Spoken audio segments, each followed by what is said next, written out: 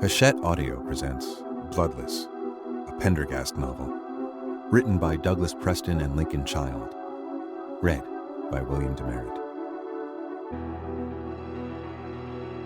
Lincoln Child dedicates this book to his daughter, Veronica. Douglas Preston dedicates this book to Bradley Nickerson and Mike Requa.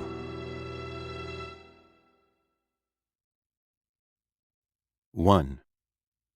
Wednesday, November 24th, 1971. Flo Schaffner was not at all happy with the new uniform that Northwest Orient Airlines had imposed on stewardesses, especially the dumb cap with the bill and ear flaps that made her look like Donald Duck. Nevertheless, she stood at the door of Flight 305, Portland to Seattle, with a bright smile, greeting arriving passengers and checking their tickets. She was not displeased at the relatively small number of passengers on the flight. She thought it would be full, this being the day before Thanksgiving.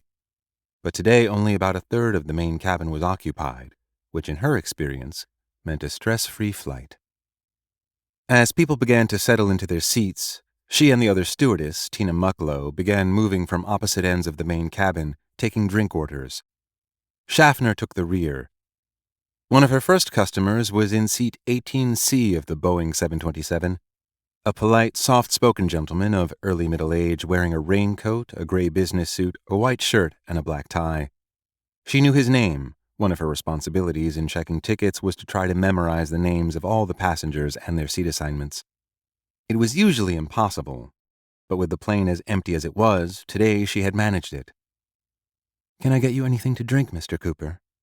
He politely asked her for a bourbon and 7. When she brought it, he handed her 20. "Anything smaller?" "Nope." She told him he'd have to wait until later for her to get him change.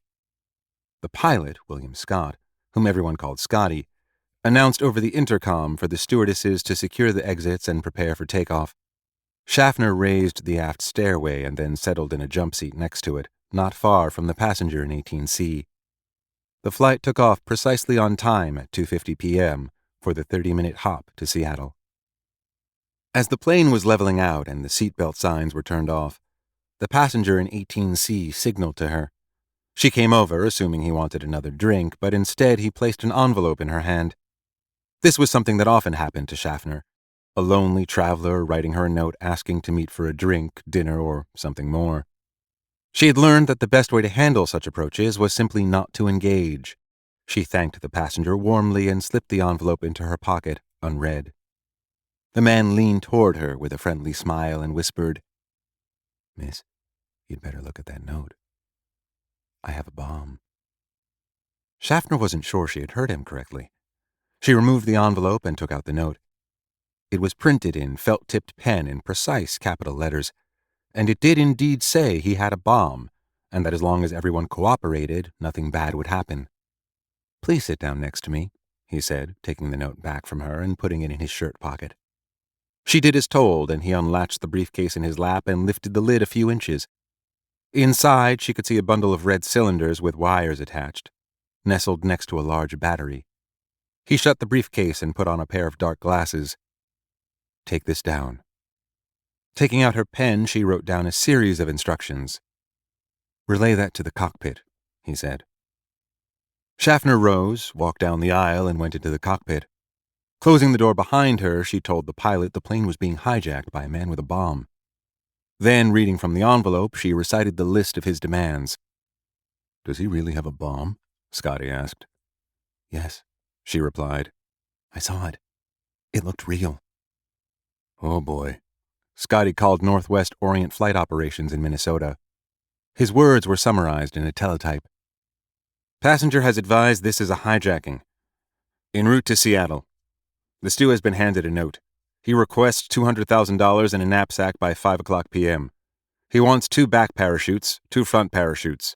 He wants the money in negotiable American currency. Denomination of the bills is not important. Has a bomb in briefcase and will use it if anything is done to block his request." The hijacker also requested that a fuel truck be waiting on the tarmac at SeaTac Airport to refuel the plane for a new journey to be specified later. And he demanded that a flight engineer board the plane for the next leg of the journey. He didn't say why. 2. In the cockpit of Flight 305, Scotty and co-pilot Bill Ratichak discussed how to handle the situation. So far, the passengers had no idea the plane was being hijacked, and Scotty wanted to keep it that way. After the call to Minnesota, Northwest Orient Flight Operations had contacted Don Nyrop, the airline's president, as well as the FBI. The FBI wanted to storm the plane, but Nyrop said he preferred to cooperate with the hijacker, that the airline had insurance and would pay the ransom. The FBI reluctantly agreed, but it would take time for the hijacker's demands to be met. In the meantime, the 727 had reached Tacoma and begun to circle. The FBI and the airline scrambled to pull together the ransom and parachutes. Scotty got on the intercom and told the passengers that the plane was experiencing a minor mechanical problem. There was no need for concern, and that they would be landing in an hour or so. Meanwhile, in the back of the plane, the hijacker, Dan Cooper, had been chain-smoking. He offered a cigarette to Schaffner, who took it to calm her nerves, even though she had given up smoking some time before. Outside, a storm was developing. Soon it began to rain.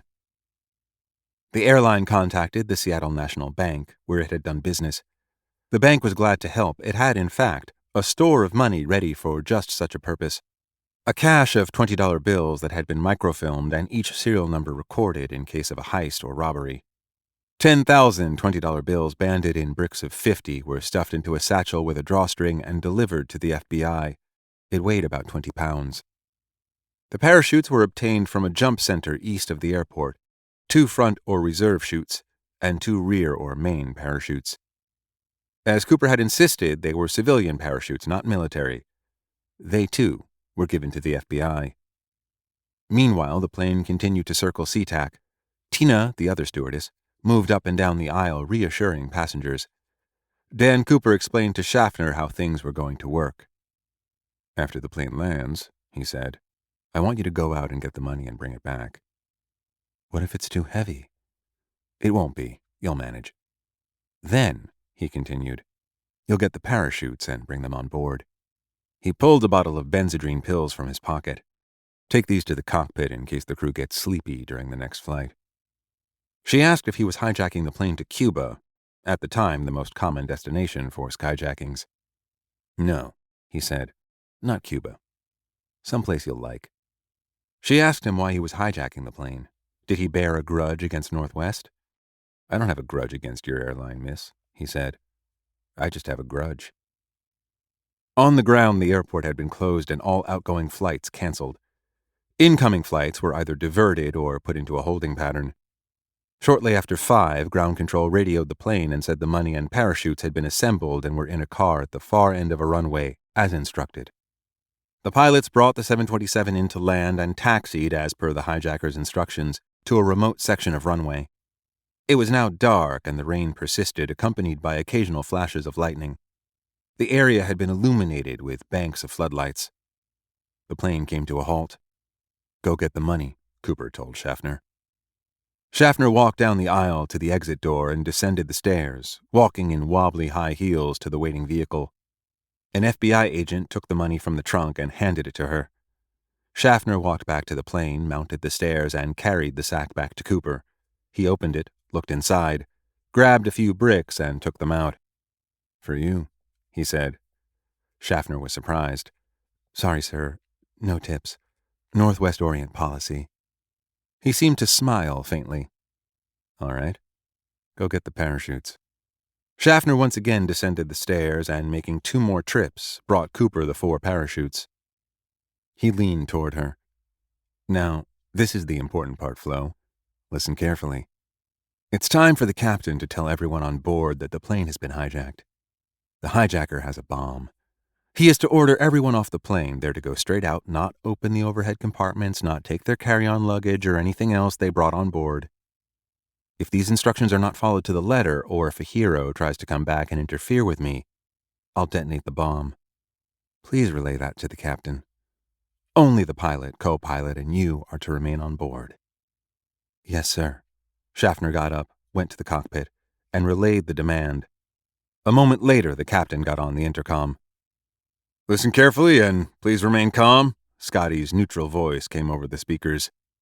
"There is a hijacker on this plane with a bomb.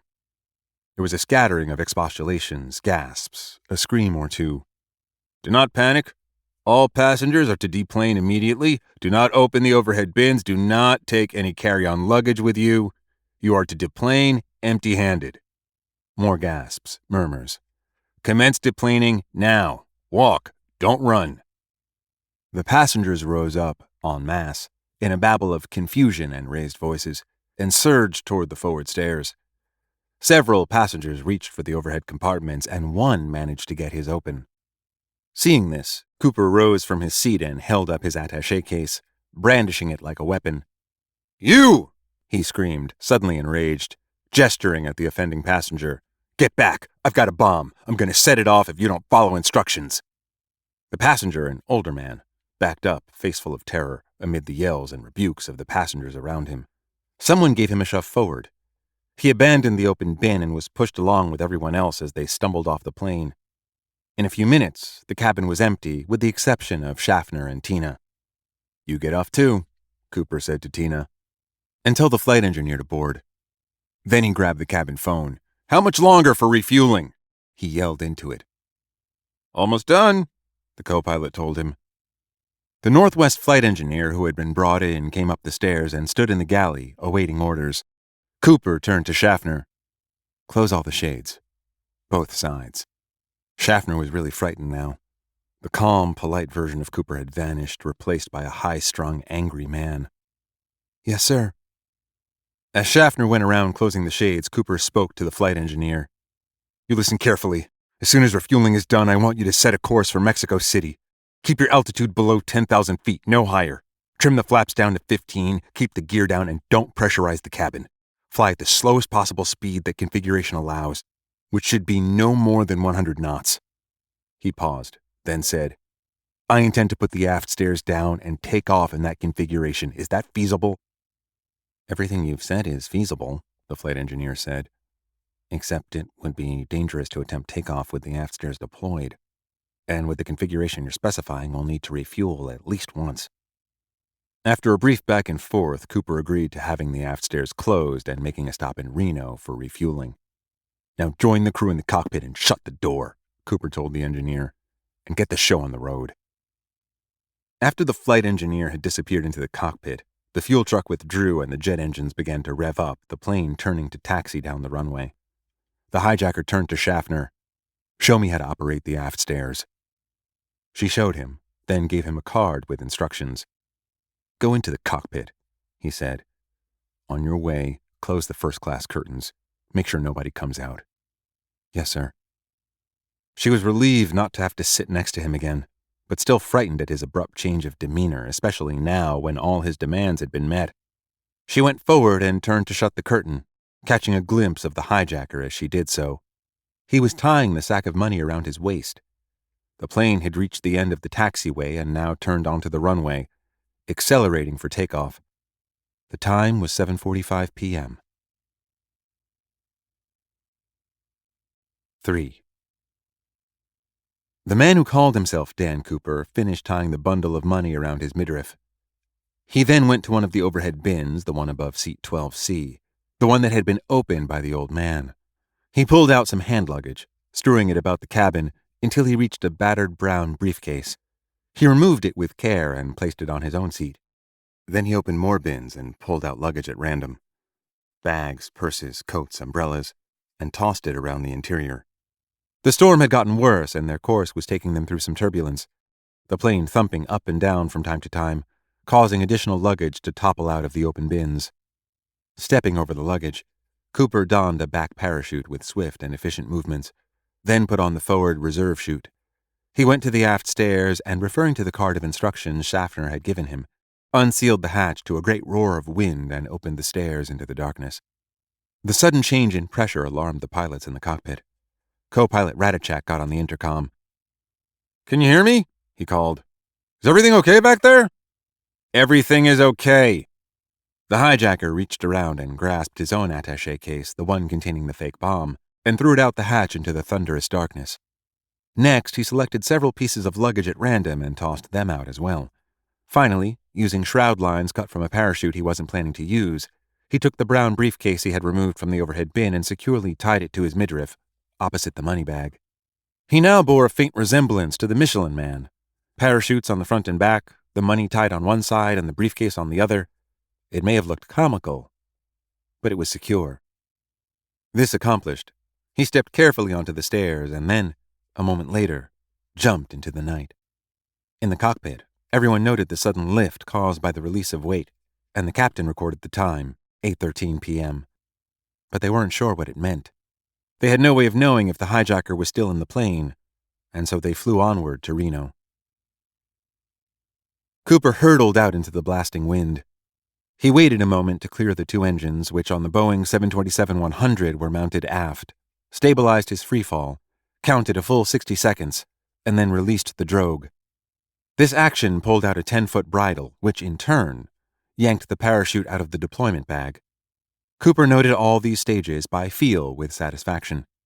As soon as the chute was fully open, he oriented himself, making out the faint lights of the town of Packwood, his fixed point of reference, dimmed by the storm, but still visible. Then he reached down to where he had tied the bag of money, tugged open the drawstring, and reached into the bag. With the chute open, the wind had lessened considerably and movement was easier. He grabbed a fistful of cash, yanked it out, and tossed it away. Then he began emptying the bag as quickly as possible, throwing handfuls of money off into the night. Suddenly he felt a jerk on the lines. Looking up, he saw that several bundles of money had been swept upward and were interfering with the main canopy, partially deflating it. At the same time, he felt his fall accelerate toward a fatal rate of descent. He did not panic. In a practiced move, he cut away the main canopy by pulling the release handles on the shoulder straps. He now went into freefall. He quickly pulled the second handle to manually deploy the reserve chute, but when it snapped out and open, he realized there was something wrong with this as well. It had deployed, but not cleanly. Maybe it had been sabotaged, or, more likely, it had simply become stiff from sitting too long without being repacked. A not uncommon problem. But it was a dire problem for him. Cooper felt an unfamiliar surge of panic as he dropped through the darkness, the wind tearing loose the bag with the rest of the money. Nothing he tried could correct the deployment of the reserve chute. He continued to fall, the partially collapsed reserve chute juddering in the turbulence, a final cloud of $20 bills bursting like confetti and fluttering away into the night as the struggling figure plummeted down toward the forest below, soon lost from sight in the howling storm. 4. Present day. The Augusta Westland 109 Grand shot northwest, powerful rotors humming, flying so low that its landing skids almost seemed to brush the azure-blue surface of the Atlantic. It rose as it cleared the reefs, barrier islands, and bays that led to mainland Florida. In the luxurious cabin of the helicopter sat 3 people, a man in torn jeans and a plaid shirt, a young woman in a pleated white skirt and blouse wearing dark sunglasses with a large sun hat on her lap, and a spectral figure in a severely cut black suit, who sat looking out the cabin window with a remote expression on his sculptural features. Despite the tinting of the window, the brilliant sunshine outside turned his silver-blue eyes a strange platinum color and gave his light blonde hair the sheen of a snow leopard's fur. This was Special Agent AXL Pendergast of the Federal Bureau of Investigation. With him in the passenger cabin were his ward, Constance Green, and his partner, Special Agent Armstrong Coldmoon. They were departing the scene of a successfully concluded case on Sanibel Island, Florida, and though relatively little conversation was taking place, there was a sense of closure in the cabin and a feeling that it was time to get on with their lives. Now the helicopter climbed and banked right to avoid the hotels and luxury condos of Miami Beach, glistening like an alabaster Oz against the line of sand and the blue water beyond. "Nice of the pilot to give us a show like this," Coldmoon said. "It's like a ride at Disneyland." "I wouldn't know," Pendergast replied in his silky, butter and bourbon New Orleans accent. "You're assuming it was intentional," Constance said as she leaned forward to pick up the volume that had slipped from her hands when the helicopter banked. Clouds Without Water, by Aleister Crowley. "Turbulent pitch and roll are often the first indications of helicopter trouble, before the stresses of a vortex ring force it into an uncontrolled descent." This was greeted by a moment of silence, broken only by the whine of the engines. "I'm sure we have an excellent pilot," Pendergast said. Or is that your fey sense of humor at work? I find no humor in the prospect of having my person burned and dismembered, spread across a public beach for all to see, the young woman replied. Cold Moon couldn't see her eyes behind the Ray-Bans, but he felt sure she was looking at him, gauging the effect this morbid observation was having. Not only did this strange, beautiful, erudite, and slightly crazy woman scare the hell out of him, in the last week she had both saved him and threatened to kill him, but she seemed to get a distinct enjoyment out of busting his balls. Perhaps, he told himself, it was a sign of interest. In which case, no thanks. He took a deep breath. It didn't merit thinking about. Mentally, he was already thousands of miles away at his new posting at the Denver field office, far from the muggy air and stifling heat of Florida. His gaze drifted from Constance Green to Pendergast. Another strange one. Even though he'd just completed 2 cases back-to-back with the senior agent, Pendergast was another reason why Cold Moon wanted to get to Colorado as quickly as possible. The guy might be a legend in the FBI and the finest sleuth since Sherlock Holmes, but he was also notorious for the number of homicide cases he'd solved in which the perp had been killed during apprehension. And Cold Moon had learned the hard way that anybody who partnered with the guy had only a slightly better chance of surviving than the perp. As the confectionery beaches of the Florida coast skimmed past below him, bringing him ever closer to the plane that would take him west, Cold Moon felt a sort of release, as if from prison. He almost smiled at the thought of the incredulity on the faces of his cousins who lived in Colorado Springs, because his assignment had been so delayed that they refused to believe he was actually coming. Cheered by this thought, he glanced out the window again. The coastline was still as built up as farther south, but the buildings were not nearly as tall now. He could see I-95 running up the coast, wall to wall with cars. That would be something else he wouldn't miss, although he'd heard that traffic in Denver had gotten crazy over the past few years. From above, it was hard to tell where they were. The flight was longer than he'd expected. Out of the corner of his eye, he could see that Pendergast and Constance had their heads together and were speaking in low tones. It was odd, though. He didn't know a lot about Miami, despite the time he'd spent there, but he was pretty sure that the airport was west of town, not north, especially not this far north. They'd passed what he thought was Miami some time ago. He sat back in his leather seat. Were they headed for an Air Force base or FBI helicopter landing pad?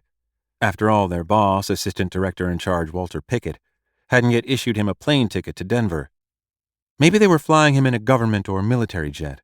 It was the least the Bureau could do, given the shit he'd been through. Unlikely. Now that word would soon be coming through of Pickett's promotion to Associate Deputy Director, he was probably too busy packing his own bags for D.C. to think of anything else. "Hey, Pendergast," he said.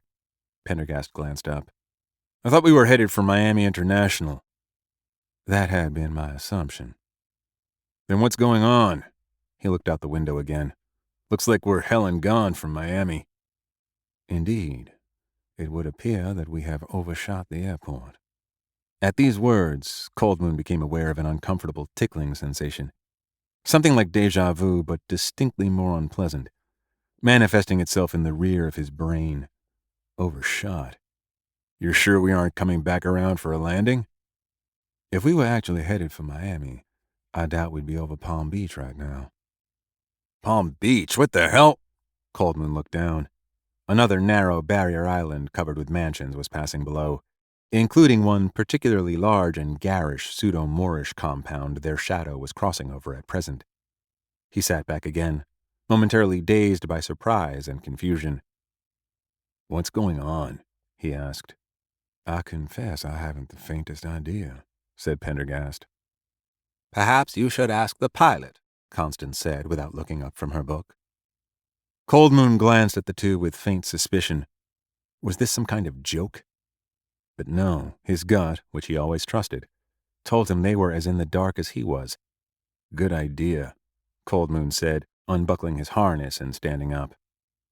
He made his way forward from the passenger compartment to the cockpit. The two pilots, with their headsets, khaki uniforms, and brown hair cut to a similar regulation length, could have been twins. "What's up?" he asked the pilot in command in the right seat, cyclic between his knees. "We're supposed to be going to Miami." "Not anymore," the PIC said. "What do you mean, not anymore?" Just after we took off, we got new orders from dispatch. We're to proceed to Savannah." "Savannah?" Cold Moon echoed. "You mean in Georgia? There must be some mistake." "No mistake," said the PIC. "The orders came from ADC Pickett himself." Pickett, that son of a bitch. Standing in the doorway of the cockpit, Cold Moon thought back to the final conversation they'd had with the assistant director before taking off. "I've just learned of the most peculiar incident that took place last night north of Savannah. Pickett must have waited until they'd taken off, then ordered the flight to be diverted. Of all the backstabbing, ungrateful, well, Cold Moon had already been suckered into taking on a second case with Pendergast and his unorthodox ways. It sure as hell wasn't going to happen again. "Turn the chopper around," he demanded. "Sorry, sir," the PIC replied. "I can't do that." "You got shit in your ears? I said turn this chopper around. We're going to Miami." "Respectfully, sir, we have our orders," the other pilot said. "And as it happens, they're the same as yours. We're headed to Savannah." And taking his hand from the collective, he unzipped his light windbreaker just enough to display the butt of a handgun peeping out from a nylon shoulder holster. "Agent Cold Moon." It was Pendergast, speaking from what seemed like a long distance away. "Agent Cold Moon." Cold Moon wheeled around, lurching slightly with the motion of the helicopter. "What?" "It's obvious we can do nothing about this unexpected course of events." "Didn't you hear?"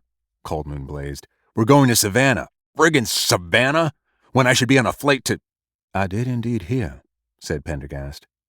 "Something most unusual must have occurred, to say the least, for Pickett to abduct us like this." "Yeah, he's being promoted and as a result has become even more of an asshole. What the hell are we going to do?" "Under the circumstances, I would suggest nothing except sit down and enjoy the view." But Cold Moon wasn't about to let it go. "This is bullshit. I've got a mind to—" "Agent Cold Moon."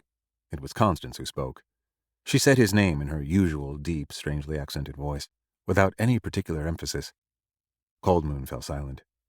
This woman was capable of saying or doing anything. As it happened, she did nothing but gaze mildly at him. "You might find it calming to consider just how paradoxical this situation is." "What do you mean?" Cold Moon said angrily. "I mean, how often do you suppose an FBI agent finds himself being kidnapped by his own people? Aren't you intrigued as to why?" And with that, she returned to her reading. 5. They landed about 45 minutes later at a remote section of Hunter Army Airfield. No sooner had Cold Moon angrily yanked his backpack out of the rear of the helicopter's cabin than he heard the sound of a second chopper, approaching quickly. A minute later, it appeared in the sky. It was a Bell 429, government issue by the look of its tail markings, and it in fact appeared identical to the one their superior ADC Pickett had arrived at their private island in earlier in the day. Cold Moon scoffed. Why should he be surprised? At almost the same time as if choreographed, an Escalade with windows tinted almost as black as its body pulled up nearby, stopped, and then waited, idling, engine on. Cold Moon looked at Pendergast, who was removing his and Constance's luggage from the rear compartment of the chopper. Earlier, Pendergast had made it clear that he was eager, to put it mildly, to get back to New York. But he seemed to be taking this development in stride. More than that, he wasn't objecting at all. Cold Moon turned to him. "You knew about this, didn't you?" "I assure you I did not," Pendergast replied over the prop wash. "Then why the hell are you acting like we're stopping for a picnic? I thought you wanted to get home." "I very much wish to return to New York." He began walking with the bags toward the waiting SUV. Cold Moon followed him. "Then what the—" "My dear Armstrong." Cold Moon hated it when Pendergast began one of his little pronouncements like that. "I fail to see what this display of agitation will accomplish. Pickett knew our wishes. There must be a good reason for him to have ignored them. Perhaps it has something to do with that Georgian senator who carries a lot of weight with the FBI. Yes, I suspect we've been diverted because of a case offering potential bad publicity." Cold Moon looked at him. "If I didn't know better, I'd say you sound intrigued." "I am intrigued." Pendergast looked around the airfield, silver blue eyes glinting in the open air. Savannah is lovely. Have you ever been there? No, and I have no interest in going. It's a charming city, full of beautiful old mansions, cruel histories, and numerous ghosts. A true gem of the South. It rather reminds me of our old family plantation house, Penumbra, as it once was. Even as Pendergast was speaking, Cold Moon turned away, muttering a long and anatomically specific Lakota curse. He honestly couldn't decide who was worse, Pickett or Pendergast. It figured the guy once had a plantation. Now the passenger door of the Belle slid open and the trim figure of Pickett came striding toward them. "I'm very sorry about this little detour," he said before Cold Moon could object. He waved in the direction of the SUV. "If you would all please get in, I'll explain as we drive." "Drive where?" asked Cold Moon. But Pickett was already talking to the driver. There was one furious whine from behind, then another. Turning, Cold Moon saw their helicopter and Pickett's taking off in sequence, backwash blowing over them. The choppers rose, noses drooping like ungainly buzzards. He was half tempted to turn toward them and cling to the skids before they were completely out of reach. In a silent fury, he tossed his backpack in the rear of the SUV and got in, sitting in the rearmost seat. Constance slipped in next to him. Pendergast took a seat in the middle along with Pickett. The driver put the Escalade in gear and stepped hard on the accelerator. Military hangars and warehouses swept past, and then they were on I-516, heading north. Pickett closed all the windows and asked the driver to turn up the AC, then cleared his throat. "I want to assure you this was a last-minute development," he said. "I didn't know in advance, and I promise my visit wasn't an attempt to waylay you. The fact is, a problem has developed here that demands immediate attention. It's a cooperative investigation between the Bureau and the local authorities." "Surely you have abundant resources here in Georgia already," Pendergast said, "that are capable of supplying that attention." Pickett winced. "Let's just say this case is particularly suited to your strengths. It's a fast-breaking situation and we need to get on top of it and show progress right away." "I understand. And how is Senator Drayton these days?" Pendergast asked. "I'm going to pretend I didn't hear that," said Pickett. "But he is an acquaintance of yours, is he not?" "You have no idea," Pickett replied with a wintry smile. There was a brief but nevertheless uncomfortable pause. "I'm asking you to take a look. That's all."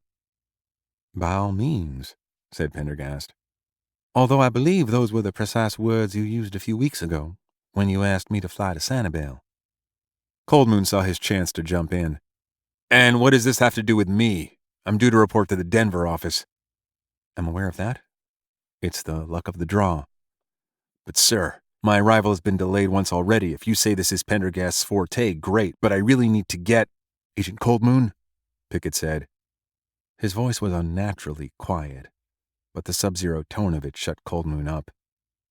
"This is the Federal Bureau of Investigation, not a country club where you get to dictate your tea times." In the silence that followed, the SUV took the interchange onto I-16 toward downtown Savannah. Pickett opened his briefcase and removed a slim folder. 3 days ago," he said, "the body of a local hotel manager was found washed up on the bank of the Wilmington River. His body was completely drained of blood." "How completely?" asked Constance. Pickett looked up at her with an expression of surprise. A mortician couldn't have done a better job. Initially, the local authorities thought it to be the work of a madman or a cult, or possibly a vengeance killing by a gang. But just this morning, another body was found in a courtyard of a house on Abercorn Street. It, too, was drained of every last drop of blood. He glanced at his watch. "The reason for the rush is they've been holding the new crime scene for us to examine." Cold Moon glanced over at Pendergast. As usual, the man's face gave nothing away, except possibly an unnatural sparkle in his eyes. The SUV had left the freeway and they were now driving down a narrow lane named Gaston Street. Creepy brick houses lined both sides, and the road was so bumpy it felt cobbled. Perhaps it was cobbled. They passed a park on the right, dense with massive old trees draped so heavily with Spanish moss they appeared to be dripping. It was like something out of a horror movie. Cold Moon had grown heartily sick of Florida. The heat, the humidity, the crowds, the southernness of it all. But this This spooky city with its gnarled trees and crooked houses. This was even worse. Why wasn't Pendergast objecting? After all, he was the senior agent. Saying his Lakota grandfather was fond of came into his mind. Beware the dog that does not bark, and the man who does not talk. Unsi Maka, Grandmother Earth, give me strength, he murmured to himself as the Escalade drove farther and farther into the heart of what seemed to him a malign and alien town. 6. The Escalade eased through a police barricade and checkpoint on Abercorn Street, coming to a stop before a magnificent mansion built of reddish stone with a pillared entryway. Cold Moon exited the SUV, getting hit by a blast of humid air, and took in the surroundings. The house faced another square of mossy oaks with a statue of a long-forgotten man in a tricorn hat, sword drawn, standing high on a marble pedestal. Cold Moon felt awkward in his old jeans and shirt. Everyone else was wearing uniforms or crisp, dark suits. Pickett could at least have given him advanced warning he'd be assigned another case, if indeed that's what this was. The thought put him in an even sourer mood. A cop, not in uniform but nevertheless unmistakable, was standing at the gate to the mansion's front garden, which was enclosed by a stone balustrade. Next to him was a woman in full police uniform with decorations, whom Cold Moon took to be the chief of police. "This is Homicide Detective Benny Sheldrake of the Savannah PD," Pickett said as they arrived at the gate, "and Commander Alana Delaplane of the Southwest Precinct." "The crime scene is waiting," Pendergast interrupted smoothly. "Perhaps we can save the introductions for later. Now, if you please, show the way." Cold Moon felt a slight thrill at Pendergast's dismissal. The quicker he made their presence unwelcome, the sooner they might leave. "Of course," said Commander Delaplane. "If you follow me, please. The body was found in the back courtyard next to the slave quarters." "Slave quarters?" Pendergast asked. "Correct. The Owens Thomas house, this is one of Savannah's historic mansions, if you weren't aware, retains a remarkably preserved set of slave quarters. The body was found in their old work area. We have to walk through the house and gardens to get there." "Who found the body?" Pendergast asked. "The director of the museum when he came in to work early. He's in the house. I should like to see him when we're done out here." "Very well."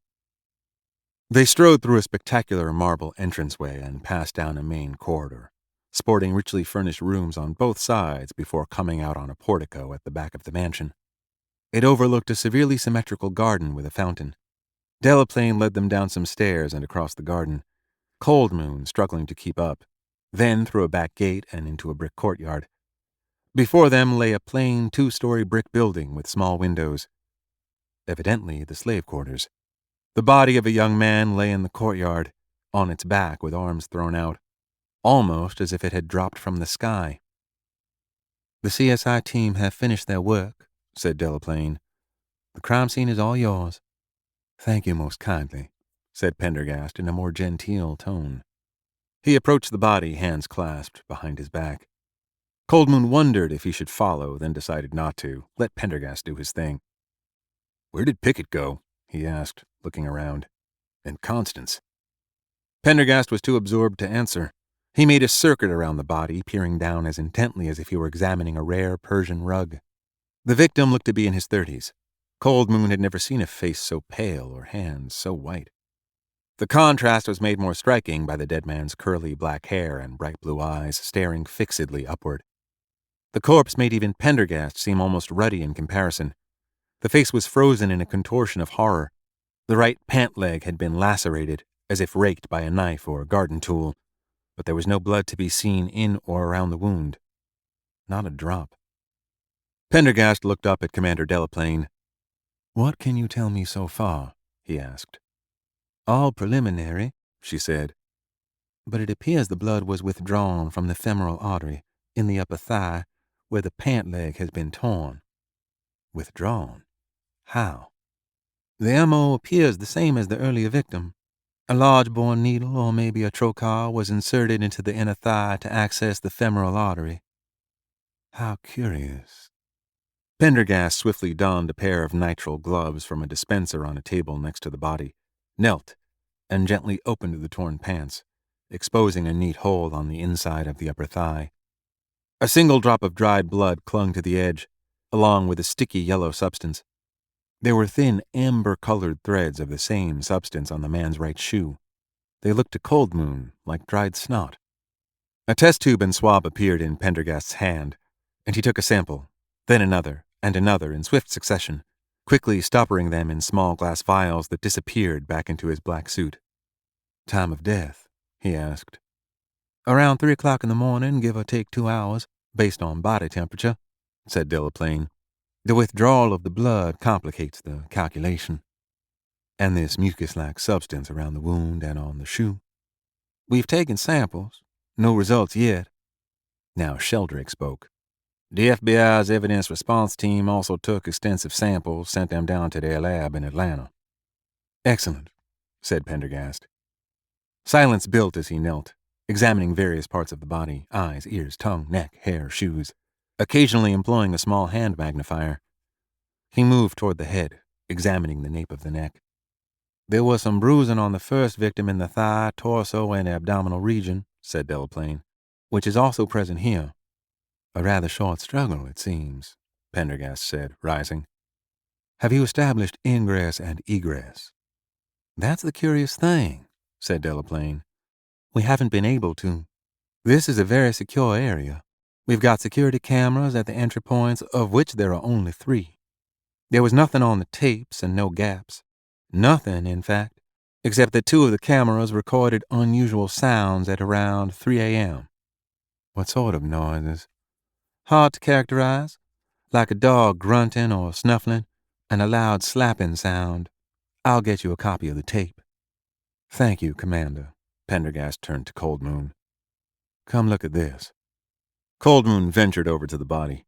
Pendergast gently turned the head, rigid with rigor, slightly sideways. Cold Moon donned a pair of gloves, then knelt as well. "Feel the back of the head," he said. When he followed Pendergast's instructions, he felt a lump. Pendergast parted the hair to expose what looked like an abrasion. "Looks like he got smacked on the head around the time of death," said Cold Moon. "Exactly. This and the many other curious issues shall have to be addressed in the post-mortem." Which curious issues Pendergast meant exactly, Cold Moon didn't ask. "Has the victim been ID'd?" Pendergast asked. "Yes. His wallet was on his person. He was one of those guys who give the bike tours you see everywhere around here." "And where is his bicycle?" "Found on the corner of Abercorn and East Macon." "Isn't that quite some distance from here?" "Just a dozen blocks or so." "Where did he live?" "On Liberty, not far from where his bicycle was found. Chances are he was on his way home when he was accosted." Pendergast rose, stripped off the gloves, then dropped them in a nearby trash container. Cold Moon followed suit. "Shall we retire into the house?" Pendergast asked. Delaplane said simply, "Of course," and turned to lead the way. 7. Commander Delaplane brought them all back into the cool confines of the mansion, where Pendergast went directly into the elegant living room and took a seat in a grandly stuffed and gilded chair, as easily as if he were in his own home. "My partner and I have been traveling since daybreak. Would it be possible to have tea?" He threw one leg over the other and looked about inquiringly. "Well, I don't know," said Delaplane. "This is a museum." But a thin, unsmiling man who had been hovering in the background stepped forward. "I think that can be arranged." "Splendid." "I'm Armand Cobb, director of the Owens Thomas House Museum," the man said, "which, if you didn't know already, is this house." Pendergast nodded languidly. "Forgive me if I don't rise. I find myself terribly fatigued from the case we just completed down in Florida." The museum director stepped back, and Pendergast turned his eyes to the commander. "Lovely to make your acquaintance, Commander Delaplane. Thank you for your cooperation." "Of course," said Delaplane. "And this is Homicide Detective Sergeant Benny Sheldrake, in charge of the case." The detective came forward, and Pendergast took his hand. "How do you do?" Another man, newly arrived, appeared out of the shadows. Gordon Karachi, FBI liaison supervisor, he said. Just seeing the evidence samples off to Atlanta. Very pleased to meet you, said Pendergast. Coldman was amazed to see how this had developed. Pendergast sitting like some pasha on his throne, receiving obeisance as various people came forward one after the other. Now, Mr. Cobb, Pendergast said. Excuse me, or is it Doctor? It's Doctor, the man said stiffly.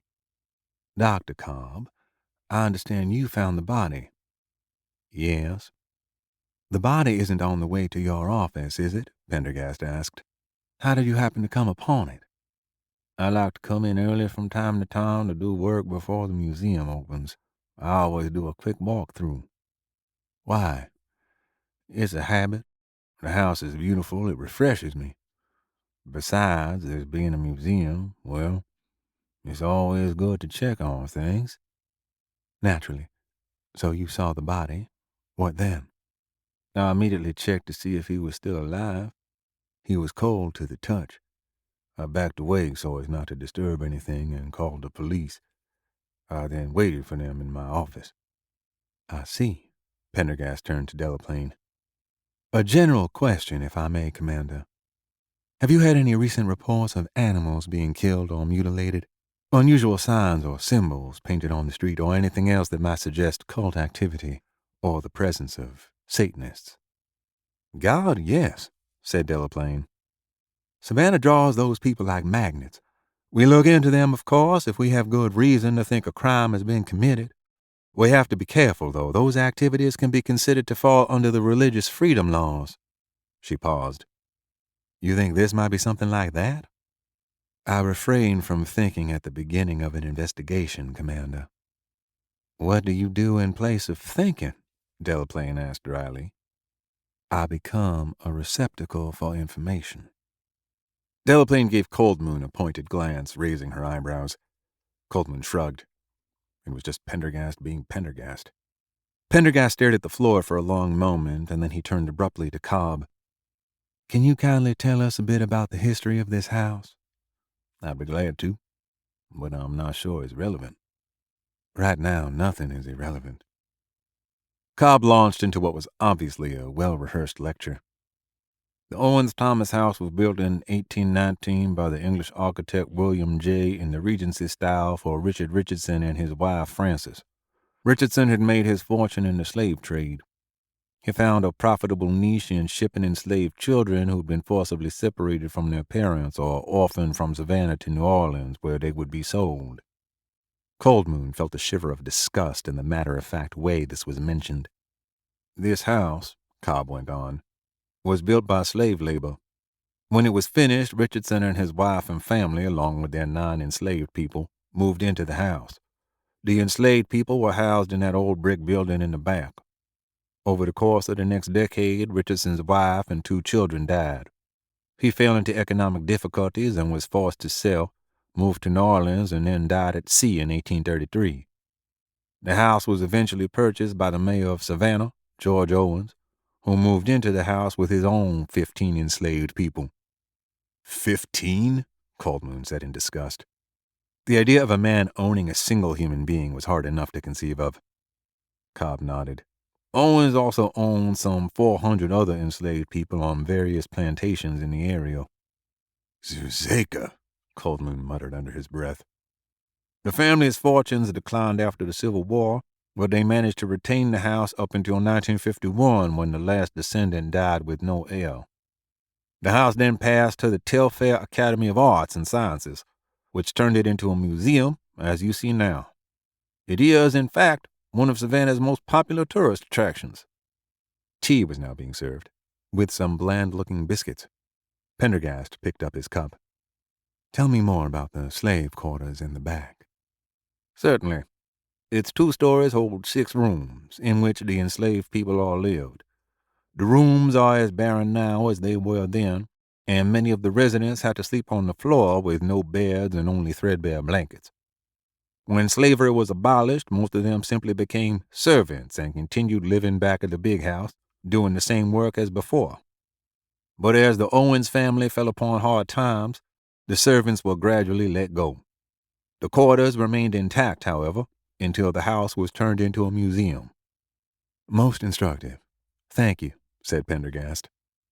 So one might say, Dr. Cobb, as we look about at all the beauty and wealth on display here, the erudition and elegance, the fine crystal and silver and rugs and paintings, that all of this, the house and its contents, is a physical manifestation of pure evil.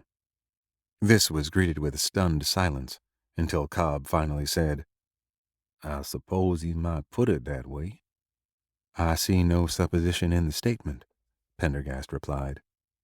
A silence fell, and Pendergast half closed his eyes and tented his hands. Odd, isn't it, he said languidly, that such a crime occurred here, of all places. And finishing his tea, he helped himself to another cup. 8.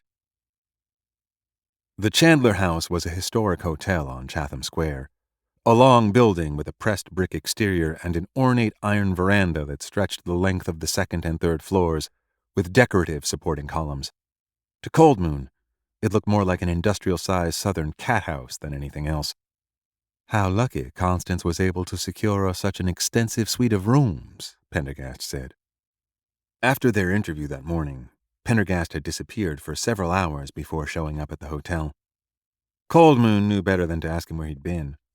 They were now sitting in overstuffed chairs in the hotel's ornate parlor, drinking mint juleps.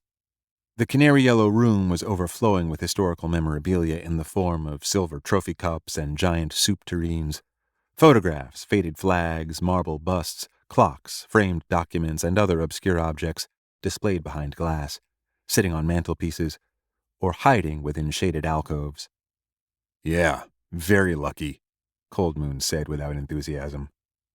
It was an extensive suite of rooms, for sure, but his own set were separate from those of Pendergast and Constance. Not for the first time, he wondered exactly what was going on between the two of them. Pendergast called her his ward, but Cold Moon often wondered if that was simply a title of convenience. The julep had been pressed into his hand before he'd had a chance to order anything, and the more he sipped it, the less he liked it. He wondered if he could exchange it for a cold beer, but couldn't quite work up the nerve to ask. Is the julep tart enough for you? Pendergast asked. It's tart, Cold Moon agreed. Pendergast looked around with satisfaction. This is one of the more notable buildings in Savannah's historic district, he said. That's no mean feat when you consider that almost half the structures in town are significant architecturally or historically. His tone had taken on a faintly didactic air, and in this antique parlor at the heart of what had once been the Old South, he seemed more in his element than Cold Moon had ever seen him. The phrase, like a pig in shit, came to mind, but he didn't voice it. Pendergast went on. Savannah doubled in size during the railroad boom of the mid-19th century, you know, and buildings serving any number of functions quickly sprang up. This hotel, for example, was originally a hospital for yellow fever victims, and then a Confederate munitions factory before becoming a lodging house. Like so many other structures, it fell into disrepair in the 1950s and closed in the 60s. Luckily, a guardian angel came along and she judiciously restored it to its former charm. Cold Moon tried another sip and set the drink aside. She? He wondered idly. He couldn't speak to its former charm. How charming could a yellow fever hospital be? But old. Hell, yes, it was old. True, the restoration had been done with care. Everything was clean. There was no dust on the furniture. But the floorboards were wide and uneven, and creaked and groaned with every footfall, until it felt like the whole place was gripping. There were short sets of stairs everywhere, and the halls were crooked. And then there was his bedroom, large with a four-poster bed and little frilly doilies over the chair backs and pillowcases, but no TV or internet. The bathroom was decked out like nothing he'd ever seen, with a massive porcelain tub and a marble shitter with a wooden seat. Not to mention the rows of little soaps and shampoos and body creams. A yellow fever hospital, Christ, that was perfect. What he wouldn't give for a Hampton Inn and its modern conveniences right now. But he didn't want any more history lectures, so he changed the subject. What happened to Constance? She left the crime scene around the same time Pickett did, and I haven't seen her since. Pendergast's lips twitched in a brief smile. That is no coincidence. After her previous experience with Pickett's idea of accommodations, she went along with him to make sure he booked us into a comfortable place. Good thing she did, too. He was about to get us rooms in some dreadful hotel chain on the edge of town. Coldmoon sighed. So Pickett left the crime scene just to arrange for our rooms? First he drags us here to Rebel Yell Central, then he vanishes. Nice way to pass the buck. Pendergast finished his drink and set the glass on a nearby coaster. I thought it was rather thoughtful of him. Coldmoon looked up. Thoughtful? He kidnaps the both of us, yanks me away from reporting to my new post, a post I was supposed to be at weeks ago, and then he dumps us in this creepy old place to handle some damned Chesley case? I don't speak Lakota, but I perfectly comprehend your tone of voice. And over the last several hours I've observed your vexed attitude. So as your partner, I'd like to make a suggestion, if I may. Even though Coldmoon was angry, he noted Pendergast had not said senior partner. What was that? Throwing him a bone? If so, he wasn't taking it. The agent in the opposite chair, with his pale skin, pale hair, and pale eyes, looked irritatingly complacent, if not smugly satisfied. But Pendergast so rarely offered advice that Coldmoon's instincts told him to shut up and listen. I know no more about this case, or the politics that brought us here than you do. Senator Drayton is a powerful man, and perhaps his support helped Pickett achieve his promotion to the highest echelons of the Bureau. But Pickett doesn't like this case any more than you do, and he certainly isn't planning to take any credit for it, whatever the outcome might be. How do you know that? Coldmoon asked, suspiciously. Precisely because of the way he left us alone to deal with Commander Delaplane. When we examined the scene, when we spoke to potential witnesses, he was notably absent. Do you really think someone of his rank would busy himself in finding us lodging, instead of taking personal supervision of a high-profile case, one of importance to a U.S. senator? What are you saying? That he's looking out for us? I'm saying he understands perfectly well how we both feel, and he's signaling that he's going to let us handle this investigation our way, which, I must say, is a notable change. Pendergast rubbed his hands together, as if already anticipating the lack of oversight. Then he leaned forward and lowered his voice. And the greedy Denver field office, may its tribe decrease, won't deny you that empty desk when the time comes for you to claim it. He settled back in his chair and resumed his normal voice. In any case, the history here is deep and strong. For example, I just took a little stroll through some of the picturesque back streets. Is that why you vanished, to do some sightseeing? Not at all. I was following our good Dr. Cobb. That museum curator? Why? I had a hunch that after our conversation he might pay a visit to someone, in rather a hurry. And indeed, he left the museum and went straight to the house of a wealthy old dowager known as Leda Mae Culpepper. She was apparently a great beauty in her time, sadly faded despite heroic surgical efforts, but well adorned in sapphires, diamonds, and gold. Coldmoon couldn't imagine where this was going. The Dowager Culpepper, it seems, recently invested in real estate, an old desanctified church over on B Road. And this has to do with what exactly? Random musings on the fund of secrets in this town, simply aching to be revealed. I know of a fellow calling himself an enigmologist who'd give his eye teeth to work here. He waved his hand around the parlor. This hotel, for instance. What about it? Pendergast looked almost hurt. Don't you find this an intriguing establishment? Especially considering it's where the first victim was employed? Now Coldmoon too sat up. You mean? My dear Coldmoon, did you think Constance chose this place at random? The body that was found washed up on the banks of the Wilmington River had, before his death, been the manager of the Chandler. We have work to do here. As if on cue, Constance entered the room. She glanced around with her strange eyes, then took an empty seat next to Pendergast. I trust you found the rooms to your liking, she said to him. Perfect in every way.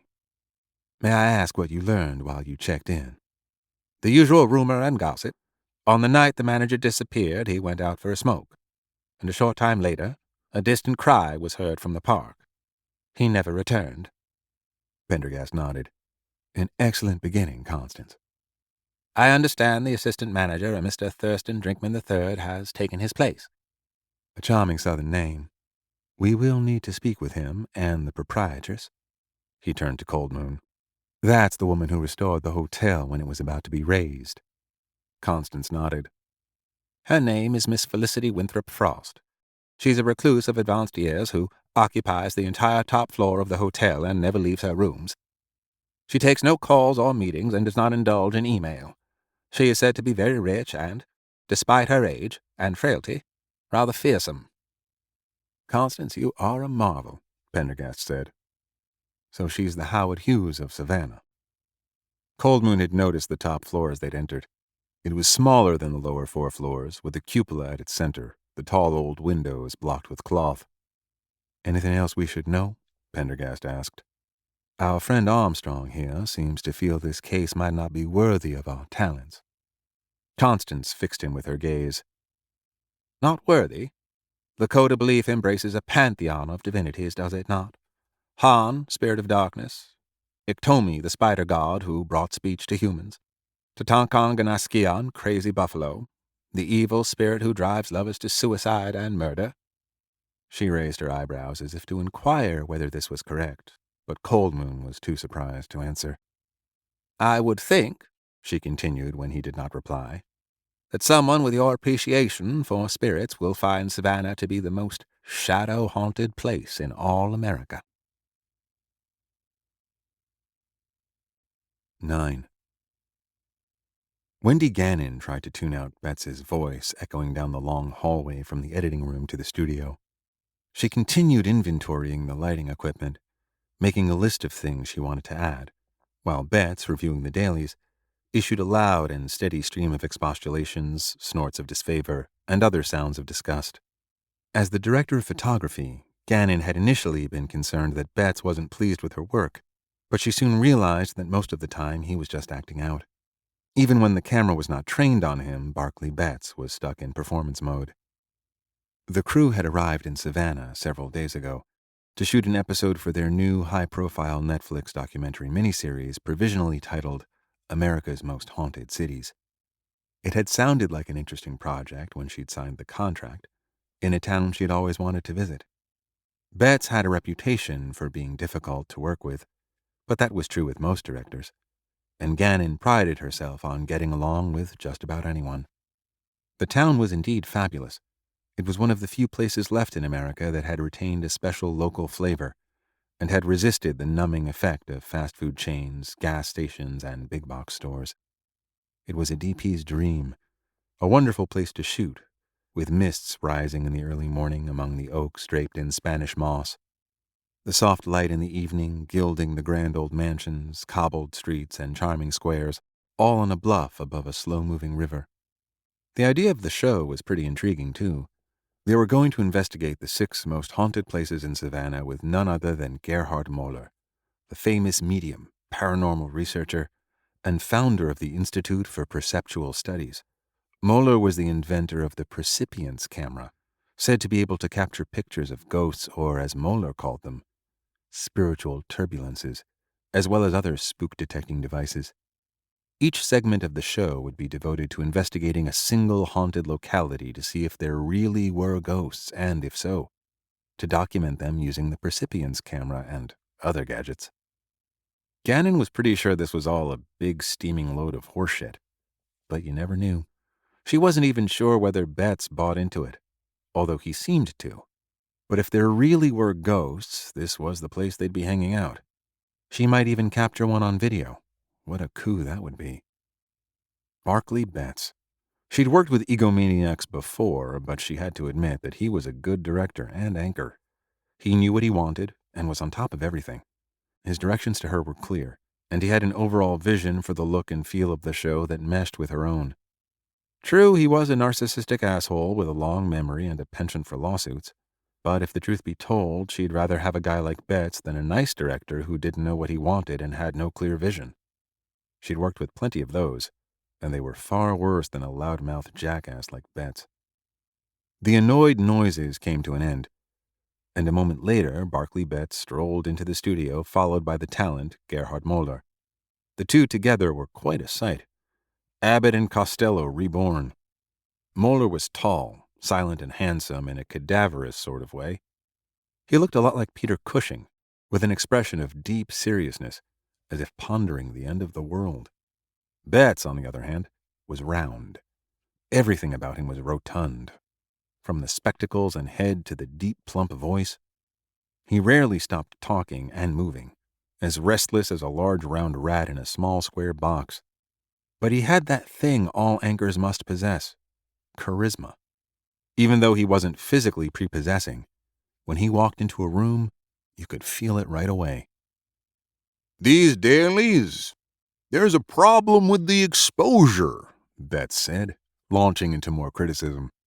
"Look, darling, I want you to expose half a stop lower so that we can get more saturation and a darker feel. It's too bright. This isn't a Travel Channel infomercial. This is demon-haunted Savannah. You understand what I'm saying?" This annoyed Gannon because she was of the philosophy that exposure manipulation was best saved for later, that it was better to give post-properly exposed video. But it wasn't something worth disagreeing about, not with Betts. "Right," she said. "Noted. Good point." He patted her knee. "Good girl." It was almost laughable how retrograde he was. Frankly, she didn't give a shit about being called a girl or having him pat her knee. Betts wasn't a harasser. In fact, his sexuality was quite mysterious. He could very well be gay, straight, bi, asexual, which was maybe a good thing, since all his energy went into making the provocative and controversial documentary films for which he was both infamous and renowned. The critics, of course, hated him. Barclay Betts now turned to Moller. "Don't you agree? Demon-haunted Savannah. I like that. Let's use that phrase tomorrow. In fact, that could be our new working title for the series." "Mr. Betts," said Moller, his voice carrying with it a faint Teutonic accent. "May I ask when we are going to investigate a haunting? We have been here for days and have yet to inspect a single locality with spiritual turbulences." "Don't worry, Gerhard, your star turn is coming soon. We're scheduled at the Hamilton Turner Inn on Friday. Right now, we're shooting B-roll and background, just ironing out the kinks. We'd be further ahead if it weren't for that damned murder investigation and the blocked streets." Moller didn't respond. "Crazy thing. 2 people with their blood stolen," Betts went on, flopping down in a chair. "Really sucks, you know what I mean?" If he expected a laugh from Moller, he was mistaken. Gannon figured the man hadn't laughed once in his entire life, but she obliged with a chuckle. "Thank you," said Betts. "I mean, I did overhear somebody mention something about a Savannah vampire. You know anything about that?" "No," said Gannon. "Gerhard, darling?" The man shook his head. "This camera of yours, does it photograph vampires too?" "The Percipient's camera should indeed be able to capture images of vampires, werewolves, and similar phenomena involving spiritual dislocation." Betts leaned back in his seat, rolling out a wet lower lip and placing a finger on his chin, which Gannon had learned meant he was thinking. He turned to her. "Wendy, while we're at it, we might as well grab some footage on these murders." He stared off into space. "The Savannah vampire. Who knows where it might lead?" "Sure," said Wendy. It did make sense. Demon-haunted Savannah and all that. Betts turned and yelled down the hall, "Hey, Marty, come here!" Martin Vladimirovich was the crew's long-suffering researcher assistant. He appeared a moment later from his cubicle down the hall. He always looked like he'd just woken up, his hair flattened along one side. Sleepy and disheveled seemed to be the style, Gannon thought, among 20-somethings, perhaps as a way to show they didn't give a shit. But underneath that veneer, Marty was a smart and capable researcher. "Go find out everything you can about any local vampire legends," said Betts. "You know, history, lore, victims, all that shit."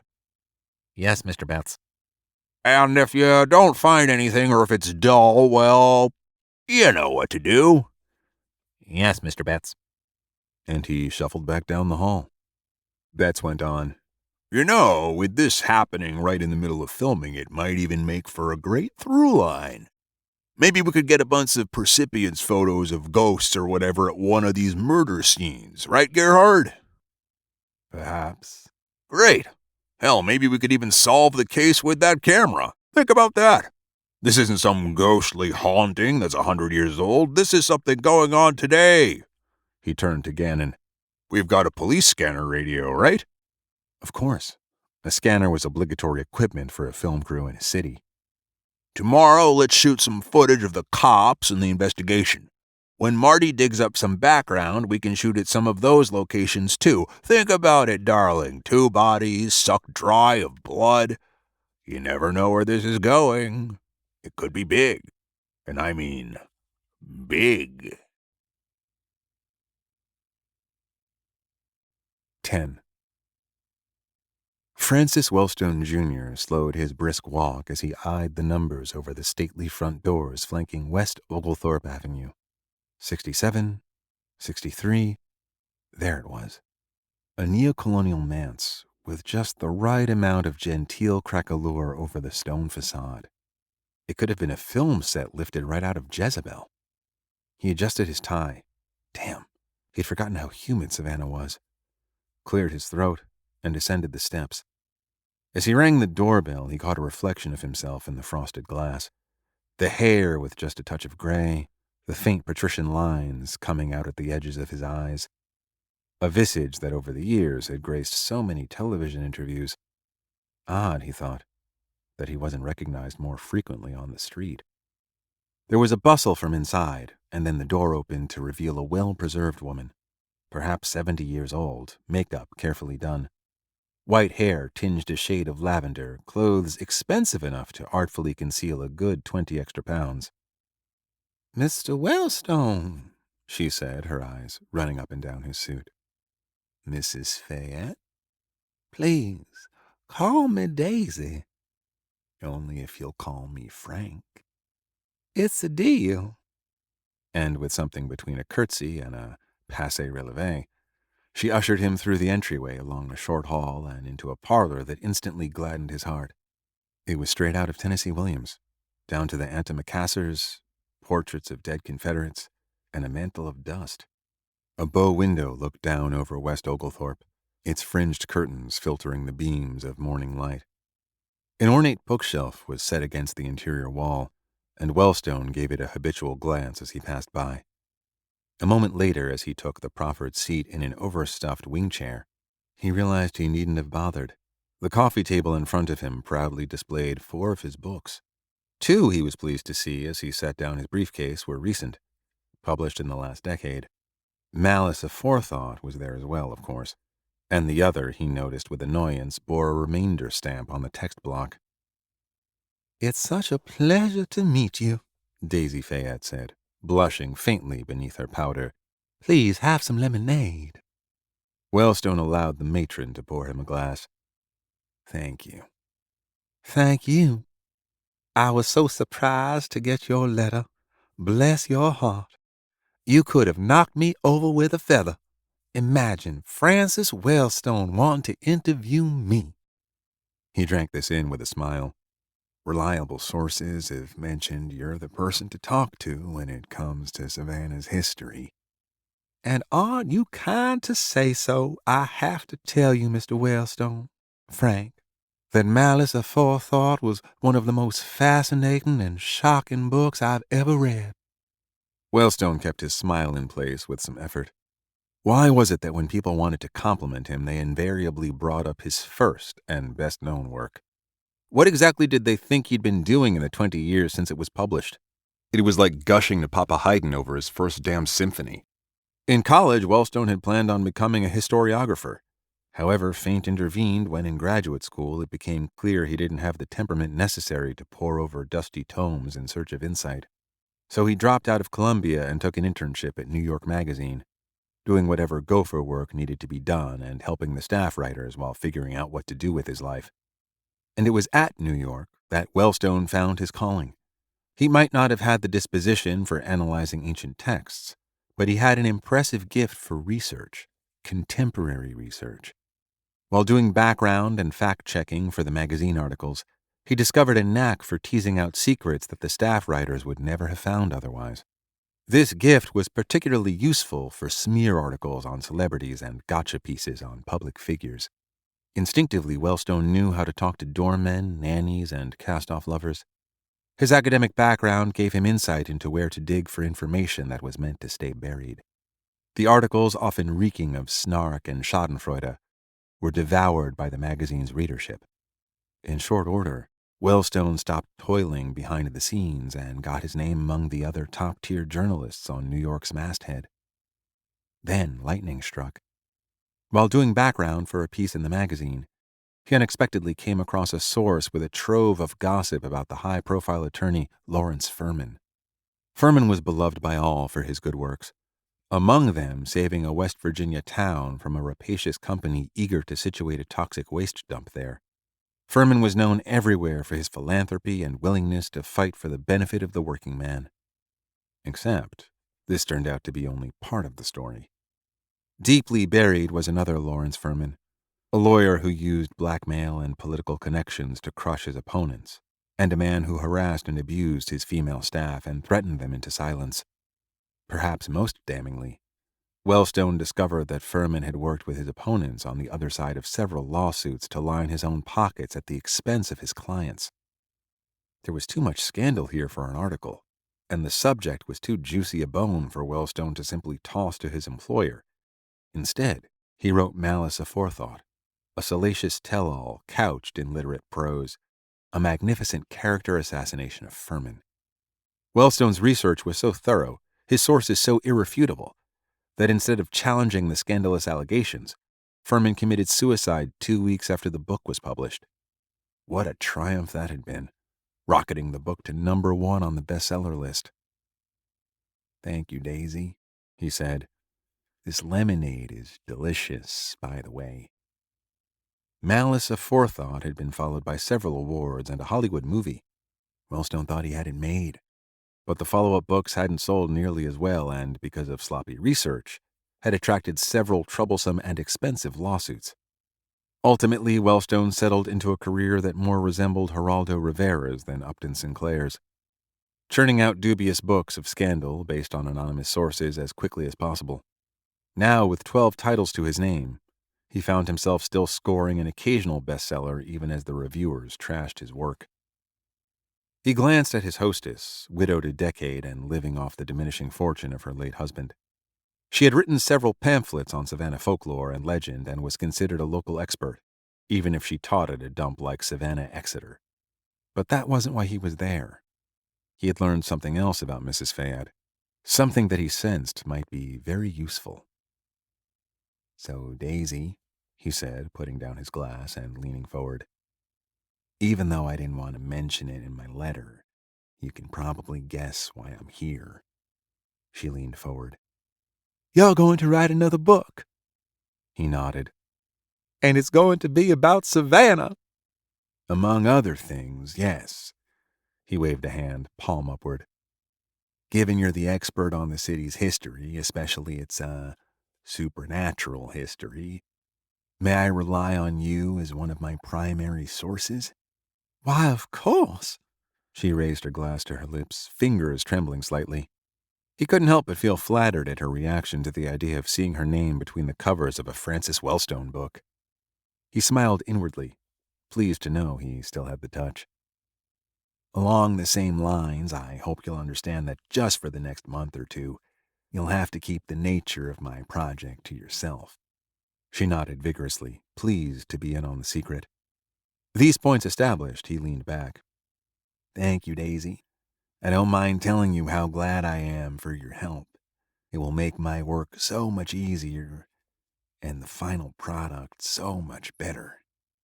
"A Francis Wellstone book about Savannah," Daisy said, almost to herself. Wellstone could have told her Savannah was only going to play a minor role in his book, but his instincts were, of course, far too keen for that. The fact was the work was almost complete. In his past 2 books, Wellstone had focused on debunking cultural mountebanks, Those had been exposés, the first about megachurch evangelical preachers, the second about diet-hawking celebrities, and both enjoyed upticks in sales. He was taking aim in his new project at the pseudoscience of the paranormal, skewering the psychics, spiritualists, clairvoyants, mediums, and crystal-gazing charlatans who exploited the supernatural to leech money from a gullible public. The research was basically done. However, Wellstone had found himself stumped as to the best way to lead the reader into his book. He'd considered using the first chapter to expose a spirit communicator employing phony equipment to contact the dead, and of course Gerhard Moller came to mind. And then he'd heard that Barclay Betts, his old nemesis, was planning to shoot a docu-series on Savannah's haunted houses featuring Moller. At that, Wellstone knew he not only had an intro, he had found the perfect bookend for his work, at the same time settling an old and bitter score with Betts. "So tell me, Daisy," he said as she refilled his lemonade, "how did you become Savannah's preeminent, ghostly historian?" "Well," she paused, "my great-great-grandfather fought in the War of that is, the war between the states. One could say I was raised surrounded by ghost stories. You know, we had servants, and they loved to tell my brother and me scary bedtime stories." She giggled, as if just speaking about it was misbehaving. "And my grandfather, was he ever one for old legends, bless my heart." "And those old legends found their way into your books, didn't they?" He was careful to call them books instead of pamphlets. "Oh, indeed, but then, almost every old family here in Savannah could tell you stories." "But not with the depth of knowledge you can bring to them." Wellstone shifted in his chair. "Daisy, I feel very lucky to have met you, and to have secured your remarkable fund of knowledge all for myself." At this, Daisy's smile faded. "Well," she said, the pink rising in her cheeks again, "that's not quite the case. You see, there's a documentary being filmed right here in town." This was exactly what Wellstone had come for, but he pretended to be surprised. "A documentary?" "Yes, it's called The Most Haunted Towns in America, or something like that." "Oh, dear," Wellstone began. "What is it?" Daisy asked quickly. "This documentary, who's making it?" "That network." Daisy glanced upward, searching for a name on the ceiling. "The big one. Netflix." "And the director?" "Barclay Betts." "Barclay Betts. I think I've heard of him." Wellstone certainly had. Betts had been behind the most difficult defamation lawsuit Wellstone ever had to endure. "And I suppose he's snapped up your services. I mean, with your reputation, your knowledge, he'd be foolish not to." "Well, he did approach me," Daisy said. "I feared as much. I mean, I'm very happy for you, but what a shame for my own project," Wellstone said, giving the impression that his interest in her was now waning. He even reached for his briefcase as if to leave. "He came by 2 days ago saying the nicest things and invited me to the set. But when I went there, first thing this morning, they just wanted me to read some lines from one of my books to use as a voiceover." "Is that all?" Wellstone said in mock surprise. Daisy nodded. "I can't understand why Betts wouldn't want you in front of the camera. I mean, with your credentials." He shook his head in disapproval. Naturally, Betts wouldn't want this elderly, powdered creature sitting in front of his lens. "Exactly what I wondered," Daisy said, a nettled tone rising in her voice. Wellstone was still slowly shaking his head. "You'll need to be careful. Sounds to me like he wants to use your research without giving you proper credit." Daisy froze as this unexpected possibility was introduced. "Could he do that?" "I'm afraid these documentary filmmakers are notorious for that." Wellstone finished the sentence with a shrug. Then he brightened as if the problematic thought had been replaced with a more attractive one, and he removed his hand from the briefcase. "But, do you know what? This could be the very thing we need." "What do you mean?" Daisy asked. She hadn't noticed the "we." It had come out so naturally. "I assume you'll be spending time on the set?" Daisy nodded in assent. "That means you'll get access behind the scenes. Now that would be a huge benefit to our book." Together we'll be able to take the reader behind the curtain, show the making of a documentary, show them trying to detect ghostly presences." Daisy nodded, first slowly, then enthusiastically. "Yes, yes." Suddenly she paused. "But they said something about me signing a non-disclosure agreement." Wellstone raised a finger. "Not a problem at all. You would be my secret source. No one would ever know." He watched as the wheels revolved in Daisy's head. Then she smiled. A cleverer, even pricklier smile than he'd believed her capable of. God bless Southern belles, he thought. "All right," she said, blushing as if embarking on a liaison with a gentleman not her husband. "I might learn more about this Savannah vampire case." At this, Wellstone started. Vampire case? This was something new. But he quickly covered up his reaction and asked smoothly, "Savannah vampire?" "Oh, yes. It's just like the story Miss Belinda would tell us at bedtime. The one about the Savannah vampire. Betts thinks it's returned, with these 2 murders." The Savannah vampire, Wellstone repeated. This was pure gold. So Betts was going to spin those 2 murders up into some bullshit story of a vampire stalking Savannah. Of course he would. "I do believe, Daisy Fayette, that this vampire should be our very next topic of conversation. Find out all you can on your next visit, and we'll get together again soon." And oh, Barkley dear, he thought with satisfaction as they clinked glasses in the gauzy parlor light, "I'm about to give you the shaft, and you're going to take it and love it." 11. Commander Alana Delaplane walked across Chatham Square with homicide detective Sergeant Benny Sheldrake by her side. It proved quicker to park on the far side of the square and walk across instead of trying to drive around. She could see flashing lights in the park amid teams of CSIs in monkey suits and blue gloves moving around.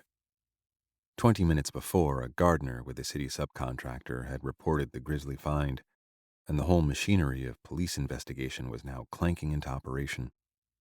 In her 20-year career with the Savannah PD, Delaplane had seen plenty of so-called paranormal stunts.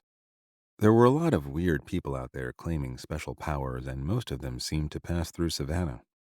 She wondered if this was just another hustle, some joker capitalizing on the Savannah vampire thing. On the other hand, 2 people were dead, their blood sucked out, and that was no stunt. Neither was the perp a fool, having left precious little evidence behind on the victims or at the crime scenes. They approached a couple of cops stringing tape while others were working crowd control, trying to keep people back. "Sergeant Rollo," she said, stopping at the tape and addressing one of the cops, "where's the gardener who called it in?" "Right over there, Commander." She turned and saw a man sitting on a bench, dressed in blue work overalls, hugging himself. A uniformed cop sat next to him. Delaplane and Sheldrake walked over. "Hello," said Delaplane to the gardener, who looked up at her. He was an older black man with white hair, deeply wrinkled face, and frightened eyes. She was a little surprised to see how affected he seemed to be. It was, after all, only a severed finger. "I'm Commander Delaplane. Can I sit down and ask a few questions?" The uniformed cop rose as Delaplane took a seat. Sheldrake on the other side. The detective took out a tape recorder and turned it on, setting it down on the bench. "Do you mind?" she asked, nodding at the recorder. The man shook his head. "May I ask your name?" "Gilbert Johnson." "Thank you, Gilbert." Delaplane tried to make her voice sound kindly. She'd been told more than once that she came across as brassy and intimidating. "Tell me what happened, in your own words, starting at the beginning." Johnson nodded. "I was working fertilizer into that bottle brush hedge." He nodded toward where the CSI team was clustered. "Someone had been smoking, and there were a lot of butts in there that I was picking up. Then I saw the finger. I was working fast and thought it was a cigar butt at first because it was kind of black, but it smelled bad. And then I realized what it was, so I threw it back down. And then I saw the hair." "Hair?" This hadn't been in the brief initial report she'd received. like someone was scalped. A long curl of scalp with hair, and there was blood, too. He paused, breathing hard. A lot of blood. That's okay. Just take a moment. She waited until he had collected himself, then asked, And what did you do then? I backed up and out of that hedge and called 911. That was about half an hour ago. Delaplane looked past the tape. She could see the forensic team going over the hedge with a fine-tooth comb. What happened to the cigarette butts? She asked. I put them in the garbage bag. Were they different brands or all the same? I didn't notice. Where's the garbage bag? He pointed to a flaccid black bag lying next to the hedge. Delaplane nodded to Sheldrake. Make sure that's taken in as evidence. The detective nodded back. Anything else you remember? I've just been sitting here since. Thank you, Gilbert, she said, rising and looking around. It was a picture of good crime scene investigation. She wondered if the FBI was going to show up. Once again, she felt annoyed that the feds had gotten involved. There was nothing about this case that justified it. And the senior agent they'd sent down, what a strange one he was. He looked almost like a vampire himself, pale and thin and clad all in black. And when she heard him speak in that honeyed, upper-class New Orleans accent, it made her skin crawl. She'd met his type before, and in her experience, all that southern gentility sometimes concealed a hardcore racist mindset, maybe even a family history of slave ownership. The other one, Cold Moon, was the opposite. Recently, he'd been looking every inch of the Fed, with his sidewall crew cut, mirrored sunglasses, blue suit, white shirt, and spit-and-polished black shoes. He, at least, had a pleasing, soft-spoken manner. She reminded herself not to make assumptions, to keep an open mind. She'd handle the FBI intrusion by simply going forward with her investigation in the usual manner. Detective Sheldrake was the nominal head, and she'd given orders for him to liaise with Karachi and the rest of the feds on a twice-weekly basis. But she intended to lead the investigation herself. Not that she didn't have trust in Sheldrake, but this was going to be a high-profile case, and when the shit hit the fan, which she knew it would, at least she would be the one with the finger on the switch. Delaplane turned to Sheldrake. I'm going to look around a bit. Maybe you could circulate. Make sure everyone's doing what they should be. Will do. He went off, and moments later, she heard him issuing a short string of quiet orders. She circled the perimeter and found the M.E., George McDuffie, carrying a Yeti evidence cooler to his vehicle. It was hard to believe he actually had a medical degree. He looked more like a college freshman, thin as a rail, nervous and awkward. She hadn't worked with him much and didn't know yet if he was any good. Hey, George, she said. Got a minute? Certainly, Commander. He placed the cooler in the back of his vehicle and turned to her. She nodded. Have a look? Sure. He unhooked the Yeti and opened the lid. Delaplane peered in. In a large test tube nestled in ice was the finger. Next to it, in another tube, was a long, thin strip of bloody scalp with the hair attached. She recognized right away that the finger must be from the first victim, found washed up on the riverbank, who was missing one. That body also had a scalp wound that was probably going to match this bloody strip. Several other test tubes contained swabs of blood, flesh, and bloody bits of clothing. Looks like alibi, she said. Yes, I believe so. As soon as I get this finger and piece of scalp back to the lab, I'll match them to the cadaver. You think this is where he was killed? Possibly. There was quite a lot of blood in the bushes. And the finger? Cut off or what? Bitten, I think. Delaplane grunted. She turned and saw Sheldrake coming over. He peered in. The guy from the Chandler house? Yep. Sheldrake straightened and looked around at the buildings facing the square. Christ almighty, you'd think someone would have heard something. Right, said Delaplane. Ellaby was alive at 11, because folks at the hotel said that's when he went out and didn't come back. Pretty sure he went out for a smoke. Let's get some DNA off those cigarette butts, see if this hedge was Ellaby's habitual smoking spot. She grinned. Sheldrake, I got a pain-in-the-ass assignment for your team. You need to interview everyone in those buildings within earshot, say 300 yards on either side, about what they heard between 11 and midnight that night. Right, but I wonder, how the hell did Ellaby's body get from here to the river? Good question. Probably dragged to the street and loaded in a car. We need dogs here, and we need him along the riverbank to see where he was dumped in." She heard a commotion at the other end of the crime scene and saw a film crew trying to push their way past the police barriers. She came striding over. It was a big crew with 2 cameras, one of them a Steadicam, a sound man, and a couple of others surrounding a little fat man holding a mic with a tall, gloomy guy next to him carrying what looked like a big old-fashioned box camera. The videographers were obviously shooting. The tall man was taking weird gadgets out of a suitcase with foam cutouts and laying them on a piece of velvet. "What's going on?" Delaplane boomed out. "I've told them, Commander, that this is a crime scene," said a uniformed officer. "Hello, I'm Barkley Betts," said the short, round man with the mic, as if she should know who he was. The cameras were still rolling. The name and face were sort of familiar, but Delaplane didn't give a shit enough to try to remember. "Well, Mr. Barkley Betts, we've got a police barricade here, in case you didn't notice." "We just need to get a little closer," the round man said. "We're taking some photographs with this percipience camera here. It's quite remarkable, officer. You see, it can capture paranormal activity. It could be a great help to the police." Delaplane put her fists on her hips and grinned. "Paranormal activity? Like ghosts?" "In this case, possibly a vampire." At this, she exploded into laughter. "Oh, yeah? Well, I'll tell you what. You take one step over that barrier, and I'll confiscate your vampire camera. Could be a bomb, for all we know. We'll have to take it apart to find out, and our technicians might, kind of break it in the process. Or you can just stay where you are and tune into your vampire vibes from afar." The tall man, frowning deeply, put the cover back on the camera and latched it up while Betts yelled, "Cut!" Delaplane could see a young lady behind a camera trying to stifle a laugh.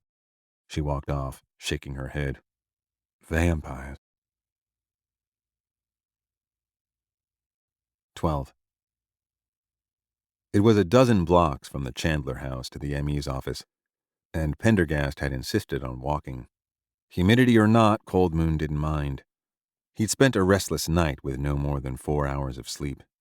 His huge 4-poster bed might have been impressive to look at, but it was soft as a marshmallow, and he was more accustomed to sleeping on the bare ground than on a mattress like a 70s Eldorado. On top of that, he felt like those portraits and creepy black silhouettes hanging on the walls were watching him as he tried to sleep. The walk and the heat loosened his muscles and blew away last night's cobwebs. Best of all, Montgomery Street was a broad, commercial avenue with a quiet cluster of sober-looking buildings ahead that had to be official. No ghoulish mansions and not a wisp of Spanish moss in sight. Pendergast strode along beside him, a silent figure in the trademark black suit. His only concession to the sun a pair of tortoiseshell Purcell sunglasses with lenses dark as his clothes. If they'd been assigned a vehicle, Cold Moon hadn't seen any sign of it. He wondered idly if Pickett would get them something, or if Pendergast would take it upon himself to go car shopping again. Speaking of Pickett, Cold Moon hadn't gotten so much as a glimpse of their boss since the previous day, when the ADC had dropped them at the Owens-Thomas house.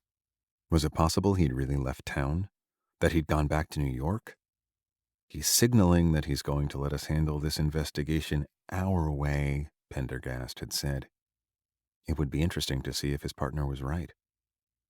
As they approached the complex of county offices, Cold Moon noticed the scene wasn't as quiet as it had seemed a moment earlier. 2 unmarked vans and a large private bus with blacked-out windows were pulling up onto Montgomery Street. He glanced at his watch, 8:35. He wondered why Pendergast had been so insistent on leaving early. "Appointment's at 9, he said. "Want to grab some coffee?" "No," said Pendergast, increasing his pace ever so slightly.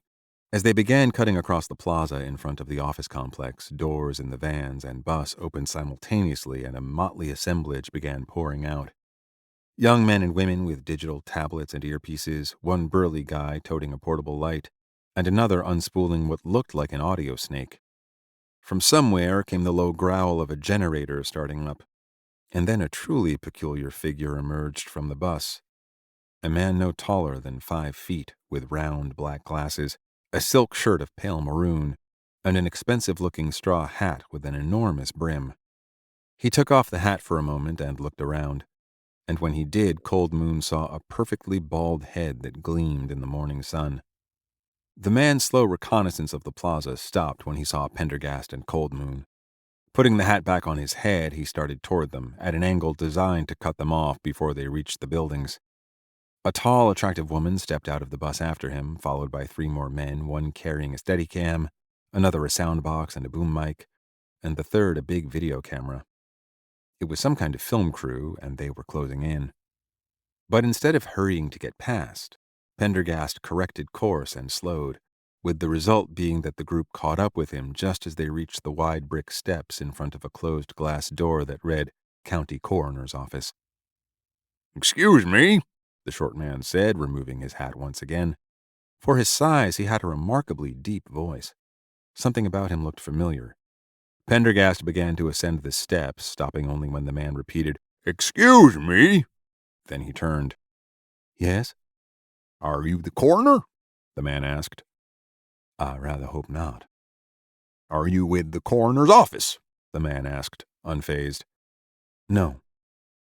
Cold Moon stepped forward to tell the man to go fuck himself, but a gentle, restraining hand from Pendergast stopped him. In the distance, he could see other cars and vans, some with network affiliations stenciled on their flanks, pulling up. The gaggle of people before them must have noticed this too, because now they spread out, as if to form a protective cordon around their prey. "Bring it in closer, darling," the round person said to a cameraman behind him. Then he turned back. "My name is Barclay Betts." So that's who he is, Cold Moon thought. He used to chair one of those weekly news light shows that ran on Sunday evenings, and Cold Moon had seen him from time to time hosting scandalous documentaries and celebrity takedowns.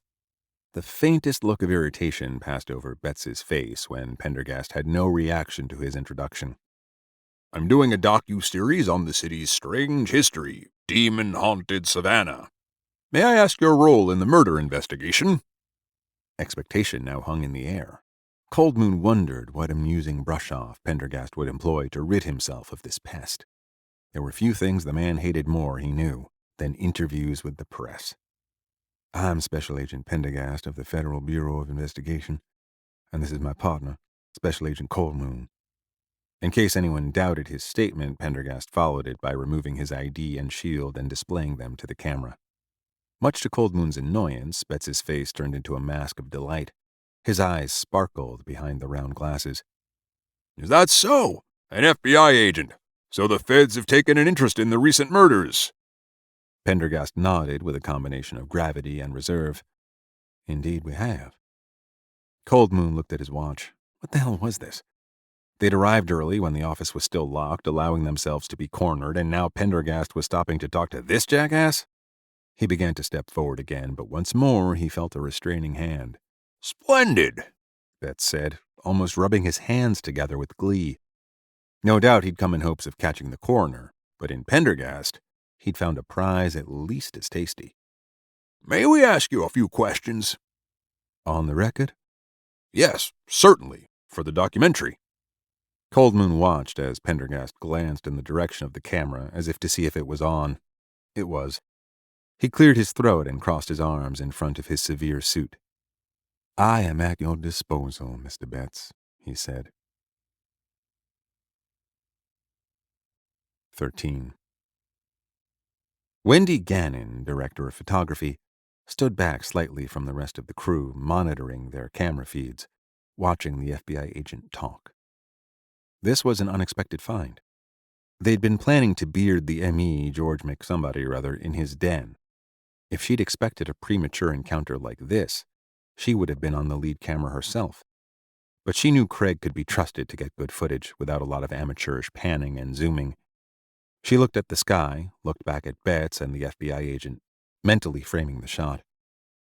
That black suit might throw off the white balance, and she murmured a few directions into her headset. Craig gave her a thumbs up and zeroed in on the agent. "Can you tell us what your investigations have uncovered so far?" Betts asked in his most ingratiating tone, the one he reserved for movie stars and high-ranking officials. "Certainly," the agent said. What was his name? Pendergast? Gannon glanced at Marty, the production assistant. asking him through the headset to get all available background on this person ASAP, to make sure they weren't being pranked into interviewing someone masquerading as someone else. This guy looked about as far from an FBI agent as possible, but then she didn't really know much about the FBI. With the Undertaker's garb, he was a strange-looking fellow and unusually cooperative for law enforcement, but his ID had looked real enough. The younger athletic man standing next to him, on the other hand, could have been a statue stamped right out of the Quantico mill. She glanced around, making sure her people kept the other media away until Betts got what he wanted. He was a shrewd interviewer and could be relied on to do that quickly. Pavel was shooting B-roll with the Steadicam, simultaneously, not afterward as per usual, since this interview was unscripted, and that would give her any necessary elbow room when it came to editing the footage. She checked with the sound assistant, satisfied herself with the audio levels, then looked skyward again. The light was a little hot, but that was all right. This particular interview wasn't about mood, she knew. It was about content. She turned her attention back to the interview already underway. Strange. Betts' interrogator first class didn't seem to have made any progress. So what then exactly have you uncovered? Nothing. The man spoke with a genteel southern lilt that Gannon thought would fit in perfectly with the Georgia locale. Betts looked perplexed. You haven't uncovered anything? No. But there has been a murder, correct? Certainly, the agent said in the most agreeable manner imaginable. 2, in fact. I'm sorry, Betts said. If you're sure it was murder, then how can you not have uncovered anything? The body was not covered, except by the clothes, of course, which were rather a mess. I don't know where you got the impression it was covered. But that isn't... Betts paused, uncharacteristically flummoxed. He took a deep breath. Let's try this again. He glanced at the lead camera as if to slap an invisible clapperboard for a fresh take. Why has the FBI been called in? Called in for what? The murders. Which murders? The ones that just took place. Do you mean took place here? Yes, of course. Here in Savannah? Yes. You'll have to be more specific. A pause. The murders in which the blood was sucked from the bodies as if by a vampire. Those murders, sir. I ask because more than one murder has taken place in Savannah recently. I'm delighted to help you, but I can't answer a question that's insufficiently articulated. This was said in a tone of mild reproach, like that of a disappointed elementary school teacher speaking to a favorite student. Gannon saw a hint of red appear on the back of Betts's neck, just above his tailored silk shirt. Now that we've established which murders, Betts said, his voice raised, what can you tell me about them? Which one? Let's start with the first murder, Betts said after a pause to compose himself. The first murder, the FBI agent repeated in a remarkable parroting of Betts's own deep nasal voice. Oh, I'm afraid I can't really be of much help there. I'm so sorry. Why not? Betts asked tersely. Because I haven't seen the first body. That's why I'm here. I don't mean in Savannah, you understand. I mean this building. A slightly strangled noise escaped Betts's lips. Okay, what can you tell me about the second murder? It was a man. So we've been told? He's dead. I can verify that much for you, having examined that body. As I believe I implied already. Can you be more specific? How was the blood sucked out? From the man. Yes, from the man. Gannon could see Betts was losing his legendary temper. Well, the body was not covered, going back to your earlier inquiry, that is. Betts waited impatiently for more. I confess, Mr. Butts, was it? Betts. Forgive me. I confess, Mr. Butts, but I'm not sure precisely what additional information will satisfy you. The victim is a male. His body was found yesterday. The cause of death has yet to be determined. Surely that should be enough to satisfy a member of your profession. And here Pendergast glanced, not, Gannon noticed, in a friendly way, over the entourage. It is not satisfactory, Betts said. Why is the FBI involved? Pendergast's wandering eye returned to the director, and he waved a hand at the cameras, mics, and other equipment. The FBI often investigates homicides. Are you representing some local or more likely hyperlocal news channel? Betsy's exasperated sigh was loud enough to spike the needles on the sound equipment. I'm directing a documentary. Demon-haunted Savannah. Now, Mr. Pendergast, some are saying this is the work of the Savannah vampire. Do you have any comment on that? Why do you ask? As an FBI agent, if in fact you are an agent, you should know that what we need are details. People are frightened. They need answers. They have the right to know the truth.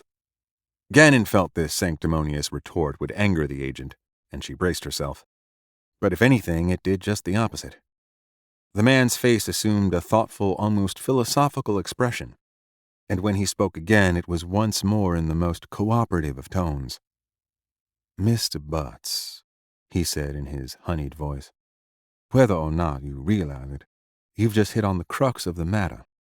What is truth?" said jesting Pilate, and would not stay for an answer. "If I knew exactly which truth you were searching for, I would do my best to help. But it seems that, forgive my bluntness, no answer I provide you with is satisfactory. In fact, every statement I make, every truth I impart is simply met with another question. I appeal to my fellow agent and the members of your own gathering in this. Despite my best intentions in speaking with you, I find myself oribus teneo lupum, as Terence wrote in his imperishable and inimitable Formio. Have you read Formio?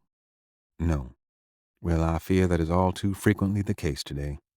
Nevertheless, despite your lack of culture, particularly sad in a man who calls himself a journalist, as a servant of the public, I'm still willing to stand on these steps, hic manebimus optime, until I've made it clear to you that I— At this point, Gannon saw the lights in the office behind the two agents go on and a woman in a uniform come forward and unlock the front door. She glanced at her watch. 9 o'clock. Instantly, the man named Pendergast turned and, with a bound as quick as a fox, leapt up to the now unlocked door and slipped inside. The other FBI agent followed.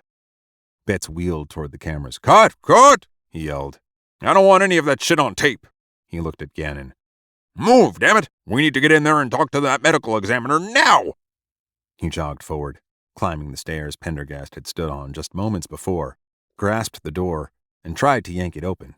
But Agent Pendergast had turned and now held the door shut as if with a rod of iron. "I've enjoyed the persiflage, Mr. Butts," he said through the glass, a thin smile on his lips. "But I'm afraid I have an appointment with the M.E. in—" he glanced at his watch— 60 seconds. And members of the press, however broad the interpretation, are not invited. Then he gestured to the woman in uniform, who smartly relocked the door. Beyond the glass of the door, Gannon could see the three figures receding into the office. There was a strange, almost electric moment of silence among the assembly surrounding the steps. And then Betts, outraged and outmaneuvered, began to curse until his voice filled the plaza, echoing off the buildings and pegging the sound engineer's VU meters fully in the red. 14. "Here they are, sirs," said the M.E. McDuffie, leading Pendergast and Cold Moon into the lab and sweeping his arm toward the two naked cadavers, brightly illuminated on gurneys in the center of the room. In their exsanguinated state, they were both so bizarrely white that they looked like alien creatures or wax mannequins. Cold Moon tried to hang back a little. This was the part of the job he disliked the most. But Pendergast moved in with all the eagerness of a hungry man at a free banquet. The guy never ceased to surprise. Cold Moon had thought he'd gone crazy, talking willingly, even eagerly, to that camera crew, until he realized he'd just been stalling for time until he could ensure that he got to the M.E. before they did. Or perhaps he was just amusing himself at their expense. Hands clasped behind his back, Pendergast peered down at the first cadaver, leaning in so close that he almost looked like he was going to kiss it. He walked around it with additional intense scrutiny. Then he did the same thing with the second. McDuffie watched, as did his gowned assistant. At least, Cold Moon thought, the autopsies had been completed and the Y incisions sewn back up. They looked frightful, of course, but it could have been worse. Much worse. Pendergast straightened up. Agent Coldmoon, do you find it interesting that one victim is so much more damaged than the other? Now Coldmoon was forced to take closer notice of the bodies. One was in decent shape under the circumstances, but the other, the one that had been found in the river, was bloated and torn up, with half a dozen stab or puncture wounds, cuts, scratches, a piece of his scalp ripped off, the right index finger missing. Strange, he murmured. Not strange at all, said Pendergast. Coldmoon looked at him. What do you mean? God, not another lecture. This is the classic pattern. With the first victim, the killer is finding his way. He is exploring, seeking his center, so to speak.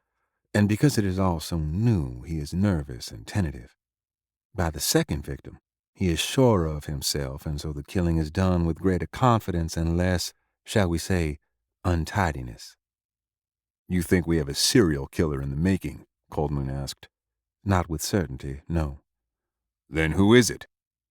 Perhaps someone simply doing his job and getting better at it. Pendergast wheeled the digital magnifying scope over to the first victim and focused on one of the puncture wounds. He fiddled with the dials, took a few screenshots. He moved it to another area of lacerations, then another. Again he looked up. Agent Coldmoon, would you care to take a look? I was just waiting for a turn. Coldmoon came over and glanced into the eyepiece. It showed an odd, pucker-like wound, washed clean by the river. There were other similar wounds, some bigger than others, and several had ripped the flesh. All had been dissected during the course of the autopsy, then stapled back up. Dr. McDuffie, said Pendergast, turning abruptly to the M.E., who jumped at the sudden movement.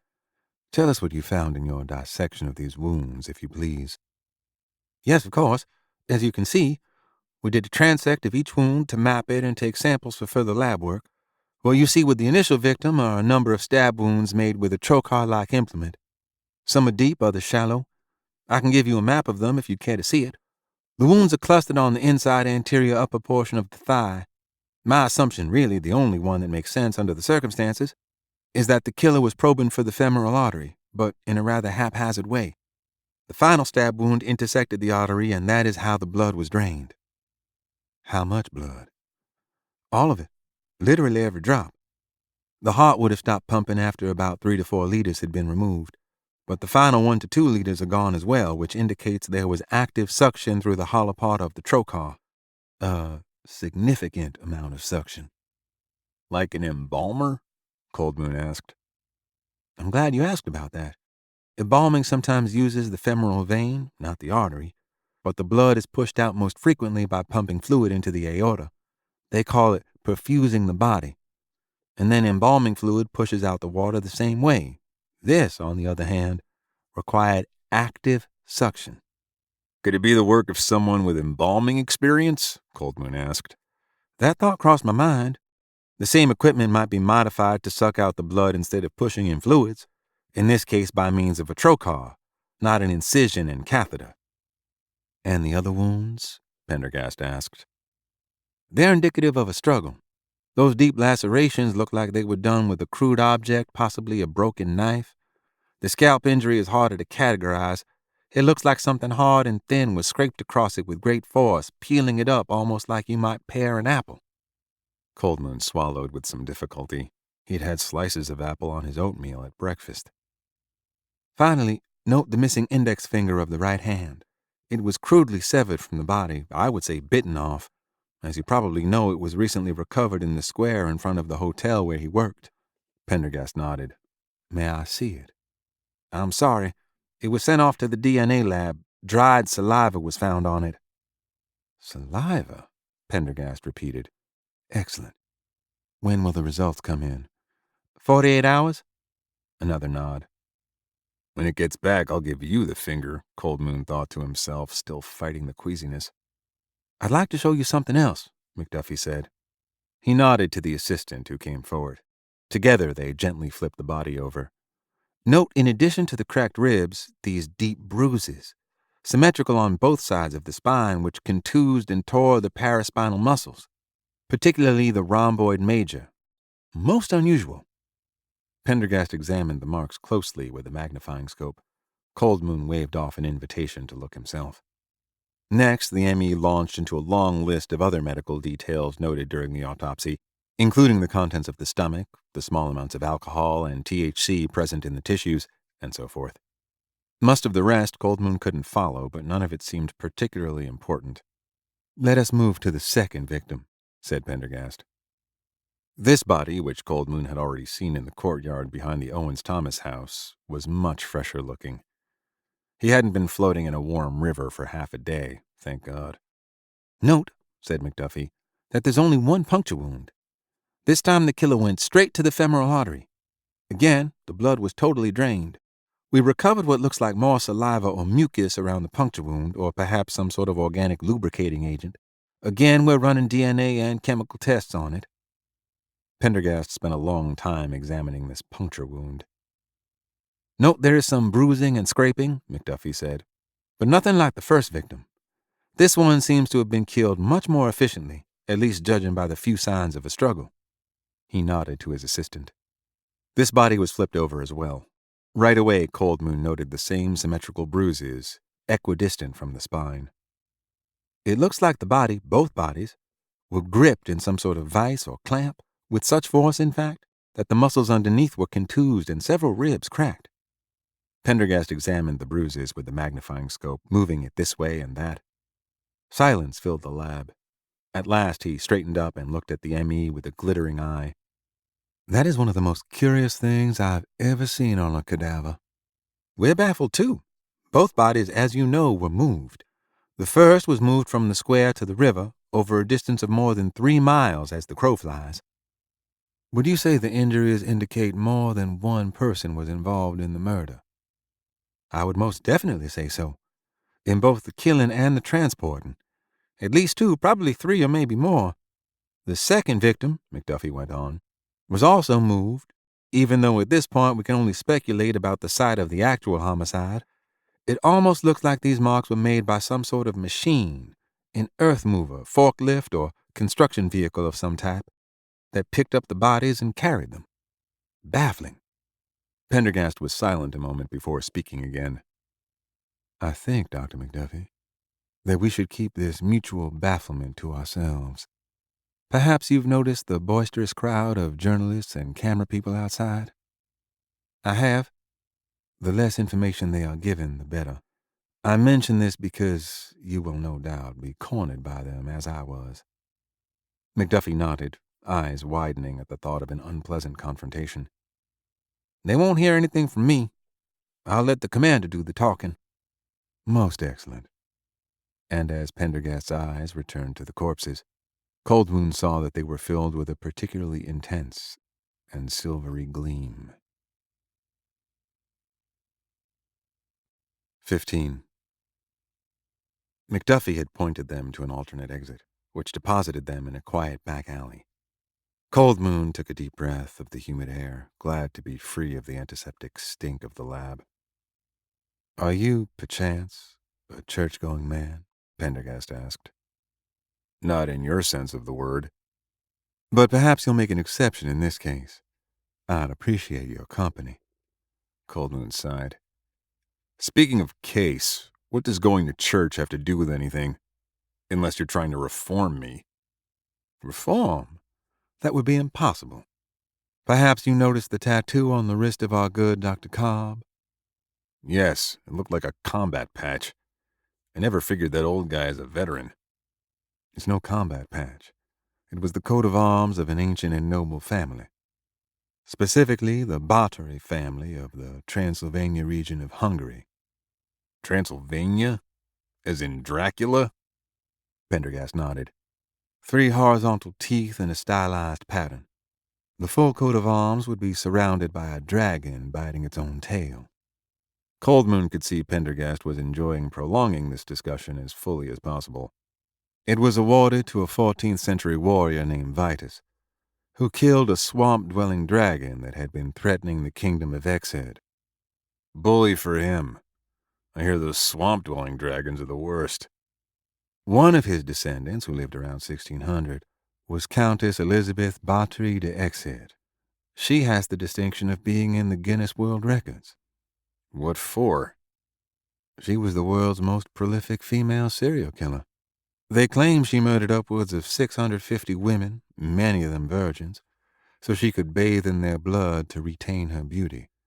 She was known as the Blood Countess. Good God. So, in the pleasantly cool living room of the Owens-Thomas house, I asked myself, what is the staid historian Dr. Cobb doing with a tattoo like that? A Bathory descendant, perhaps. No, as I told you right after we left, he practically ran to the Dowager Culpepper's house. He was obviously concerned about our visit and wanted to confer with her. I followed him there, and after he'd departed, I paid her a brief call myself. On what pretext? As a Jehovah's Witness, before I was insolently ejected from the house, I accomplished my goal. I noted the same tattoo on Mrs. Culpepper's wrist. Really? Sounds like a cult. Exactly. Coldmoon paused. A cult that might need blood for their rites, if they plan to follow in Bathory's footsteps. A lot of blood. Excellent. And you think this old church she purchased is where the shit goes down? That is my hope. Hope? Coldmoon had to laugh. Really? You hope? My dear Coldmoon, I do indeed hope to solve the case, thus sparing future victims. Fair enough. When do we pay them a visit? Tonight at midnight. We will surprise them. In the meantime, I will apply for a warrant and arrange a raid, because we want to catch them red-handed. No pun intended. How do you know they're going to be doing their thing tonight? Because tomorrow is the anniversary of Elizabeth Bathory's gruesome death in a castle cell. Surely such an occasion will be marked by rites, perhaps even bloody ones. 16.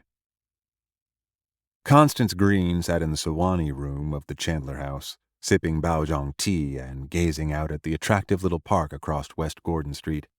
The hotel's tea room was long and narrow, one wall consisting almost entirely of old rippled glass windows looking over Chatham Square. Constance was finding Savannah quite to her taste, especially after spending time in Florida, a place that was too modern, too much a clash of tropical paradise with frantic metropolis.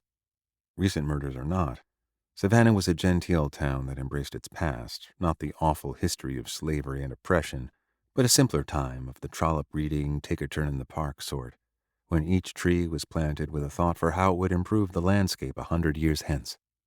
Rather than rushing to tear things down during the architectural vandalism period of the late 1950s and 60s, Savannah had preserved its link with the past, which in a personal way spoke to Constance and her own peculiar connection to distant times. The Chandler house served breakfast from 8 to 10 each morning. Constance had arrived at 9:45 and requested the table in the far corner of the room. Here, with her back to the wall, she could discreetly watch the other guests as well as the activity on the street and square. Amusingly, a couple of the clientele, tourists obviously, had stopped her to ask for directions.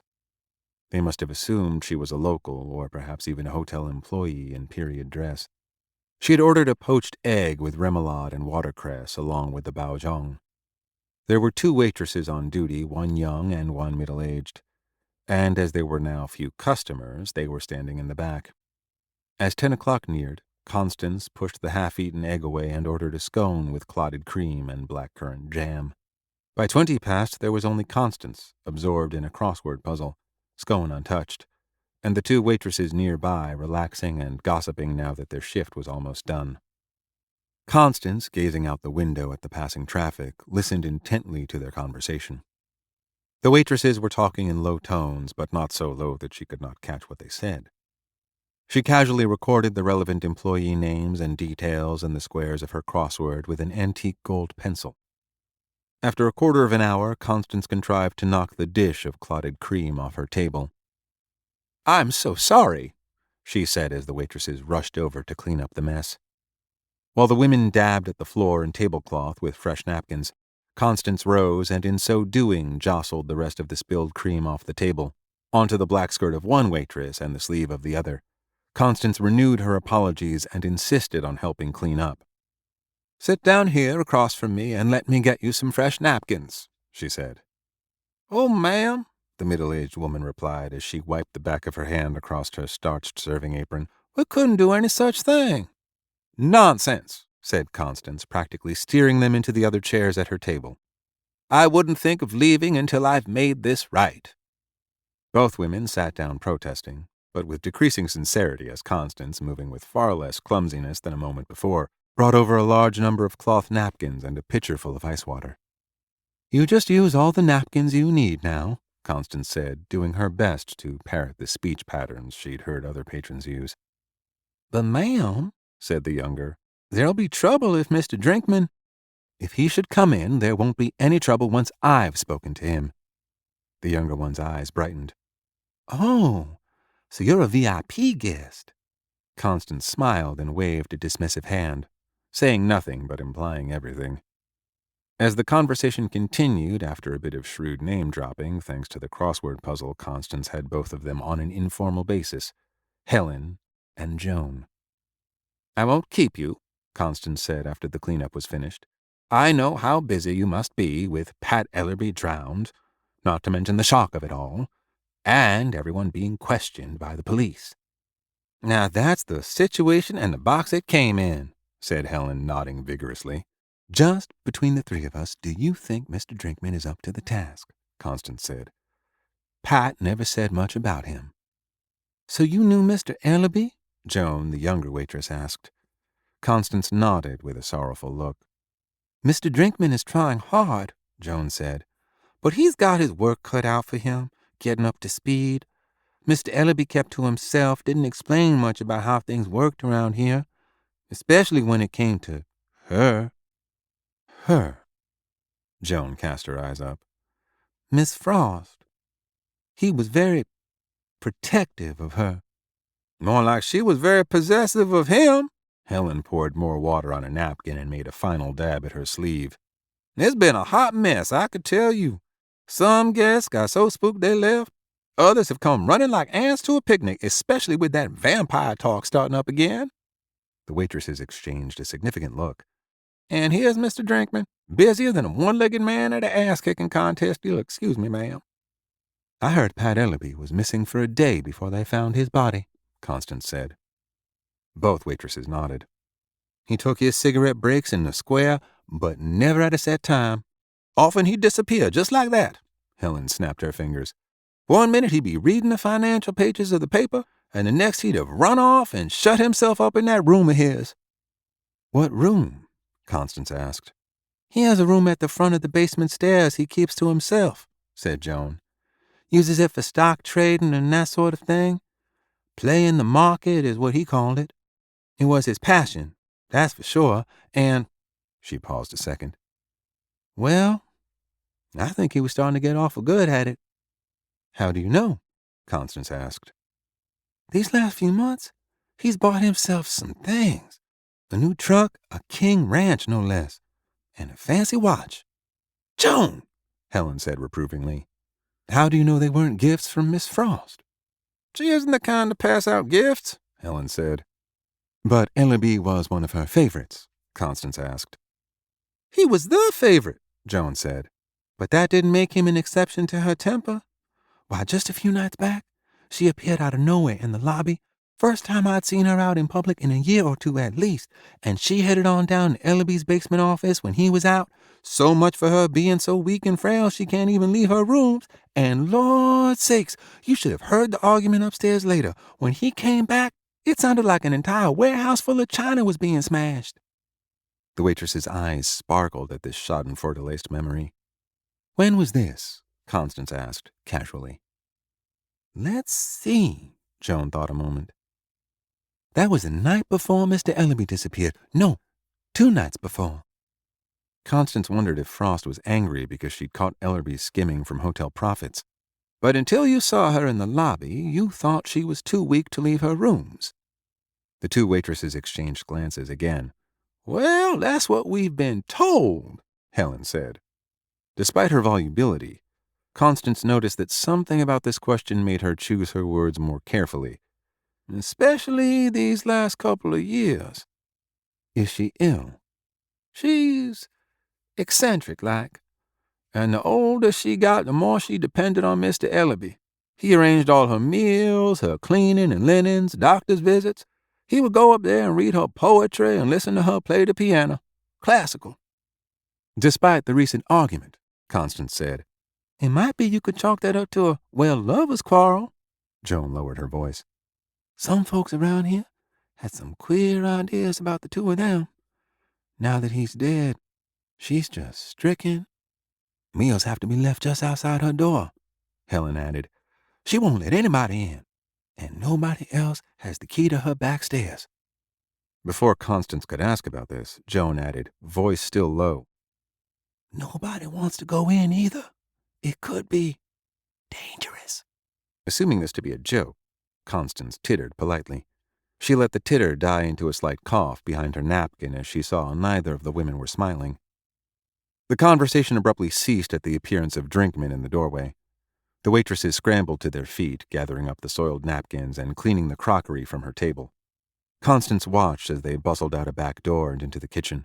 Then her gaze turned back to Chatham Square, and her violet eyes, enigmatic at the best of times, closed partway like a cat's, blinking at long intervals as she sat perfectly still in the late morning sunlight. 17. "And this," said the proprietor in a sonorous voice, "is where she was hanged." His name was Grooms, and he pointed a trembling finger at a dark wooden beam in the attic hallway. "The coachman tightened the noose around the poor maid's neck, threw it over the beam, and pulled her up while she struggled and twisted." He paused, his cadaverous face taking on a ghastly expression. "You can still see the rope burns in the wood." Wendy Gannon, watching her two camera operators shooting the man's little act through the two screens on her console, had to admit Grooms was an ideal subject for the documentary. He had the perfect look as a guide to the supernatural, and no doubt he took pains with his appearance. The threadbare suit one size too large for his gaunt frame, his 6'6" height, the stringy gray hair and sunken eyes. She suspected a judicious touch of makeup here and there added to the lurch effect. And he knew enough about creating atmosphere to protest while the gaffer set up camera lights in the building's dim interior. Gannon could see why the haunted Montgomery House was one of Savannah's biggest tourist attractions. As the guide pointed his spidery finger at the beam, Gannon murmured for the second camera to zoom in on where she could indeed see abrasions in the wood. She glanced over at Muller, listening with his head tilted, the expression on his face unreadable, as the guide told the story of the murder. 200 years ago, the coachman of the house became engaged to one of the servants.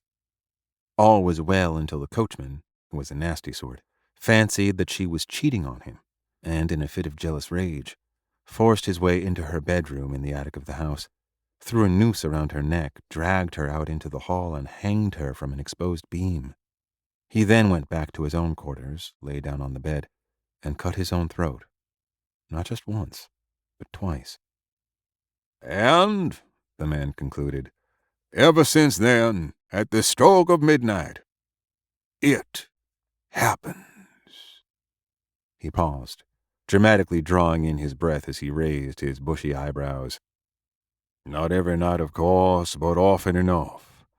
Dozens of witnesses can testify to the horror of hearing the murder occur. All the recountings match.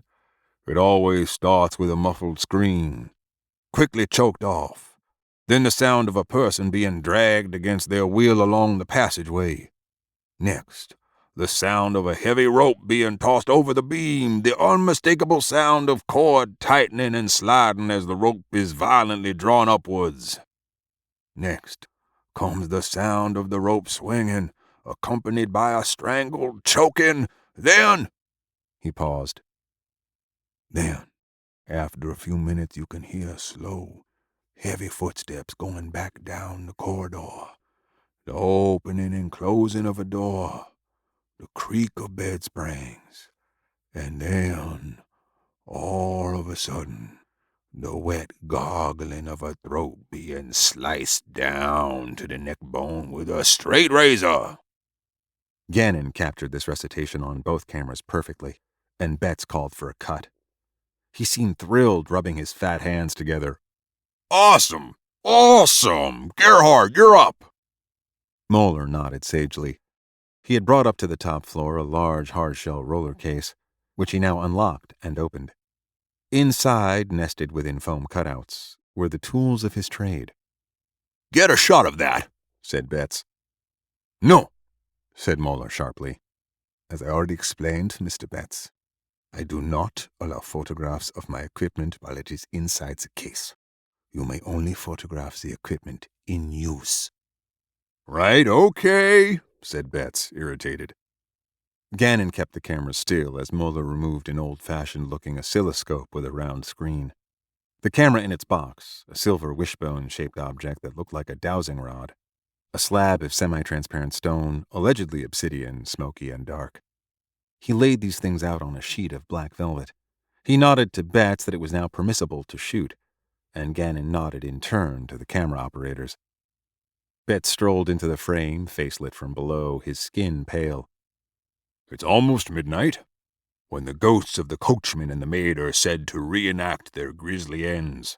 Dr. Gerhard Moeller is setting up highly sensitive tools and instruments, some dating back to the medieval period, some of his own devising, that can detect what specialists in the field call spiritual turbulences. That is, ghosts and other paranormal forces. At midnight, our watch will begin. Are we ready, Dr. Moeller? Yes, he said. There was a pause. Finally, Gannon nudged Betts. We have with us, Betts went on, Savannah's well-known historian of the supernatural, Mrs. Daisy Fayette. Now the cameras turned to the heavy-set woman who had been standing near Moeller. Off-screen, Betts scowled. He had intended, Gannon knew, to confine this unphotogenic person to several voiceovers, but she convinced him that the historian's appearance, single brief appearance, on film would help the documentary's credibility.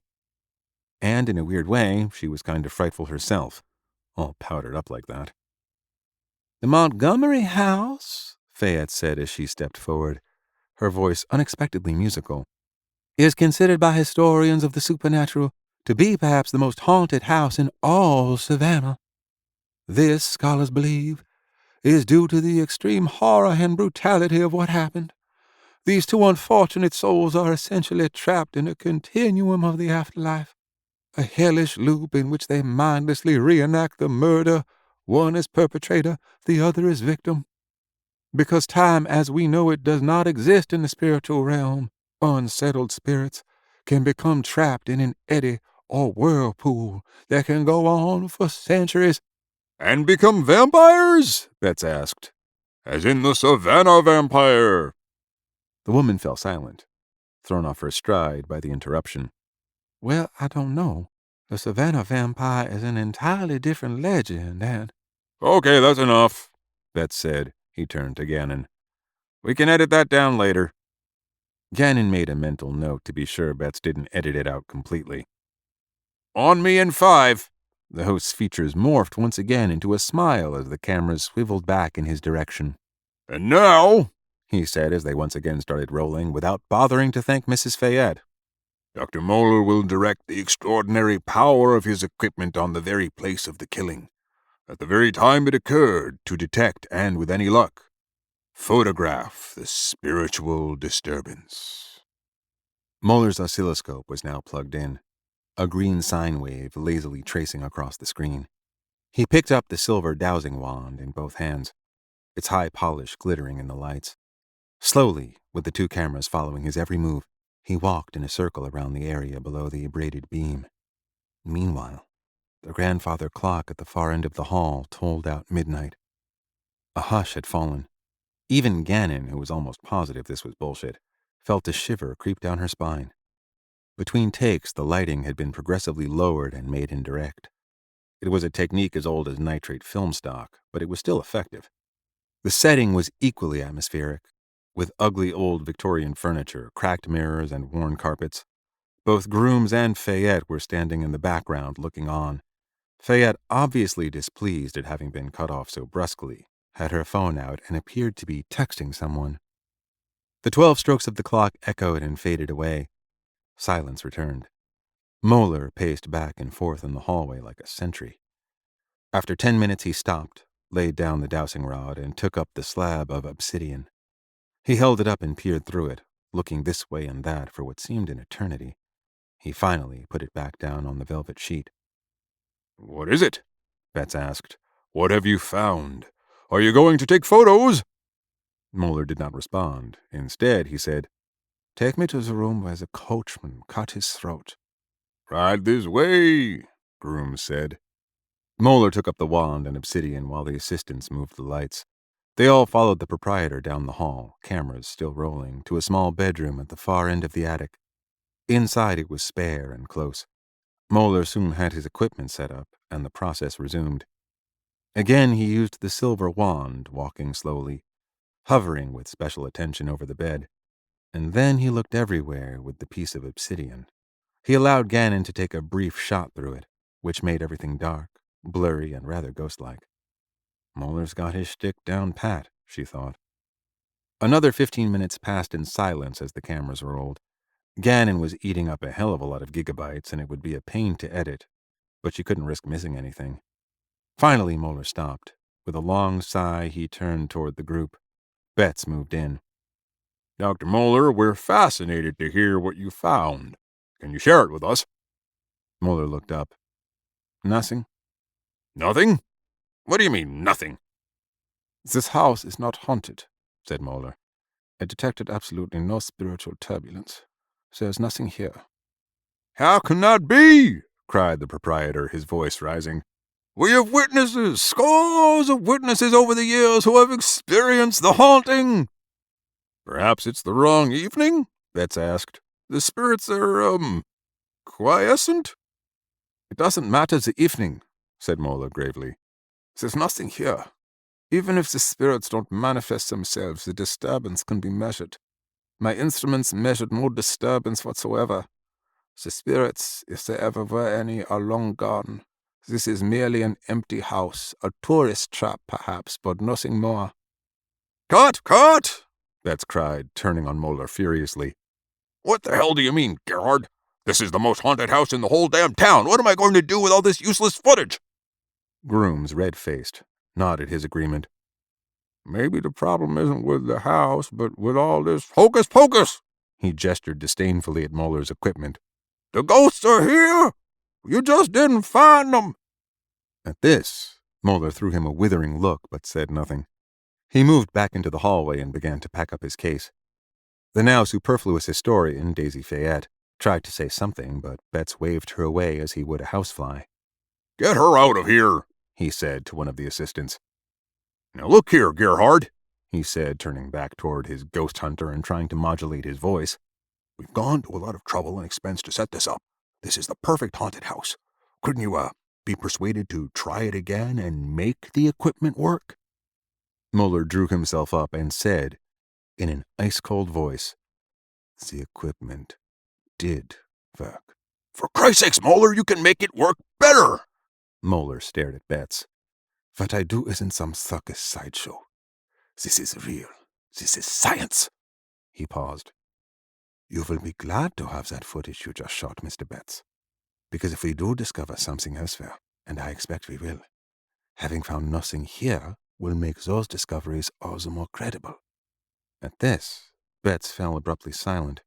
Gannon noted that, after a moment, a small smile began to creep around the edges of his lips. "I see your point, Gerhard. My apologies." Moeller nodded curtly. Betts turned to Gannon. "Action!" As Gannon began filming again, Betts turned to the camera, a serious expression on his face. "As you can see, detecting a supernatural presence is a delicate scientific process. Ghosts can't be conjured up at will. Dr. Moeller found nothing. And given his reputation, that means nothing is here." At this, the proprietor objected. "Nothing here?" he cried. "It's a well-known fact that this is the most haunted house in Savannah." Betts turned coolly to him. "What will soon be a well-known fact, Mr. Grooms, is that this place is a tourist trap and nothing more. A fake, exposed by Dr. Moeller." "How dare you?" Grooms said. "Turn off those cameras." He gestured furiously at the cameras, which of course kept rolling, zooming in on his face. "This is defamation! I'll sue!" But Gannon kept shooting. God, it was priceless. She was amazed at how Betts had turned this whole fiasco around. And she wondered, not for the first time, if there wasn't something to Moeller's tricks after all. 18. The church was a 20-minute walk across town.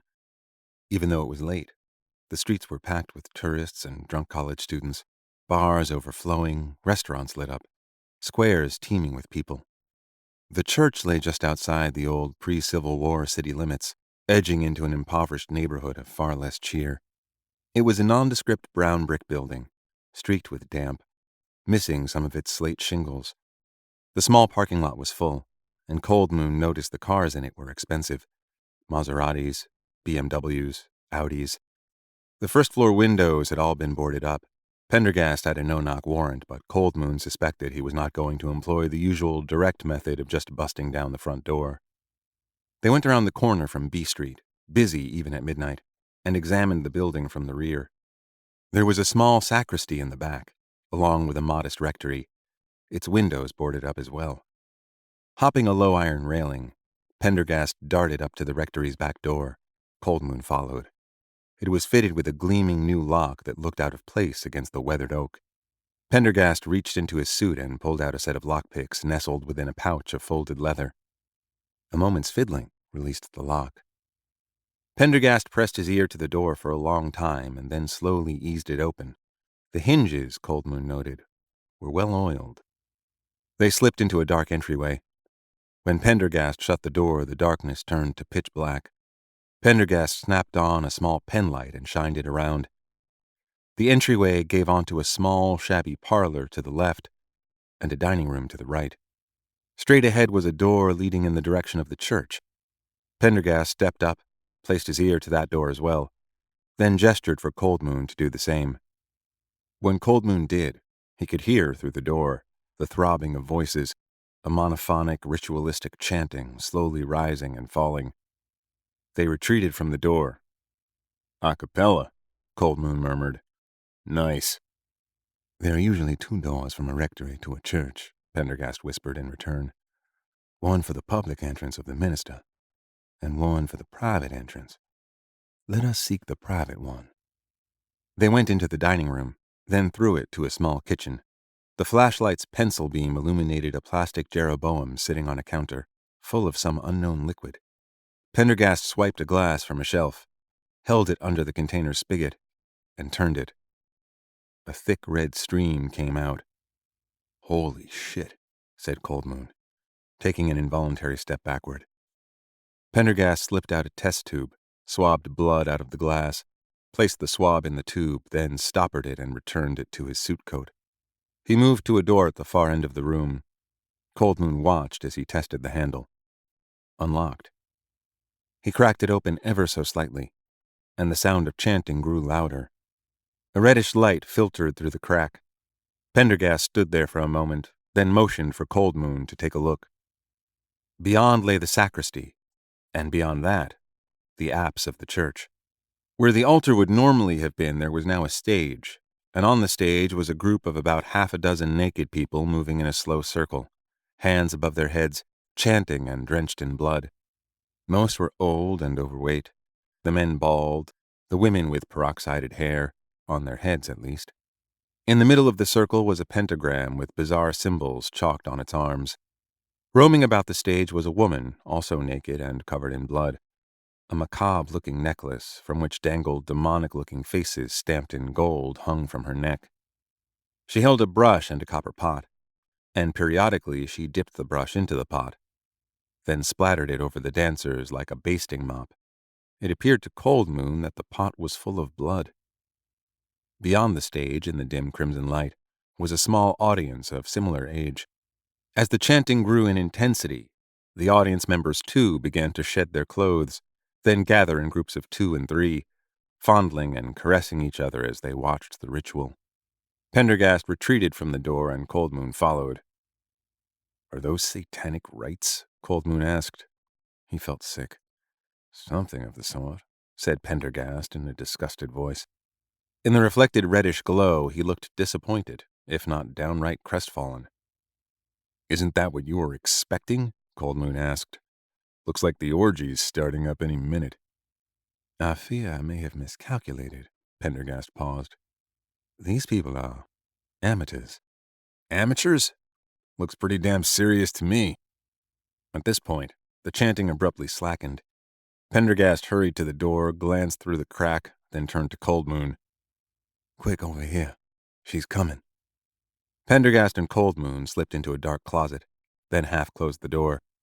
A moment later, the woman with the pot came in, fiddled briefly with the spigot, having some difficulty in the dark, then left the way she had come. Obviously, she had refilled the pot with blood. A sudden loud pounding sounded on the front door of the church, followed by a voice amplified through a megaphone. FBI! Executing a search warrant! Open up! This is the FBI! Right on time, said Pendergast grimly. A second later came the boom of a ram, then another, mingled with the screams and surprised cries of the participants and their audience. The main doors flew open, splintering on their hinges, and agents poured in. FBI! Yelled the man with the megaphone, whose voice Coldmoon recognized as Agent Karachi's. Everyone on the ground! On the fucking ground! Do it now! Show your hands!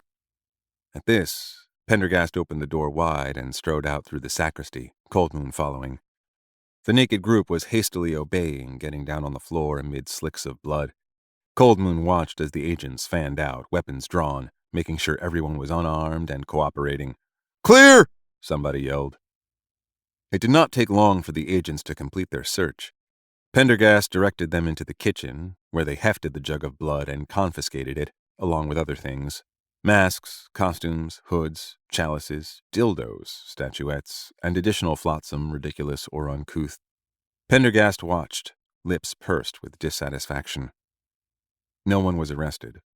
When the search was concluded, the FBI allowed everyone back on their feet and, as the would-be Dionysians stood in a line, shamed, their fleshy bodies illuminated by numerous flashlights, took down names, one at a time. For a bunch of Satanists, Coldmoon thought, the audience was surprisingly docile. Some blubbering with fear, others pleading with the agents not to make their names public. Among the group was Dr. Cobb, who alone among the rest took it upon himself to argue that this was a bona fide religious service, that their religious freedom had been trampled upon, and that he would be calling his lawyer first thing in the morning. His complaints were studiously ignored. Coldmoon reflected that he'd preferred the first meeting with Cobb, when the museum director had been fully clothed. And then Karachi said tersely, "All right, get the fuck out of here." In a mad rush of swaying breasts and bobbing privates, the group broke apart, ran to various corners of the church, grabbed their clothes, then headed for their cars and exited the parking lot, tires screeching. After briefly conferring with Karachi, Pendergast went out the back with Coldmoon. Too bad we can't hold them, said Coldmoon. It would be a waste of time. What are you talking about? You don't think the case is solved? I think anything but, said Pendergast. His face looked drawn. I fear I have made a serious miscalculation. Miscalculation?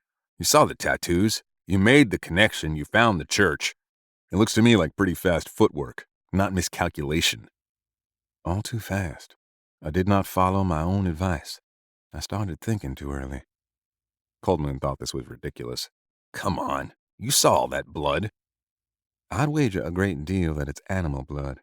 But more to the point, when I saw that lot full of expensive cars and those ridiculous rites, I understood the psychological dynamic was wrong. These are dilettantes playing at Satanism. They are guilty of animal cruelty perhaps, but not murder. The killer or killers we are seeking are far more insidious than these pathetic dabblers in the occult. Coldmoon shook his head. The case had gone from being open to closed to open again so fast he felt almost dizzy. Let this be a lesson to you, my friend, on the dangers of drawing conclusions too early, Pendergast told him. As H.L. Mencken once said, there is always a well-known solution to every human problem, neat, plausible, and wrong. This was that neat, plausible, and wrong solution. If you say so. What now? We must look elsewhere for answers. Specifically, Ellaby. 19. Pendergast descended the worn steps, pausing at the bottom to look around. He felt deeply chagrined at the previous evening's raid and his central role in it, but for the time being he put such thoughts aside. The basement of the Chandler house had a distinctive smell, the smell of time, for want of a better word, that he found most interesting. Wet stone, dust, and the distant odor of saltpeter, no doubt from the days when the building had functioned as a munitions factory, with a whiff of burnt rubber. Here they had processed gunpowder, lead, and brass into 54 caliber ringtail bullets for the Sharps rifles favored by Confederate cavalry. How stimulating, he thought, to have the past and the present mingling here in one's senses, like a fugue. He also noted an additional odor, the crushed walnut scent unique to the toxin prestracurarin. He paused. It would seem the hotel was troubled with rat infestations. It would also seem they used a backward exterminator, because that particular rodenticide had been deemed ineffective years ago. Rats, lacking the physical capacity to vomit, were by nature highly suspicious of unfamiliar odors. No matter. Rats in a basement were not his concern. The entire space exuded a feeling of desuetude and abandonment. He could see bare light bulbs hanging from cords, stretching out into the distance, leaving gloom on either side. Even from his position at the foot of the steps, he noticed that the basement was formed out of a layering of building cycles, the stone floor rising or falling to match the periods of additional excavation. In the darker corners, away from the lights, rooms were faintly visible, pantries, a disused kitchen, what looked like a scullery. One section far to the rear was roped off with yellow tape and an official-looking sign that read, "Structurally unsound." The antiquarian in him would have enjoyed exploring this underground fastness further, but he was here for a specific purpose, to investigate the room hard by the basement stairs that had been Ellerby's special office. The room was marked by a scuffed wooden door with a pane of frosted glass set into it. Pendergast tried it, found it locked. He took out his set of lock-picking tools and, with a quick movement of his nimble fingers, the door opened noiselessly. The room was small and boxy. One of the fluorescent lights affixed to the ceiling had a malfunctioning baffle. 3 computer monitors arrayed along one wall were dark, but he could see the computers connected to them were still running, albeit asleep. They were placed upon a long table, a printer at one end. A shorter table was pushed against the opposite wall, its stacks of paper arranged into folders of various colors. This was where the late Patrick Ellerby had moonlighted as a stock trader. As he closed the door and walked into the room, Pendergast reminded himself that moonlighting was misleading. From what the staff had said, Ellerby would drift down here at random times of the day or night, which was odd because most traders worked by the clock. Pendergast had already examined Ellerby's rooms, located on the 3rd floor of the hotel.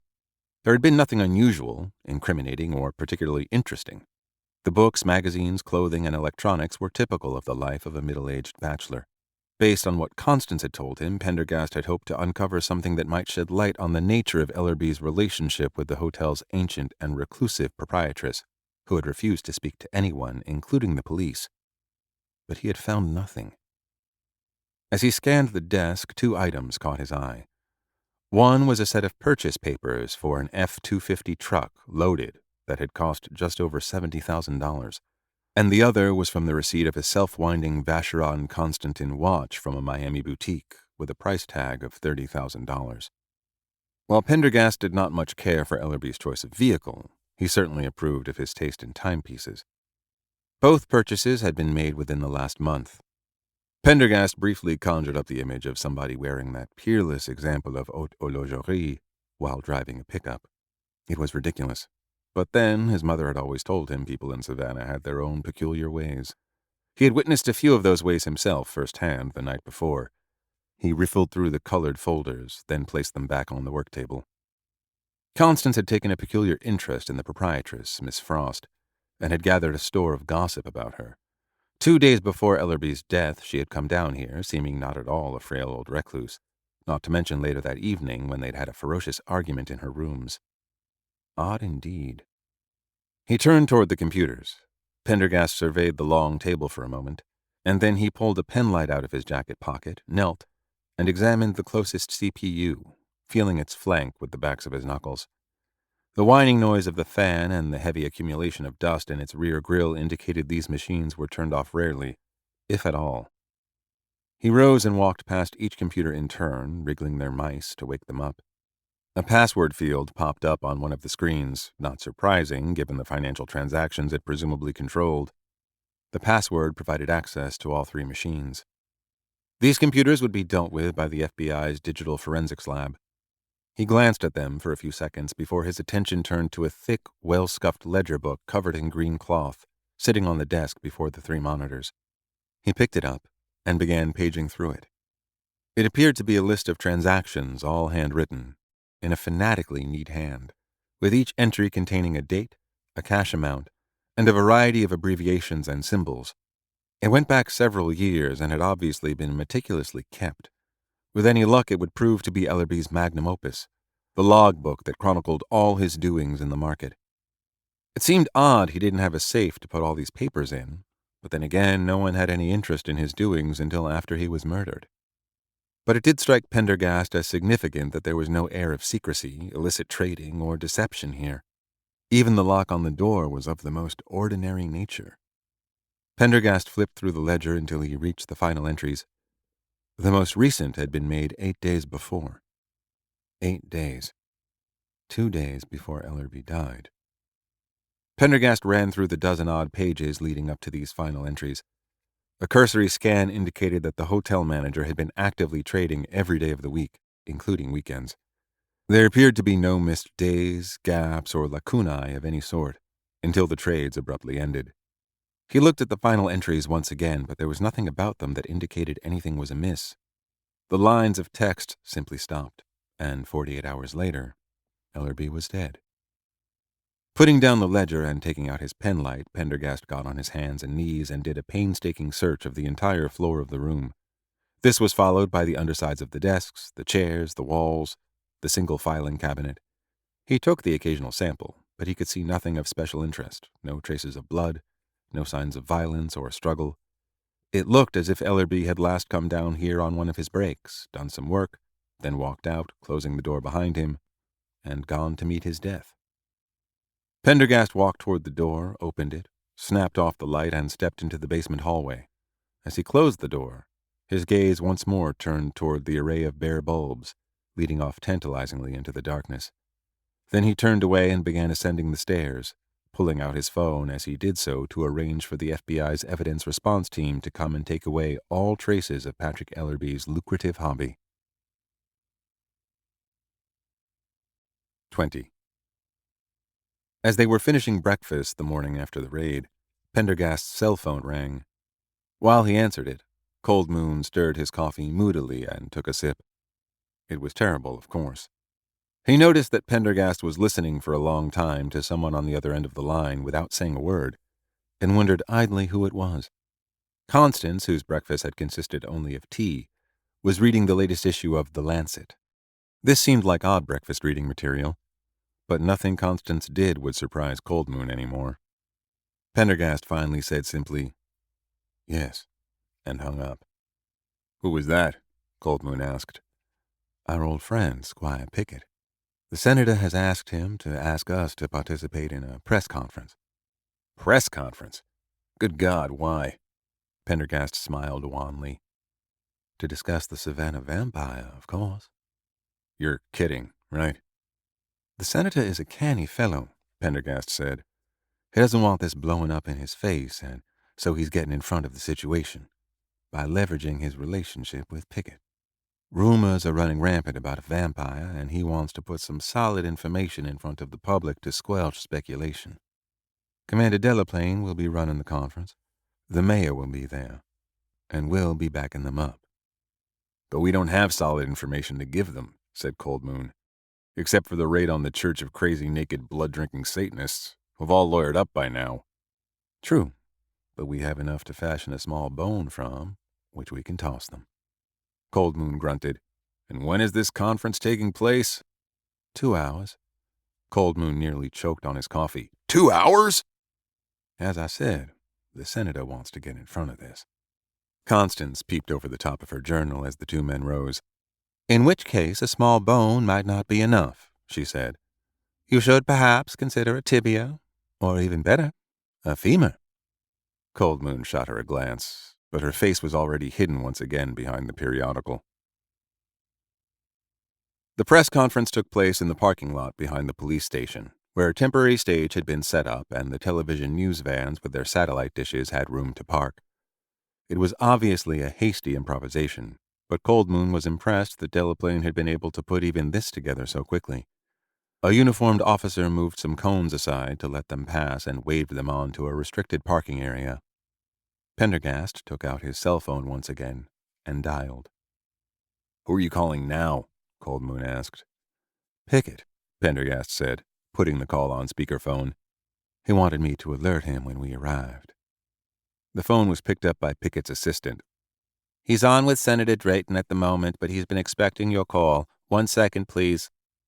A brief silence, and then Cold Moon heard a basso profundo voice with an unpleasant rasp come through the phone's speaker. I'm not sure you're hearing me, Walt. I've got that outdoor rally in Savannah coming up awfully soon, and I won't tolerate any diversions. You need to get this mess cleared up quickly because— I beg your pardon, Cold Moon heard Pendergast interrupt. There was a silence. Pickett's voice came through, slightly breathless. Agent Pendergast, I can't take your call now. I'll call you back. Yes, sir. He paused a second. It seems we might have had a phone malfunction because I thought for a moment that I heard another voice. That will do, Pickett said, his voice tight, and the phone went dead. Cold Moon looked at Pendergast, who had a most unusual twinkle of amusement in his eye. Is that who I think it was? The Georgia senator reaming out Pickett? Tragic how some people seem unable to master digital technology, Pendergast said, not sounding perturbed at all. I don't know how, but I think you managed that little screw-up, said Cold Moon. Who, me? Impossible. That Senator Drayton certainly sounded like a first-class asshole. Cold Moon couldn't help but feel a certain grim satisfaction in knowing that Pickett might himself be on the receiving end of the stick. Pendergast was already out of the car and walking across the parking lot, and Cold Moon hurried to join him.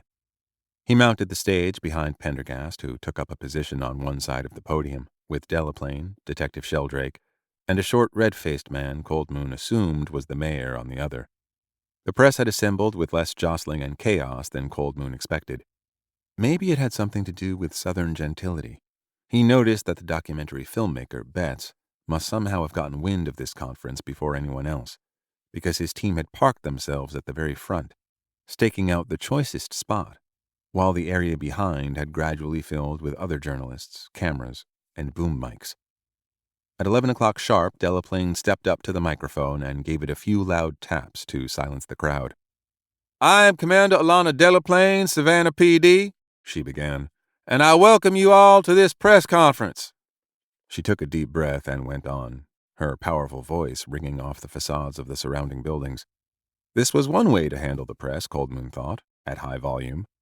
She expressed sympathy for the two victims, assured the public that all resources were being brought to bear, praised the ME's work, welcomed the help of the FBI, thanked the forensic teams and labs working on the case, and burnished the investigation to such a high gloss that it left the assembled press, who were no doubt thirsting for gore and controversy, dispirited, almost as if the case had been solved while their backs were turned. No mention was made of the raid.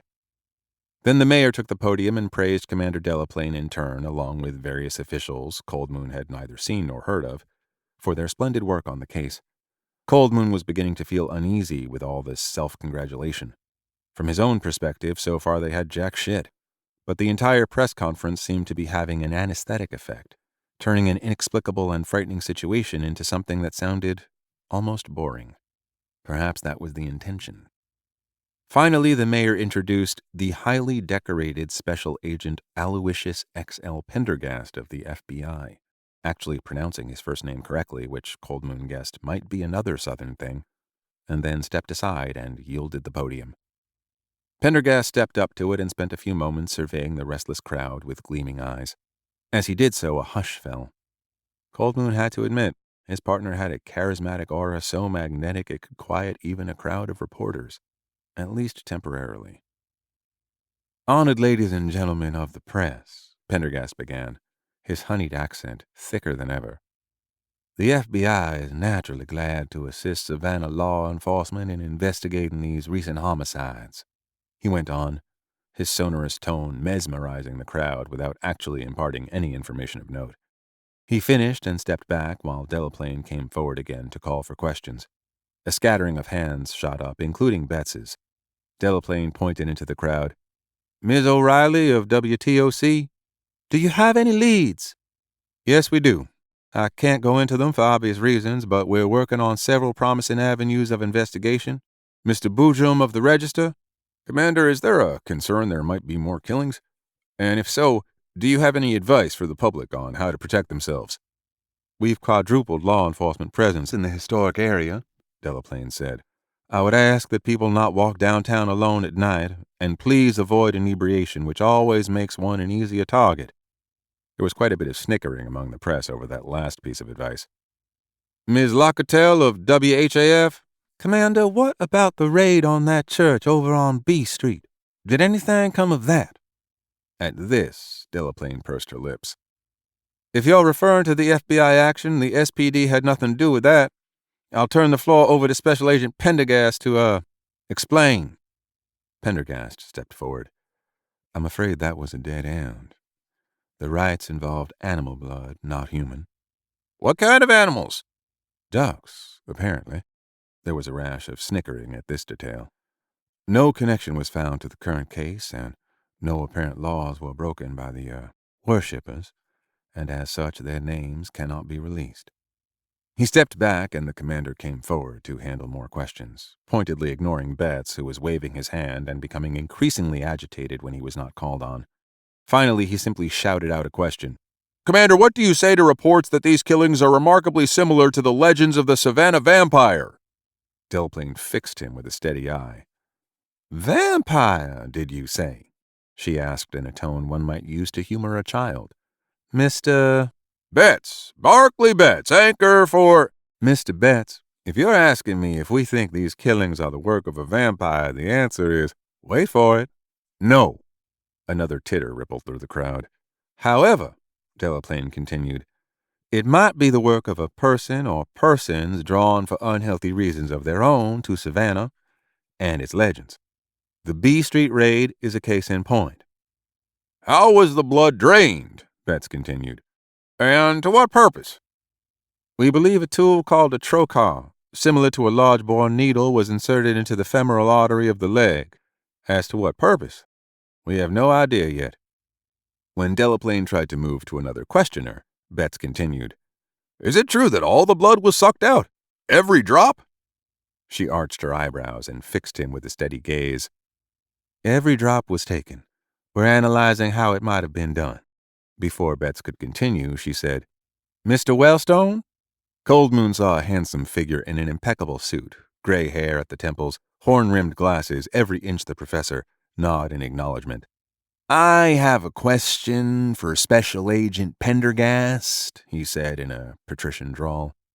Agent Pendergast, I understand you're one of the FBI's leading experts on deviant criminal psychology, especially as it involves serial homicide. Do you think the perpetrator is, in fact, a deviant serial killer? Silence fell as the crowd awaited Pendergast's answer. Serial killer, Pendergast finally said. Perhaps. Deviant? Perhaps not. He paused.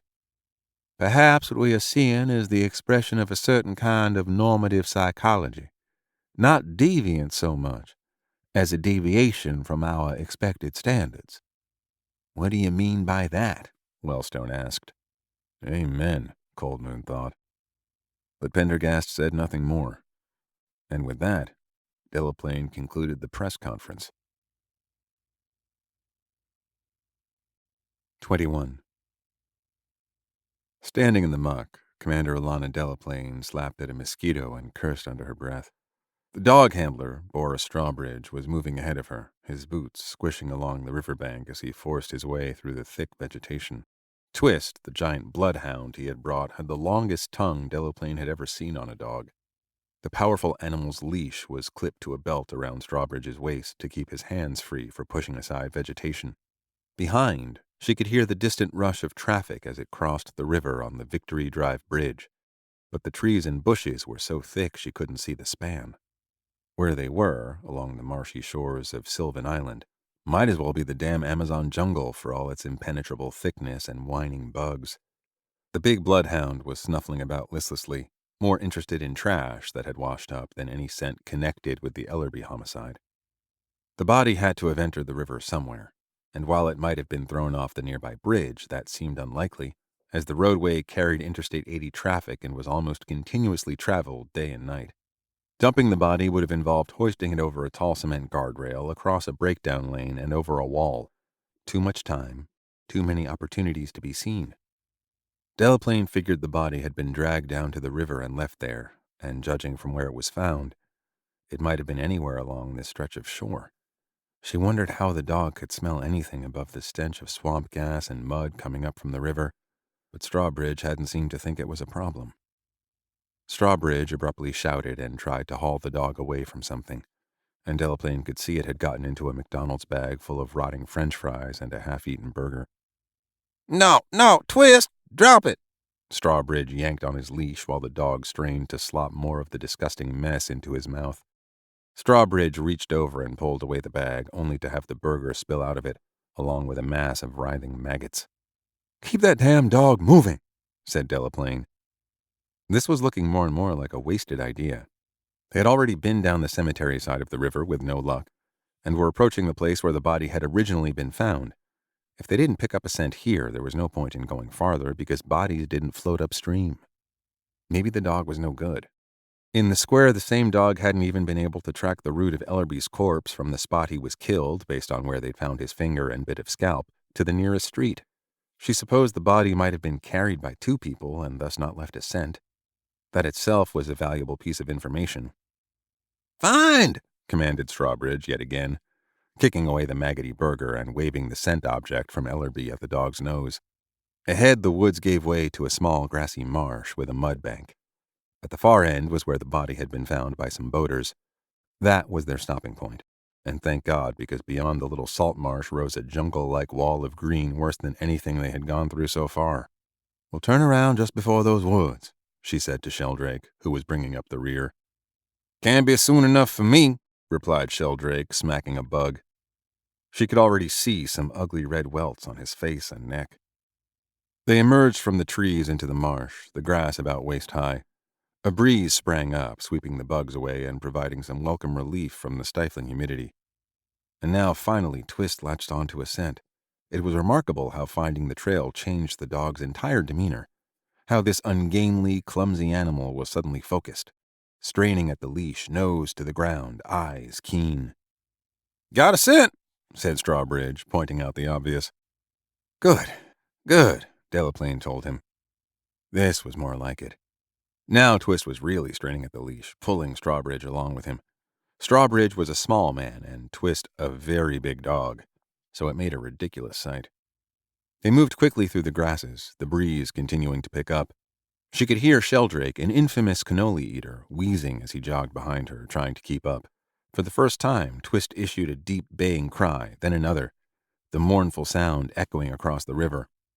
"He really has something," said Strawbridge breathlessly, as he was dragged along by his own belt. They came around the far side, skirting an indentation in the riverbank. A few hundred yards ahead, Delaplane could see the muddy embankment where crime scene investigators had flagged the body's location. The dog was now bounding forward in his eagerness, jerking Strawbridge like a marionette with each lunge. "Easy, Twist," the handler said, but the dog paid no attention, and bayed again, a long, powerful sound from deep within his chest. "Twist, heel! Heel!" Strawbridge grabbed the leash with both hands and pulled. But the dog was clearly in full chase mode, and it was almost comical to see Strawbridge stumbling along behind him, shouting and trying to keep up. "Bad dog! Heel! What the hell's wrong with you?" Twist was frantic, baying loudly, slobber flying from his mouth, his foot-long tongue swinging with each bark, straining and lunging, pulling Strawbridge toward the dense wall of vegetation just beyond where the body had been found. "Come! Sit!" No command worked, and a moment later, what Delaplane feared would happen, indeed happened. Strawbridge lost his footing and fell in the tall grass, but still the dog struggled forward, dragging him along. Grabbing the leash in both hands once again, Strawbridge unclipped it from his belt, and the dog took off like a shot toward the line of trees. "Damn him!" Strawbridge spluttered, standing up and brushing himself off as the dog bounded away, baying like mad. "He's never done that before." A moment later, Twist dove into the bushes and then vanished into the woods, his baying becoming muffled. "What now?" asked Delaplane, glancing back at Sheldrake, huffing and puffing his way through the grass behind them. "We follow. I think he's due for a little refresher training, frankly." "I'll say." Delaplane could still hear the baying, fainter now, but at a higher pitch. Strawbridge listened for a moment as the barking reached a hysterical timbre. "He's definitely found something." They started walking, and as they did so, the baying abruptly stopped. Strawbridge paused to listen. "Why the silence?" Strawbridge shook his head. "I don't know." A few more minutes of trudging through marsh grass brought them to the edge of the forest. Pushing through a screen of bushes, they entered a dense thicket, light filtering down, the heat suddenly rising along with the insects. Strawbridge took a moment to grab his cell phone. "Think he'll pick up?" Delaplane asked, irritated. "Twist has a GPS unit on his collar. This just tells me where he is." He fiddled with some app on the phone, then set off, naturally, toward the densest part of the forest. "This way," he said. "I could sure use someone with a machete," said Delaplane, pushing through a mass of palmettos. Sheldrake's only comment was a muttered curse. The forest was totally silent. Not even the birds were singing. Strangely, after a few minutes, even the insects seemed to vanish as the palmettos gave way to a forest of live oaks, so ancient and draped in moss it was like walking through curtains. A good 10 minutes of struggle, and then Delaplane could see ahead, a shaft of sunlight penetrating the green gloom. A clearing. Strawbridge hastened his pace. "Twist!" he called, still glancing frequently at his phone. "Funny, it shows he's right up ahead. Twist! Here, boy!" Pushing aside an especially thick screen of moss, they stumbled abruptly out into a small, sandy clearing. Delaplane halted. There was something lying in the sun, almost at their feet. It took her a moment to recognize what it was: the dog's head and long tongue. The rest of it lay about 20 feet away, connected by a long coil of viscera from which a single French fry, rotten and undigested, could be seen protruding. 22. It was 10:15 that evening when Constance ascended the wide central staircase of the Chandler house. The hotel's carpeting was attractive, intertwining gold acanthus on a field of deep scarlet. But even if the stairs had been bare wood, her steps, from long experience, would have made no noise. She paused on the fourth-floor landing to glance around. To her right was a short hallway that ended past half a dozen guest rooms. To her left, the hall stretched on for a long way before making a jog. Although the hotel had a fifth floor, the stairway ended here, on the fourth. She stood motionless, wondering where the fifth-floor staircase might be found. Constance had spent the last hour in the suite of rooms she shared with Pendergast, Coldmoon having been banished to the third floor when he refused to stop brewing his rank and no doubt carcinogenic camp coffee. Constance had taken an interest in the Savannah vampire legend, and so she had gone in search of the hotel's library. Although small, it had proven to be of interest.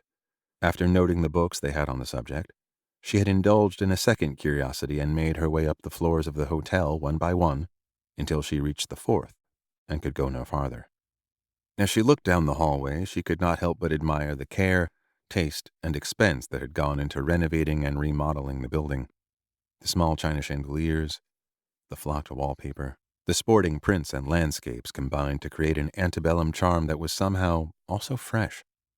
Constance sensed an obsessively careful hand at work here. She began walking silently down the hall. Everything she'd learned about Felicity Frost increased her curiosity. Nobody knew Miss Frost's background or who her family was, beyond the fact that she must have come from money. In her careful inquiries, Constance had learned a few things. When Frost first converted the building into a hotel back in the 90s, she had run the place almost single-handedly. She affected a pearl-handled cane and wore hats with veils every Sunday, even though she never went to church. In those days, she had been anything but a recluse. She had a quick tongue and was not shy in conversation. Whenever anyone inquired about her past or her people, she would happily enlighten them. Every time, however, the story was different, and those stories grew more elaborate and outrageous with each telling. Her great-great-grandfather had made his fortune in the fur trade, and she'd grown up on a réserve indien in Quebec. She was a descendant of the only child of Bonnie and Clyde, born in secret, and on reaching maturity, invested her parents' ill-gotten gains in a young company called IBM. In her wayward youth, she had successfully hijacked a plane to Cuba and made off with a suitcase full of smuggled gemstones. She was the granddaughter of Grand Duchess Anastasia of Russia, who, instead of being massacred by Bolsheviks in Yekaterinburg in 1918, escaped to the forests of the Carpathian Mountains, taking with her 3 Fabergé eggs. Eventually, people tired of being made fools of and stopped asking, but the curiosity and speculation never died away. Around 10 years ago, it seemed, Miss Frost, then well into her 70s, had been struck by some kind of age-related condition. It was generally believed to affect her mind as well as her body because her behavior, always eccentric, grew markedly more extreme. She withdrew from the day-to-day work of running the hotel and became increasingly dependent on Ellerby, the manager, to attend to details. She spent more and more time in her rooms on the 5th floor, growing increasingly reclusive, until at last she kept to them entirely. She restricted access to the top floor to just a few chosen maids and Ellerby. Now and then, despite slowly increasing enervation, she was subject to fits of sudden anger. Maids could come up twice a week to clean and to change the linens, but they had to adhere to a strict schedule, and Miss Frost was never in those rooms while the maids were present.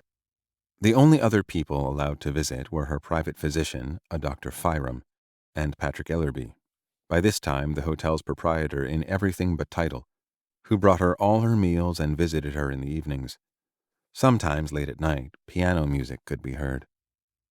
This was what Constance, in careful and diligent inquiries, had been able to learn. She'd considered asking Aloysius to dig into FBI databases to find out more, but found herself hesitating. The story of a woman locking herself away from the world and spending time in private pursuits struck a chord in Constance, and beyond that the Southern Gothic trappings, the rumors and whispers, were too delicious to ruin with the winter wind of truth. Naturally, the talk had included speculation about the nature of the relationship between Miss Frost and Ellerby. One line of gossip was that the old lady wasn't as feeble as she made out, and had killed the younger man in a lover's quarrel. It certainly seemed that the older she got, the more she disapproved of Ellerby's side interest in the stock market. But Constance dismissed the more prurient of these speculations as being too obvious to be true.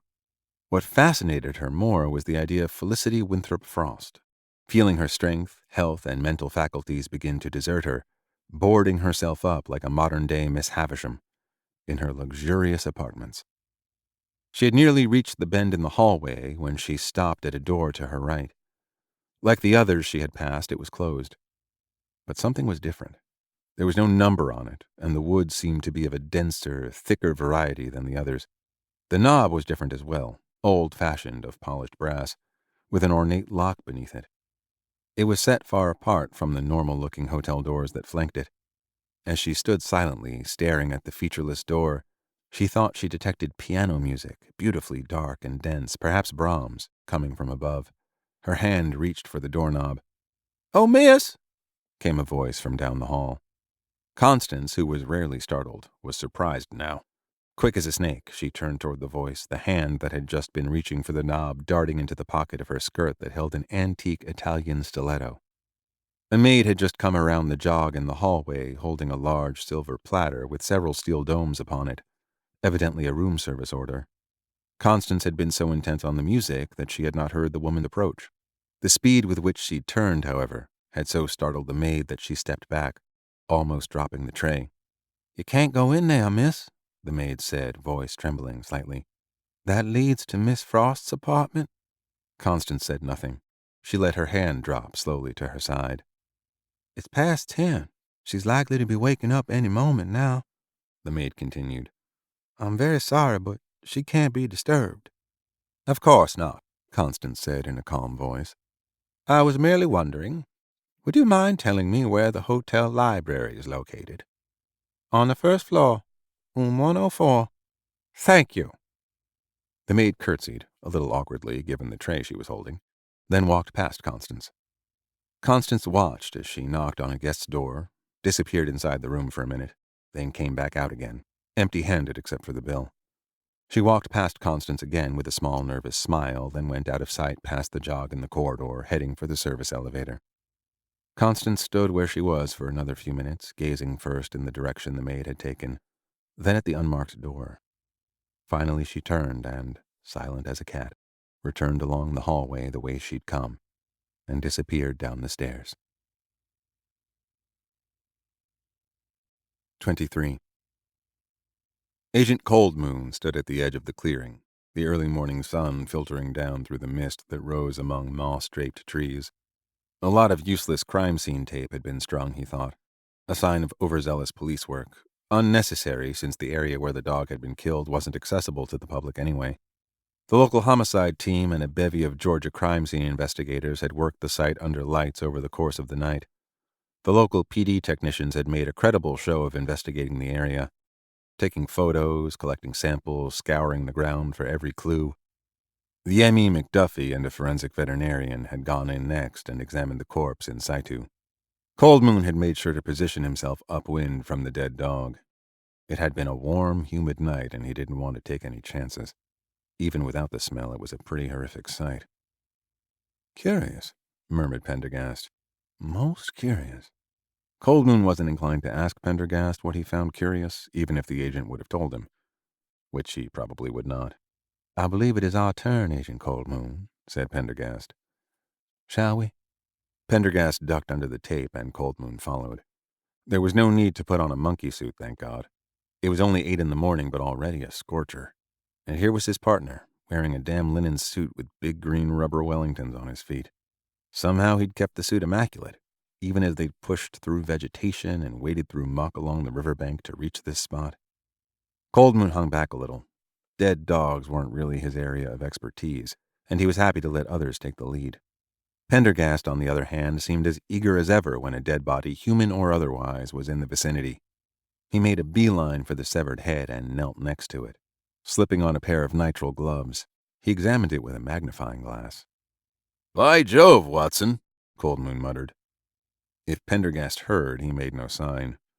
He lifted the dog's tongue, turned it over, and swabbed something from it, then swabbed the dog's canines and put both swabs in a tube. Another tube came out, and he took more rapid samples. Meanwhile, the M.E. and vet were examining the rest of the dog 20 feet distant. Now Pendergast was examining the dog's badly torn neck. "Agent Coldmoon?" Coldmoon came over. Pendergast was pointing to vertebrae exposed in the neck. He waved off a few flies as they looked closer at the bloody mess. Pendergast handed him the glass. "If you please." It didn't please, but Coldmoon took a look anyway. He could see that the tip of one vertebra had broken off and the spinal cord was ragged and torn. "Looks like a lot of force was used." "Exactly," said Pendergast. "One might assume the head was cut off, but when you examine the flesh here and here," he poked at some muscles in the neck with a swab, "and that fractured vertebra, it looks more like it was torn off. Do you see?" "Right," said Coldmoon. "Right." Pendergast rose. "Let us look at the other section of the body." They joined the M.E. and the vet, still crouching over the remains. Pendergast gave the carcass such a thorough examination, once again with his magnifying glass almost pressed against the fast-decaying flesh, spreading open this wound and probing into that cut, that Coldmoon had to avert his eyes. He hoped to God he wouldn't be asked to examine something. "Well," said Pendergast as he rose, examination complete, "Dr. McDuffie, what do you make of it?" The M.E., high-strung to begin with, seemed particularly nervous. Coldmoon understood why. When he saw Commander Delaplane come striding out of the swamp, a look of displeasure on her face. "I'll defer to my veterinary colleague, Dr. Suarez." The vet, a young fellow with a lean frame, laid back in comparison to McDuffie's fretfulness, said, "Well, if we weren't out in the middle of a bayou, I'd say this dog had been hit by a truck. You can see evidence of trauma, significant internal injuries, and broken bones." As he spoke, he gestured with a bloody scalpel, which he had been using to take tissue samples. "Curious," said Pendergast. Delaplane was now standing behind them, listening, her arms crossed. So in the absence of being hit by a Peterbilt, I say the dog was beaten badly, perhaps with a baseball bat or crowbar, and cut or slashed. Possibly both the butt and blade of an axe were used. We'll know more when we get the remains to the lab. Dr. Suarez, said Pendergast, I fear your conclusions may require some additional thinking. Suarez raised his eyebrows. And why is that? The abuse of the dog you just described would have taken a certain amount of time, but this dog was killed instantly. Agent Pendergast, even without medical training, you can see how extensive these injuries are. It simply is impossible for them to happen simultaneously unless, as I said, the dog was hit by a truck. He spread his hands and smiled. But out here in the woods? I respect your observations, Dr. Suarez. Nevertheless, according to everyone interviewed, the dog was killed so quickly it made virtually no sound. It was barking hysterically, and then there was sudden silence. The dog had a GPS collar which was found within minutes of the cessation of barking. That's pretty damn mystifying, then, said Suarez. Look at the forensic evidence. This dog has numerous broken bones, multiple internal injuries, and has been ripped apart with some sort of hook or hatchet. See these ragged cuts in the abdomen here? And the place where the head was severed? None of that's clean, just a frenzy of ripping and tearing. I do see them, said Pendergast. The witnesses, however, are quite clear in stating they reached the clearing only moments after the dog stopped barking. There was no one or no thing there. The attacker was gone. I would like to hear your theory, Agent Pendergast. But Pendergast didn't answer. Something in the direction of the river had attracted his attention. He rose and wandered off, disappearing into the trees. Suarez shook his head. He's an odd duck. Never met an FBI agent like him. And you never will again, said Cold Moon, irritated. He's the very best. After a short silence, Commander Delaplane said, If you're asking about theories, I've got one. We have a person who kills 2 people and steals their blood. Then he disembowels a dog. There's only one explanation for this. We've got a maniac on our hands, someone big and powerful enough to tear apart a dog. The question is, why? Delaplane rounded on Cold Moon. Is there anything in your criminal databases like this? Cold Moon rose and pulled off his gloves. There was a situation in Russia in the 1990s, he said, of a gang who killed homeless people passed out in parks in Moscow and drained their blood to sell on the black market. But obviously that's not likely the case here. Delaplane frowned. We need a break in this case, fast. The senior senator from Georgia is on the warpath, or so I'm told. She looked around, glaring. All right, she said. Load the remains of the dog into evidence bags and bring them back to the lab for further analysis. We've done all we can here. At this juncture, Cold Moon heard his radio crackle. Agent Cold Moon, came Pendergast's voice. Please come to the shore and bring the others. Delaplane turned. Is that your partner? Yes. What does he want? I don't know. Cold Moon set off in the direction of the voice, with Delaplane, Sheldrake, the ME, and the vet following. They left the clearing and headed through the trees toward the river. This way, came the faint voice. The trees gave way to an embankment covered with marsh grass, leading to a mud flat along the river. Pendergast stood 10 yards out in the mud, knee-deep. Amazingly, the wellies had managed to keep his cream-colored suit still immaculate. He was taking photographs. Take care to preserve the marks there in front of me, he said, pointing to a disturbed area in the mud. I believe they are significant. Cold Moon peered in the indicated direction. There was a large, irregular depression in the mud, as if something had swiped across its surface, leaving an unclear, confused impression. What is it? Delaplane called out, standing next to Cold Moon and peering at the smear. Why's this significant?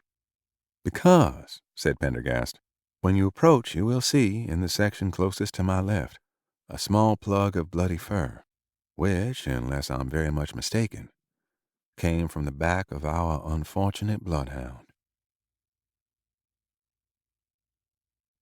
24. It's very strange, said McDuffie breathily as he led the way into a small conference room to one side of the ME lab. Very strange, he repeated as Cold Moon and the others all took seats around the central table. Dr. Kumar will explain it. The doctor, a small man with dark skin and a lively face, opened a briefcase and passed out slim folders to everyone. Cold Moon opened his. There was a cover letter, followed by a bunch of incomprehensible lab reports replete with structural formulas. He quickly shut it, but noted that Pendergast, next to him, seemed fully absorbed. Was chemistry another of the agent's unexpected talents? He decided it must be. "Well," said McDuffie, clasping and unclasping his hands, "Dr. Kumar has something to tell us about the, substance recovered from 2 of the victims." Dr. Kumar nodded and cast his bright eyes around the table. "As George just said, it is most strange. The details are in the folder, but I'll try to explain in common English." "Thank you, Dr. Kumar," said Pendergast. "The substance we found on both victims is a mixture of organic molecules, all very unusual. One compound, making up over 50% of the sample, will serve as an example. It is a very complex and large organic polymer, a long chain molecule with a core of carbon and hydrogen, with side groups of sulfur, nitrogen, iron, and, strangely enough, silver. This is not a substance we would find in any living organism." He let this hang. Cold Moon could see Pendergast's eyes glittering. "Can you expand on that, Dr. Kumar?" "I can, at least a little. We call this class of compounds organosilvers, which are formed when silver bonds with carbon. The reason we don't find silver incorporated into the chemistry of living organisms is because it's toxic." Then where did it come from? Cold Moon asked. "I believe it's a manufactured compound. Nothing like this would occur in nature, but to manufacture this would take a very sophisticated chemist, equipped with a high-level lab." He paused. "The fact is, I've never seen a compound like this. It's sort of crazy, to be honest." "What's it supposed to do?" Cold Moon asked. "I'm not sure I understand the question," Kumar said. "I mean, it must have been made to do something, right? To serve a purpose? So, what's the purpose?" "Ah," said Kumar. "That is a very good question." He paused again. "I have absolutely no idea what its purpose is." "I believe it was kind of greasy or slick," said Cold Moon, "and it was found around the puncture wounds in the victims. Could it have been a lubricant?" "Possibly. But why use it as a lubricant when much simpler compounds can be purchased at the drugstore? Really, I wish I could tell you more, but we've barely been able to analyze the compound. We're still working on its structure. A full analysis could take months." "And the other compounds found in the sample?" Pendergast asked. "What is their chemistry?" "Equally bizarre. All organic, complex, and unlike anything we typically see in nature or in manufacturing, medicine, or chemical synthesis. Many seem to have metals in them. Organometallic, we call them. Platinum and gold, primarily." "Gold?" Cold Moon asked, incredulously. "How much?" "Minute quantities. Gold bonded to carbon to make various gold carbide compounds. Again, this is something that doesn't occur in nature because such compounds are toxic to life, and they're not stable." "Any idea what company might manufacture these sorts of compounds?" "No idea who and no idea how. In fact, that's something that should be looked into. And we shall," said Pendergast quietly. He turned his gaze to McDuffie, who flinched visibly in response. "What about the fur found in the mud this morning?" "Definitely from the dog," the ME said. "And the imprint itself?" "Our CSI lab has a cast of it. They're trying to figure out what made the impression, but it's so smeared it's hard to tell." Pendergast leaned back in his chair and tented his fingers, half closing his eyes. "In that case, they are focusing on the wrong problem." "What do you mean?" McDuffie asked. "What made the impression is not the question of greatest significance. What other question is there?" "How it was made. Consider, if you will, that the mark is 10 feet out on the mudflat, with no other marks leading to it." There was a silence in the room. Pendergast rose and picked up the file. "Thank you, Dr. Kumar, for your report. My partner and I will study this with great interest." They took their leave.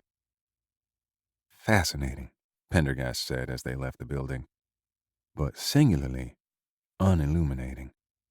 "So how was it made?" Cold Moon asked. But Pendergast, lost in thought, didn't answer. 25. Francis Wellstone, Jr. sat in a rear-corner banquette of Lafitte's restaurant, one of Savannah's most historic eateries, situated just off Warren Square.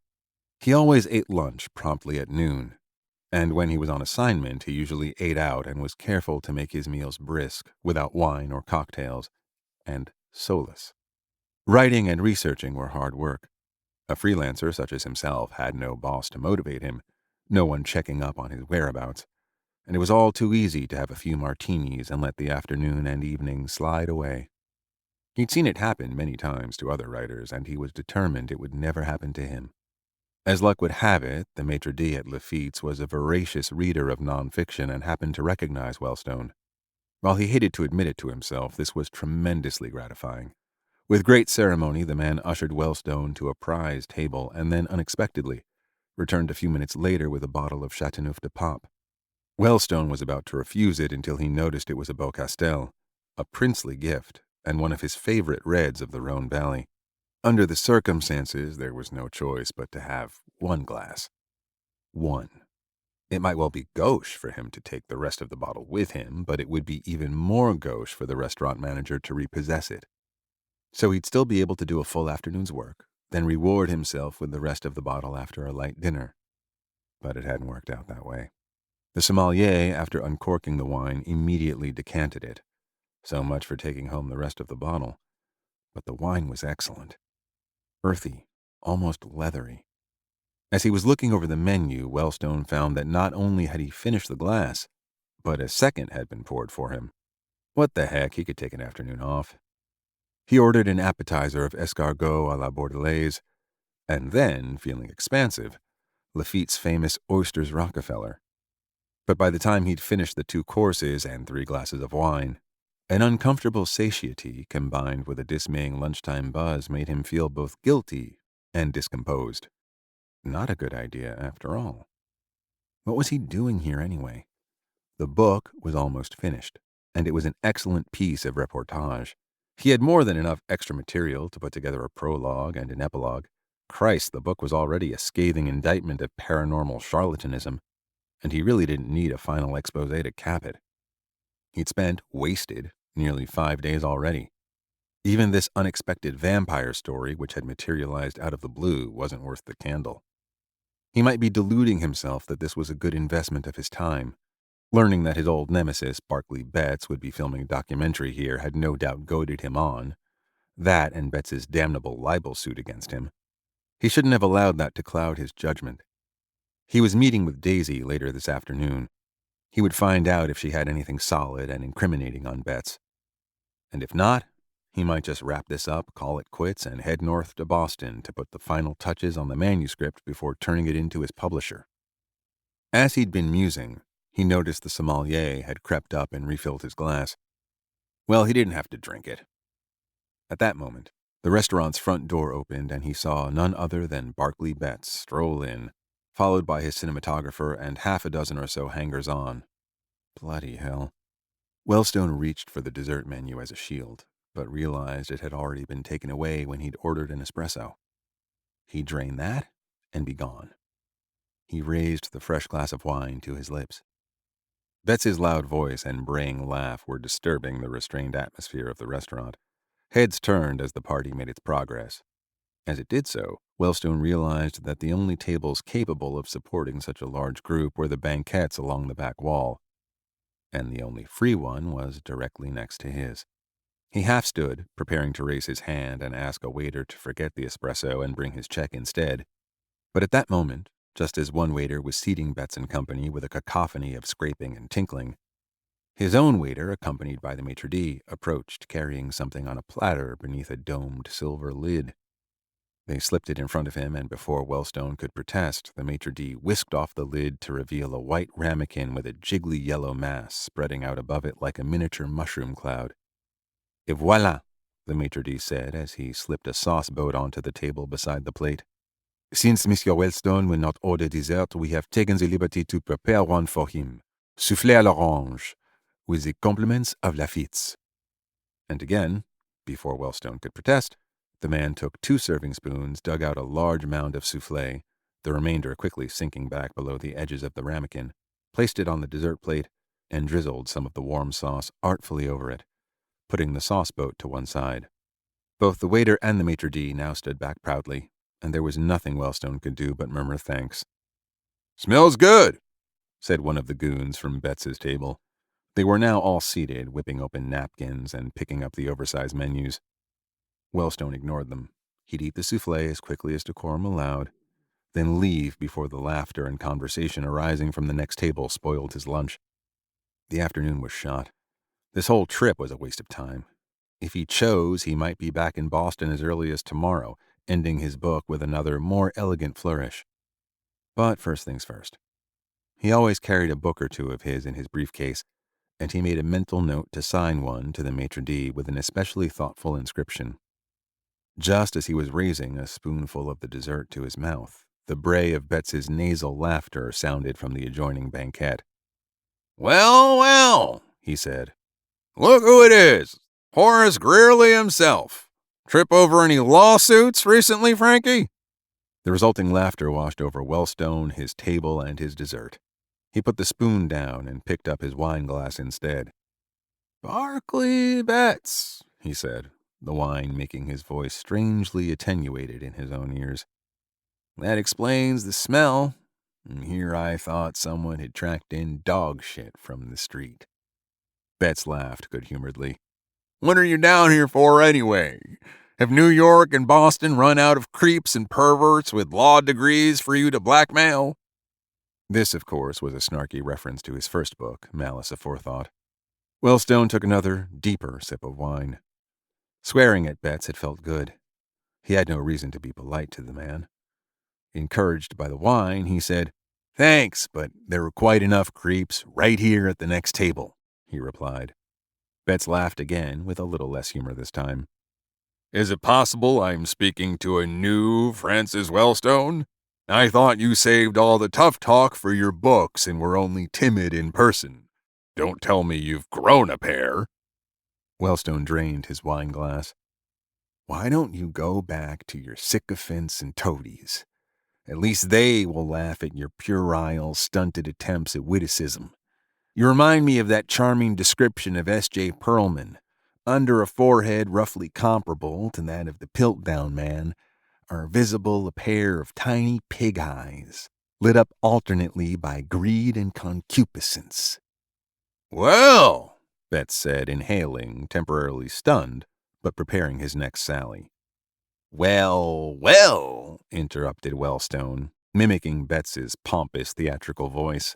The wine had muzzled his internal traffic cop. "Speaking of wells, how is that well of yours? Find any corpses down there after all?" The well had been a pet project of Betts's 2 years before. Traveling through Dutchess County, he'd heard about a farmhouse that belonged to a man who, according to local lore, had killed drifters and hitchhikers and thrown the bodies down his well. Betts decided the stories were true, even though the authorities didn't think so and had never investigated. Betts leased the property and raised money for a special live television event in which the well was dug up to uncover the foul crimes. Nothing was found. Betts was embarrassed, and it set back his career a few years. Rumor was he never allowed the project to be mentioned in his presence.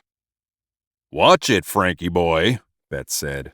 Wellstone could see, with a rising sense of triumph, that Betts was losing his cool. "Now who needs to grow a pair?" Wellstone replied, imperially and drunkenly disdainful from the safety of his banquette. "You can't sue me for what I say to your face, especially if it's true. But don't worry," he went on in a sarcastic voice, encouraged even more by seeing Betts's face darken with anger. "My critique of your well project, which I shall shortly publish, is only 3 words long, brief enough for even your infantile attention span. Care to hear it?" And he leaned a little unsteadily toward the leather curve of the banquette. "Al Capone's vault." At this mention of the most ridiculous special ever to air on TV, Betts put his napkin aside and stood up. He moved slowly, however, and Wellstone felt in no physical danger, until the producer plucked the sauce boat from Wellstone's table and poured warm creme anglaise all over the writer's pants, shirt, and tie. Paying particularly careful attention to the crotch, which he decorated in large, inelegant loops as Wellstone sat there, momentarily thunderstruck. But only momentarily. He launched himself over the edge of the banquette toward Betts, who skipped backward with a harsh guffaw. A muscle-bound crew member leapt up and deflected Wellstone's charge with a shove of outstretched palms, and he half-rolled, half-tumbled back into his own banquette, falling across his table, which promptly collapsed. As Wellstone hit the floor and before he could process the full indignity of what had just transpired, he became aware of two things: the unpleasant musky smell of the carpeting pressing against his nose, and the inverted plate of soufflé that now lay against the nape of his neck, its contents sliding down his back in a sticky, warm stream. 26. Clifford Mazzolino, forensic accountant for the Federal Bureau of Investigation, returned from lunch to find a new assignment waiting for him, delivered from Georgia by special courier, with an attached note written by one Special Agent AXL Pendergast. As Mazzolino took his seat in the windowless basement office, he wiped the grease off his hands from the gyro he'd just eaten. He used a paper towel, a roll of which he kept handy because he was large and soft and had a tendency to sweat. Pendergast. The name was familiar, and he vaguely associated it with something unpleasant. The reason suddenly came to him as he opened the note: that crazy episode years ago at the New York Museum of Natural History, where a bunch of people got killed, and if memory served, there was a cover-up. A special agent named Pendergast was involved with that, and now Mazzolino recalled a spectral image of the man. Mazzolino had been a rookie forensic accountant in New York at the time, just getting started with the FBI, and he'd assisted in analyzing the museum's accounts after the bloodbath, where they found significant fraud involving donated monies. It was Mazzolino's first case, and he had done well, very well. Those were heady times indeed. That was years ago. Pendergast's note was written with indigo-colored ink in an elegant script. Dear Mr. Mazzolino, I hope this finds you well. On the enclosed hard drives are the records of thousands of financial transactions. Could you kindly examine them for anything unusual or illegal, including but not limited to insider trading, money laundering, and financial fraud? This data came from the computers of a deceased hotel manager in Savannah named Ellerby, who traded equities, puts, and calls in his spare time. It appears he ultimately made a great deal of money doing it. We should like to know how. Very truly yours, S.A. Pendergast. The handwritten note was rather an eccentric touch. Didn't the fellow have a computer? But the project itself was straightforward enough, nothing different from what Mazzolino had done 1,000 times over the past decade. He plugged in the first hard drive, examined it for viruses, malware, and rootkits, found it clean, and then copied the contents to his powerful air-gapped Mac Pro, a version ordered to his own specifications, which included a 2.5 GHz 28-core Intel processor, 1.5 terabytes of RAM, 2 Radeon Pro Vega 2 Duo graphics cards, 4 terabytes of SSD storage, and an afterburner card. The monster was brand new and had cost the FBI more than $50,000, a sign of his value to the organization. As he scrolled through the files, Mazzolino noticed that this guy, Ellerby, hadn't encrypted them. This was a pretty good hint that what he had been doing was probably legal. Of course, that wasn't saying much. A lot of the dishonest, manipulative, sleazy shit that traders did was legal, which was the main reason why Mazzolino didn't personally invest in the market. The last thing he wanted to be was another chump. If small-time investors knew how they were being reamed out by the big boys every day, they'd never invest again. He opened one trading account and looked it over just to get a feel for it. In this account, Ellerby was trading big board stocks, Dow Jones Industrials. It all looked above board, and he was openly trading in his own name, not through some offshore entity or LLC. The first thing Mazzolino noticed was how small many of the trades were, and how short the duration. Almost all were in and out in less than an hour. But in the end, the guy had made a shitload of money. Mazzolino went through the trades one by one. No giant killings here on any single trade, but significant amounts that nevertheless added up.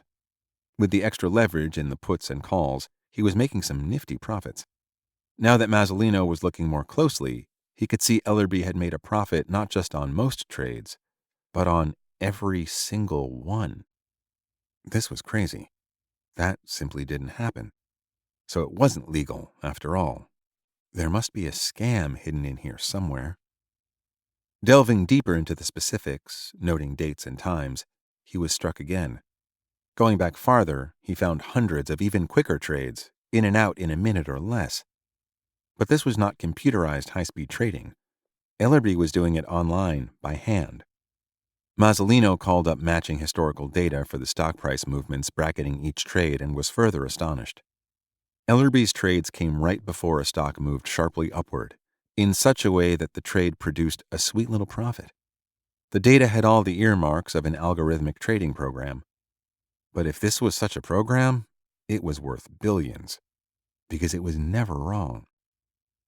No, that obviously couldn't be it.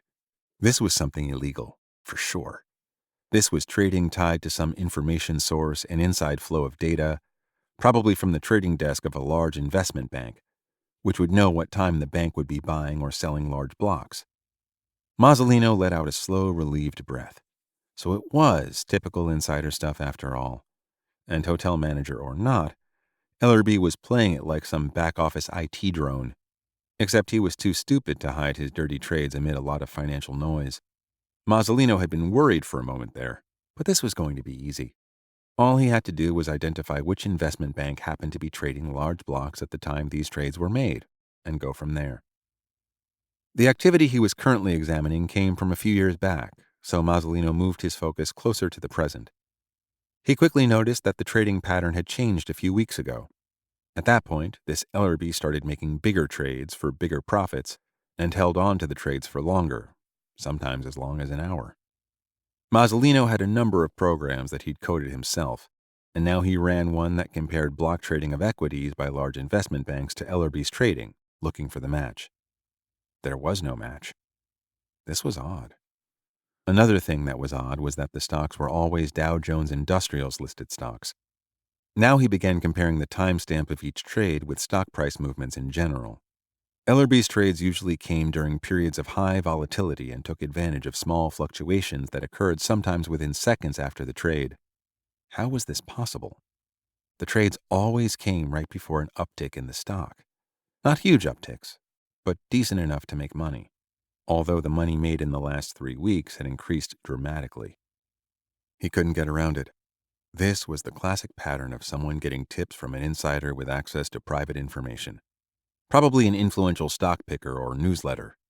Mazzolino had a database that aggregated the stock picks of thousands of such sources, and now he ran it against Ellerby's trades. Nothing. No match. Now, that was damned strange. Perhaps the trades were based on acquiring advance news about companies, like earnings reports or drug approvals that hadn't yet been released but that some insider was privy to. He had a program that handled that too, comparing the trades to news reports involving the same stock. That came up empty as well. Mazzolino ran Ellerby's trades against every program in his digital toolbox that matched trades with outside events, merger announcements, lawsuit filings, earnings reports, commodity movements, political news, and a host of other things that move stocks abruptly, and still couldn't find a pattern. Next, he looked at who was buying and selling these stocks just before or after Ellerby's trades. If Ellerby knew someone who bought and sold large blocks of stock, and he acted before that person did, he could make a profit from the movement of the later, larger trades. Again, nothing came up. No big blocks of stock were dumped or purchased. No insider selling or buying from company executives. Ellerby simply seemed to have anticipated ahead of time an uptick in the stock price and bought into it, then sold at a profit. He could have made much larger profits by buying and holding some of these stocks, but he never did. The trades were quick, simple, and unremarkable, and every single damn one made money. As Mazzolino went forward in time, he again saw the break that took place 3 weeks before the end. He saw it in every trading account. In recent weeks, the trades got bigger, more profitable, and longer. 4 hours later, Mazzolino, bathed in sweat, a pile of damp paper towels on the floor behind him, hands trembling, finally shut down his system. It was only 2 o'clock in the afternoon, but he was going home early to have a stiff martini. Ellerby's trading went back years and years, via every imaginable financial instrument all over the map. Those same quick little trades making modest profits. Every trade was legal, or so it seemed. Mazzolino could think of only one answer. Ellerby was a stock trading genius the likes of which the world had never seen. Given the short time frames on so many of the trades, he must have developed some incredibly powerful mathematical quantitative trading algorithms that monitored markets and traded accordingly. An algorithm like that never made a mistake and always made a profit, would be the holy grail of Wall Street. But such programs, no matter how powerful or ingenious, could never be 100% accurate. It was impossible, given the random fluctuations of the market, to ever be perfectly accurate. But the hard drive held only records of transactions, no indication of how the trades were identified and executed, and no algorithmic trading program. And by the end of it all, Ellerby had amassed a paper fortune of close to $300 million. A hotel manager.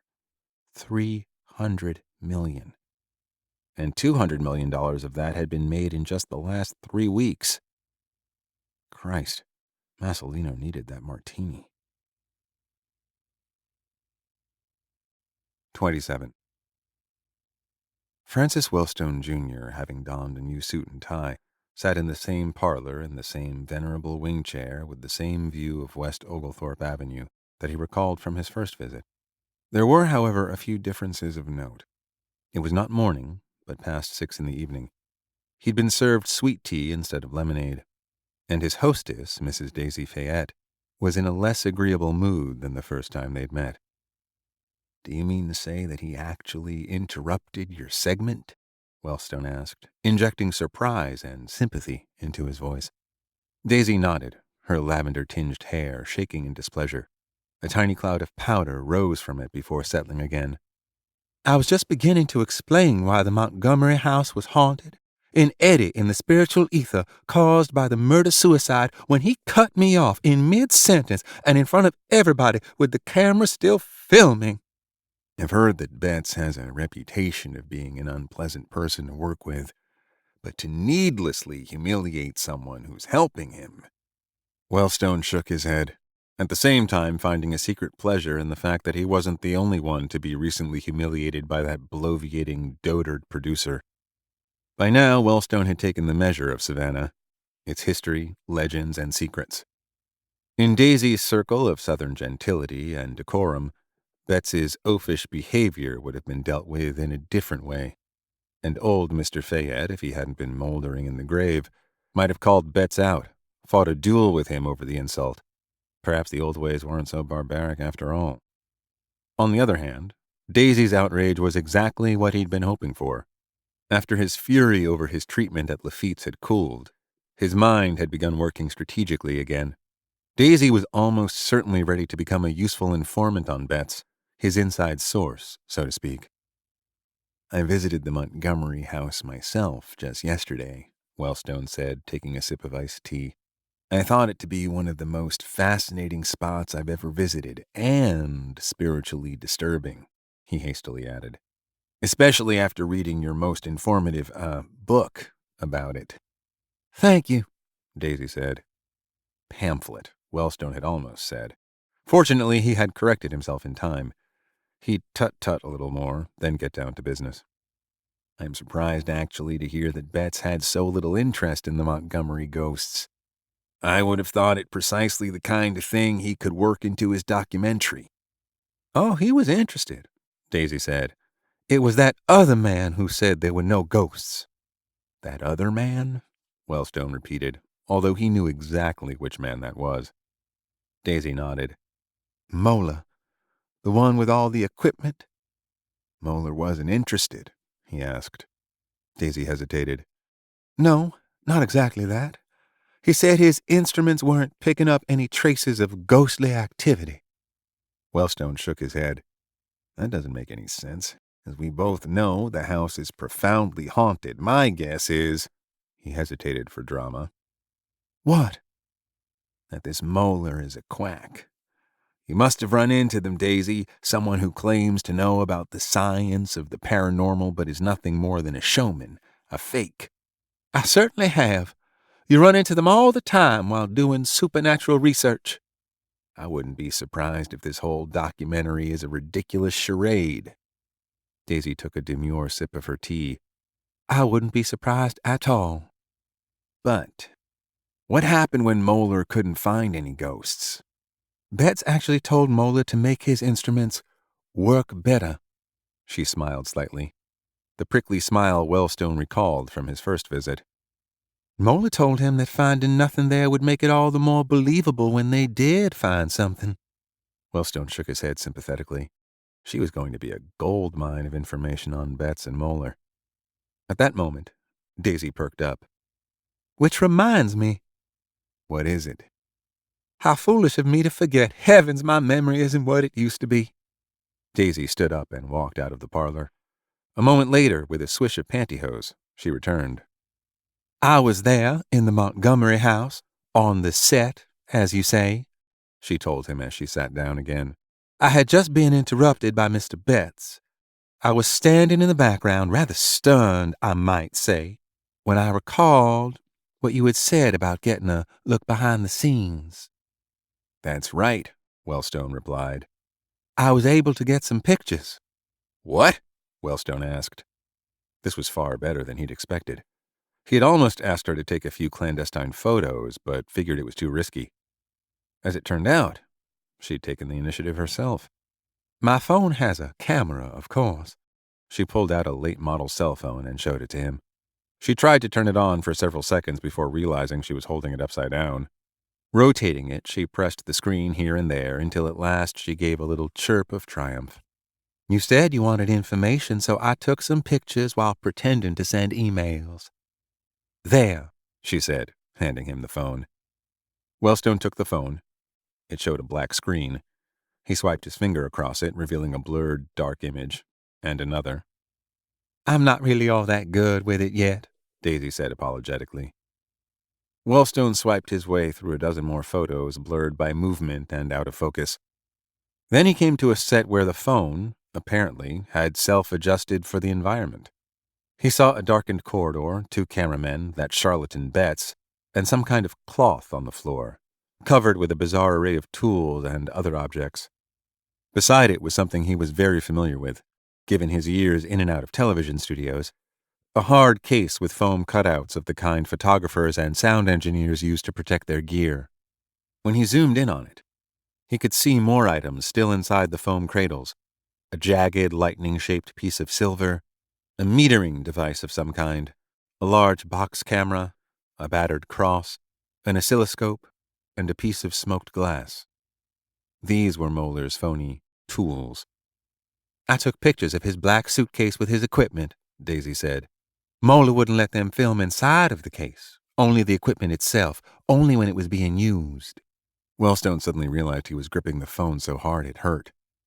Daisy, he said, I believe you've struck gold.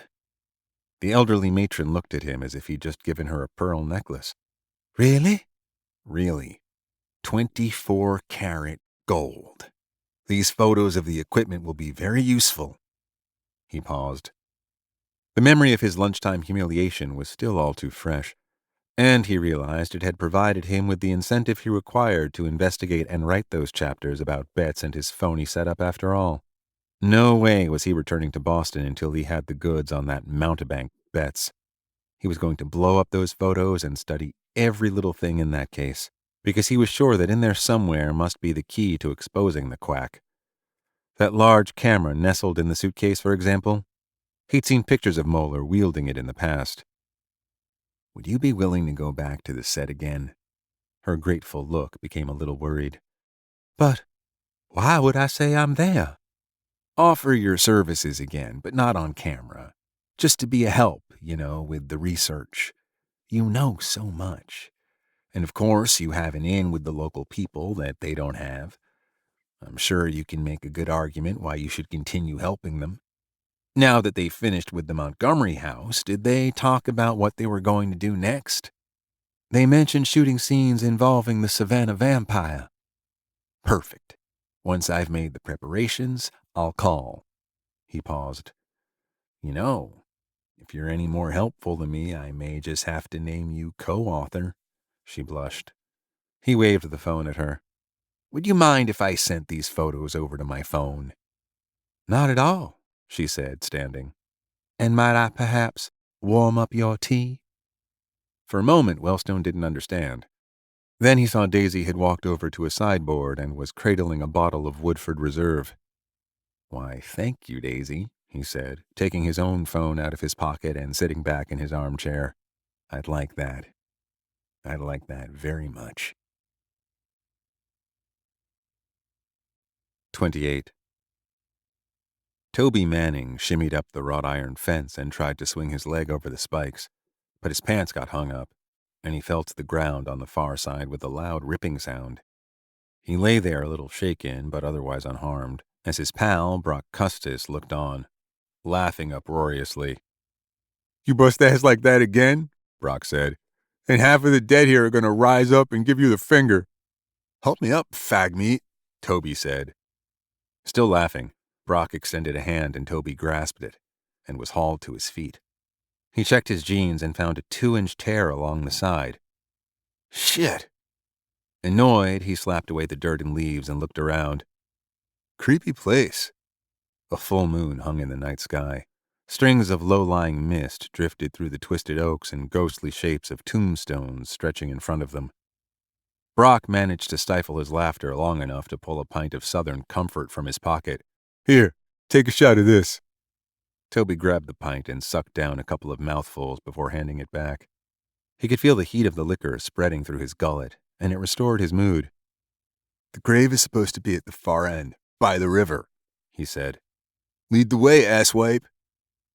Toby pulled out his cell phone, relieved to find it intact, and turned on its light.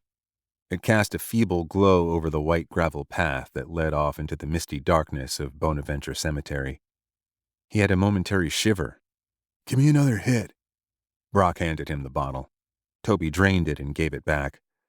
Brock stared at it, frowning. You bogarted all the Southern discomfort, he said, flinging the bottle over his shoulder. Toby heard it shatter against a tomb and winced. 3 points. With a grin, Brock slipped out another pint. Go easy on this one. He cracked the cap and they each had another swig. Now they walked down the path, lined on either side by massive trees hanging with moss, the gravel crunching under their feet. Toby had never seen tombs as elaborate as these. Miniature Greek temples, life-size marble angels, huge obelisks and crosses and urns and slabs of marble. They passed a statue of a little girl with the saddest imaginable look on her face, seated next to an ivy-covered tree stump, all pale, glowing marble. Her name, Gracie, was carved on the base. Brock lurched to a stop. Will you look at that? He said. You know why she's so sad? No, said Toby. Because she's fucking dead! And he howled with laughter as he continued staggering down the path. Jesus, Toby murmured, shaking his head as he followed. He wondered if this was such a good idea after all. Soon they were deep in the cemetery. Toby silently went over the directions he'd been given. Go to the far end, where the river is. Turn right, count 3 alleyways, and take another right. The tomb he was looking for would be on that path, just a ways down. Or was it 4 alleyways? What's the name of that statue we're looking for again? Brock asked. Bird Girl. Bird Girl? What the hell does that mean? Because she's holding 2 bird baths, one in each hand. It was on the cover of that famous book? What's so special about it? It's interesting, that's all. He paused. We don't have to find it. We can just wander around. The path they were on came to a T, with a mass of trees beyond. The mists were thicker here, and Toby thought he could smell mud. They must be close to the river. Here's where we go right, he said. They were moving into a more out-of-the-way section of the cemetery where the tombstones were smaller and plots unkempt, with weeds and cheap vases of plastic flowers, some toppled over, spilling their sad contents. That was all right with Toby. Less chance of coming across a caretaker, or worse, a cop. Sure you know where we're going? Brock asked. Yeah. They passed the bottle back and forth again. Clouds had covered the moon. Now the flashlight of the cell phone barely penetrated the murk. Think we'll see a ghost, Brock said with an exaggerated moan. Here was the third path. It was almost invisible, covered in grass, and it wandered behind a row of tombs into a still more overgrown section of the cemetery. This is it, Toby said with a confidence he didn't feel. The path was hard to follow. They had to step over a few fallen tombstones. The bird girl was supposed to be on the right, but there was nothing like that around, just more broken tombstones. Admit it, said Brock. We're lost. Toby ignored him and kept going. The cemetery was huge, and Toby hoped they could find their way out again. They came to a marble tombstone with a winged angel striding along with one arm raised, splotched with lichen. Now there's a zombie angel if I ever saw one, said Brock. Man, this is a perfect place to drain the main vein. Jesus, don't do that. It's a cemetery, said Toby. But Brock was already giving the angel a good hosing down. We're lost, said Brock when he was finished. And you know it. Toby, feeling the liquor kick in, shrugged. Totally. Brock laughed. What the fuck time is it? Toby checked his cell phone, momentarily blinding himself with the light. 3:11. Brock took another long swig of Southern Comfort, then began singing, using the bottle as a mic. Please allow me to introduce myself. I'm a man of wealth and taste.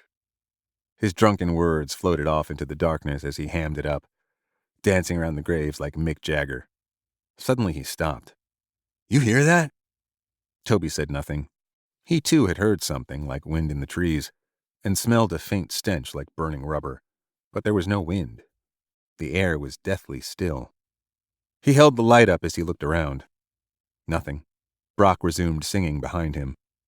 Then Toby heard it again, or rather, felt it. It was a broad flutter, a stirring of air. Brock's singing abruptly ceased. Toby spun around, but Brock had vanished. Brock? Where are you? There was no answer. Toby waited, holding his breath, and then, off in the darkness, he heard the shattering of the pint bottle. Brock? He called, taking a step back, blood pounding in his ears. He had a sudden and profound sense of dread. Cut it out, man. It's not funny. He held the cell phone light out in front of him, moving it this way and that, probing the darkness. All he could see were swirling mists. And then he felt something warm and humid brush his face. He stumbled back, waving the light. Who's there? But nothing was there. It must have been just a warm nighttime draft, nothing solid. Brock! He yelled. And now he heard a wet sound, a sort of gush, and then a hot, heavy burst of wind, no mere draft this time, struck his face. The foul smell grew much stronger. Burning rubber, but now mixed with something like vomit or old socks. He screamed, stumbling backward, twisting away, and then turning to run. He felt the nightmare wind rush over him again, damp and horribly fetid. And then he tripped over a broken tombstone and fell hard, the cell phone flying out of his hand and off into the darkness. He struggled to his feet. Where was his phone? He looked around but could see no light. The darkness closing in upon him like a damp cloak. Something unlike anything he'd ever felt before suddenly brushed the side of his face, and with a scream he broke into a blind run, clawing his way through undergrowth, stumbling and rising, choking and sobbing, the dark fastness of the old cemetery absorbing his cracked, shrill cries. 29. It was just after 3 in the morning when Constance Green once again noiselessly ascended the stairs to the hotel's 4th floor, then paused at the landing to look down the carpeted hallway. All the doors were closed, and everyone, it seemed, was asleep. All, that is, perhaps for one. Constance stood utterly still, taking in the somnolence of the elegant corridor. It had not been so long ago that she'd stood in this same spot and been warned away. She had to ask herself, why was she here again? This question had been in the back of her mind ever since she'd decided to return, a decision that had formed almost without her realizing it. Constance had as much self-awareness as any human on Earth. Her unusually long lifespan had given her time to understand her own motivations and desires. She was here, she understood, for more than one reason. The first involved Pendergast. Curiously, he had made no attempt to question the old proprietress himself. He had glanced over the police interview with Miss Frost, if interview was the correct word, as it consisted of only 6 sentences, questions and responses that had passed through a locked door. The responses were of no use beyond underlining that Miss Frost had nothing to say. Normally, Pendergast would find some way to charm Miss Frost into unlocking her door. She was an obvious person of interest, although it was absurd to think she could have killed Ellerby herself. She knew him well, and they had had a blazing argument 2 days before he died.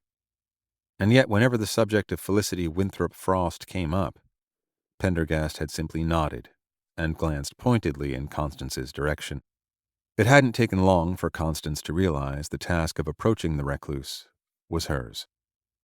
The old lady's mysterious past and great age intrigued Constance. So did the wild rumors beginning to surface that Miss Frost was a vampire who revivified herself through drinking the blood of others. In poking around the web, she could find no record of the woman's existence before 1972. She had communicated all of this to Pendergast, who had dryly replied that perhaps she and Miss Frost should have tea some fine evening. Almost of their own accord, her feet had begun moving down the corridor toward the unmarked door on the right. Nobody wants to go in. It could be dangerous. Perhaps the staff members she'd spoken to also subscribed to these vampire stories. The rich and eccentric drew rumor to themselves like iron filings to a magnet. As she came near to the door, her pace slowed. "It's past 10," the nervous maid had told her. "She's likely to be waking up any moment now." Another stimulant to the vampire rumor. As she stood outside the door, Constance heard piano music once again, faint, romantic, dolorous, and echoing from above. A Chopin nocturne. She glanced both ways along the corridor. All remained still. Moving quickly, she turned the handle. The door was unlocked, which surprised her. She opened it, slipped inside, and eased the door shut behind her. She found herself in a steep, narrow stairway with no light except what seeped out from beneath the door at the narrow landing above. The music was louder here. Constance, used to darkness, felt no fear. Instead, she stood motionless until she could distinctly make out the stairs, covered with a beautiful old Persian carpet. As she began ascending the steps to a crescendo of piano music, she became aware of a strange mixture of scents: sandalwood, mothballs, and, beneath it all, a note of some exotic perfume. With exquisite care, Constance noiselessly climbed another step, then another, until she reached the landing. As she did so, the music abruptly stopped. How odd. Constance could move more quietly than most cats. Surely the old lady had not picked up her footsteps. It could be dangerous. The light coming from beneath the door winked out. As she stood in sudden, utter darkness, she thought back to the room service maid and the anxiety she had displayed at Constance standing by the door to the 5th floor. It was more than anxiety. It was terror. Was it possible the maid's fear had less to do with Constance disturbing the old lady, and more with what might happen to Constance should she ascend? And it was then that the door in front of Constance swung wide with a crash, and a towering figure, black upon black, loomed menacingly over her. 30. Bertram Ingersoll tugged at his tie, pulled the knot down about 2 inches, undid the top button of his shirt, and plucked the collar away from his sticky throat. He didn't bother looking at his watch, but he knew it had to be at least 3 in the morning. When they'd entered Chippewa Hall at 9 p.m., he had assumed the heat and humidity would have broken by the time they left. He'd assumed wrong. "Look, Bert," said his wife Agnes, pointing as they crossed East Jones Street. "There's a perfect example. Right on the corner. Gothic revival with strong elements of Georgian. Just look at that hipped roof." Ingersoll grunted and made a show of looking up.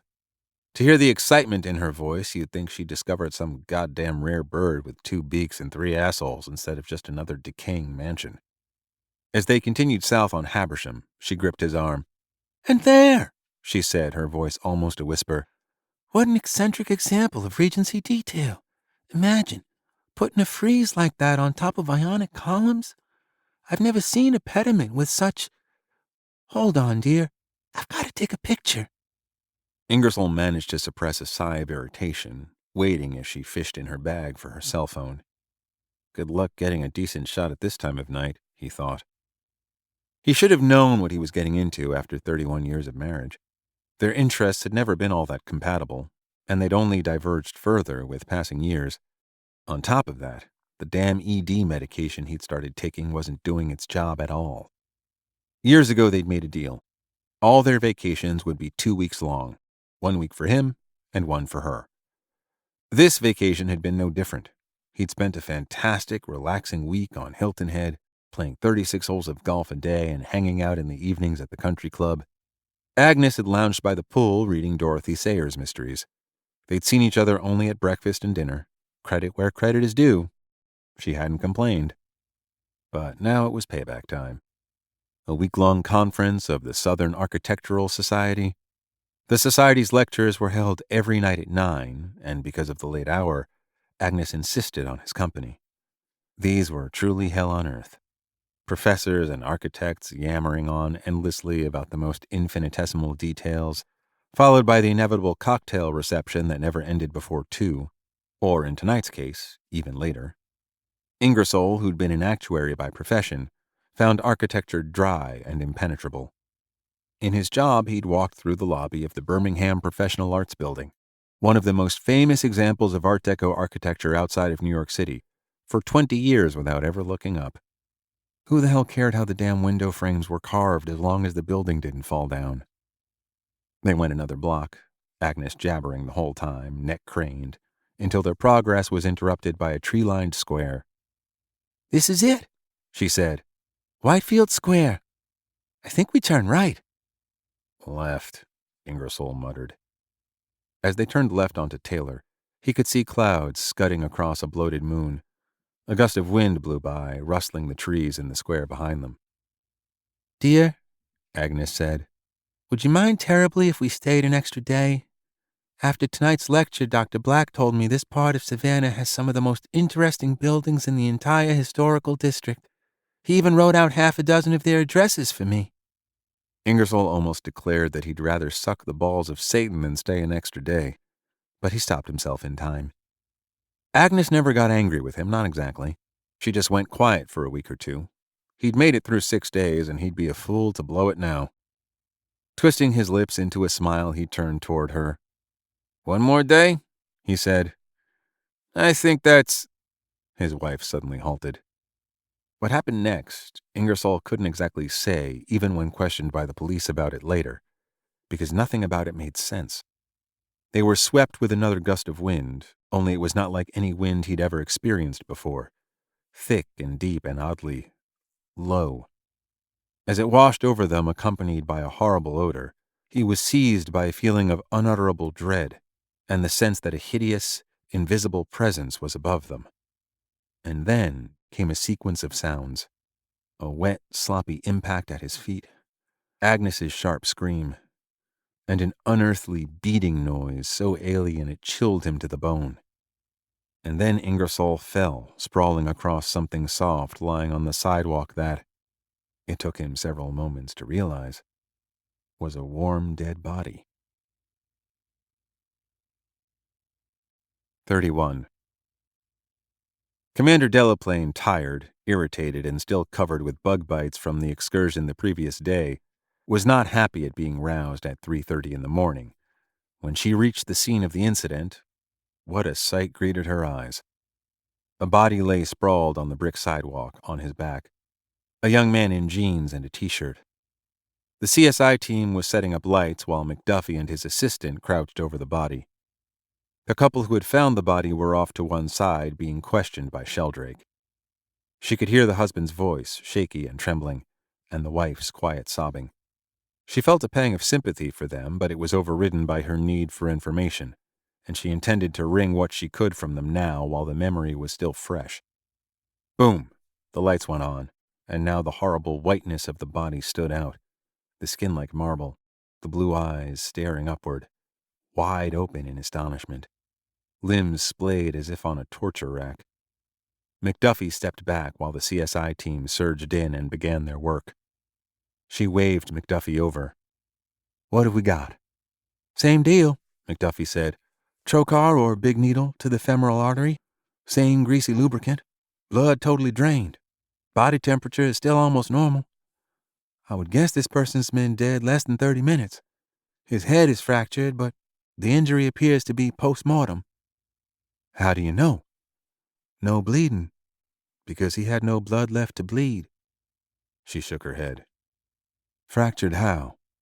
I'll have to examine the corpse more closely in the lab, but from what I could see, there's some hair and scalp on the pavement where it might have struck. Perhaps he fell? Delaplane looked up. There was a 3-story brick building rising above the street, painted gray with white trim. The windows were all closed, but the building had a flat roof with a parapet.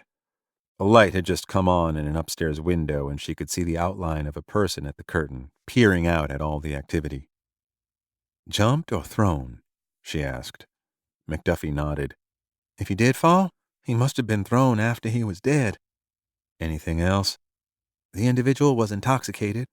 Strong odor of liquor, although it may be hard to get a blood alcohol reading since there's no blood left. We have other ways. She nodded.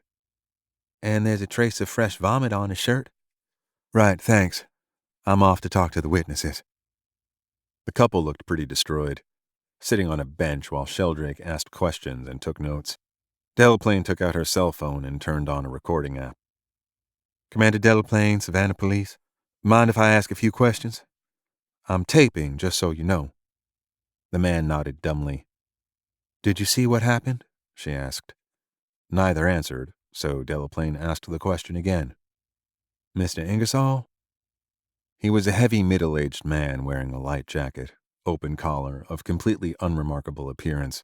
He shook his head. I can't say. I felt this wind, and suddenly there was something on the sidewalk, and then I fell over it.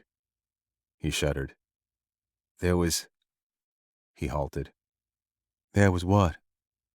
Something brushed me. Something horrible. A presence. A presence? Like what? No idea. A person? Delaplane tried to keep the impatience out of her voice. Not a person.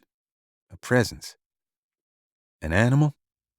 I can't begin to describe it. He put his face in his hands. Delaplane turned to the wife.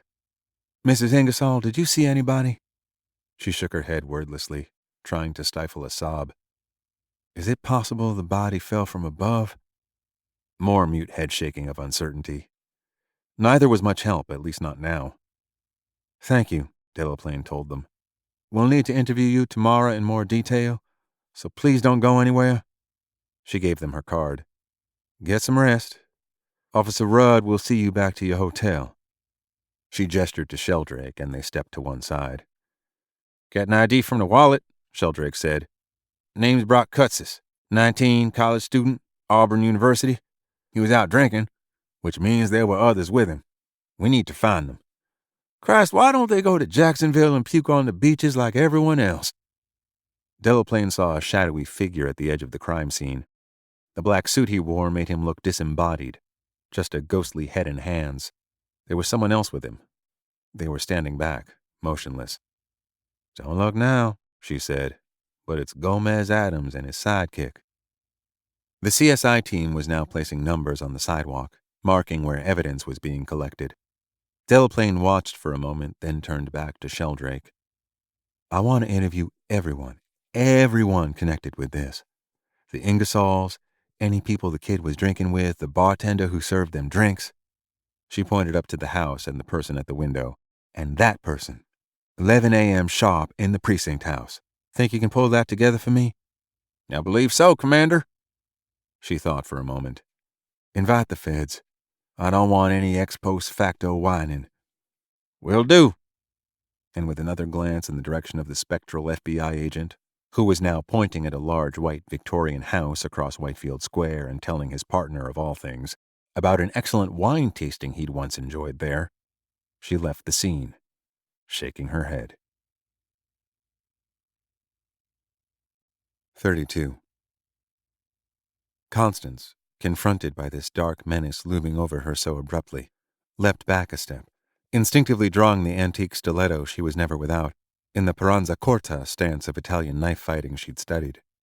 But then she realized that what confronted her was, instead of a giant, the silhouette of an old woman, her shadow magnified by the dim light thrown by a Tiffany lamp, a walking cane in one hand and a pistol in the other.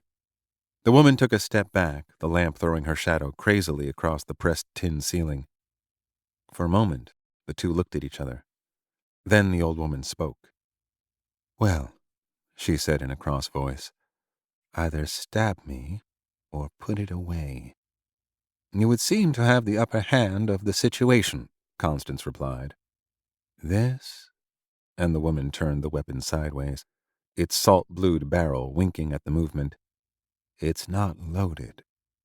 When Constance remained motionless, the older woman sighed, raised the slide toggle, ejected the magazine, and, most unexpectedly, tossed it casually at Constance. She caught it with her left hand and saw that it indeed held no rounds. She straightened up, putting her knife away and placing the magazine on a nearby console table. Now she had a chance to see the woman more clearly. She was dressed in an elegant silk-edged yukata dressing gown, and she was staring at Constance with a look somewhere between annoyance and amusement. "Part of my collection," the woman explained. "Of deadly weapons?" "Of industrial design. I find great beauty in the marriage of form and function. Others collect paintings. I collect fountain pens, percolators, antique cipher machines, and weapons. Too many, in fact, to display." She came forward, retrieved the empty magazine, slipped it back into the handle, and snapped the slide back into position. "This model," she said, holding it up for Constance to admire, "was known as the Black Widow, and despite its cheap Bakelite grips, I think it's the most attractive of all the parabellums." She moved over to a sideboard, picking up a battered paperback as she did so, and placed the pistol upon it. As she walked, Constance noted that she appeared to be moving with a degree of pain that could not be concealed. Beyond the woman, Constance could see a series of adjoining rooms, sumptuously furnished, with recessed bookshelves, old tapestries, elaborate rosewood wainscoting, and crown molding. Here and there, folding byobu screens of latticed rice paper were spread open, their elaborate shoji patterns acting as partitions between sections of the apartment. Along one wall of all the rooms ran a gallery of windows, stretching nearly from floor to ceiling. Beyond was a balcony, barely visible in the gloom. The woman turned back. "You must be Constance Green," she said. Constance, surprised, said nothing. "You're staying in the Juliet Gordon Low suite with that FBI agent who's causing such a stir." The woman looked quizzically at Constance. "What?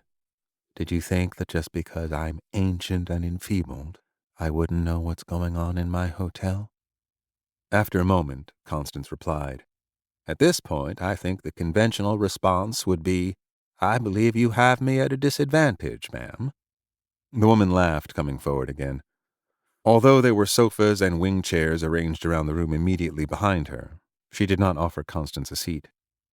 "And I imagine he sent you up here to find out, with your feminine wiles, what I know about the recent unpleasantness." Constance shook her head. "I was merely curious. I'm not here because of Mr. Ellerby." She'd mentioned the name intentionally, and she noticed that upon hearing it, the old woman could not conceal a wince of sorrow. "I'm here because the rumors I heard have intrigued me." "Which rumors are those?" "There are so many. That I ride out of here at midnight on a broomstick, that I drink the blood of firstborn children, that I'm a direct descendant of Gilles de Rais. No, that like me you prefer the company of fine books to that of other people." The old woman raised her eyebrows. "Indeed, an interesting habit in one so young. I give you credit for your courage in tiptoeing up here. No doubt you heard all the fearful rumors about me as well." She paused. "And Arholeos thar Olympios antifereste." Constance smiled mirthlessly. "If I am courageous, it's due in large part to something we both share. Symfereti, the areti, Biliantron kimala liron. For the first time, Miss Frost's eyes registered surprise. Forgive me, she said after a moment. Regina iubes renovare delorum. Quisque suos patimur manes, Constance quoted in reply. This was followed by a long silence. If you know as much about sorrow as you know about dead languages, Miss Frost said, then you know it is best kept private. The sorrow, yes, Constance said, but not necessarily the sufferer. An interesting coil on sorrow, that. Miss Frost went silent for a long moment. Then her gaze, which had gone distant, fixed again on Constance. I'm so sorry I can't offer you my hospitality, she said, but I find myself rather busy this evening. Of course. Constance bowed slightly, then turned to leave. Miss Green, came the voice from behind her. Constance turned back. Perhaps you would care to join me another evening. For tea. I'd enjoy that. Thank you. And as Constance quietly closed the door to Miss Frost's apartments and made her way down the narrow staircase, she heard the melody of the Chopin nocturne begin to sound once more. 33. Cold Moon saw the early morning glow of a cafe spilling onto the sidewalk and swerved toward it, not even bothering to ask his partner's opinion. It was 6 a.m. and the cafe had apparently just opened. My dear Cold Moon, began Pendergast. If I don't get some coffee, said Cold Moon loudly, I'm going to die. Very well, said Pendergast. I wouldn't want another corpse on my hands. Inside the little diner was air-conditioned, shiny and cheerful, smelling of coffee and bacon. It was a relief from the muggy night air. Cold Moon took a seat in one of the banquettes, and Pendergast sat opposite him, gingerly after expecting the interior, and the banquette seat in particular, with a barely concealed expression of disdain. A waitress appeared immediately with plastic menus and a big pot of coffee. Fill her up, please, said Cold Moon. I don't suppose you have, espresso? Pendergast asked. Sorry, sugar. Just this. She held up the pot with a grin. Tea? Black or green? English breakfast, if you please. Milk and sugar. Sure thing. Anything to eat, boys? Bacon and eggs for me, Cold Moon said. Over easy, toast, hash browns. Hash browns? The waitress said. We're known for our grits here. Buttered, salted, and sugared. No, Cold Moon said. Hash browns. The greasier the better.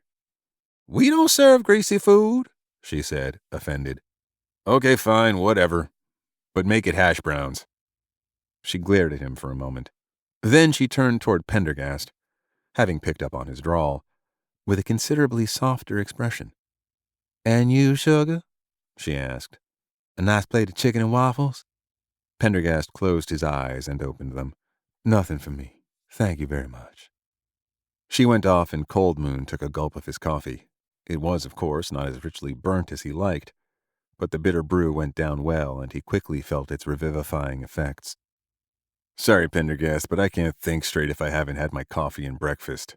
He paused. Chicken and waffles? Keep your voice down. You've made a bad enough impression as it is, Pendergast paused. It's a southern thing. If you have to ask, you won't understand the explanation. Cold Moon shook his head.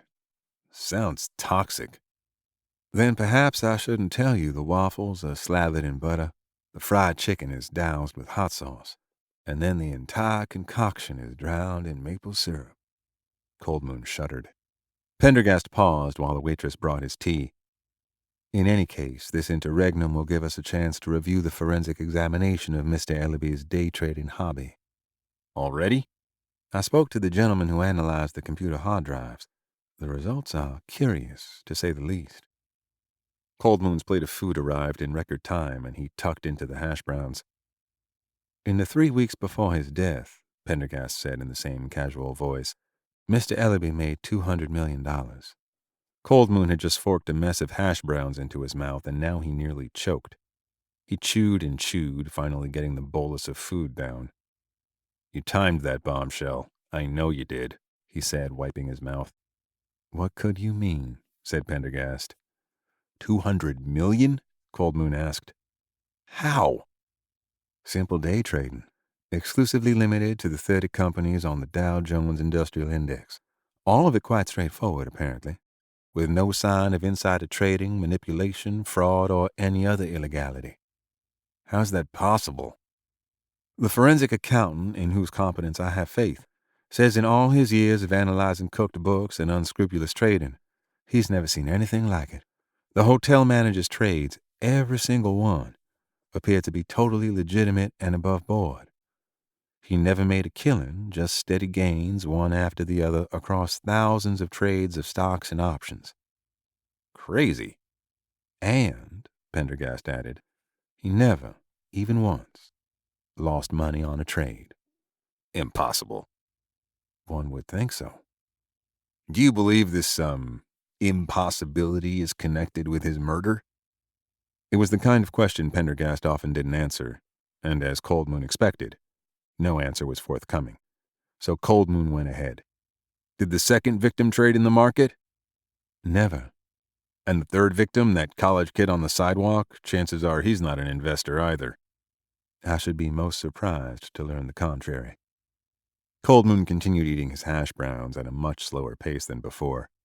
Why the hell did Pendergast need to make a 10-word statement in which 9 of the words were superfluous? A simple right would have sufficed. He went on. So the fact this hotel manager made $200 million right before his death and the others didn't even play the market, well, if the trading is connected with his murder, what is the connection? Pendergast said nothing. Cold Moon plucked a miniature tray of grape jelly from the little metal rack on the table, peeled off the top, and began spreading it on his buttered toast. Who was Ellerby's heir? Do we know who's going to get the dough? His 80-year-old widowed mother. He was an only child. Cold Moon shook his head. Kind of rules that out as a motive. I would say so. About this morning's killing, what happened exactly? Was that guy tossed off the roof? Was he sideswiped by a car and thrown onto the sidewalk, or was he just beaten to a pulp? He sure looked like a mess. He was lying too far from the house to have fallen, Pendergast said, or to have been thrown, at least by a human being. What the hell was that supposed to mean? But he was sucked dry of blood like the other two. Pendergast simply nodded. You think it's a vampire, Cold Moon said after a moment, shoving a piece of bacon into his mouth. You along with everyone else. Pendergast took a long, contemplative sip of tea. He placed the cup down. Do you? What? No. I mean, are you kidding? Of course not. Vampires don't exist. Do the Lakota have any legends about vampires? Cold Moon was surprised by the question. Pendergast rarely seemed to acknowledge, let alone take an interest in, his Native American heritage. The Lakota do have a sort of legend about a vampire. He was white, of course. Naturally. A settler moved into the Black Hills to look for gold, and he built a cabin in his sacred valley, defiling it. A year later, some Lakotas found him dead in his cabin, stone cold, with a silver knife in his heart. When they pulled out the knife, the corpse began to warm up, and they grew frightened and ran away. He later began attacking people, killing them and drinking their blood. The only way he could be stopped was to put that same knife back into his heart, and then he would get cold and still again. But he wouldn't die, not really. They say his body is up there in that cabin, waiting for someone to pull the knife out. Just then Cold Moon was interrupted by an unintelligible cry from outside. He looked out the cafe window to see a young man staggering up the street, filthy, covered in mud and dirt, his clothes torn almost into rags. He was jabbering in distress, evidently drunk or high. In a flash, Pendergast was up. "What are you doing?" Cold Moon asked as he readied his fork for a frontal attack on the fried eggs. "He's just some drunken kid." But Pendergast ignored him and went outside. Reluctantly, Cold Moon followed a few moments later. The kid had paused just down the street and was clinging to a lamppost, steadying himself. The few pedestrians about at that early hour ignored him completely. Evidently, inebriated people at dawn were not an uncommon sight in Savannah. Pendergast approached the young man, speaking in a soothing voice, holding out his hand. The kid lurched, turned, and as he did so, Pendergast grasped his muddy hand in support. "I'm here to help," Cold Moon heard him say.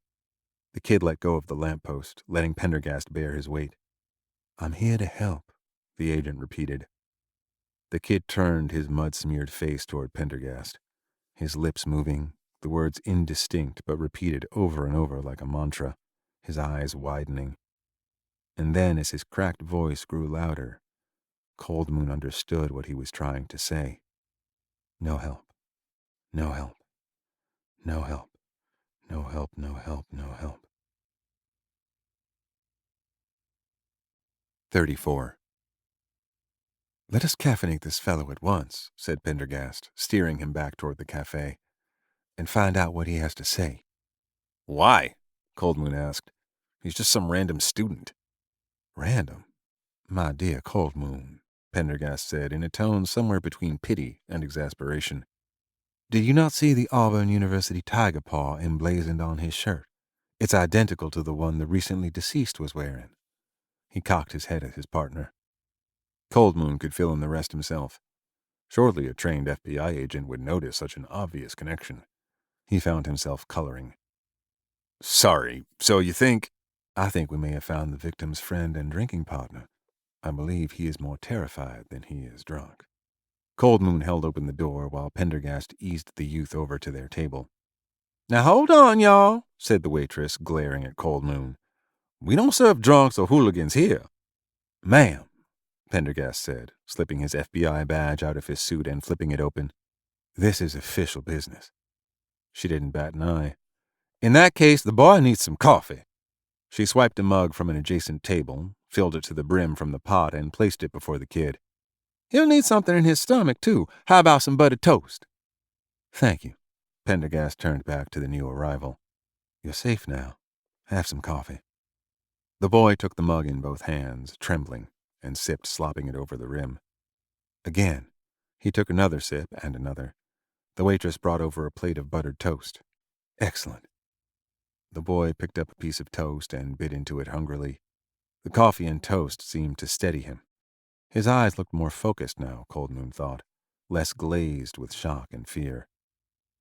"And now, young man," Pendergast said, "what is your name?" He looked at Pendergast with frightened eyes. "Toby? Toby. Manning? I'm Special Agent Pendergast, and this is my partner, Special Agent Cold Moon. How do you do?" Manning did not seem to be able to answer the question. "He reminds me of Paul Revere's ride," the waitress said from behind the counter. "A little light in the belfry." Cold Moon gave her a none-of-your-business glance. The waitress frowned and, curling her lip, offered him a moo in return. "Toby," Pendergast said, "do you know a fellow named Brock Custis?" The eyes widened. "How?" "Mr. Custis, I regret to say, was found dead earlier this morning." "Oh, my God. In the cemetery?" Pendergast looked at him curiously. "No. Did something happen in the cemetery?" He seemed hesitant to talk. Pendergast lowered his voice to a soothing, honeyed cadence. "You can tell me, Mr. Manning, what happened in the cemetery." "I don't know." He took another gulp of coffee and another, spilling some on the table. The waitress came over and wiped up the spill as she topped off the cup, then hovered in the background. How did you get from the cemetery to here? Cold Moon asked. "I ran, I guess. I don't really remember." "I see," said Pendergast. "Now let us go back to the cemetery. Start at the beginning. How did you get in?" "We climbed over the gate. "Why were you there?" Just for kicks, you know? To go around at night, look at the tombs." "To see anything in particular?" "I wanted to see the bird girl." "Ah, the famous bird girl. So the graveyard we're speaking of is Bonaventure Cemetery. I suppose you hadn't heard the bird girl was removed from that site 25 years ago." "No." "And then what happened?" Manning stared at his half-eaten toast. "We got sort of lost." Pendergast's voice grew still gentler. "And?" And then I felt this weird thing, this sort of hot wind behind me, like something I can't explain. His voice began to rise. And Brock, I heard the bottle of booze shatter, and Brock disappeared, and I don't know, I just ran. So you were drinking? Cold Moon asked. Hearing this, the feisty waitress rolled her eyes. Yeah. Are you feeling better now? Yeah. He hesitated. Am I in trouble? Not yet. Finish your coffee and then we'll go. Go where? To the cemetery where this incident occurred. Manning began to tremble. Now? Naturally. No, said Manning. No way, please. I won't go. No way! Pendergast's voice abruptly shed its friendly tone and took on an icy edge. You will take us there right now.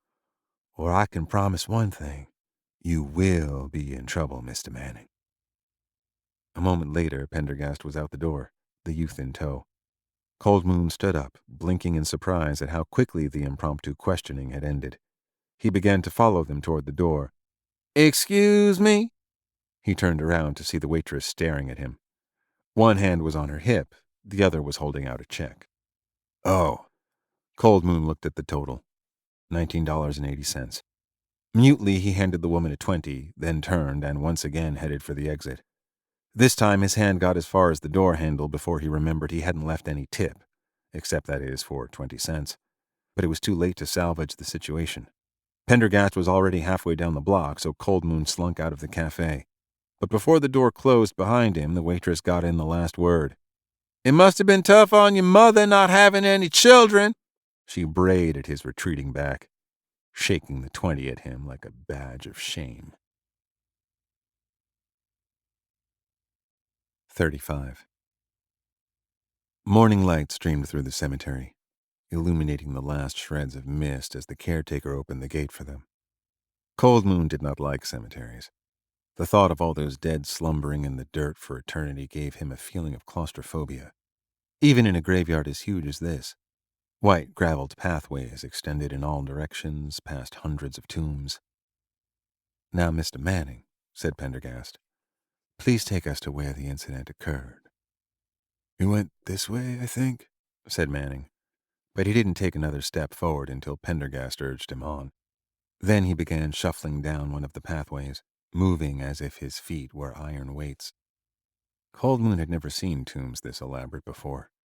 Traditionally, the Lakota placed their dead in platforms perched in trees. At Pine Ridge, where he had grown up, that practice had been replaced by scattering a person's ashes at some high point like a mountaintop or butte, so they'd be closer to heaven. The idea of sticking the body deep in the earth when you wanted the soul to go up, not down, always seemed perverse to him. But these tombs were costly, large, even amazing. Did the dead think they'd find a better place in heaven by being buried in rich tombs like these? Or was it just another class thing, a way to put themselves above others, even after death? The three continued down the lane for almost half a mile. Finally, Manning took a right, and then another right, into a far area of the cemetery much overgrown, where the tombs were not nearly so elaborate and had, in many cases, fallen into disrepair. Here, Manning got confused, and they went down one path after another, looping back several times. It was obvious his struggle to remember was at war with his extreme unease at being back here.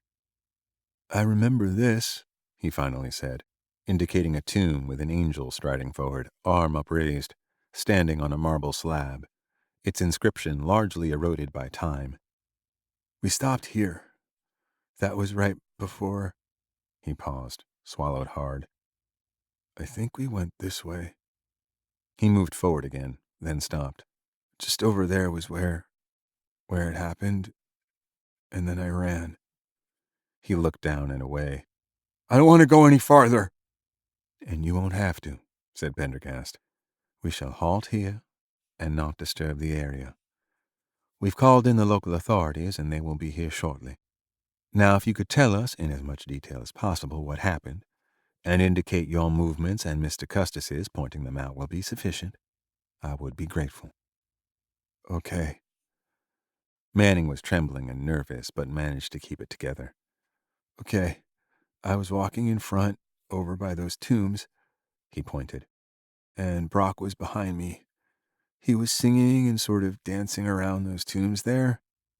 "What was he singing?" Some Stones song."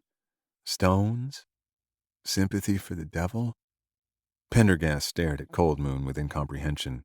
Cold Moon, who had heard Manning croaking the same tune when they first encountered him, shrugged to indicate its lack of importance. "You can't make this shit up." "Brock was behind me, and I heard the singing stop, just like it was cut off all of a sudden." "Was there any other sound?" Pendergast asked. "A gasp, perhaps? Or a scream?" "No, nothing. It went very quiet for a moment, but I felt this sort of pressure, like humid air, and then a weird smell like burnt rubber. And then I heard, farther away, the breaking of glass, the liquor bottle, I guess." "How far away?" "How would I know?" the youth said, barely maintaining a grip on himself. He took a shuddering breath. "Maybe 100 feet, 200. I wasn't paying attention. I was scared as hell. I called his name a few times, but there was no answer, and then there was a beating sound." "What kind of a beating, exactly?" "Like someone shaking out a rug, slow and muffled. And there was another wash or gust of humid air with that same awful smell. I just started running." "What direction did the sound come from? Overhead?" Something about the simplicity of this answer chilled Cold Moon. "And the feeling of pressure, of humid air, did that come from above as well?" Manning nodded. "And you ran all the way back to Savannah? That's got to be about 4 miles. I ran, I walked, I ran again. I can hardly remember. I was drunk, freaked out." "Why not call for help on your cell phone?" "I dropped it over there somewhere. I was using it as a flashlight. It must have broken against a tombstone or something because the light went off." Now Cold Moon heard distant sirens from the direction of the cemetery entrance. Pendergast pulled out his phone to give Delaplane directions, and it wasn't long before Cold Moon saw the CSI van easing its way down a pathway with several squad cars and the ME van behind it. They were forced to park at some distance, and within minutes a whole mass of people were headed down the winding paths, converging on them. Delaplane arrived first, leading the phalanx of specialists carrying their equipment. "The area over there," Pendergast said, "is where the incident occurred. To be safe, you should cordon off that half-acre of ground between those two paths." Delaplane called for police tape to be strung around the indicated spot, while the CSI team suited up and got to work. Sheldrake came over, nodded to Pendergast and Cold Moon. "Mind if I borrow your witness?" "Be our guest." Sheldrake and Delaplane went off with the unhappy Manning, recorder in hand. Cold Moon turned to Pendergast. "What do you think?" "I shall ponder the mystery while I take a walk. If you could remain here in case of any untoward events, I should be grateful." Cold Moon was used to this. The same thing had happened in a Miami cemetery. "Sure thing." Pendergast went off, hands behind his back, almost as if he were setting out on his daily constitutional. Not long after he vanished, Cold Moon heard a fresh commotion. Turning toward it, he saw a film crew arriving with cameras and sound gear. It was that man, Betts. The group approached the police cordon, and Cold Moon watched as Betts argued with some cops who stopped him. Betts was with the other guy Cold Moon remembered from their encounter in the county plaza, the tall, serious one. What was his name? The man had a suitcase with him and was already opening it, laying out a piece of black velvet and removing all kinds of weird contraptions. In the distance, more press were arriving. It appeared word had gotten out. Big time. Cold Moon walked over to see what he could do to help the cops deal with the press. The supernatural guy, now he remembered his name, Moeller, had taken a silver dowsing stick out of a velvet bag.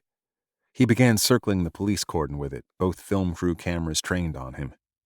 "I sense," he was saying in a deep voice, "I sense a strong supernatural turbulence."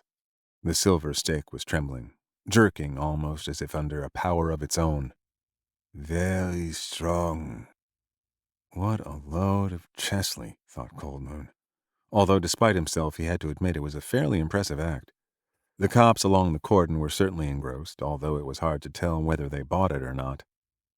"Something evil happened here," Mulder said, his voice climbing a notch as the silver contraption pointed toward the center of the roped-off area. "Happened very recently. The turbulence is fierce." "Stay behind the line, sir," warned one of the cops. The silver wand trembled and jerked. The man's body was starting to twitch. The cameras closed in. "It is here!" He moved toward the police tape and was again gently blocked by the cops. "The evil! The evil!" he whispered fiercely. Other press were arriving, but the show being put on by Mueller was so absorbing that they had stopped to watch.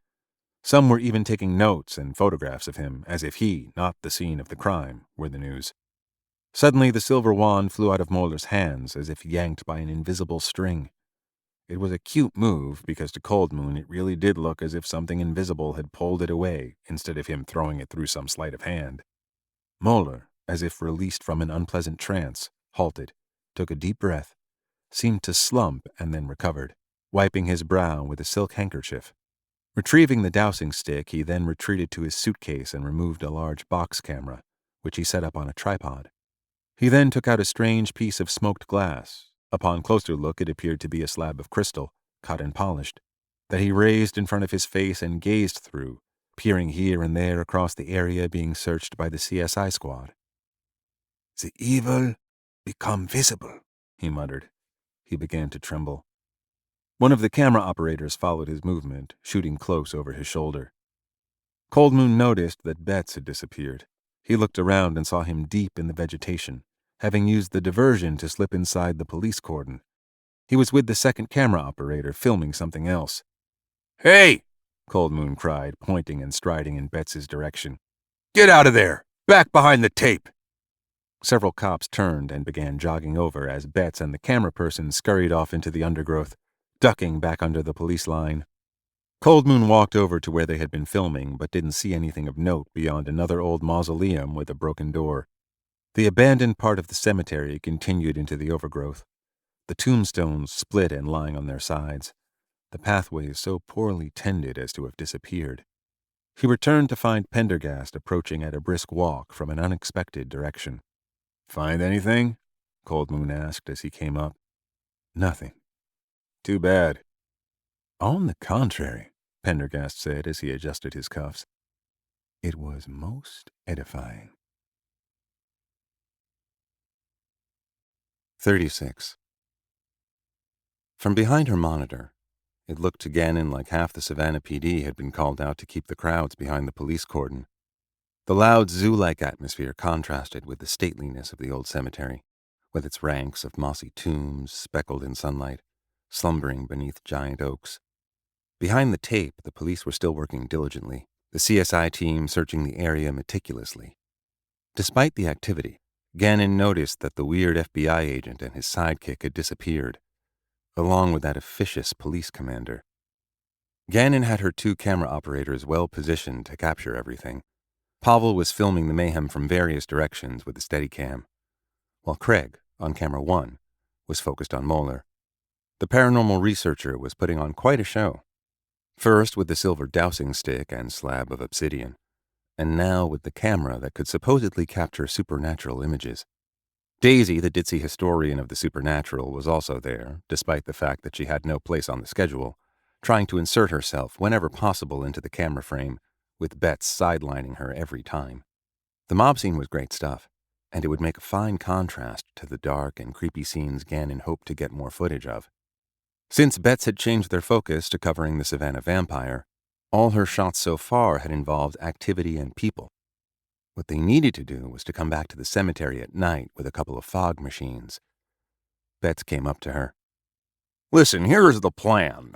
Mueller says he's getting amazing stuff, especially pictures. The press is all here, even some national. It's a great opportunity for free publicity to get the word out on the doc."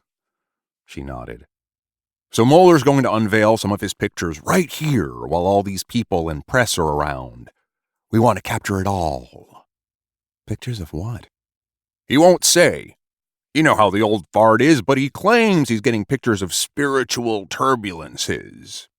So that contraption is digital? Gannon had always assumed you needed a film camera to capture ghost images. You tell me. The camera that Moeller had been circling the tomb with was like none she had ever seen. It was beautiful, made of polished mahogany, gleaming brass and chrome. Judging from the way the rubberneckers and press were following Moeller around like the Pied Piper as he took what appeared to be long exposure photographs, this was going to be quite a show. Where's all this going to happen? She asked. Over in that open area, in about 10 minutes. We'll get set up. She spoke to her camera operators over their headsets, giving them orders to set up on either side of the area. One for close-in shots, the other farther away. The press were starting to get restless. They were hungry for something, and Moeller was going to give it to them. She saw Betts confer with Moeller in low tones. Then he stepped up onto a marble slab, so much for respecting the dead, and clapped his hands. Ladies and gentlemen, he cried out, his short arms stirring the air as Moeller stood next to him, cradling his camera. Ladies and gentlemen. The boisterous crowd surged forward, the press muscling ahead with their cameras, boom mics swinging around. It amazed Gannon how Betts had turned the interests of the press on himself and Moeller. As you know, Betts continued, we have here the famed paranormal researcher Dr. Gerhard Moeller.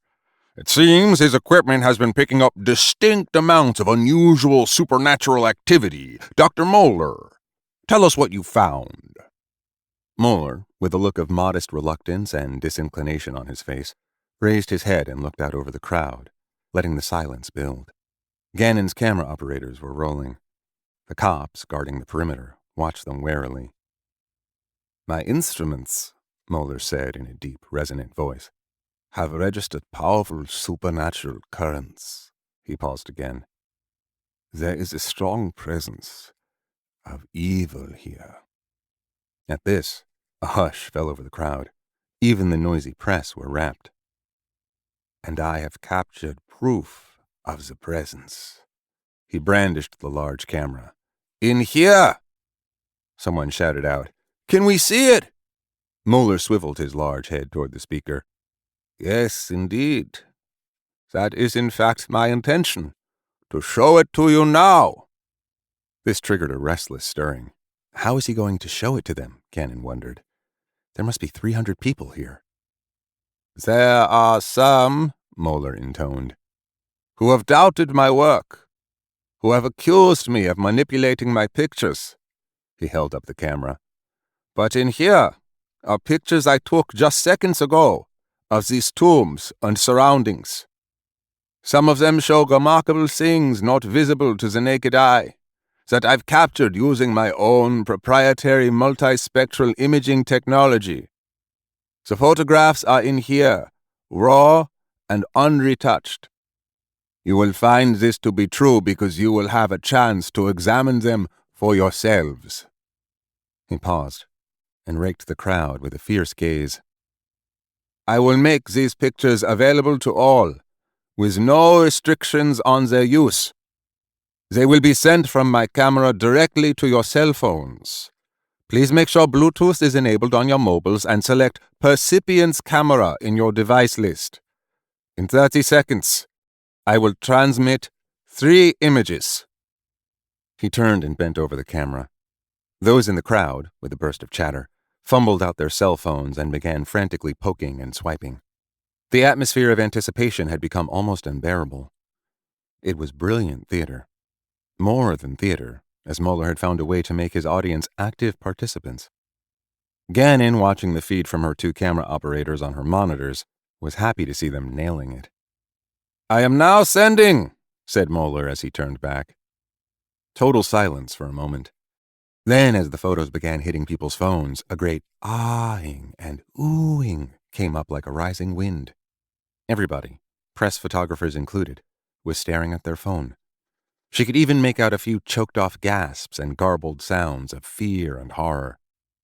What was it? Gannon was dying to see. But she couldn't break off directing to grab her own phone. She glanced at Betts. He too was staring into his phone, an expression of sheer delight mingled with horror on his face. She went back to covering the moment, her camera operators getting shots of people's reactions. A moment later, she heard Betts speak loudly, Hey, what are you doing?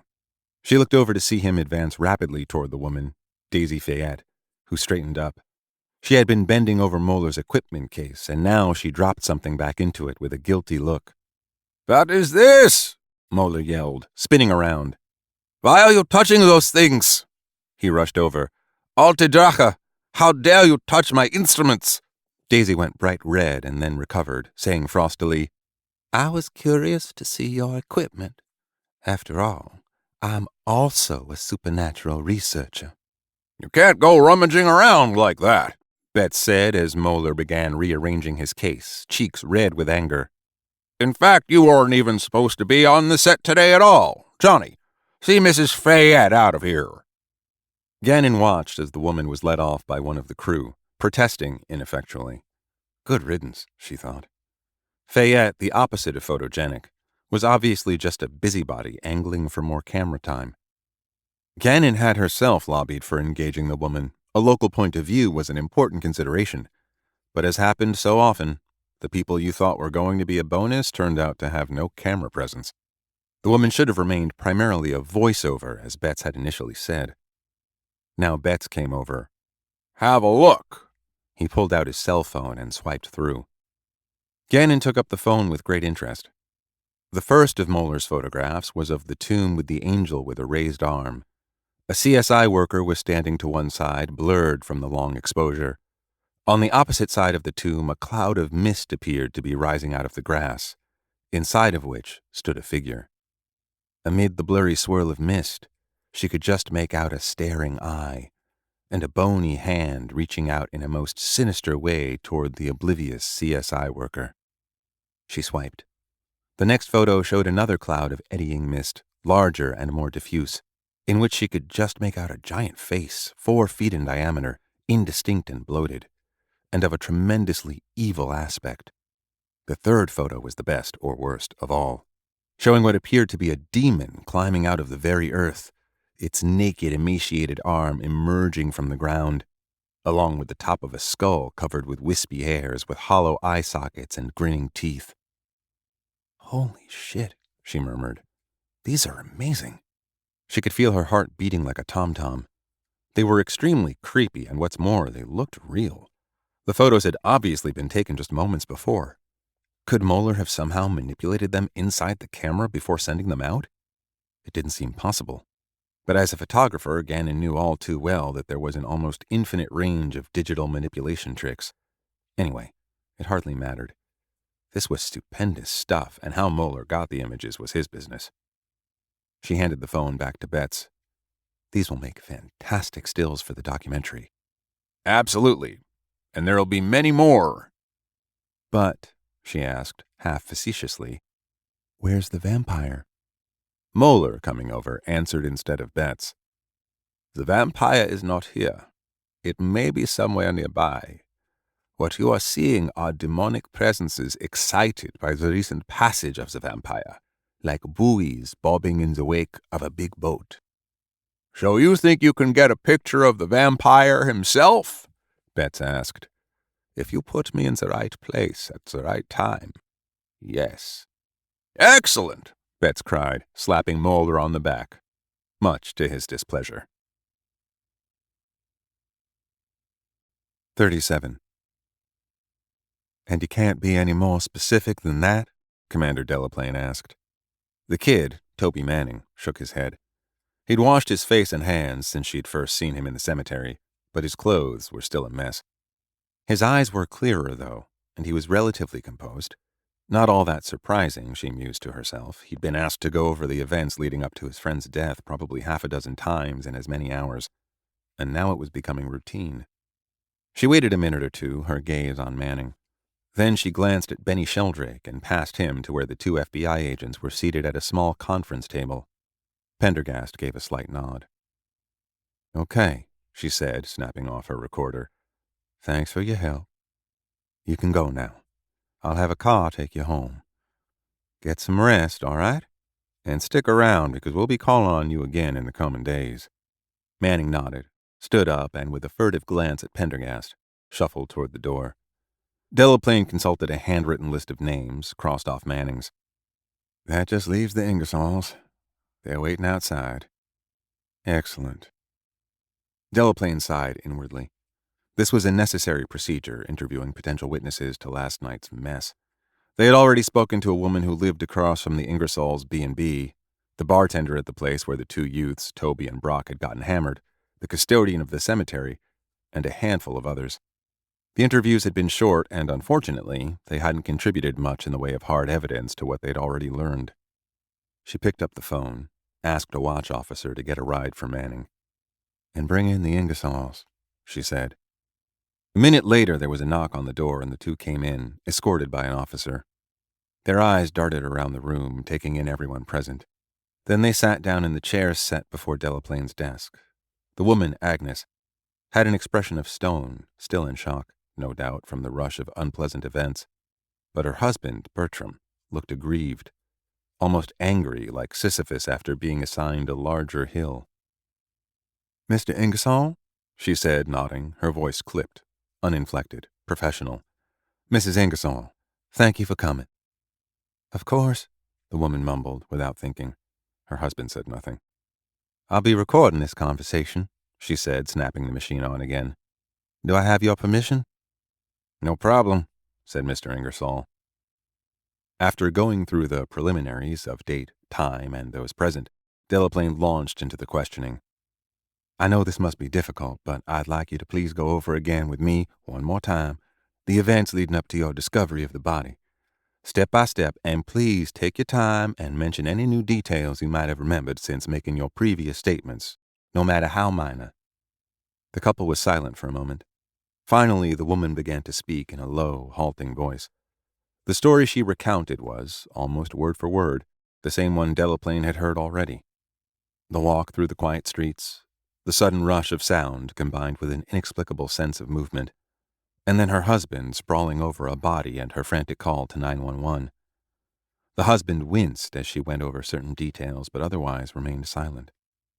Agnes Ingersoll's story tailed off slowly, with a few final observations sputtering out as she recalled them. Then a silence fell over the room. Delaplane followed her usual strategy of letting a witness stew a little before speaking. More often than not, under the pressure of silence, they'd remember something else. But to her surprise, it was Pendergast who spoke. "Mrs. Ingersoll," he said, "can you tell me how quickly you dialed 911 after your husband fell to the pavement?" Through long practice, Delaplane managed to keep her expression neutral, despite the trivial nature of the question. She noticed, however, that Cold Moon shifted his eyes toward his partner. The woman paused, thinking. Well, Bertram fell, and, as I said, he cried out when he hit the pavement, and I knelt over him to make sure he was all right. It all happened so quickly, it seemed everything was over within a second." "So," Pendergast prodded, "how long would you estimate before the call? 10 seconds? 15? The husband seemed about to object, but his wife answered first. "I saw he was moving, but it was fairly dark, and I couldn't tell how badly hurt he was. I saw the other body. Bertram moaned, and that was when I reached into my purse." She hesitated. 15 seconds. 15, Pendergast repeated. "From the moment your husband fell over the body to when you called for assistance." "Yes," the woman said a little hesitantly. Then more firmly, "Yes." "Very good. And please forgive me if I dwell on these unpleasant events. The body your husband tripped over, did it seem to you it was already in place?" The woman looked from Pendergast to her husband and back again. "I don't understand. Was the body in situ on the ground, or did you have any sense of motion immediately before the accident occurred, such as a body that had fallen from above, jumped, or pushed?" "No," she blurted. "Mr. Ingersoll?" Pendergast asked.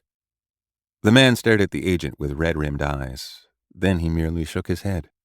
"Thank you," Pendergast said, glancing at Delaplane to signal once again that he had nothing more to ask. Sheldrake asked a few perfunctory questions, and then Delaplane dismissed the couple with the usual warnings. As the door closed behind them, she turned to Pendergast. "May I ask why the interest in the timing of the 911 call?" "Naturally.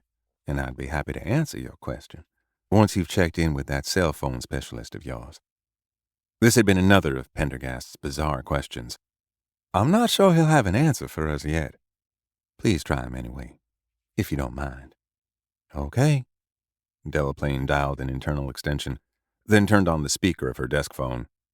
Wrigley here? Came a voice over the speaker. Wrigley, it's Alana. Oh, hi, Commander. Any joy?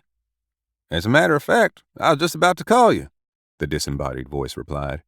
It turns out I didn't need to tinker with the microcode after all. Once I knew his location, the model of his phone, and its internal GPS ID, I tried the cell towers in that area just in case. And I got lucky.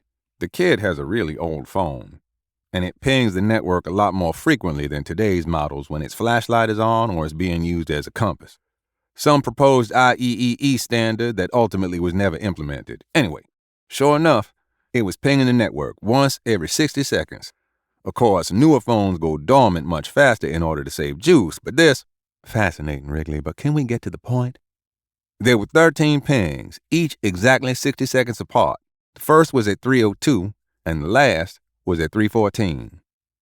Excuse me, Pendergast said, but what was the exact time of the last ping? Like I said, the technician replied, 3:14. I asked for the exact time, if you please. Why didn't you say so? Came the sarcastic response. 3:14, 40 seconds, and 71 centiseconds. That's 3:14, 40, 71. I'd give you the milliseconds, but the Annie Alley signal doesn't. Okay, Wrigley, Delaplane said, trying to keep from smiling. Good work. And she hung up. Now, she said, turning to Pendergast, I'm not sure what you're driving at here. Just one last favor, please, Pendergast said in his most honeyed tone. Would you please call your emergency dispatcher and find out when Mrs. Ingersoll dialed 911? Let me guess. Down to the second. If you'd be so kind. It took 2 calls and about 5 minutes of waiting as the records were accessed before Delaplane hung up again. 3:18, she said. And no, they couldn't tell me how many hundredths of a second. That's quite all right. Thank you, said Pendergast, sliding the fingers of one hand over the nails of the other in a peculiar gesture. We can assume both the time sources are quite accurate, certainly accurate enough for our needs. What are those needs exactly? Delaplane asked. She caught Cold Moon's eye, and he grinned. To provide the variables for the following calculation. The Manning youth dropped his phone just as he started running away from whoever attacked his friend. That means the assault took place at 3:14 and about 40 seconds. We also know that Mrs. Ingersoll dialed 911 at 3:18, less than 4 minutes later, which means that was the time Brock Custis was dropped. What the hell? Cold Moon said, stirring behind the conference table, suddenly seeing the craziness of the timeline. Dropped? Delaplane asked. My dear colleagues, consider the facts. The injury to the body and the accounts of the eyewitnesses make it clear that Custis had just fallen to the sidewalk a moment before Ingersoll tripped over him. Everyone has assumed that Custis fell from a window or off the roof, but that clearly isn't the case. How's that? Delaplane asked. Because the Bonaventure Cemetery, where Custis was accosted, is almost 4 miles from the location on Taylor Street where our friend Ingersoll tripped over Custis's body. Given the narrow streets, urban congestion, and geographical impediments between the 2 locations, it's impossible to drive that distance in less than 16 minutes. I've checked all possible routes. But Custis, or rather his corpse, made it in just 4 minutes. This is why I say, Commander, that he was dropped. Because the only possible conclusion is that he flew from one spot to the other, or rather, was flown. Flown? Delaplane protested in a high, incredulous voice. After a moment, comprehension dawned on her face. Oh, shit. 38. Another biscuit? Felicity Frost asked, holding out the plate of chocolate digestives. No, thank you, replied Constance, dabbing her lips with a damask napkin. Hell, the elderly woman said with feigned annoyance. That means I can't have one either. and she put the plate back on a silver tray that sat on the tea table between them. The china, Constance noted, was from an antique set of Haviland Limoges, understated but exquisite. But then, she thought, that was characteristic of Frost herself. Antique, discreet, and with far more depth than a superficial glimpse would suggest. Frost had sent Constance a note earlier that day asking if she would like to have tea that evening at 9. And so Constance, accepting, had spent over an hour in the woman's company. Miss Frost had proven to be an excellent conversationalist, knowledgeable about a number of topics, especially antiquarian. She had shown Constance 3 rooms of the penthouse, a library-cum-museum, a music room, and the drawing room in which they now sat. There were clearly others, but Frost had not invited her to tour them, and Constance had not asked. In any case, these 3 were sufficient to provide her with a sense of Frost's interests and personality. The rooms contained many beautiful things. First editions of neglected 19th-century novelists, a Steinway Model O from 1923, the final year of original production, and an impressive collection of art that ran the gamut from John Marin watercolors to several of Piranesi's Carceri etchings. True, the rugs were not the hand-knotted Kashan or Isfahan pieces of Pendergast's Riverside Drive mansion, and the Duncan Fife furniture was not original, but the reproductions were tasteful. Everything spoke of a woman of discernment who, though her wealth was not unlimited, had accumulated and curated many beautiful things. In addition to the collections of firearms and pens, there was, curiously, a museum in miniature of cipher machines and pieces from the early history of computing. Several large display cases contained, Frost had explained, a Fialka M125 Soviet cipher device, an Enigma machine, a set of gears of Charles Babbage's difference engine, a relay and rotary switch from Harvard's Mark I, and a pair of printed circuit boards from the landmark early supercomputer Cray 1. Frost's knowledge of computers was remarkable, and it struck Constance this must be a significant link to her mysterious past, whatever that was. "It's almost 11, Frost said, glancing at a grandfather clock on the far wall. She was sitting on a chaise lounge across from Constance. A well-thumbed paperback, which Constance had noticed on her first visit, was at her side, a constant companion. "I think something stronger than tea is called for, don't you?" Constance reminded herself that, because of the woman's nocturnal habits, cocktails were apparently served half a dozen hours later than usual. "If you'd like." "I would like indeed. At my age, self-medication is practically the only vice left to me." She stood up with effort, then walked over to a sideboard arrayed with numerous bottles. "Would you care to, smother a parrot with me?" "No, thank you," said Constance a little more sharply than she intended. "In that case, name your own poison." "Campari and soda, please, if it's at hand." "It is, and it will be in your own in a jiff." The old woman fussed around for a few minutes, then returned with 2 glasses, one pink within, the other a pallid, milky green.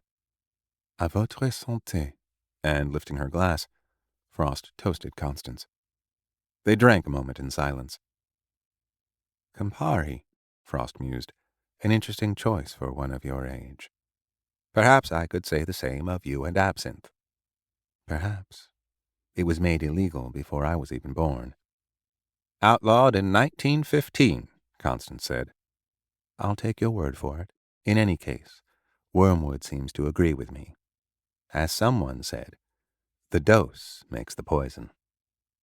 With this, the old woman sat back, observing Constance with an arched eyebrow. Constance began to say Paracelsus, but decided against it. Instead, she said, "I meant to compliment you on your piano playing." She nodded in the direction of the music room. "That piece the other night is one of my favorite nocturnes." "Mine as well," Frost said. She took a sip of her drink. "Do you play?" Constance nodded. "But I'm partial to the harpsichord." Frost smiled. "And very accomplished, no doubt. But I'd have thought someone of your temperament would prefer an instrument with more dynamics." "That's what the choir stops are for," Constance said. "No doubt." And with another smile, Frost finished her drink. "Next time I'll have to ask you for dinner," she said. "I have a decent wine cellar up here, not what you're used to, I imagine, but serviceable." Once again she fixed Constance with a quizzical look. You're used to drinking the finest wines, are you not? Just as I'm sure your harpsichord is of the highest quality, and your snickersnee is a rare antique. Thank you, Constance said, trying to suppress a growing annoyance. But I doubt my blade is much rarer than the Luger you pointed at me the other evening. Miss Frost waved this away. I only mention wine because we were speaking of music, she said. The older I get, the more I find myself thinking of composers in terms of wine. To me, Mozart is like a bottle of Chateau d'Yquem, sweet and silky, but more complex than it initially seems. Beethoven is like a Petit Syrah, ill-bred, brutish, chewy, but once tasted, never forgotten. And Scarlatti, she laughed. Scarlatti is like a cheap Prosecco, full of bubbles that bother your nose. And Brahms? Constance asked, irritated at the aspersion cast on her beloved Scarlatti, but not wishing to be impolite. Ah, Brahms. Brahms is like one of the best Barolos.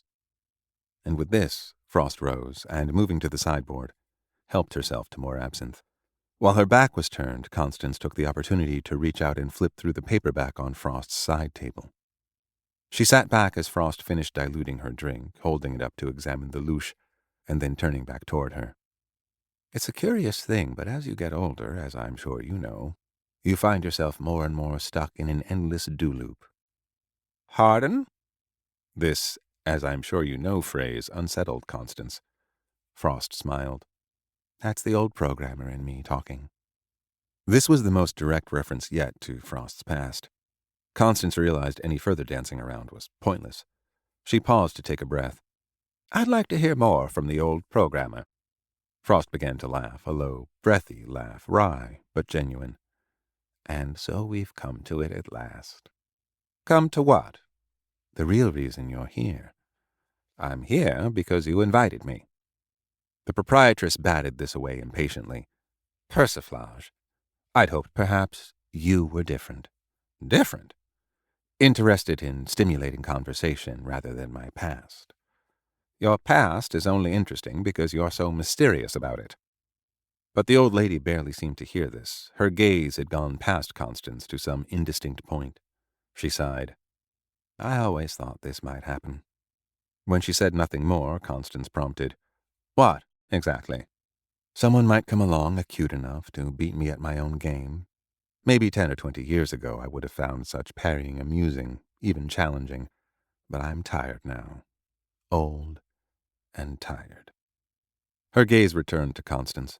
Leaning forward, she picked up her glass, drained it, and set it back down on the tea table. So let's finish the game. There was an edge in her voice that put Constance on guard. The elderly woman had proven a surprise, far sharper than she'd expected. Here's what we'll do, Frost went on. You're a perspicacious creature. You'll make a statement about me that you think might be true. If it's true, I will say as much and you can make another statement. But once you make a statement that's wrong, the roles are reversed, and I get to make statements about you on the same terms. Agreed? Constance hesitated. She had the vague feeling she'd just been outmaneuvered in a chess game, but after a moment, she nodded. The old woman sat back. Proceed. Very well, Constance considered. You were very fond of Patrick Ellerby. Frost tut-tutted as if this were hardly deserving of an opening gambit. True. Yet he was disobedient. He disappointed you, even betrayed you.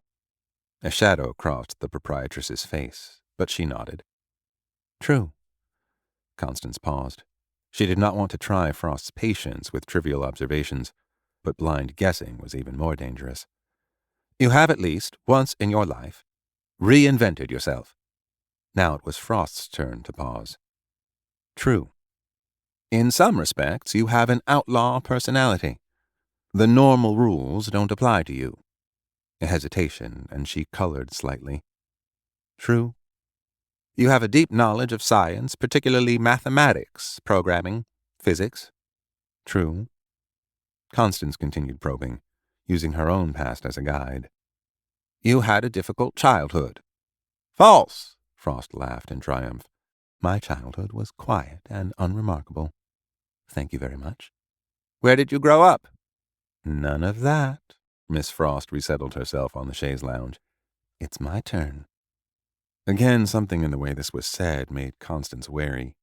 I'll give you a handicap, Frost said.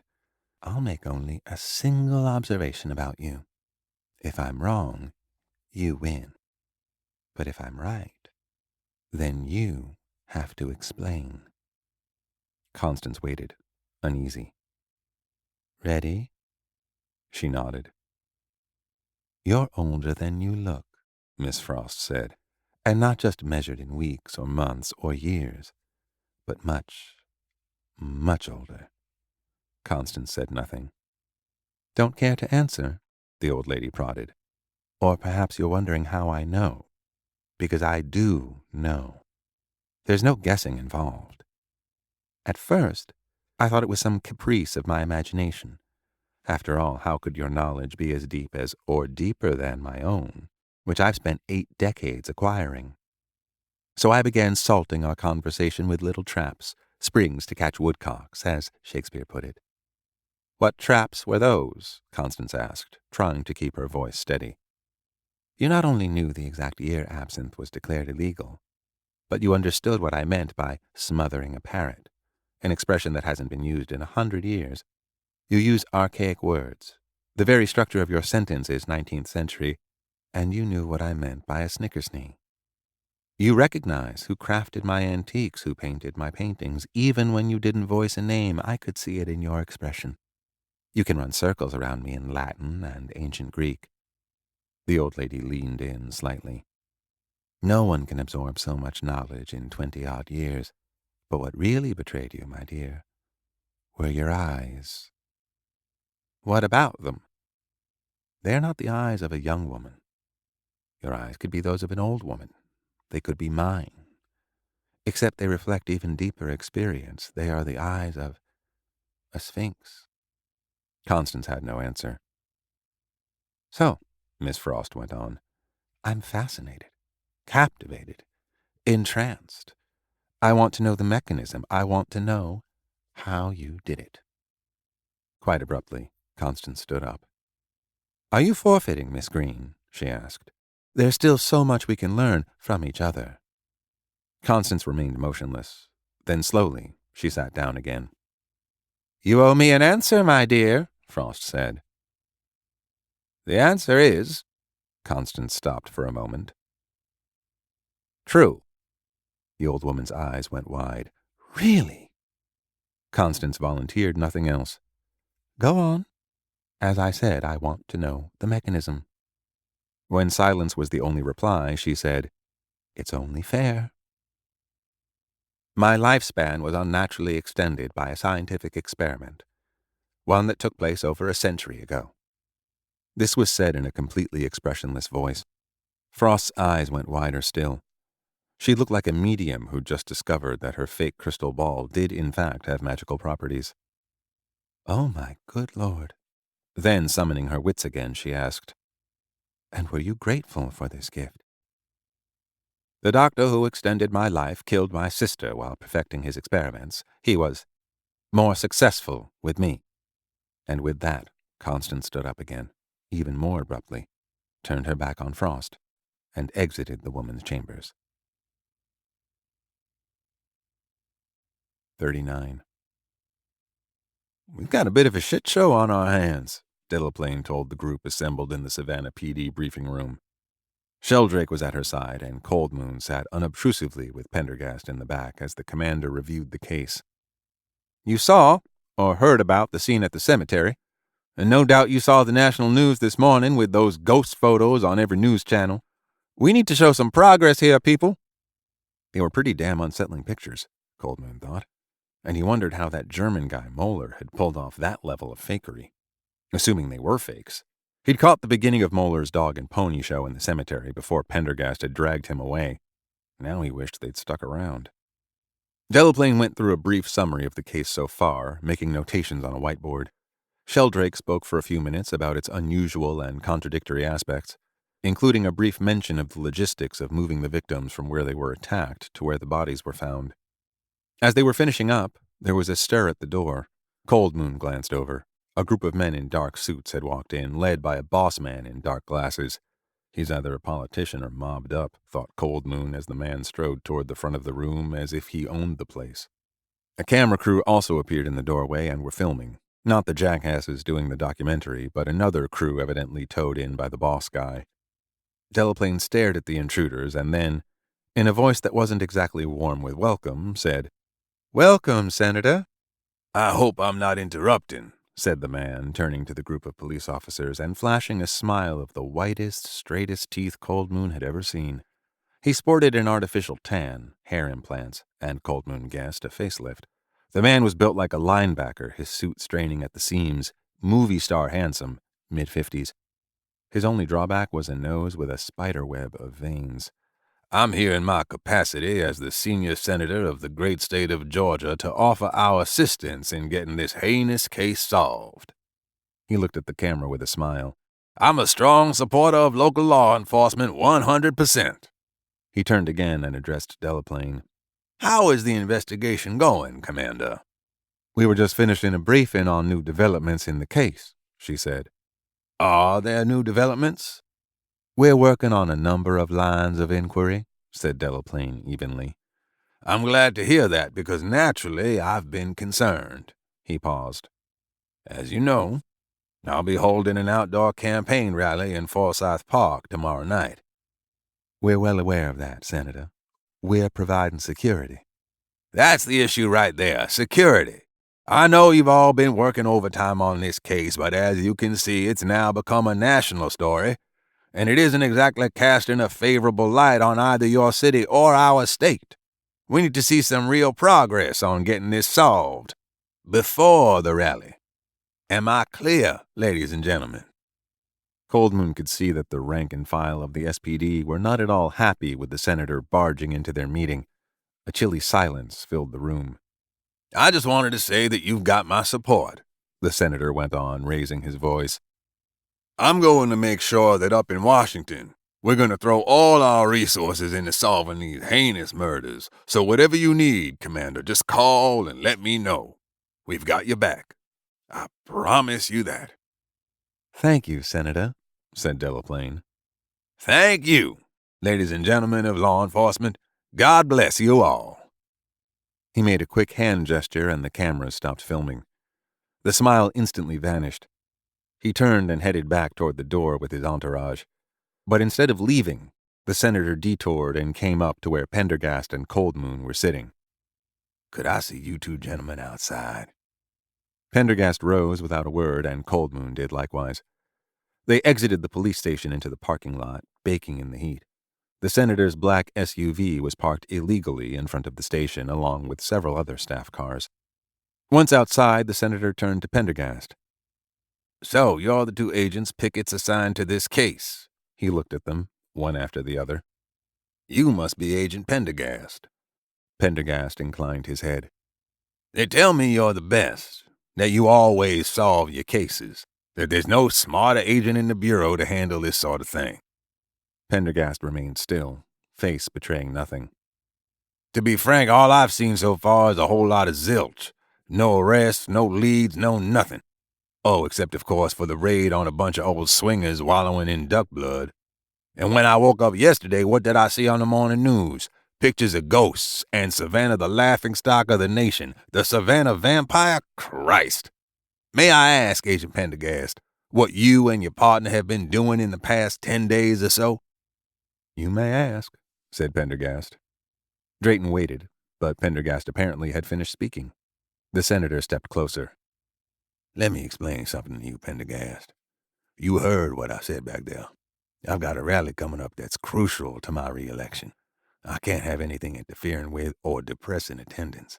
I can't do anything to reprimand you about your failure to move this case forward. You or your partner here. Frankly, you're too low level and I can't reach down that far.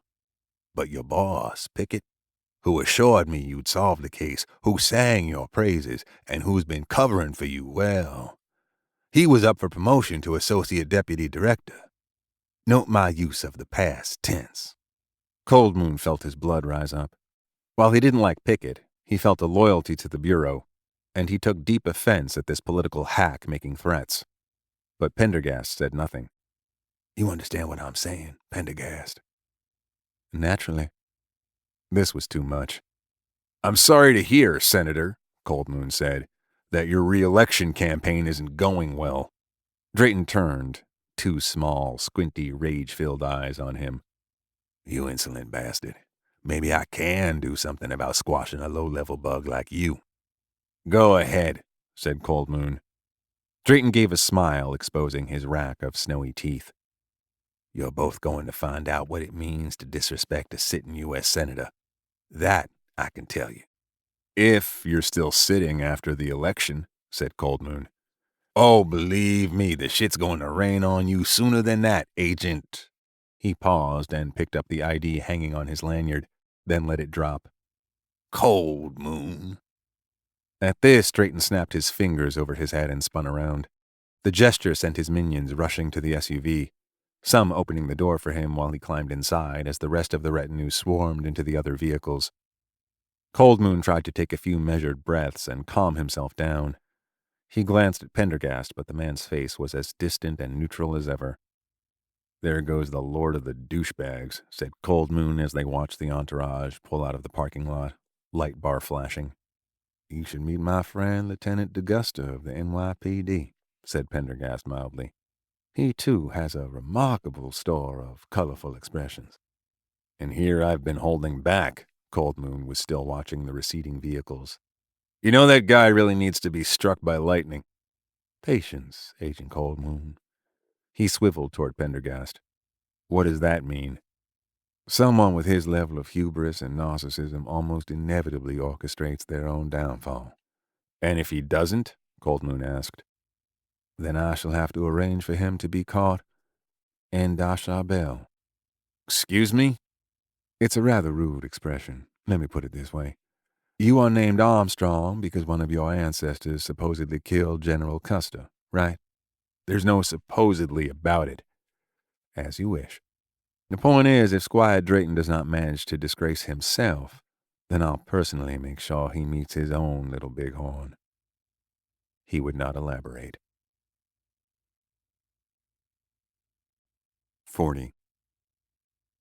Wellstone sat, nursing a club soda and lime, at a window table in the bar of the newly opened Telfair Square Hotel. It was almost 10 o'clock, and the bar was in the quiet period between the stampede of dinner-hour drinkers and the late-night revelers still to come. He, of course, was not staying here. His own suite was in the Marriott riverfront. But this bar was a most convenient place to keep an eye on his target directly across State Street. The Ye Sleep was a quirky hotel that cultivated a kind of seedy bohemian chic. It was clearly the last of several generations of commercial lodging. The pentimento of a red-crowned Best Western logo could still be seen faintly beneath the facade's paint job, and the hotel's external marquee looked suspiciously like the Great Sign of vintage Holiday Inns. The waiter came up to his table. "Anything else, sir? Perhaps something with a little higher octane?" "I'll stick to club soda, thanks." He'd put booze, especially red wine, off limits for the time being. He sat, gazing across the street while the waiter brought him a fresh drink. When he'd heard that Barclay Betts and his entourage were staying at the Ye Sleep, his primary feeling had been one of disdain. Couldn't the cheap bastard afford to put his people up on the waterfront? But sitting here across the street from the hotel, he could see method in Betts's madness. The rooms, so the waiter had informed him, were old and very large, and the place catered to thirsty, horny young travelers on a budget. That meant Betts could afford a lot of room to spread out his entourage, and his donkey-like braying and yelling was not likely to elicit complaints from the management. It had another advantage, for Wellstone at least. Its on-site parking lot, currently being resurfaced, was barricaded off and unlighted. It took up the rest of the block on the building's western flank, and it was naturally deserted. That side of the hotel was where Betts had booked a block of rooms, all on the first floor. And Gerhard Moller's room was the fifth window in from the street. It had taken only a little research and surveillance for Wellstone to learn this. The layout was better than he'd hoped. In fact, it made what had initially seemed like a somewhat far-fetched scheme into something very workable. Very workable indeed.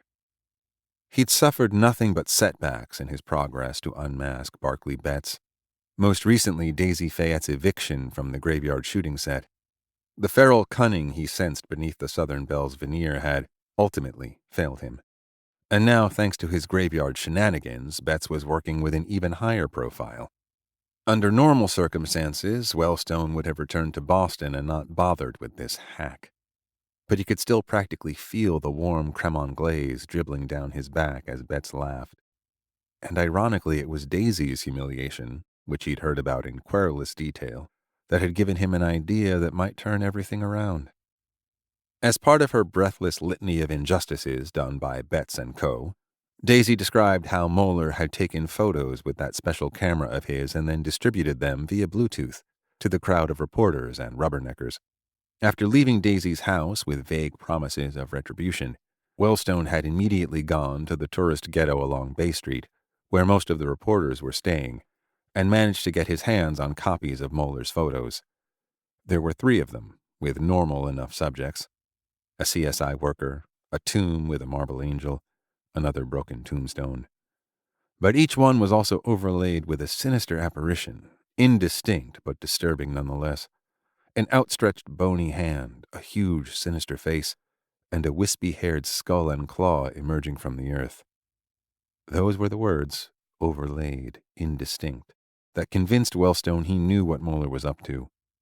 It was obvious these were real photographs taken in real time. After all, the doctor couldn't have known in advance precisely what he'd be photographing in the cemetery. That meant there had to be some apparatus within the camera to create, in effect, a digital double exposure. That had to be it. The camera Moeller was so protective of contained a mechanism for manipulating the photos it took by overlaying on them the ghostly images. This, Wellstone speculated, could only be done if the camera already held a large set of supernatural images, previously created by Moeller. All he'd have to do was take a real photo, then use whatever he'd retrofitted into the camera to add an appropriate overlay from his stock of sinister images, ready and waiting.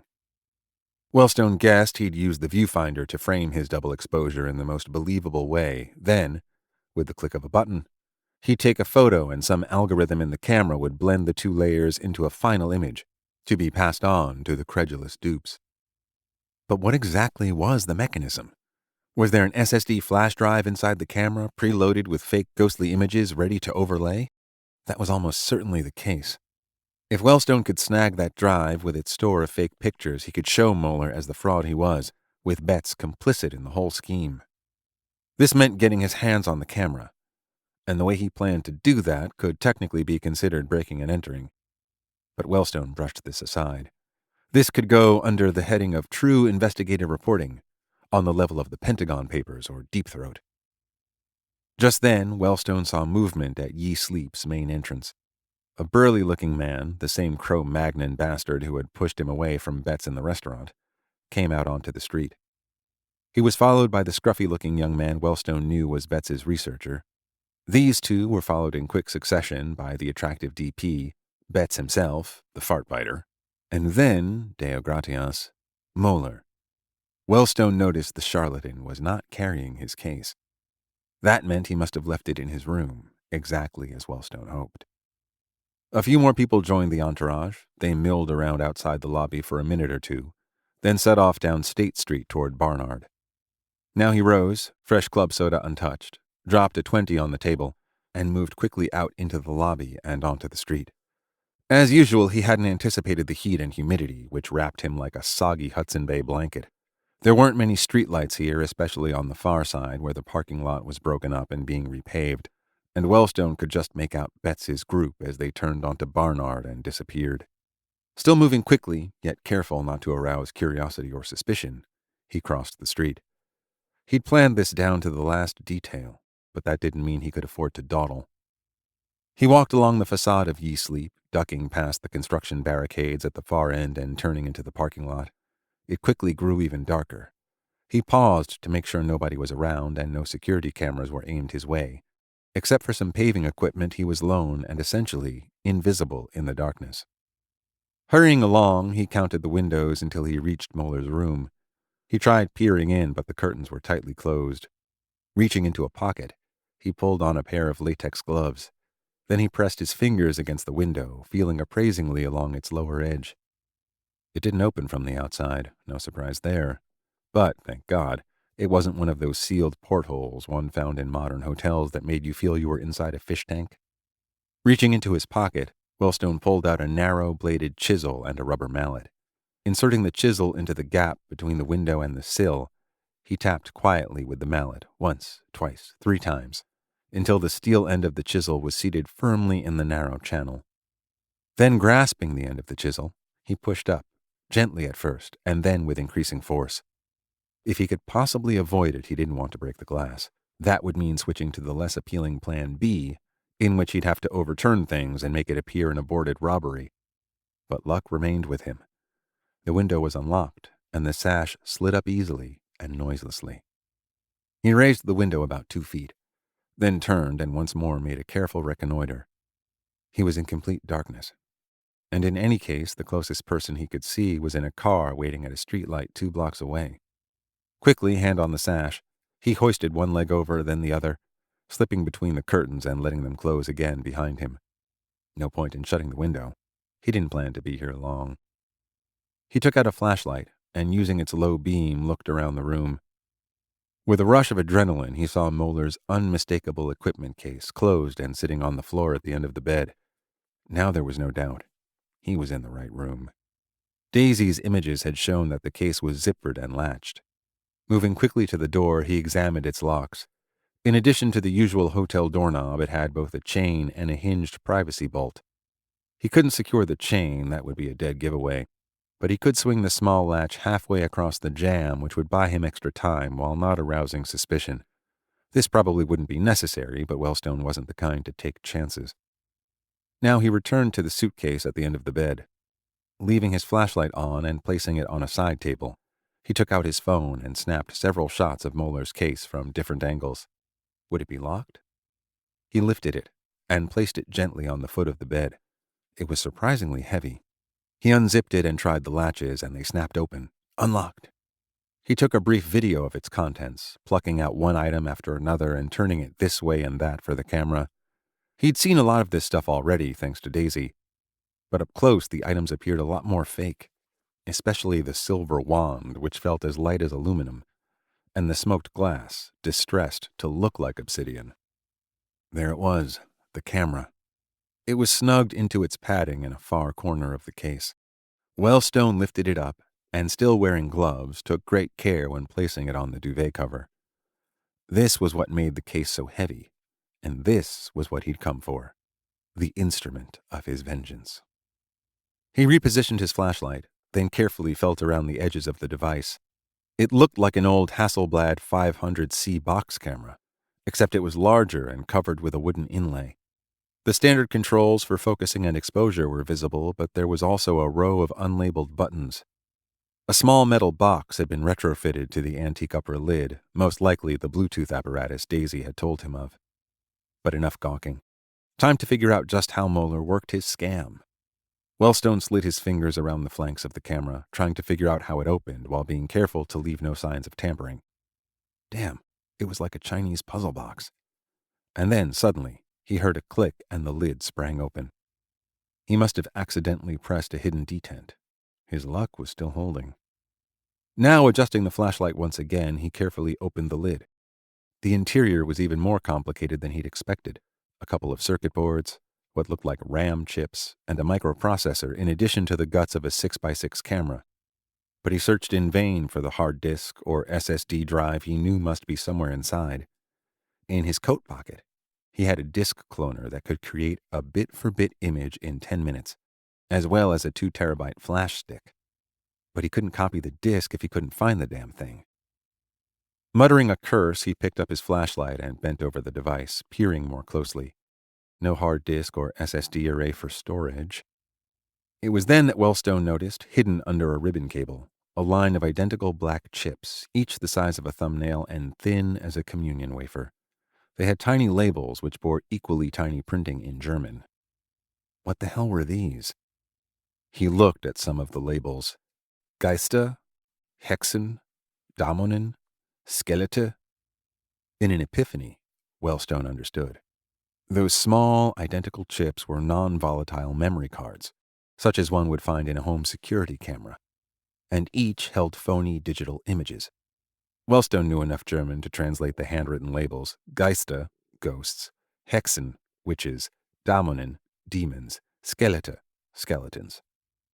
That bastard would snap a photograph, and then, by manipulating this camera, choose a fake from his miniature gallery to superimpose over the final. It confirmed what he thought. There was no hard disk in the camera after all, but this was even better. He could take one or two of the chips, he'd snag the ones at the far end, and Moeller probably wouldn't even notice for a while.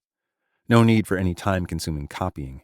Pushing the ribbon cable to one side, he fished his fingers into the device, preparing to pluck out the last two chips in the array.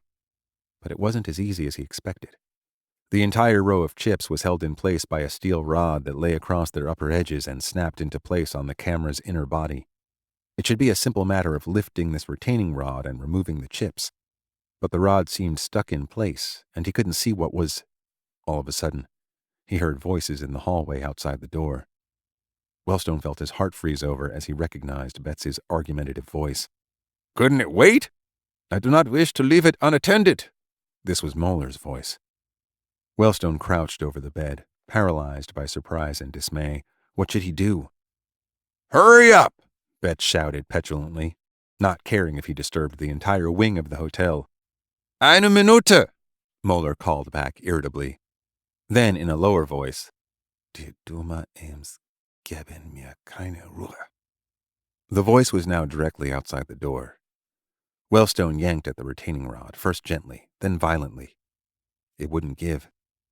He heard the click of a lock disengaging, heard a rattling sound as the latch he'd partially set kept the door of the room from opening. Wellstone realized he had no choice. He couldn't take the entire camera. He didn't dare break it apart. Quickly, he reached for his phone, took a series of burst shots of the camera's interior. More rattling at the door. "Dieser verfluchte Schlüsselloch," came the mutter from just outside. Moving like lightning, Wellstone put the camera back into its foam nest, closed, latched, and zipped the case, placed it back on the floor, smoothed the end of the bed, put his phone in his pocket, made sure his tools, flashlight, mallet, chisel, drive cloner, and USB stick were all accounted for, then walked backward until he felt the window curtains brush against him, all the while keeping an eye on the door. "Gerhard!" he heard Bet's call in an impatient travesty of a German accent. "Move your Schweinehund ass!" "Halt deine Fresse!" Moeller snapped in response as he gave the door a mighty shove. This time, the privacy latch slipped out of position and the door flew open. But even as it did so, the window beyond the curtains was silently closing, and by the time Moeller had snapped on the light, Wellstone was jogging through the darkened parking lot, away from State Street, and heading for Broughton. Only he wasn't as silent as he'd been when approaching Moeller's room. Now he was repeating something under his breath as he ran. Shit, shit, shit, shit, shit. 41. Pendergast sat on the veranda of the Chandler house, a long balcony of ornate ironwork that ran along the second floor. Below him, groups of tourists passed by on the sidewalk. An undercurrent of traffic noise rose up from the busy streets with the occasional honk or squeal of brakes.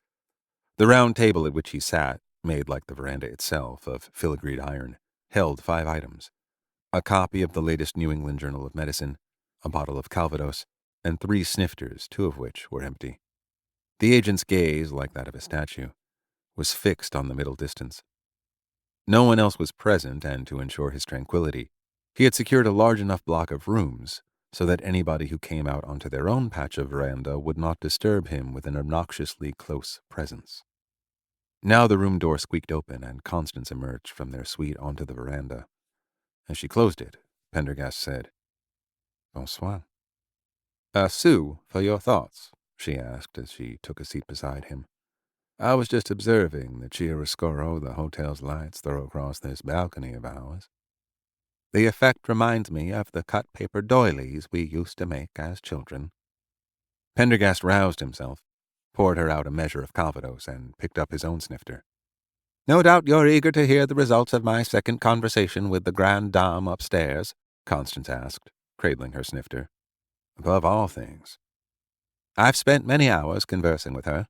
but I'm not sure how relevant the intelligence I've gathered is, except perhaps in filling in some missing corners of the triptych you're painting." "You flatter me, my dear. My mental construct of Savannah and its crimes is a diptych at most." Constance took a sip of Calvados. "As I mentioned, Frost is a most unusual woman, but she is not the blood-sucking parasite some of the staff believe her to be. She puts on a forbidding disposition in order to be left alone. In younger days she must have appeared to staff and guests as nothing less than a force of nature. Even now she's not as frail as she wants people to believe, and her mind remains acute. She's lost none of her memories. Her learning and intelligence are profound." She paused a moment. "By our second meeting, in fact, she had somehow intuited that I was rather older than my appearance would suggest." Pendergast's eyebrows shot up. "And how did she deduce that?" Constance hesitated. "Aloysius, she told me that—" Then she broke off, with a shake of her head sharp enough to disturb her bobbed hair. "It's not germane, really. I shall tell you sometime when we're at leisure." "Did you tell her your history?" "The barest minimum, trying to draw her out. But she still refused to give me any details of her life before Savannah. What I can tell you is she's read deeply in literature, philosophy, history, and science. She's very upset by Ellaby's death. She was angry at him for defying her somehow. Yet she also seems to feel responsible." "In what way?" Pendergast murmured. "That was obscure. All I have are my speculations." A large delivery truck rattled down the street beneath them, causing the iron veranda to tremble slightly. "By all means, speculate," Pendergast said. "Very well. But please don't criticize my logic or ask me to provide supporting arguments." "I would never be so importunate." Constance suppressed a smile and looked out over the darkness of Chatham Square. "I have 3 thoughts in particular. 1, although she had plenty of money when she arrived in Savannah, she did not originally come from money. I believe her childhood was happy but poor. 2, as much as she mourns Ellaby's passing, we didn't touch on just how close their relationship was, I sense that she had an even deeper emotional connection somewhere else, somewhere in her past. She may have lost someone or left someone long ago, and now in her old age she regrets it bitterly.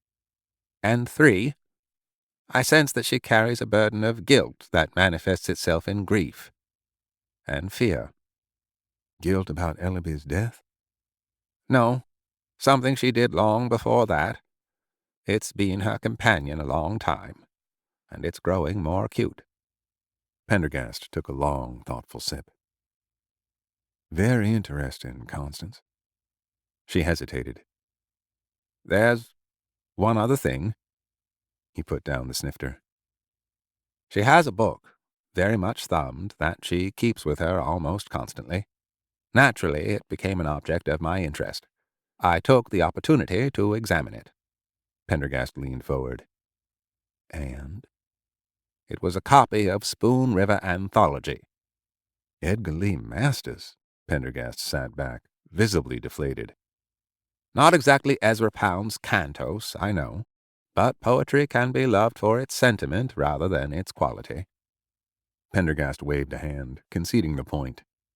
"In any case," Constance went on, "it was the inscription on the flyleaf that I thought might interest you. It's not taken from the book itself. It reads, 'From ZQ to AR. To me, you'll always be that great social nomad who prowls on the confines of a docile, frightened order. Berry Patch, the 22nd of April, 1972. Pendergast asked Constance to repeat the inscription again. "And the author of that quotation?" Pendergast asked. "I'm not familiar with it." "I Googled it and came upon the French philosopher Michel Foucault. But it's been altered. The original quotation in full is, 'The lyricism of marginality may find inspiration in the image of the outlaw, the great social nomad, who prowls on the confines of a docile, frightened order.'"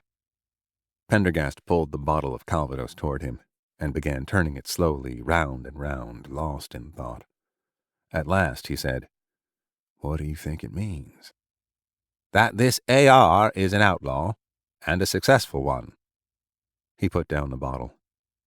"And who is AR?" Constance gave a small, gentle laugh. "I would wager she is AR, to this ZQ anyway."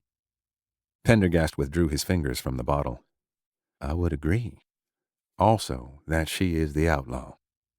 "An admirable outlaw, at least to ZQ." "Indeed. And now let me tell you something of interest. You mentioned before that you could find no trace of her existence before 1972. That intrigued me. I took a turn around the FBI's most excellent databases and discovered that Felicity Winthrop Frost died in 1956. Constance raised an eyebrow. "She died at 12 and was buried in a cemetery in a place called Puyallup, a suburb of Seattle." "How very strange," Constance said. "What does it mean?" "Quite simply, our proprietress stole somebody else's identity. In the days before the Social Security Administration computerized their records and cross-referenced them with deaths, it was not difficult. You found a dead person of about your age, got his or her Social Security number, and obtained a driver's license in that name. With those, you could claim to have lost your birth certificate and get a replacement copy. The birth certificate would get you a passport, bank account, any official documents you wanted. And that's why I could find nothing about her prior to 1972. Precisely. She assumed her new identity in that year, the same year she received the book. Perhaps it was a parting gift as she went off into the world as a different person." He paused. "Excellent work, Constance. I congratulate you. You made the most important contribution yourself. You trimmed the tree. I merely mounted the star. I'm still not sure how this information advances your case. Information is like electricity. It powers the light that allows us to see our way forward." "Who said that?" Constance asked. "I did." Constance finished her cognac, set down the snifter, pushed back her chair, and stood up. "If you don't mind, then, I'll go spend an hour or so in my claw-footed bathtub." Pendergast rose and, wordlessly, drew her to him, kissing her good night. As their lips parted, she hesitated a moment, then leaned in again, her arms encircling his neck. Their lips met once more, longer this time. Then Pendergast, ever so gently, withdrew from the embrace. Constance unwound her arms from him and took a step away. "So," she said, her voice lower and huskier than usual, "it's as I thought." "My dearest Constance," Pendergast began again, but she stilled him by pressing a fingertip to his lips. "Please, Aloysius, say no more." Then she smiled faintly, drew a few stray mahogany hairs away from her eyes with the same fingertip, and left through the French doors. Sitting down again, Pendergast's gaze returned to the middle distance of the veranda.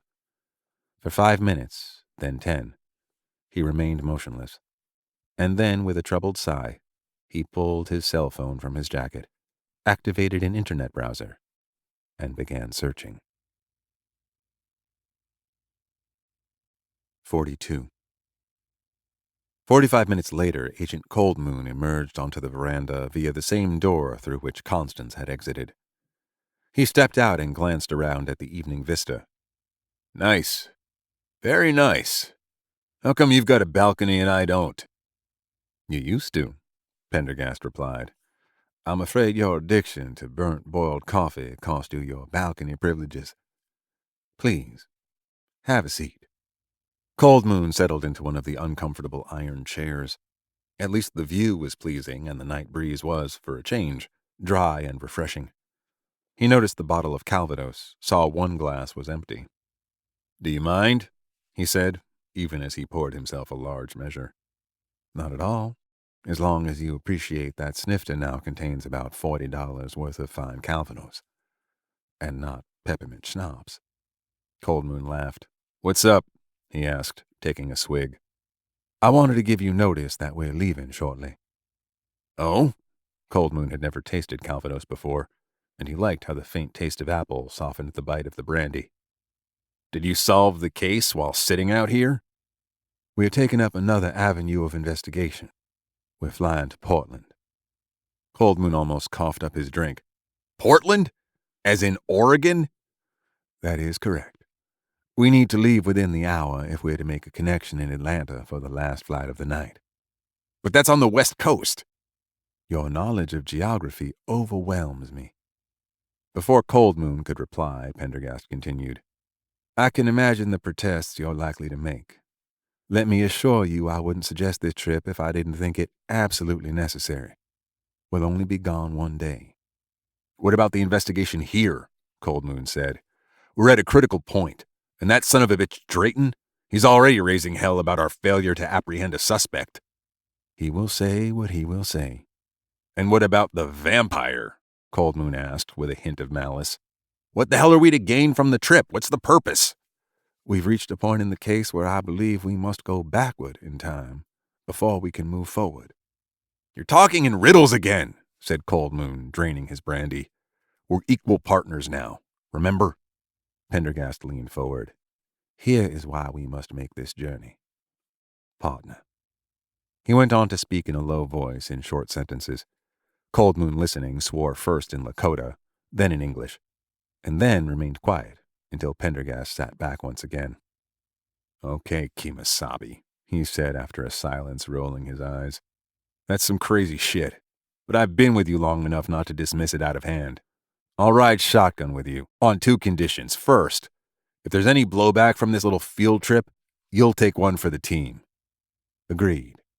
And second, Oregon isn't all that far away from Colorado. I can't promise you that once I'm out west, I won't get a hankering to head for Denver, where my real job is waiting. I'll take that chance. In that case, I'd better start packing. And Cold Moon stood up. Armstrong? At the sound of his first name, Cold Moon glanced back. Yeah? Palamaya. No problem. And Cold Moon vanished into the hotel.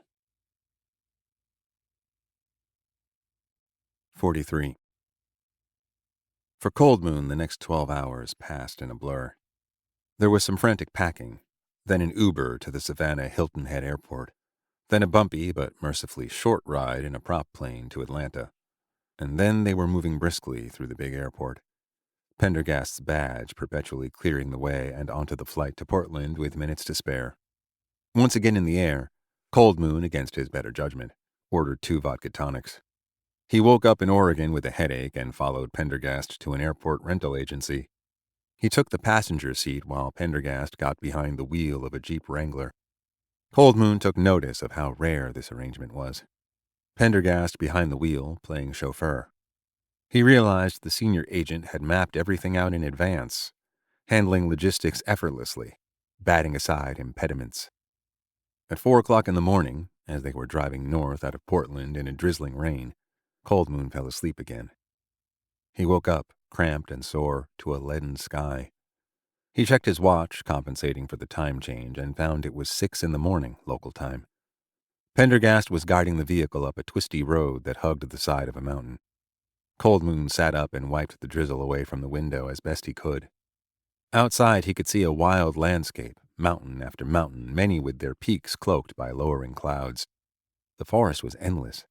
Sitka spruce, western white pine, mountain hemlock, and a dozen other shaggy specimens he couldn't identify. At least, he thought, they were in the west. He cracked the window and breathed deep of the fresh mountain air. He was heartily sick of the east. Pendergast, not taking his eyes off the road, offered him a large, insulated cup of black coffee. Mumbling his thanks, Cold Moon took it, figuring that Pendergast must have stopped for gas while he was asleep. It tasted about like he expected, but at least it was lukewarm. They rode in silence for another 20 minutes, weaving through a labyrinth of hills and low mountains. The road was narrow and potholed. Only 2 or 3 cars went by the other way. Now and then they passed a house or a trailer huddled at the end of dirt driveways. Once they passed a lake and a small dairy farm carved out of the forest, but otherwise there was only mist and looming mountains and an unrelieved dark green. Pendergast turned off whatever road they'd been on and started north on a road with a sign marking it as State Route 21. As they continued, Cold Moon felt the coffee warming his insides, and he found a feeling of claustrophobia stealing over him. He'd grown up in the Dakotas, where trees such as these were rare enough to have individual names. But he'd seen a lot of the world since then. During the last 2 cases with Pendergast alone, he'd experienced the deep snows of Maine, the beaches of Miami, and the swampy bayous of the Everglades. But those places felt different. Here there were too many damn trees, and they grew thickly, leaning over the vehicle so it was like traveling in a tunnel. Where the hell were they? Cold Moon pulled out his cell phone and tried to fire up the GPS, but there was no signal. On impulse, he reached into the glove compartment and retrieved the Washington-Oregon map he found inside. He turned it this way and that, looking for Route 21. He saw Mount St. Helens. Christ, he hoped they weren't headed that way. But the roads were like strands of vermicelli scattered here and there randomly across the folded paper. He couldn't find Route 21. At last, he gave up. Pendergast pulled the vehicle off the road and into a small parking lot with a wooden sign that read, Goat Mountain Trailhead. He glanced at Cold Moon. Where are we? Cold Moon asked. Washington State, roughly 20 miles north of the Mount Adams Wilderness. Cold Moon digested this a moment. Great. Wonderful. And that is where? Close to the man I told you about, the one we came all this way to see, Dr. Zephraim Quincy. Anybody who lives out in this wilderness doesn't need to be a doctor. He should get a doctor. In response, the FBI agent continued north on 21. In about 2 miles, they passed a small, battered road sign that read Walloped Lake, and Pendergast slowed again. Blinking against the mist, Cold Moon could make out the lake, its water almost black, surrounded by deep forest among the omnipresent mountains. On the far side, beyond a stand of trees, was a small farm with a shed and a barn, and just enough flat acreage to grow something. Beyond, the mountains rose again. Pendergast remained still for a moment. Then, reaching into the back seat, he brought out a padded duffel he'd brought along. To Cold Moon's surprise, he pulled out a DSLR camera body. Cold Moon knew something about fine cameras, and he noticed the senior agent was holding the latest Leica S3. Reaching into the duffel once more, Pendergast pulled out a lens. An aspheric Leica Summicron S. Naturally. That piece of glass alone had to go for $8 or $9 grand, if you could find one. Couldn't you have found a more expensive camera? He asked. What's wrong with your cell phone anyway? For my purposes, quality is key. Now please be silent. I want to achieve just the right degree of bokeh. Are you trying to win a photography award? Only indirectly. My primary aim is to produce a maximal amount of nostalgia. Pendergast fitted the lens to the camera, aimed it at the farm across the lake, took his time focusing, and then shot several careful exposures at various focal lengths. Then he put the camera back into its duffel, crossed a bridge over one end of the lake, killed the engine, and let the car coast off the highway and down the grade onto the approach to the farm. They came to a stop behind the barn. Pendergast got out quietly, and Cold Moon did the same. They eased their doors shut, Cold Moon taking his cues from Pendergast. Beyond the barn stood an old 2-story farmhouse. It had been handsome once in a colonial 5/4 with a door style that seemed out of place here, with a variety of sheds and other outbuildings attached to its flanks. But time had been unkind to it. The outbuildings had fallen into disrepair, and the house itself hadn't been painted in at least a decade. A few of the shutters on the 2nd story were leaning away from their windows. The entire place was cloaked in the silence of early morning, mist rising from the lake beyond the farmstead. Pendergast motioned, and they crept into the barn. In the gloom, Cold Moon could make out various machinery, most of which was unfamiliar to him. There was also a hayloft and what looked like cow stalls and a milking apparatus, long abandoned. So what are we looking for in here? What's the term? Fishing expedition? This will be our only chance to investigate. But there appeared to be nothing of interest. They exited the open barn door on the far side of the structure. Pendergast stopped a moment, pausing to take in the surroundings. Then he approached the farmhouse, Cold Moon at his side. Together they mounted the steps, and Cold Moon instinctively put his back to one side of the door while Pendergast rang the bell. There was no response. Pendergast rang again, rapped loudly. Rang a third time. Finally, Cold Moon heard a stirring within. A minute later, the front door opened part way, revealing an old man dressed in long johns who, with his white hair and beard, would have resembled Father Christmas if he weren't so thin. In one hand, he held a Remington 870, muzzle pointed at the floor. "What's all the ruckus?" he asked. "You sick?" "We're quite well, thank you," Pendergast replied. "Then what in the hell are you disturbing me for at 7 in the morning?" The man's eyes had an almost mischievous sparkle, but the barrel of the shotgun lifted about 20 degrees toward the horizontal. Pendergast had his ID and shield out while the weapon was still in motion.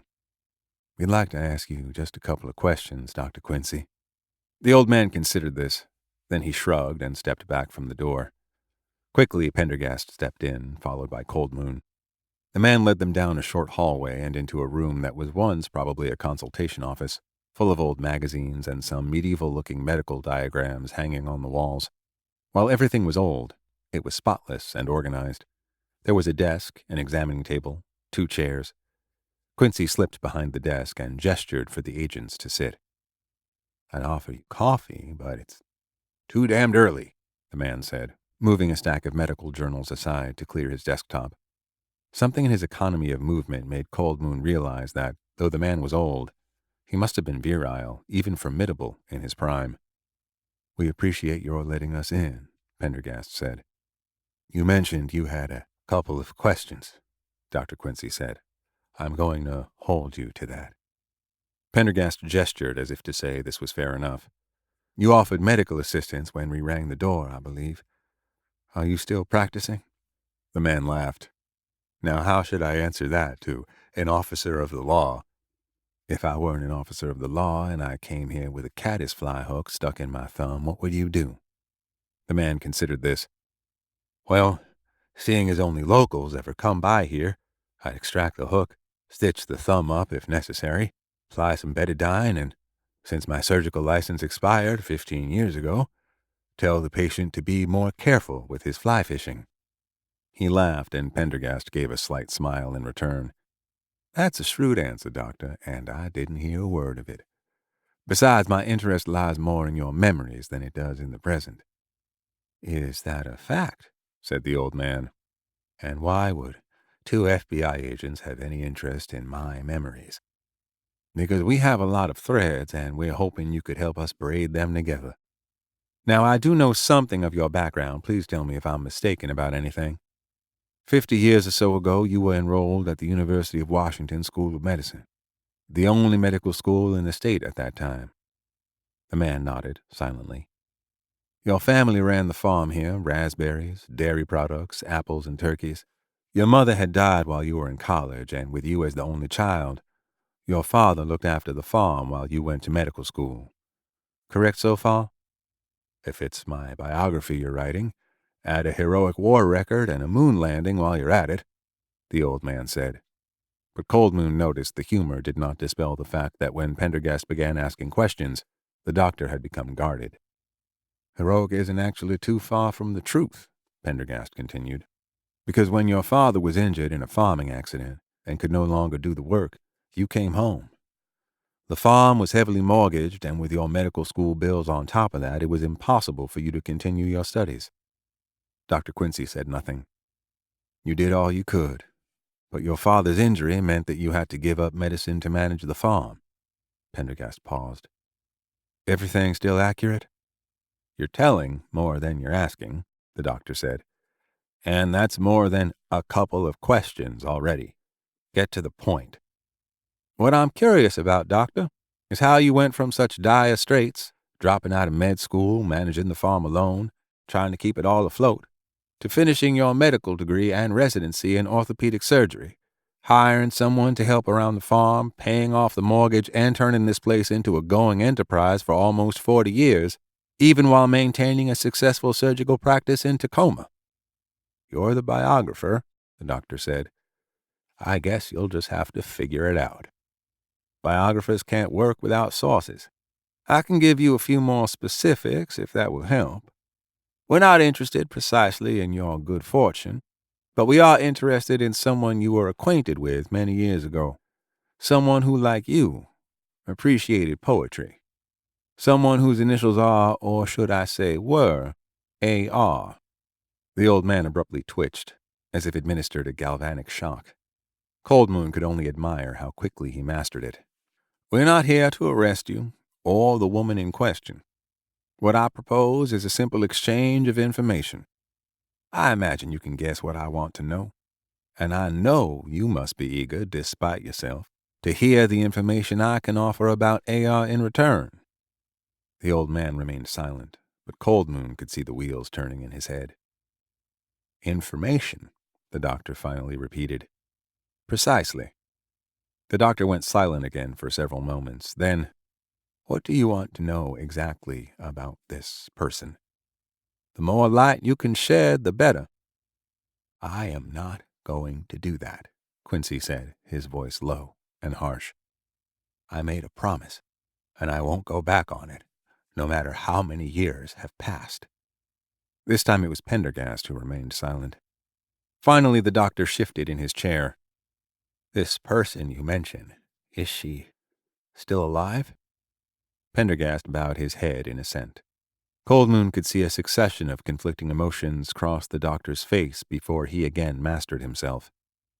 And where might she be? At this, Pendergast smiled. How about that exchange of information? After a long silence, the doctor said, I made a promise. Pendergast rose. Well then, I fear we have nothing more to speak about. Agent Coldmoon, let us go. Hold on. Pendergast paused and turned. In a softer, kinder voice, he said, Doctor, I truly appreciate the promise you made, but we're speaking of events that happened half a century ago. You and the lady are quite frankly nearing the close of life. If there's any hope of your ever learning who she is now or where she is, this is it. The doctor said, You first. Pendergast gazed at him steadily, then said, She owns a hotel in Savannah, Georgia, and she has no possession she treasures more than the book you gave her. At this, the doctor flushed and passed a trembling hand over his white hair. Pendergast quoted, To me, you'll always be that great social nomad who prowls on the confines of a docile, frightened order. The effect of this was even more profound. The doctor struggled to maintain his composure. She showed it to you? Not intentionally. Then, very gently, Pendergast said, And now, Doctor, it's your turn. The doctor removed a cotton handkerchief, mopped his face, and tucked it back into his pocket. I found her by the side of the lake. She had had a terrible fall. You saved her life. He nodded. I took her in, fixed her up, nursed her back to health. What kind of injury? A compound displaced fracture of the right femur. The lady still has a limp. I fixed her up as well as anyone could under the, circumstances. You were in love with her. Coming out of the blue, this question surprised Coldmoon almost as much as it did the doctor, but it had the desired effect. On the heels of a sustained assault, the old man's defenses cracked under this unexpected blow. He sank back in his chair with an almost indistinct nod. We loved each other very much. But she left. Why? He shook his head. Let me help you. She was in trouble. She was an outlaw. She had committed a serious crime. To protect you and herself, she had to leave, establish a new identity. And so she disappeared from your life. He nodded. What was her crime? A long silence ensued. She'd stolen something. It must have been quite valuable. I suppose. But the big crime was not stealing it, but how she stole it. What was it? Some sort of computer or device in a briefcase. She said it was going to make her fortune. What did it do? She never explained, except in veiled hints. Something about time. Time? She made an odd comment about the flow of time. That's all I know. How did she steal this item? I'm sorry, but that's the question I'm not going to answer. The one at the heart of my promise. If I told you, the FBI would come down on both of us like a ton of bricks. We'd go to prison for sure. Pendergast sighed. In that case, I have nothing further to ask. And he signaled to Cold Moon that it was time to leave. Hold on, the doctor said again as Pendergast prepared to rise. You haven't told me her new name. Pendergast looked at him. And you haven't told me her old one. The man frowned, sitting up again, pugnacity flaring in his rheumy eyes. Now it's your turn to go first, said Pendergast. Quincy's white knuckles gripped his chair. Cold Moon could see him struggling. Alicia Rhyme, he finally said. Her name is now Felicity Winthrop Frost. The hotel she owns in Savannah is called the Chandler House, an excellent establishment, and she is a most formidable woman, if a bit frail, and quite lonely. After a moment, Quincy nodded. No doubt. Pendergast rose, followed by Cold Moon. He began to turn toward the door, then he stopped. One other thing, he said. Is it possible she used this mysterious instrument you mentioned to pay off your mortgage and cover your medical school tuition? I've got no idea, Quincy said. I've said too much already. I think it's time for you to leave. Right now. That was it. Cold Moon followed Pendergast out of the farmhouse, down the steps, and back to the waiting vehicle. And the whole time Dr. Quincy stood on the steps in his long underwear, silent and motionless, a look of infinite sorrow on his lined face. 44. Gannon heard a voice raised in complaint. And she'd known she would eventually, from the end of the hall where Betts was reviewing the daily rushes. She already had a good idea of what he was going to say, but she'd learned it was better to let him mansplain his ideas to her rather than come up with them independently and try to sell them to him. Gannon, she heard. Gannon! You around? She headed down the hall and into the editing room. Moeller was in the chair next to Betts, a dour presence. Come in, Betts said, gesturing. Take a look. She came in and stood behind them. On the computer screen was the last of the footage from the previous day. This is great, Betts said. Love your angles. You really nailed it. Gannon couldn't help but blush. Normally, Betts was stingy with his compliments. Moeller, you look good too, right? I hope you're happy. Moeller bowed his head in grave affirmation. He never looked happy, but that, Gannon realized, was part of his shtick. But here's the thing, Betts went on. We've got all this footage of Moeller, the crazy mob scene, the press, all great stuff. But you know what we don't have? She knew perfectly well, but she said, No. We don't have creepy footage in a lonely cemetery. We need atmospherics, and we need to see Moeller all alone, checking out some haunted place. We can't get that in broad daylight with a big crowd around. You know what I mean? I agree. Good. Now look at this here. He pressed a button and some of Pavel's Steadicam footage started rolling on the screen, showing the cops working the crime scene among unkempt tombs. He paused the video. There. You see behind them? Back through all that overgrowth? I was there. You can just barely see it, but there's more graves and a mausoleum with a door partway open. Hard to tell, but it looks like it's coming off its hinges. Maybe we can get in. Film inside. I see that. Good. That's where we need to shoot. We'll bring some lights with filters, a fog machine, do it up good. See if we can't register some more evil. I mean real evil, like the vampire himself. If you get my drift. Moeller's dour look deepened. But that area of overgrown tombs is not where the young man was abducted. It is not where I registered a strong supernatural presence. That doesn't matter. I mean, it does matter. But this is a cemetery, for Christ's sakes. There are ghosts all around, right? And we need to get some good B-roll in the abandoned cemetery after dark. That's the perfect spot to do it. Gannon here will get the fogger going, generate some mist. With low, raking lighting, it's going to look super. Right, Gannon? Absolutely. What do you say, Gerhard? I am willing to try. When do you plan to make this excursion? When? As soon as the sun sets, of course. 45. As they drove away from the farm and into the inky maze of mountains, Cold Moon turned to Pendergast. That was interesting. What I found most curious was the injury, said Pendergast. Broken leg. Why is that? Think about it. What was she doing way out there, in the middle of nowhere, all alone, with a broken leg? Maybe she fell off a mountain. Perhaps. Perhaps not.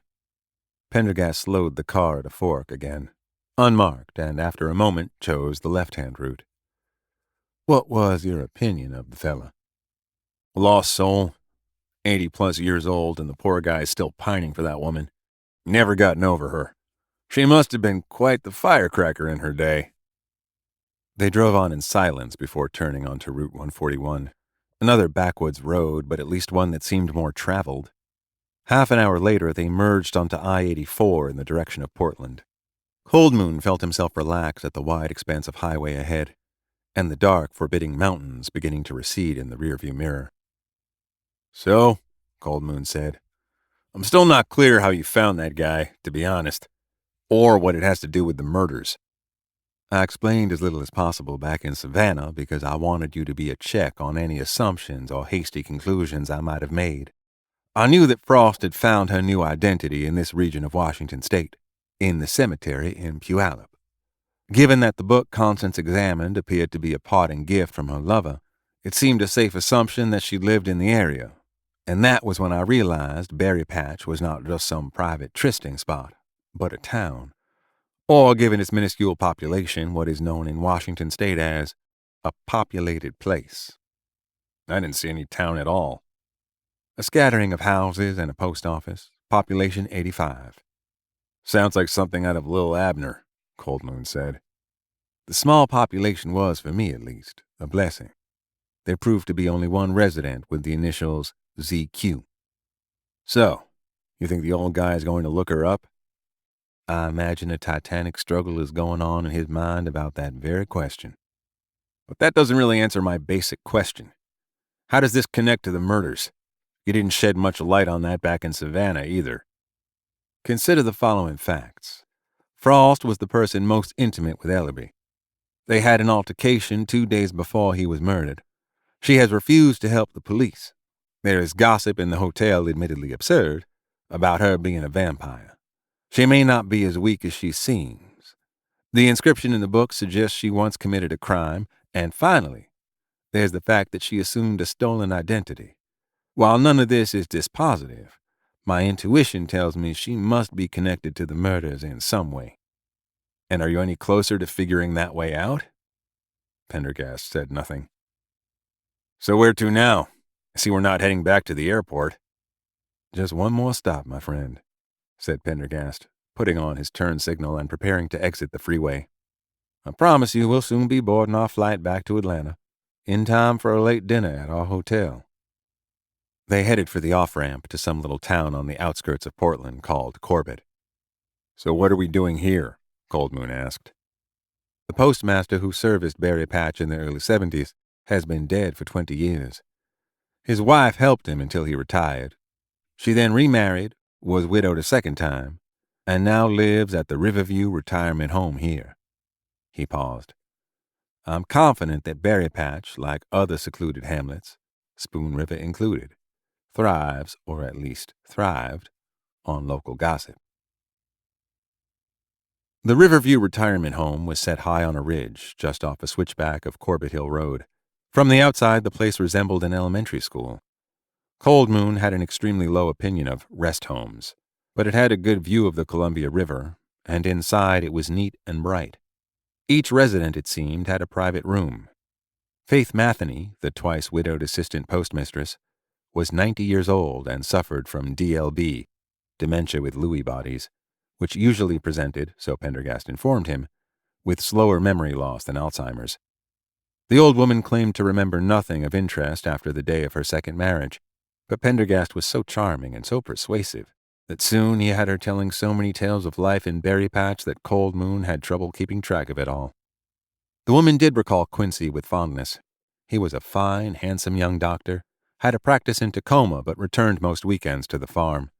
He was especially liked because every year Quincy and his father, who raised turkeys on their farm, would donate birds for and preside over a grand Thanksgiving dinner for all 85 residents of Berry Patch, held in the Presbyterian Church Activities Room. Then she frowned. Except that one year, when he didn't show up. Very odd. People said it was because his father was sick in the hospital. And what year was that? Pendergast asked. 1971, she remembered. She was sure, because that was the same year a storm pushed a tree down on the schoolhouse and the Dotsons' mare drowned in Walloped Creek. Pendergast was as good as his word. Within another hour, they were taking their first-class seats in a flight that would get them back to Atlanta by 7 p.m.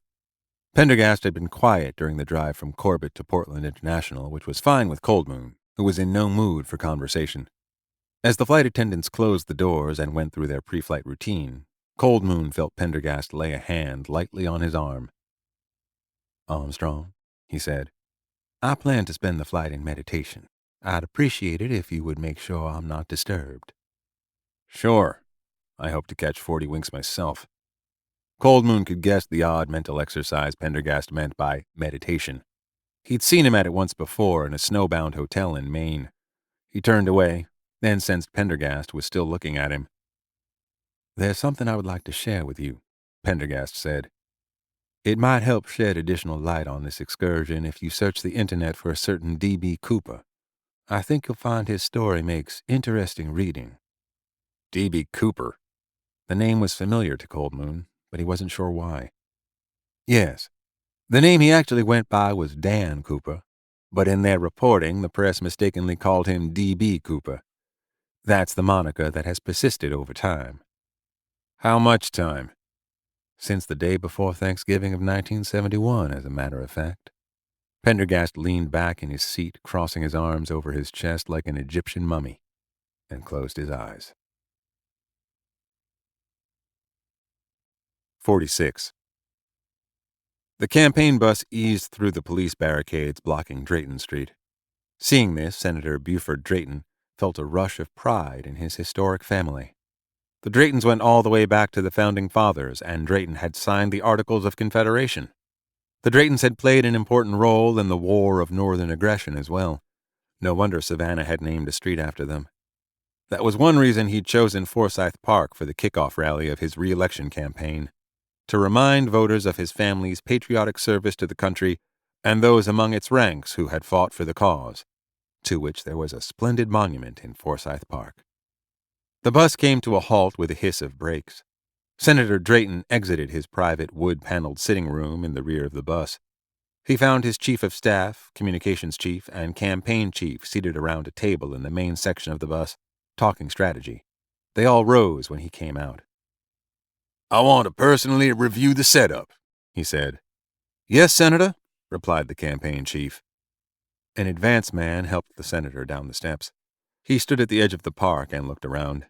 People were already gathering along East Park Avenue. Big crowds of followers, many wearing the signature blue and red cap of his campaign with its "Stay with Drayton" slogan. Many carrying placards with the same message, dressed in red, white, and blue. He heard their distant roar, and it gladdened his heart. He looked at his watch. 5:30 p.m. The rally was scheduled to begin at 8, but as usual, he'd actually start at 9. He'd learned that for political rallies, at least, the anticipation of the wait, with supporters chattering excitedly among themselves, brought their energy to a fever pitch. The weather report said scattered thunderstorms, but only a 20% chance. The sky was mostly clear. Things were looking good. Across the great lawn at the foot of the Civil War monument to the Confederate dead, a stage had been set up and draped in bunting. On the vast expanse in front, thousands of chairs were being placed with plenty of open lawn behind and on either side for the overflow crowd. Drayton began strolling toward the stage. As he walked, he noticed the chairs were not being arranged as he would have liked. "Hey, you!" He veered from his route toward a heavy-set man who appeared to be a supervisor. The man turned toward him with an annoyed expression, saw who it was, and changed his look right fast. "Look here," said Drayton. Are you the one in charge of this? Of setting up the chairs? Yes, Senator. Then what do you mean by arranging ragged lines such as all these? I'm sorry, Senator. Straighten them up. I want them to look crisp and even, not wandering all over like a line of recruits on the first day of boot camp. He laughed and looked around at his staff, and they all laughed too. Get them nice and straight. Yes, Senator. Right away. The supervisor nodded and went off, yelling and gesturing at the workers who were unfolding and setting up the chairs. Drayton watched as they started adjusting them. Hell, if they'd set them up right the first time, they wouldn't have to do it again. He continued to the stage and mounted the steps. A podium, draped in more bunting, stood in the middle, with a row of 21 flags forming a backdrop. Above were 2 giant screens that would project Drayton's tanned and smiling face to the distant parts of the crowd.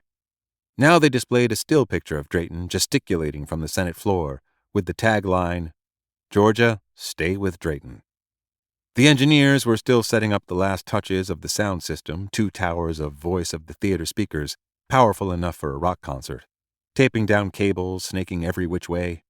On the far side, a police sergeant was talking to a group of about 30 cops, apparently issuing assignments. Drayton turned to his chief of staff. Where's the commander? You mean Delaplane? The chief said. I haven't seen her. Drayton descended the steps on the other side of the stage and went over to the sergeant, who broke off his talk. Welcome, Senator, he said. Looks like it's going to be a big evening. Well, maybe, said Drayton. Where's your commander? She's not here. I can see she's not here, Sergeant. He peered at the man's ID. Sergeant Adair. What I want to know is, why isn't she here? I believe she's tied up with that case, but we've got everything under control, I can assure you. I am not assured. The top person should be here supervising. This is the most important security concern in the entire city of Savannah right now. So why the hell isn't she here? Senator, I can inquire if you wish. Yes, I wish. Jesus! Sergeant Adair took out his radio and called headquarters.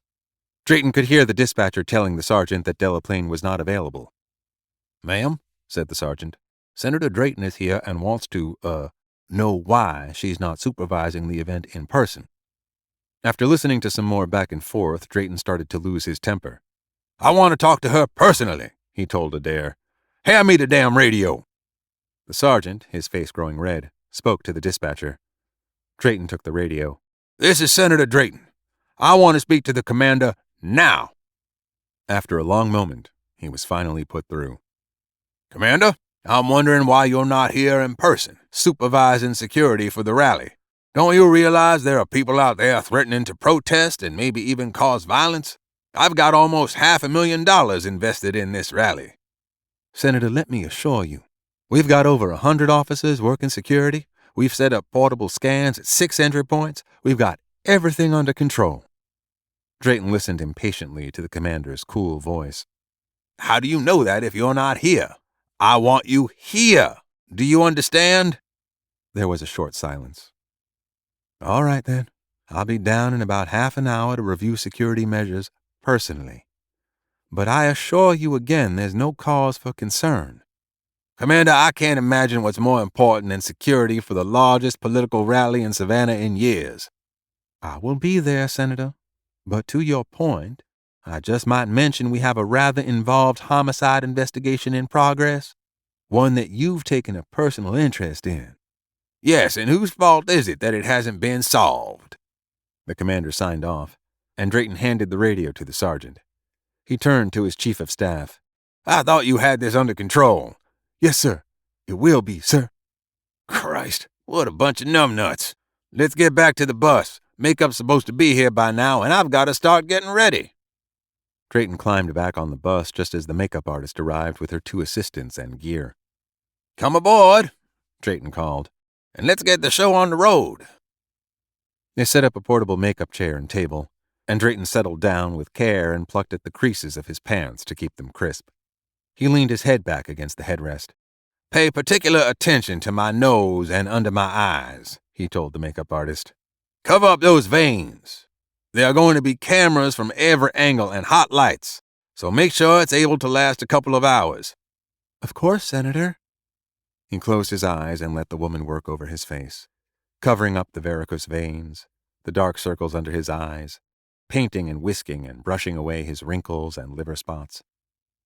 As she worked, he tried to relax and focus on the speech ahead, instead of thinking about that ass clown running against him, who the polls indicated was creeping ahead. This rally would nip that in the bud. In his mind's eye, he could already hear the roar of approval, see the sea of shining faces and waving placards, the band playing as he walked out on the stage. That moment was always one of the biggest thrills of his life. 47. It was 7:30 p.m. when Constance was summoned to Pendergast's bedroom, accessible through a common door that joined their two suites. It was ascetic and clean, as his sleeping chambers always were. No doubt he'd asked the staff to remove items of furniture or decoration he deemed objectionable. "Constance," Pendergast said, "in here, if you please." The voice came from an open door on the far side of the bedroom. Constance knew Pendergast had taken this suite for himself specifically because it contained this extra room, a space originally intended, according to hotel legend, as a sniper's nest from which to pick off approaching Yankees. She crossed the bedroom and entered it curiously. Pendergast had turned it into a sort of private war room. The walls were of the darkest ochre, and there was only a single, narrow window, lending credence to the sniper story. The room was small and piled with books, volumes on local history, astrophysics, the supernatural beliefs of Eastern Europe, and a dozen other subjects that seemed to have no common thread among them. There were also maps of Savannah pinned to the walls, both old and new, with several locations marked with highlighter. When and how Pendergast had amassed all this, she had no idea. But it was Pendergast himself who gave her the greater shock. His eyes were red-rimmed and his skin even paler than usual. He was tense and appeared excited. He sat at a desk, a vintage emeraldite lamp throwing an absinthe-colored pool of light over the clutter of books and maps. Despite the room's disorder, the desk itself held only a bottle of Lagavulin, a half-full glass, and a pill container. This, along with his demeanor, disturbed Constance. "Please have a seat," he told her. She sat down opposite him. Pendergast leaned in toward her. "I hope you'll forgive me, dearest Constance, if I seem brusque. There is a need to move quickly. I put many pieces of the puzzle together, but several are conjectural and others don't fit properly. This is where I need your help. If I'm right, only Frost can supply the answers, and only you are in a position to get those answers from her. She might not be up yet.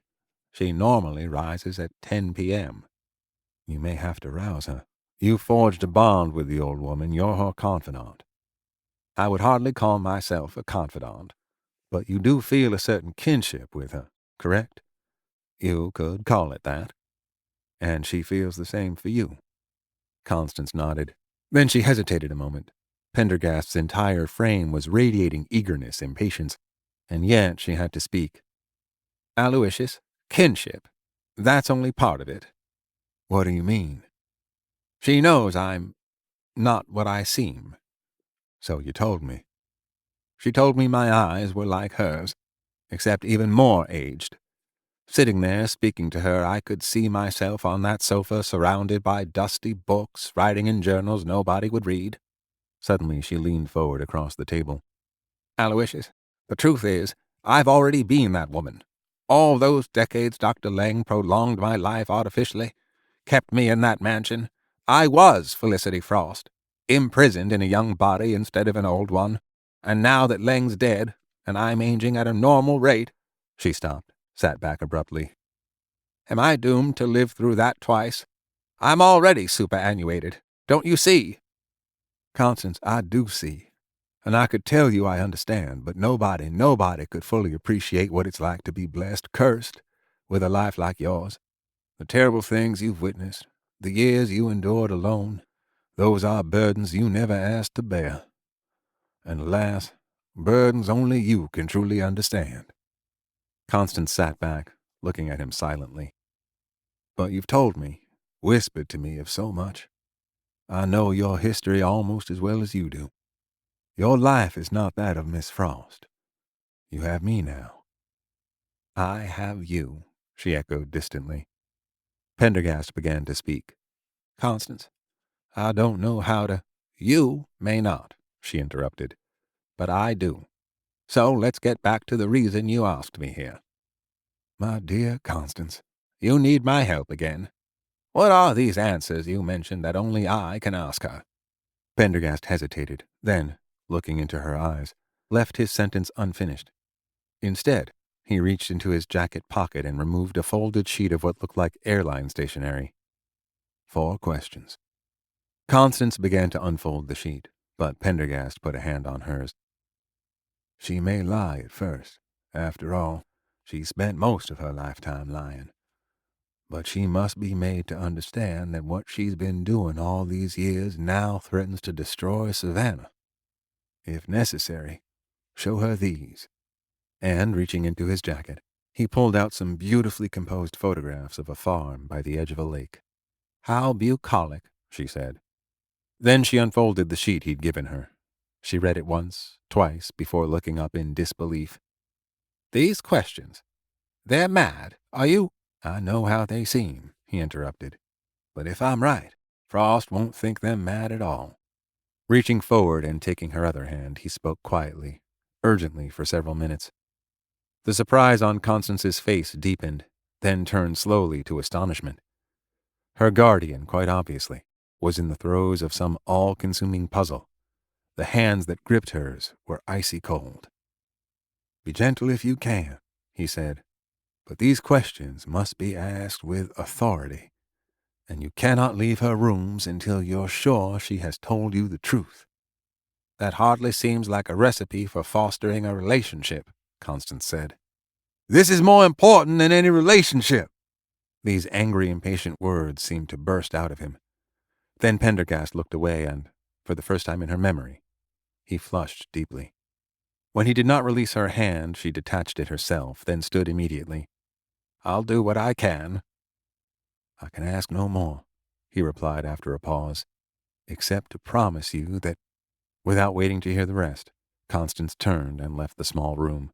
A moment later, her heels could be heard crossing the marble floor of the suite's foyer. Then a door opened and shut, and only silence remained. 48. Wellstone sat in his car in the last of the gloaming, outside the 3-story brick warehouse that Betts and his crew had leased the top floor of. He had found himself driving there, with no plan in mind, no goal, just a simmering anger mixed with feelings of frustration and humiliation.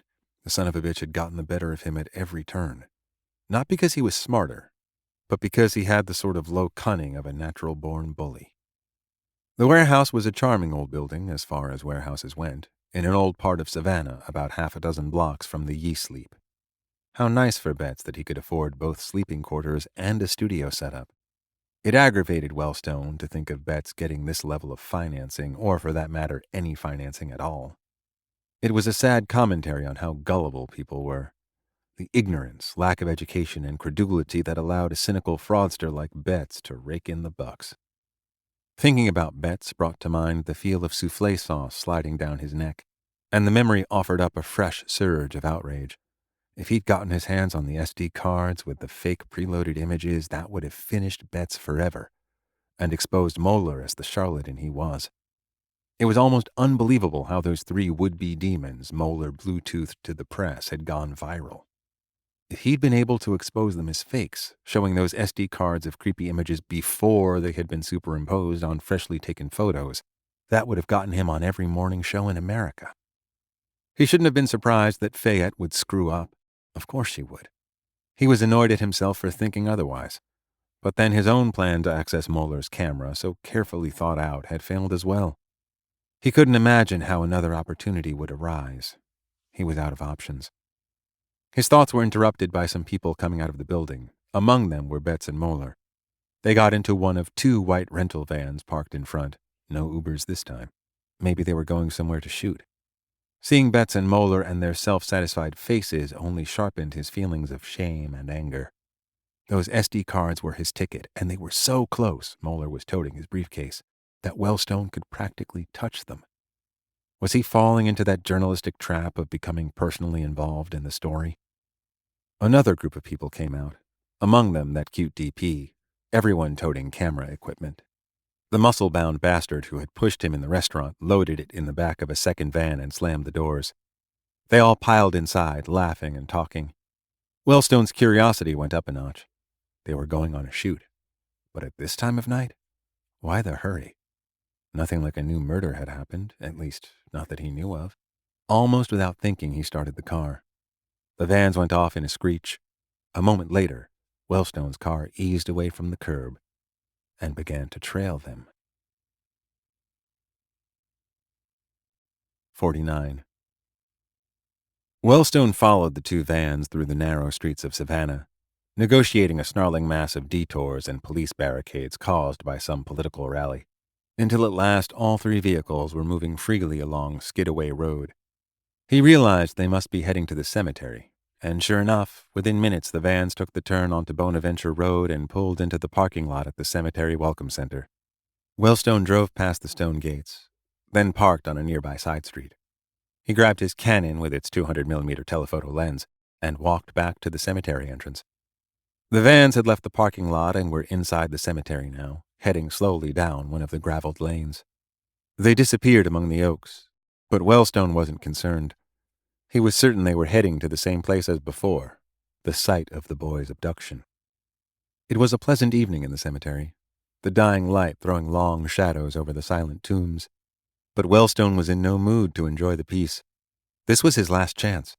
He was going to bird dog those bastards Betts and Moeller until he had proof of fraud. The cemetery was large, and it was close to half a mile to where he finally spotted the vans, parked where he expected at the far end of a lane, in the old part of the cemetery. He approached cautiously. As far as he could tell, there were no tourists or other visitors. The place was deserted. Normally it closed at sunset, but it looked like Betts had obtained permission to film past then. Moving closer, he saw there was no one in or near the vans. The crime scene tape had been taken down from the area, and this corner of the cemetery had been restored to its former desuetude and abandonment. So where were they? He located the tomb of the angel with upraised arm, where the abduction had occurred. But there was no one there either. He paused to listen. And now in the gathering silence he heard faint voices coming from the overgrown area beyond the angel. He moved closer. Crouching and peering from behind a tomb, he realized the group had penetrated the abandoned section of the cemetery. Keeping out of sight, he worked his way closer until he had a clear view of the crew. They were busily setting up lights and a generator near an old mausoleum, overgrown with vines, door partly open. The generator fired up, and there was Moeller, the charlatan, suitcase open, black velvet spread over the ground, laying out his bogus equipment. Wellstone settled down behind a large tombstone, camera in hand, and waited with anticipation. Since they thought they were alone, they might feel freer to engage in open fakery. The 200mm f2 telephoto lens on his Canon R5 would be able to capture almost anything, even in low light. And there was always the chance they might have some other plan in mind that would, even temporarily, leave Moeller's camera exposed. If he had the chance, this time he'd just take the damn thing and run. Later, he could work out any necessary excuses. The golden light disappeared from the upper tree branches and the cemetery filled with twilight. Now they began filming. It was obviously just B-roll at first, establishing shots among the gravestones. Moeller was still messing around with his equipment. Betts and the muscle man were pushing on the door of the mausoleum, trying to get it to open farther. He watched as they tapped on the hinges with hammers and tried to force it using a crowbar. A disgraceful violation of the privacy of the dead. Their faint curses echoed through the tombs, but the door refused to be forced. Having no success, the two of them went deeper into the abandoned area while the rest of the crew remained behind, shooting B-roll. Rising camera in hand, Wellstone followed the pair at a cautious distance. He looped around, then drew closer as it became easier to stay hidden in the thick brush. Here the tombs were even older and unkempt, many listing or broken. Looming through the vegetation ahead, he could now see a semi-ruined mausoleum, incongruously large. As he crept closer, he saw that it was constructed in the Gothic style, surrounded by a wrought iron fence of spikes, gate open. The bronze door that once shut up the mausoleum lay on the ground, leaving a gaping rectangle of darkness in its place. The mausoleum had been neglected even by the standards of this decayed region of the cemetery. Its granite construction was cracked, streaked with damp and covered with splotches of lichen. Ivy climbed up its face. High on either side, the mausoleum had windows that, instead of glass, were covered by a grillwork of bronze. Marble urns had once decorated the pediments on either side of the door, but they had fallen and were scattered about the ground in pieces. Wellstone watched as Betts and the muscle man ducked through the hanging vines and went inside the mausoleum. For a few minutes he could see their flashlights flicking around. Then they came out, looking pleased, and began walking back to where the crew was filming. Wellstone followed at a distance. The B-roll shooting was apparently finished. He could hear Betts talking enthusiastically about the location they'd just found, giving orders to break everything down and move it to the new site. With remarkable efficiency, the crew disassembled and carried everything deeper into the cemetery, Betts leading the way. Reaching the old mausoleum, they fired up the generator and began setting up once again, hanging lights on tripods and shouting back and forth as twilight gave way to purple darkness. The lights snapped on, casting dramatic shadows. The muscle man set up two odd-looking machines on either side of the shooting area, obscured behind tombstones. Wellstone wondered what they were for, until they both began to spew fog.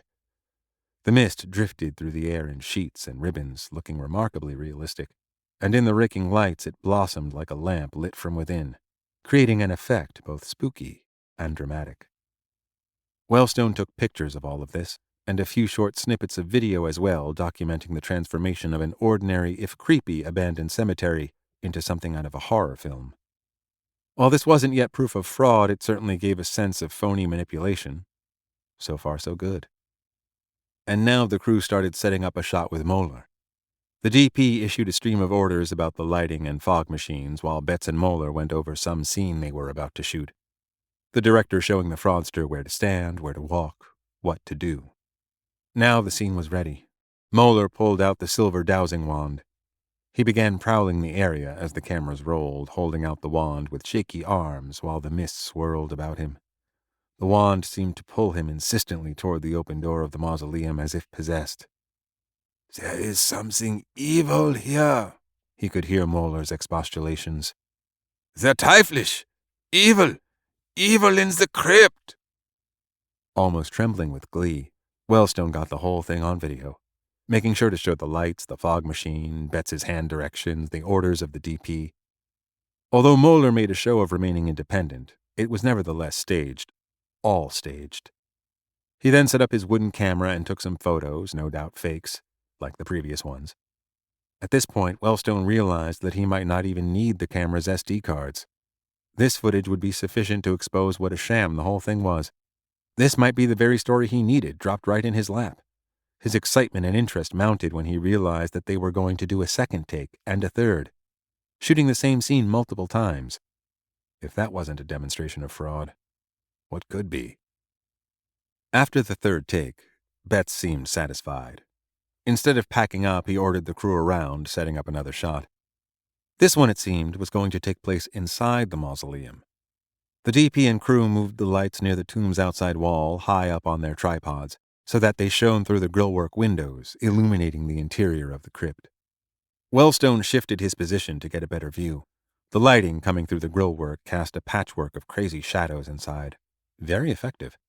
He took more photos and video clips while they set everything up. Now the second shoot began. Moeller allowed his wand to lead him into the mausoleum. This was accompanied by a lot of jerking and trembling.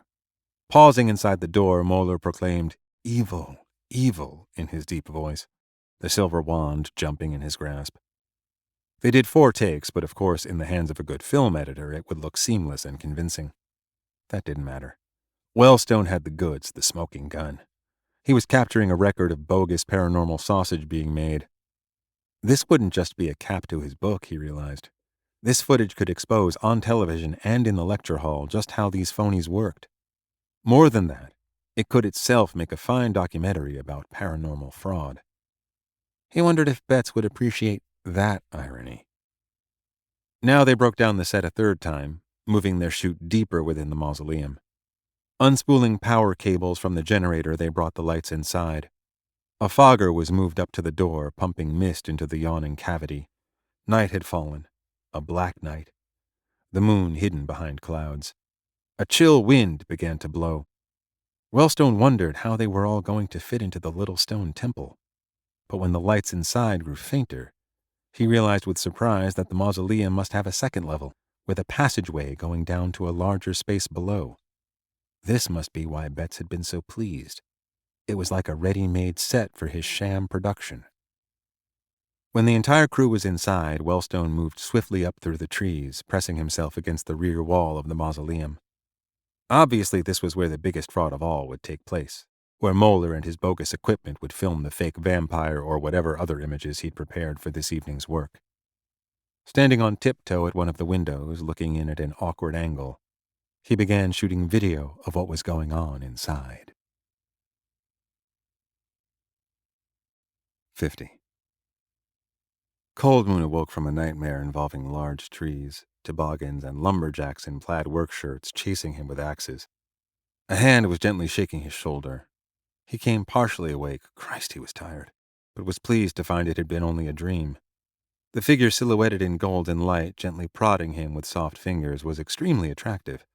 Perhaps he could dive from one kind of dream into a very different one. But the silhouette wouldn't let him alone, and with a groan and a mumbled curse, Cold Moon became fully conscious. In the gloom, he could see that the sylph-like figure waking him was Constance Green. "Yes," he croaked. "Pendergast needs you," came the contralto voice. "Both of us." Cold Moon checked his watch. "Now? I just finished 2 cross-country flights for the guy." "Get dressed, please, and come down to the hotel's library." Cold Moon sat up, then flopped back down again with another groan. "If you're there in 5 minutes," Constance said, "and sufficiently presentable, I'll get you some pejuta sapa." "The way I like it prepared." "For God's sake, no!" She turned with a rustle of expensive silk and left his room. It was 10 minutes later that Cold Moon, now dressed and fully awake, stepped into the library of the Chandler house, a narrow room overlooking Taylor Street. The room held wall-to-wall bookcases, with a few tables and several comfortable reading chairs. In one corner sat Pendergast and Constance. They had pulled a sofa and 2 armchairs away from the other furniture in a kind of defensive posture. Cold Moon walked over and sat down. As promised, there was a large pitcher of coffee and some cups with saucers. Without speaking, Cold Moon poured himself a cup and sipped suspiciously. He put the cup down on the table between them and sat back. Pendergast, so drawn and pale he might have been a candidate for Moeller's monster diagnosing equipment, sat across from him. "I'm going to tell you both a story," he said. "Oh, goody," Cold Moon replied sarcastically. He had looked up D.B. Cooper on Wikipedia and had been as entertained as Pendergast promised, yet he'd been unable to figure out how that celebrated cold case could be linked to the current killings, although he could see a number of possible links to their trip west. "Both of you know different pieces of the story," Pendergast went on. "Neither of you knows it all. Our trip west answered half of it. The other half belongs to Constance. I tasked her with a most difficult undertaking, and she has followed through." "What was that?" Cold Moon asked. "Asking the proprietress of the Chandler house 4 questions." 4 questions? Cold Moon glanced at Constance. She was sitting on the sofa between Pendergast and Cold Moon, utterly still and, apparently, emotionless. Cold Moon knew from personal experience this might be a bad sign, and he discreetly edged his chair away from the couch. "I'll tell the story as reconstructed with the help of Constance as efficiently as possible. Time is of the essence." Pendergast drew in a breath. "A little over 50 years ago, a young woman named Alicia Rhyme was employed as an airframe designer at the Boeing Aerospace Complex in Portland, Oregon. She was a brilliant young engineer, and she had been moved from the company's headquarters in Chicago to the Advanced Operations Facility. This was a secret location not unlike Lockheed's Skunk Works, where employees worked to develop new technologies. Beginning in 1970, important steps were being taken toward fly-by-wire systems, as well as novel approaches for improving safety. At that time, Rhyme was the only female engineer at Boeing. Soon Rhyme began to learn that the more senior engineers in her department were poaching her work and taking credit for it themselves. Given her lack of seniority and, alas, the fact that she was a woman, management circled the wagons and turned a blind eye to what was happening. And it wasn't long before Rhyme's excitement turned to disenchantment, then bitterness. At this point, she gravitated toward an older engineer, working in advanced operations.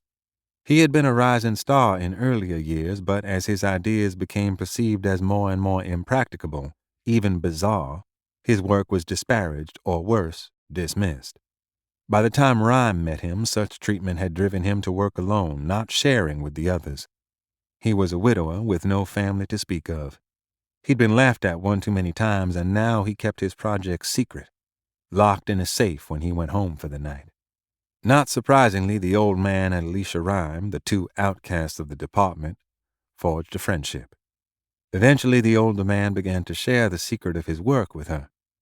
His idea had been to develop hardware and software that could model human behavior. He took a dazzlingly unconventional approach, using a computer language of his own invention, far more advanced than Lisp. His goal was to predict pilot behavior using AI. If a computer could predict, even a minute in advance, what a pilot might do given a set of circumstances, it would be an extremely powerful tool in avoiding pilot error. Alas, his efforts to create predictive AI ended in failure. The world is ruled by chaos, and human behavior is too complex. Pendergast allowed this observation to settle over the small group before he continued. But this scientist was a true genius, and he was not yet ready to admit defeat. After abandoning AI as a tool, he hit upon another idea, an insight based on the Schrödinger's cat effect and the many worlds theory of the physicist Hugh Everett, proposed in 1957. What the hell does a cat have to do with anything? Goldmoon interrupted. Never mind the cat. The many worlds theory is a phenomenon of quantum mechanics, which says that all possible worlds are physically realized in countless universes parallel to our own.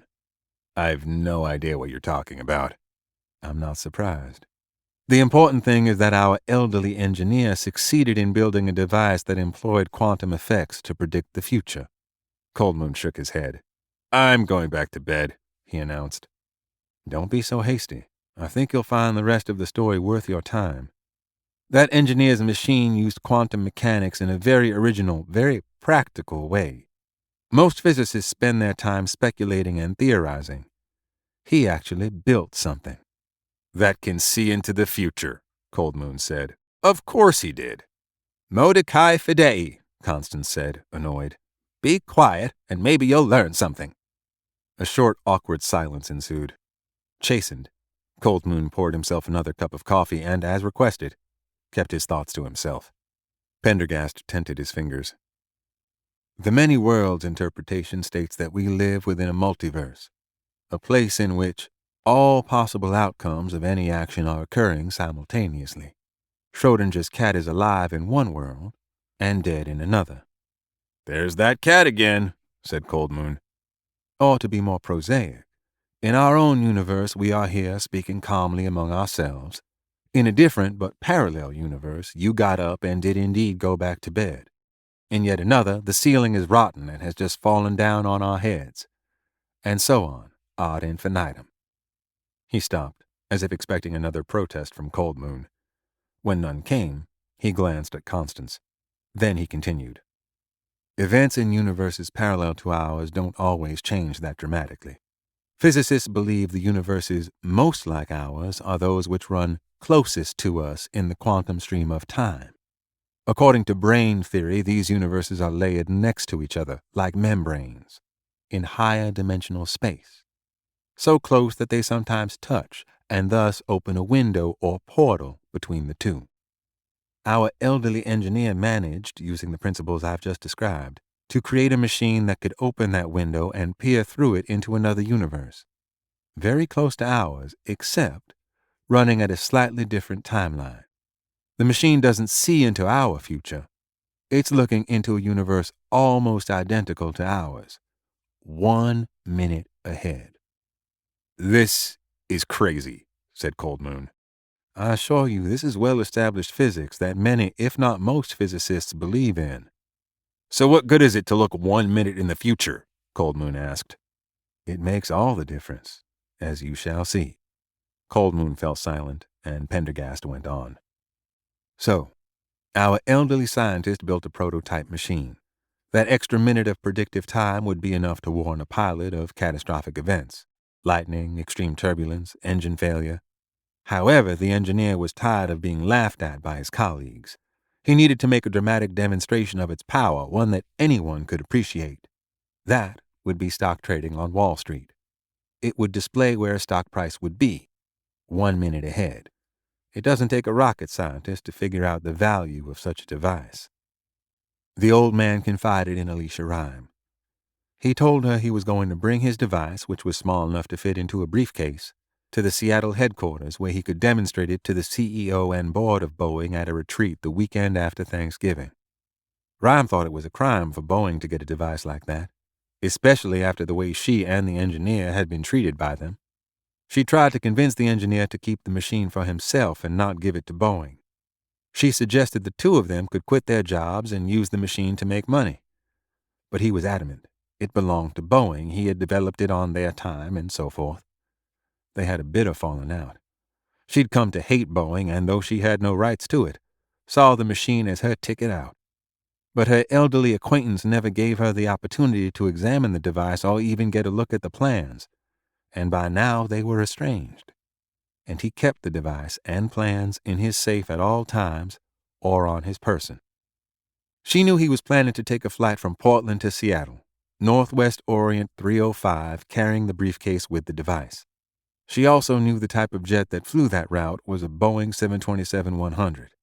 This is a critical pivot in our story, because she had an intimate knowledge of that aircraft as well. For example, its 3 engines were mounted unusually high on the rear fuselage. It was able to fly at a lower altitude and lower speed without stalling than any other commercial jet. But particularly important and virtually unique to the 727-100 was the airplane's aft air stair, and the ability of this stair to be lowered during flight from a control in the rear that nobody in the cockpit could override. This ability was so secret that it was even kept from many of the crews that flew commercial flights. However, it was not a secret to the engineers at Boeing. The board retreat in Seattle was scheduled for November 27, 1971, the Saturday after Thanksgiving. The previous Tuesday, Rhyme contrived to have an altercation with her manager over credit he'd taken for some of her blueprints. As a result, she was told to clear out her desk by the end of the day, which she did and left. Nobody ever saw her again as Alicia Rhyme, except the farmer-cum-doctor we met in the backwoods of Washington. How in the world have you figured all this out? Cold Moon asked. The 4 questions, as you shall see. Pendergast shifted in his chair, leaning on his elbows and looking at Cold Moon. Still thinking of going back to bed now, partner? 51. Gannon finished setting up the lighting and positioning her 2 camera operators in opposite corners of the mausoleum, where they wouldn't accidentally film each other. As she looked around, she felt a certain thrill.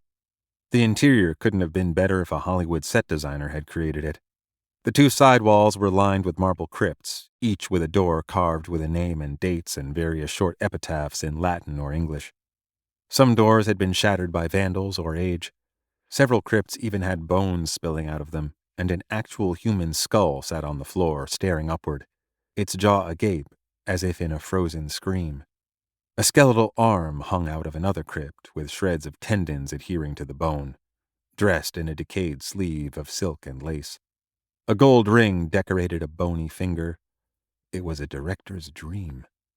But at the same time it made her uneasy, thinking that these remains had once been people, that this was not just the plaster and paint of a movie set. Why wasn't there somebody taking care of old vaults like this before they deteriorated into such a frightful state? The central area of the crypt was open, and it led to a broad doorway in the rear. The doors that had once hung there had been made of wood. They had evidently rotted and then been smashed and torn off their hinges by vandals, pieces scattered about. Beyond, a staircase led down to a second level, with walls of cut stone blocks and a vaulted stone ceiling, prickled with tiny stalactites of lime, some dripping water.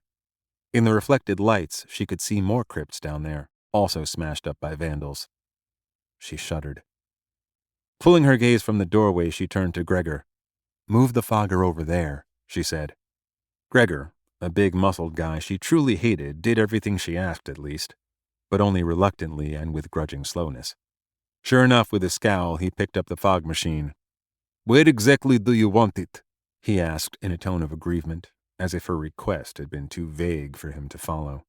"Right in that corner, where it's out of sight," she said. She had never been on a set that didn't have at least one asshole. She never allowed herself to be provoked even by sexist jerks.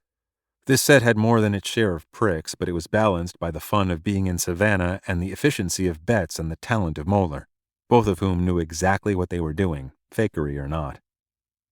"Gregor," she said, "set a loom cube up against that back wall, low, about 3 feet off the ground." Wordlessly, he carried the light over, hooked it to a cable, and turned it on. Gannon eyed it critically.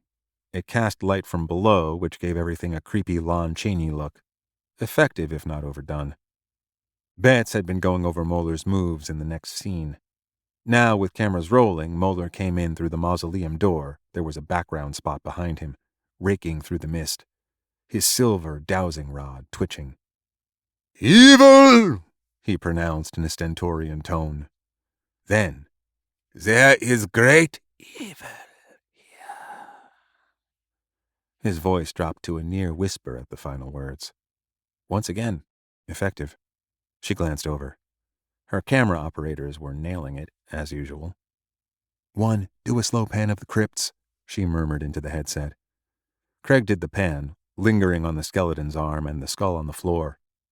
Beautiful. 2, close up on face. Pavel zoomed his Steadicam in on Moeller's face, which was twitching, the eyes wide and staring. The wand continued to tremble and then, slowly, began to point downward, toward the doorway and descending stairs. "Down," said Moeller in a tremulous whisper. "Down." 52. Over the last several minutes of Pendergast's recitation, as the pieces came together in his mind with what he had read about D.B. Cooper, Coldmoon had grown both more fascinated and more incredulous. "So you're saying this Alicia Rhyme is D.B. Cooper?" Coldmoon said. "The skyjacker who was never found, whose crime was never solved." "Bravo." Pendergast turned to his ward. "Shall we fortify the man with a wee dram of Lagavulin?" "Why not?" Coldmoon noticed that, beyond a lack of emotion, Constance seemed to be projecting an unusual iciness, toward him and Pendergast both. He gratefully took the generous measure of scotch Pendergast handed him. Pendergast then poured a glass for Constance and one for himself. Pendergast shifted once again, making himself more comfortable. "Perhaps you can pick up the thread now, Agent Coldmoon, and tell us where it leads." Coldmoon was tempted to decline, feeling slightly patronized. But the story was so outrageous and intriguing, and the pieces were starting to come together so quickly that he couldn't help himself. "Okay, let's see. Rhyme got herself fired from Boeing so her later disappearance wouldn't cause suspicion. She booked a seat on the same flight disguised as a man so the old scientist wouldn't recognize her. And to throw off the later investigation, she used the name Dan Cooper." "Correct," Pendergast said. "In those days, it was easy to book a flight in a fake name."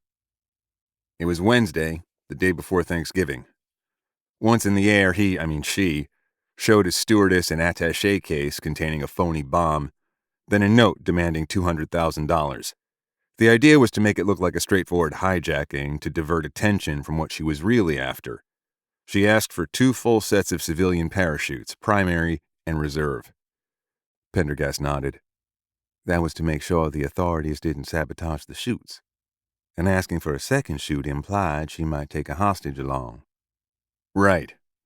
So when the plane landed in Seattle, she collected a ransom of $200,000 and the parachutes and ordered everyone off the flight. But she didn't allow them to get their hand luggage." "Precisely," said Pendergast. "Let's see." Coldmoon thought back to the files he'd read. Cooper demanded the pilot take her to Mexico City with a refueling stop in Reno. that would route the plane over a vast, remote forested landscape at night. She ordered everyone into the cockpit where they couldn't see what she was doing. Then she opened the luggage compartments and took the briefcase she wanted. Yes, said Pendergast. And it was noted later that many of the overhead luggage bins had been opened, and their contents scattered, with items missing. She no doubt lowered the aft stairs and tossed some luggage out again to confuse things and cover up her real target. Right. So she took the briefcase and jumped. Coldmoon shook his head. Imagine jumping into a storm at night like that. Woman or man, doing that took serious stones. Pendergast sipped the Lagavulin. The D.B. Cooper case was one of the longest unsolved cases in FBI history. It wasn't closed until a few years ago, in fact, with no solution. Various landing areas were suggested, countless suspects developed, questioned, and abandoned. Endless computer and physical simulations were run, taking into account different surface velocities, wind speeds, altitudes, but none ever turned up a body or the money. Years later, a rotten packet of that ransom money was found in a sandbar in the Columbia River. That led many to believe he was dead. He looked at Coldmoon. If you were in Cooper's shoes, what would you have done after jumping off that plane? Coldmoon considered this for a moment. The ransom money couldn't have been spent. That's what tripped up the Lindbergh kidnappers. She, would have known the FBI microfilmed or marked all the bills before giving them to her. So she tossed the money into the wind to make it look like she died in the fall. He paused. Next, I would have free-fallen as long as I dared, so their calculations of where I landed, along with the dusting of money, would throw off any searchers, and less chance of anyone spotting the chute. Pendergast spoke as Coldmoon took another sip of his Lagavulin. That's exactly what happened, with one exception. Something went wrong with the chute, and she sustained a violent impact. But she didn't die, Coldmoon said. Obviously, because Dr. Quincy saved her life. Precisely, Pendergast said. And now, for this final part of the story, we should turn to Constance, because she got it straight from the source. That interview, Constance said after a brief pause, was probably the final exchange I will ever have with Felicity Frost. You mean Alicia Rhyme, said Coldmoon. Alias D.B. Cooper. Pendergast nodded. That was the first question I had Constance ask Frost.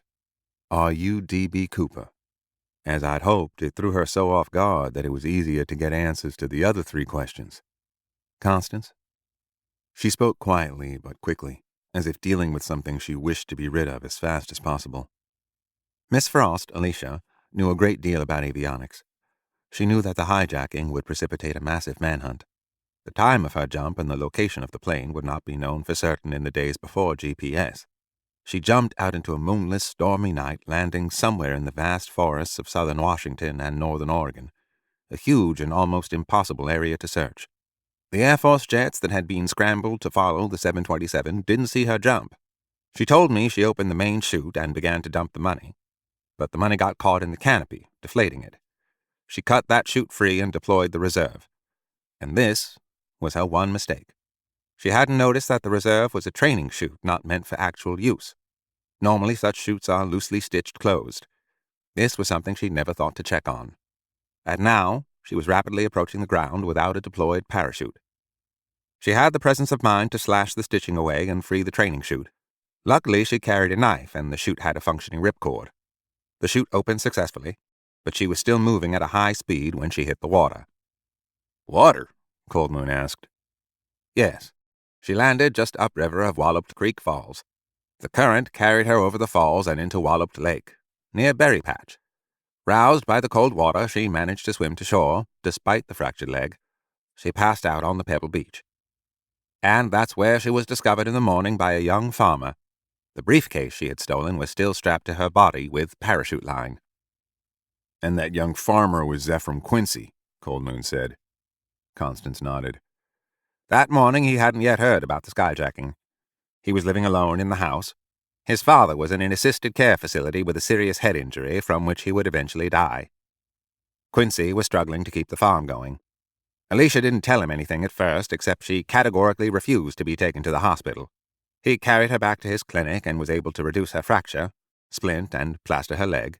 The paper that morning didn't carry the news of the hijacking, It had happened too late the prior evening, so he cared for her that day, evening, and night. That, by the way, is why he never showed up at the traditional Berry Patch Thanksgiving dinner.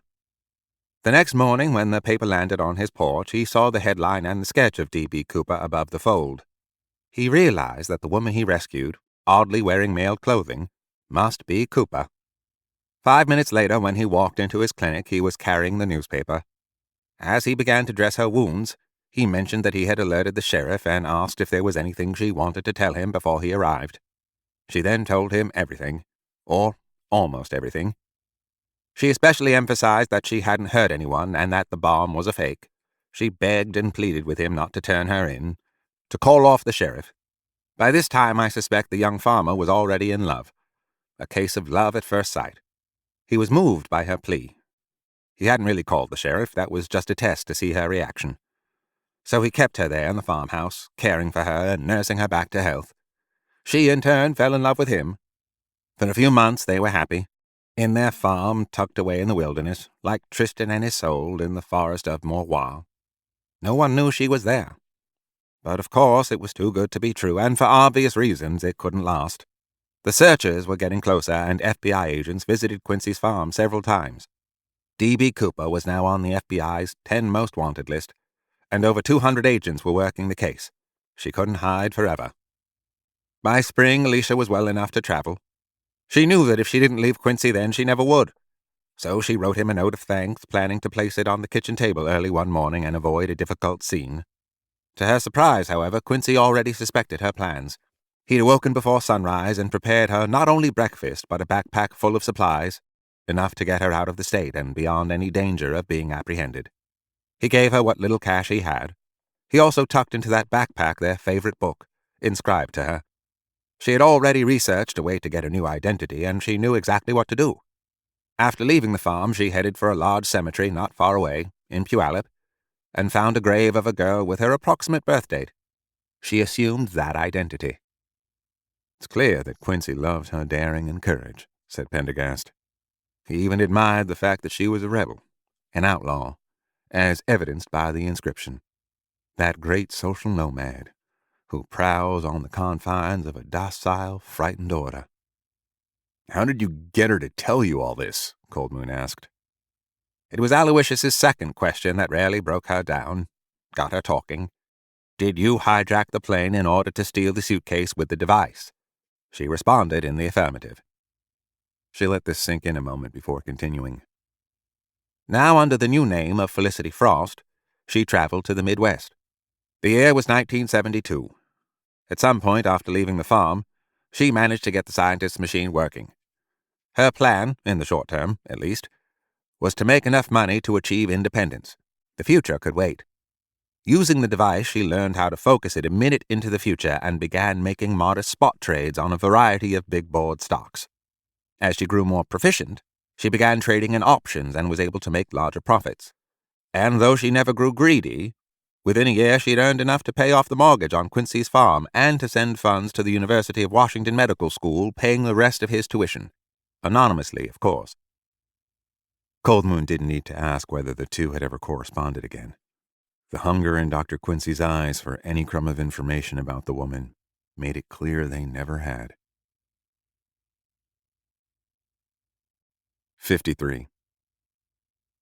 Wellstone, his camera pressed against the grill, shot video of the whole sorry scene. The smoke machines, the shenanigans with the dowsing rod, the bony photographing with the box camera, the orders from Betts between each take, do this, don't do that. It sickened him a little to see how disrespectful all this was to the dead. He noticed there was actually a skull lying on the floor. That had been someone's mother or father, for heaven's sake, not some prop. But he'd make sure this desecration would be just another nail in the coffin for Betts's reputation. The viewpoint he had wasn't optimal, so he snuck around to the front of the mausoleum and, staying low and in darkness, filmed through the open door. The door he was crouching next to was bronze, and he noticed that its heavy hinges had been broken by force, and recently, as the metal was shiny and fresh in places. He briefly wondered who had done it and why. Pulling off that door must have been no mean feat. Then he shrugged and returned his attention to the fake horror show. From this vantage point, he could now see there was another staircase leading down to a lower level. He wondered what an elaborate tomb like this would be doing at the far end of the cemetery so utterly neglected and forgotten. It must have once been an important Savannah family, no doubt now extinct. He would have to find out something about their history. That would be part of the story, part of the outrage. He squinted and looked through the long lens, trying to read the last names on the crypt doors. He could just make them out, with an inscription below. Hewitt Honeycutt III, born 1810, died 1910. Thus says the Lord God to these bones, surely I will cause breath to enter into you, and you shall live. He captured that on video, too. They had finished filming in the outer chamber of the tomb, and he waited as Betts and Gannon gave orders for the breaking down and moving of equipment to the lower level. He was almost seen when someone emerged to spool out more cable from the generator. But it was an overcast night, and he managed to retreat into the darkness in time. He shivered, feeling a chilly wind picking up, stirring the invisible leaves above his head, the whispery sound rising and falling, almost like the breathing of ghosts. Why would a tomb have 2 levels anyway? He recalled an H.P. Lovecraft story in which a fellow was working in a sub-basement or something, and broke through the floor into a passage that had been carved up from below. He put this out of his head.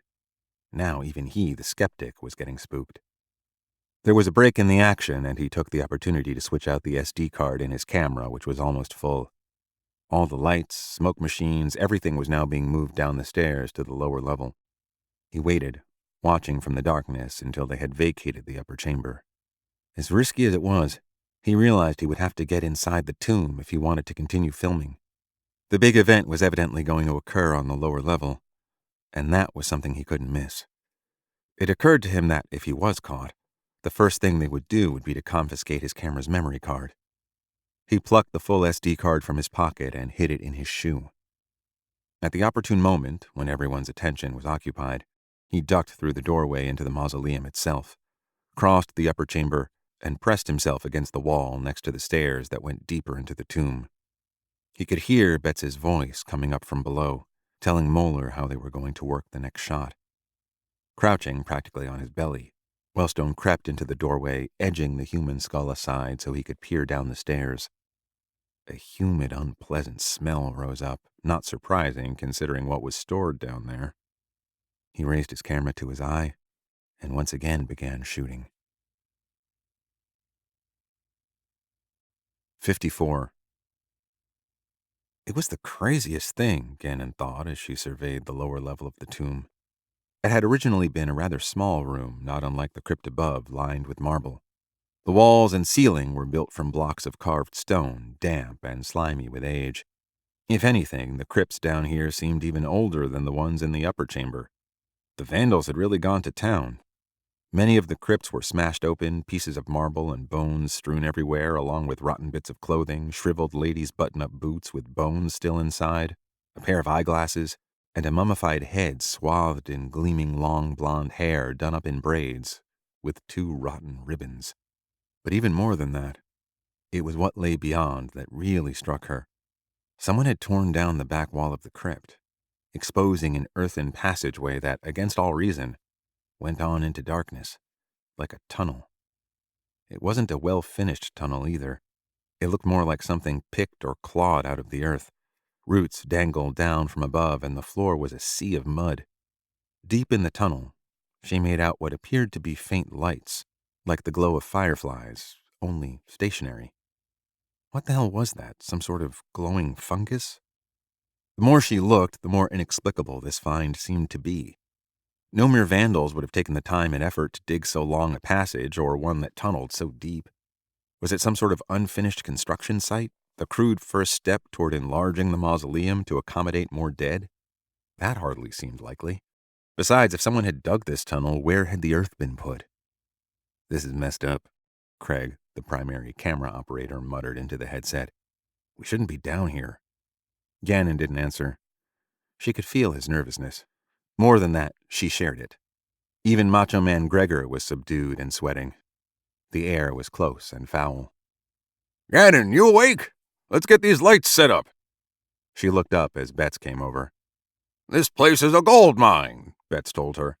That tunnel over there, for example, it's like a gift dropped into our laps. If I dug the thing myself, I couldn't have made it look better. Worse, I mean. Anyway, here's the plan. Moeller's going to move from the bottom of the stairs over there, pick his way through all these bones and stuff, and head for the opening to that tunnel. I want some shots of all this stuff on the floor, especially— oh shit, is that some girl's head? What a find! Get a good close-up. Think you can handle that? Sure, she swallowed. Listen, I'm a little concerned. About what? This doesn't feel right. I mean, is it even legal for us to be in here? Look at all these bones. Somebody trashed this place, desecrated it. We can hardly move around without stepping on bones. Betts glared at her, then tilted his head back and laughed. Oh, this is a fine place to find your conscience in the middle of a chute 100 feet deep into a tomb. Have you considered that what we're doing might be illegal? Of course I've considered it. Look, we didn't break in. The door was open. The cemetery is a public venue. We have permission to be here. Even if we didn't, we're a documentary news team. We have a First Amendment right to follow a news story, even onto private property. But this isn't really a news story. Are you kidding?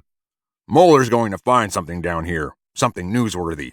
This is the first time I've seen the guy actually look excited. He pointed toward the ragged mouth of the tunnel. He says the source of the evil turbulence is down there, and when we reach it, he's going to photograph it with that special camera of his. He grasped her shoulder. Gannon, this is no time to get cold feet. In for a penny, in for a pound. Am I right? Right. And he was right. Sort of. This wasn't like her. She'd shot footage at car accidents, fires, suicides, murder scenes, and she'd never flinched. But this was different. The bones, the tunnel, and the awful smell that clung to everything had spooked her. She took a deep breath and went back to work, briskly telling Gregor where to put the lights, repositioning the fog machine, working out her exposures. Gregor was unusually cooperative and subdued, and she could see that he was genuinely spooked. This, if nothing else, was a refreshing change. Maybe he should be scared more often. The only one who seemed unaffected, in fact, was Pavel, the Steadicam operator. He looked, as always, as if he was on the verge of falling asleep. Staring at his heavy-lidded, drooping eyes helped to calm her down, if only a little. 55. The rest of the story can be quickly summarized, Constance said. She didn't tell me how she spent the 2 decades between her Midwest sojourn and coming to Savannah, but by the time she arrived here, she was wealthy. She told me she liked the idea of rescuing a historic building and restoring it into an upscale hotel. On a visit to Savannah, she fell in love with the city and found the right building. She bought the abandoned factory and rebirthed it as the Chandler House. It would be a place where she could indulge in her love of books, paintings, and music. She became an imperious and eccentric proprietress, brilliant and commanding. She continued to make profitable trades, but never let herself become seduced by the machine. She realized that it would be dangerous to push the technology further, even as computing power vastly increased over the years. She made just enough money to live well and have all she wanted, but not beyond. She naturally kept the device secret. Who could you trust with it? Cold Moon mused. Precisely the conundrum, said Constance. So the years passed, and passed, and passed. Eventually, she felt age beginning to creep up on her. She fell silent for a moment, and the moment lengthened. Confused, Cold Moon looked from Constance to Pendergast and back again. More and more, she resumed, she began turning to Patrick Ellaby, her hotel manager, for help. He had started as assistant manager, a handsome and somewhat roguish fellow. Exactly how the two became so close is something Frost refused to discuss. It's clear she felt a genuine affection for him. I think to some degree he served as a replacement for Dr. Quincy. Empathetic, a little awkward perhaps, independent, fond of poetry and mathematics. But, unlike Quincy, Ellaby wasn't an honorable man. He saw in Frost a route to a comfortable existence for himself.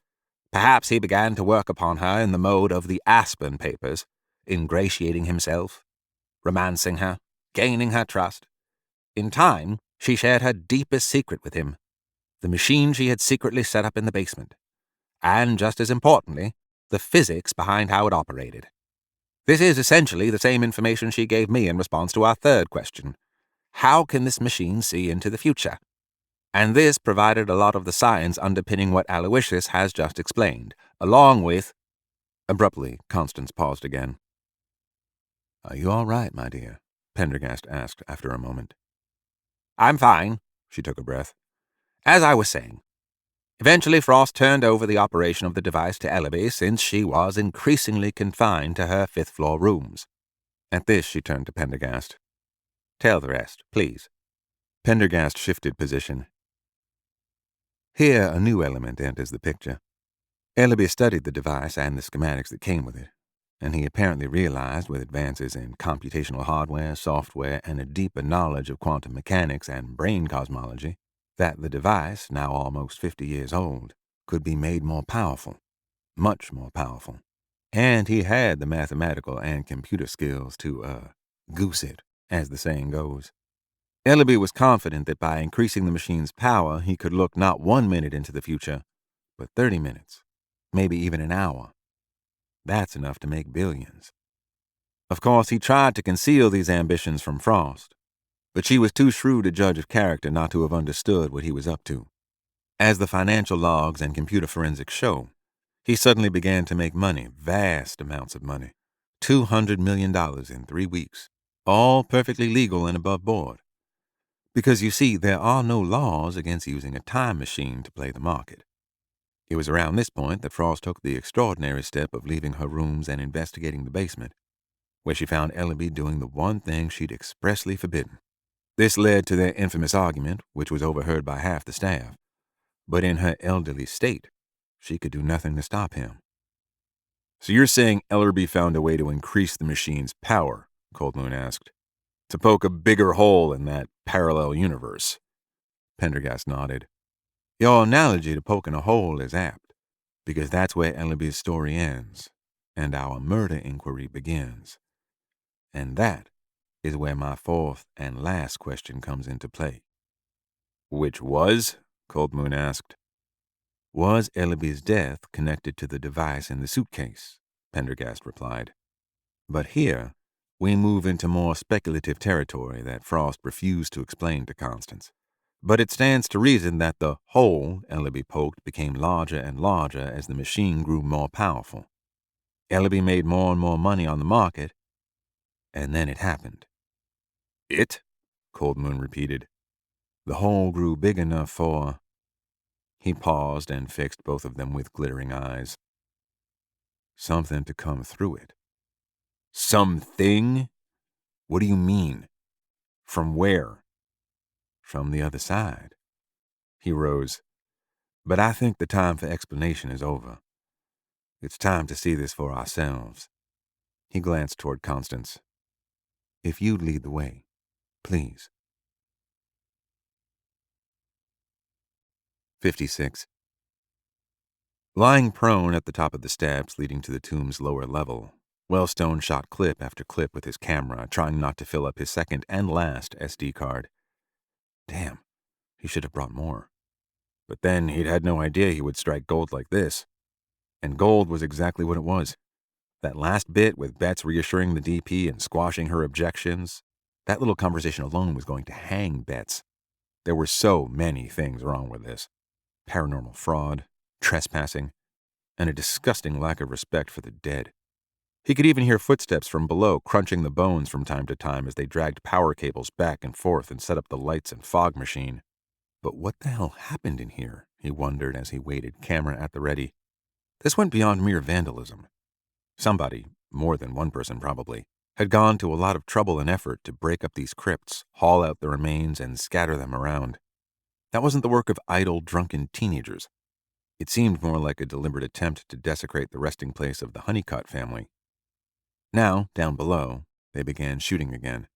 The lighting in the lower level raked into the artificial fog, creating a glowing mist, low-lying and swirly, as Moeller continued his charade with the silver wand and obsidian glass. He also had his phony camera out again. Christ, Wellstone wished he'd managed to get his hands on that. But he reminded himself that now the point was moot. The footage, stills, and audio he'd captured in the last half hour would sink Betts deeper than the Mariana Trench. A movement of air, foul as if it had emerged from the throat of a ghoul, was drifting up from below. What were they disturbing down there that would exude such a nasty smell? The eddies from below continued, making the atmosphere around him even closer than it already was. It felt almost viscous. Unbidden, images came to Wellstone's mind: rotting bodies, decaying crypts, the suppurating flesh of the dead exhaling corpse gas. He tried breathing through his mouth. Now it seemed Moeller's bullshit device was leading them towards something inside the slimy mouth of that strange tunnel Wellstone could just make out at the far end of the lower level. And Betts, it seemed, wanted to set up his next shot inside it. But Wellstone saw the crew had finally had enough. There was reluctance, even resistance, to this suggestion. The muscle man spoke up, and Wellstone could hear his words echoing and distorted within the enclosed space. He didn't want to go into the tunnel. It was ankle-deep with mud. You could hardly breathe down here. As it was, they'd only be able to fit the Steadicam inside. The DP was backing him up, saying it was dangerous to drag cables through an area with so much water. Betts argued with them, cajoled them, sweet-talked them. Moeller, for his part, remained silent, his equipment at the ready. Gannon continued arguing, saying it was risky, that they shouldn't be down there, returning to her earlier concern that this could land them in serious trouble. It didn't seem that Betts was making any headway. Wellstone moved back a little from the steps, preparing to get out of the mausoleum fast if there was a mutiny. Betts turned to Moeller to draw him into the argument. Wellstone strained to hear the notes of Moeller's deep, German-accented voice rising up from below. He advocated entering the tunnel. That, after all, was where the source of evil was. The indications were clear, and his instruments were in agreement. This was what they had come to find. This is what they were risking everything to achieve. And if they turned back now, it would all be thrown away, a huge opportunity missed. Betts rounded on the muscle man and accused him of being a pussy. They could make do on their own, he said disdainfully. The Steadicam had its own light, and Betts himself could carry the other equipment. If she wished, Gannon could hang back at the opening to the tunnel with the others. Betts and Moeller would go ahead, with just the Steadicam. The DP reluctantly agreed to this. As they broke down the current set and everyone moved to the rear of the lower level of the tomb where the mouth of the tunnel lay, Wellstone saw yet another opportunity and seized it. He began creeping down the slimy steps one at a time, keeping out of sight by pressing himself against the darkness of the far wall. The air grew closer and more vile with every step he took. Near the base of the steps, he found a hiding spot behind a crypt that had been shattered to pieces, the remains of its huge lid leaning out into the stairway. He knelt behind the lid and peered through the viewfinder of his camera. It was a perfect vantage point. From here, he could see everything, shoot everything, his powerful telephoto bringing the action ever so close. 57. At the appointed hour, Senator Drayton climbed down from his bus, which had been driven onto the lawn and parked behind the Confederate monument. With aides before and behind him, and his wife at his side, he walked around to the front, mounted the stairs, and strode onto the temporary stage, just as the band struck up Battle Hymn of the Republic. He checked the chunky Rolex Presidential on his wrist, 9 o'clock precisely. A roar greeted his ears, a medley of clapping, horns, whistles, and noisemakers. He drank it in for a moment, then raised both arms, flashing the victory sign with each hand. The people seated on the great lawn rose up in their thousands, as if with one mind, cheering, while the crowd standing in the rear and to either side went equally wild. He smiled and waved as the noise went on, the seconds stretching into minutes. He felt that indescribable thrill course through him. A feeling better than sex, better than a shot of the finest bourbon, the electricity of victory, of admiration, of power. How could he lose with this outpouring of support? His pathetic opponent could never pull together a crowd like this, even before Drayton's hackers and disinformation wonks had gone to work on him. The only obstacle in his path to re-election was this damned murder investigation. Pickett, his old friend, had really failed him, assigning that asshole FBI agent and his sidekick to the case. They hadn't done jack shit, and, as if to rub his face in it, they'd gone off to Washington State the night before, after he'd given them specific instructions and a specific warning. And that Commander Delaplane was no better, just spinning her wheels, a waste of space if ever there was one. He waved as the cheering continued. If everything was going well, then why did he feel this tickle of apprehension? Because he not only wanted to win this election, he needed to. The new Jekyll Island sewage treatment plant was going out for bids. and there was a lot of money to be made in kickbacks. Not kickbacks, he reminded himself, legal campaign contributions made by those bidding on the work. Kickback was practically a morbid concept. Thanks to the Supreme Court, it was 100% legal for those who wanted to give in return for constituent service, as long as there was no quid pro quo. And there would never be a quid pro quo because nobody had to say or write anything. It was all just understood in the secret, unspoken language of politics. But even unspoken, it was as old as the hills. You scratch my back, I scratch yours. His mind drifted back to that rogue FBI agent, Pendergast, and his partner, Cold Moon, especially Cold Moon. After re-election, with Pickett out of the way, he was going to make a special project out of that sucker. He was going to bring the full power of his office down on that smart-ass insect or not. Cold Moon would be sorry he ever shot off his smart mouth. Drayton would send him packing to the nearest reservation. And he would deal with Pendergast, too. Put that southern undertaker of an agent out to pasture in Alaska or North Dakota, where he would freeze his ass off for the rest of his career. These thoughts ran through his mind as he continued waving at the crowd. God, he hoped those sons of bitches in the press area were getting this. Invincible. That was the word that now came to mind. His people loved him. The cheering finally trailed off as the governor of Georgia took the podium to introduce him. The man heaped on the honors and praises, one fine phrase after another rolling off his tongue. It was a perfect speech, short, elegant, and to the point. And then the governor yielded the podium to him. The cheering began all over again as he waited, waved a little, waited some more, waved again, and finally cleared his throat to signal the beginning of his speech. He heard, in the far distance, some catcalls and jeers, but they were faint. He'd made it clear to his advance team that those bastards were to be kept well at bay, and none too gently either. My fellow Georgians, he began, the towers of speakers echoing his voice back from the buildings surrounding the park. now is the time of decision. Now is the time of firmness. Now is the time of... He went on, reading his speech from the teleprompter. Although he'd practiced it so many times he had it memorized. He paused at particularly well-turned points to allow more cheering and applause, the audience obliging every time. This was fine. So very, very fine. His enemies and detractors could eat shit and die. With support like this, there was no way he was going to lose this election. 58. As they left the library, Cold Moon felt a slight buzz from the Lagavulin. Or was it from the mind-bending concept of a machine that had somehow opened a hole in the universe? The idea was absurd. Impossible. But since he'd first partnered with Pendergast, the absurd and impossible seemed to have grown commonplace. The world, according to Pendergast, he realized, was a far stranger place than he'd ever imagined. As they entered the foyer of the hotel, Cold Moon noticed a television blaring in a lounge area. On its screen was Drayton, standing live on an elevated stage, thrusting his finger into the air and bellowing to a roaring crowd. Look at that Wasatchew, snorted Cold Moon as they passed. And then he halted. Hold on a minute. That so many of you have braved the crime wave to come out tonight is a testament to your courage and conviction. Now Pendergast and Constance paused.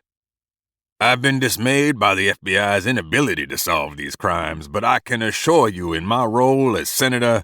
Hey, Cold Moon said. He's talking about us.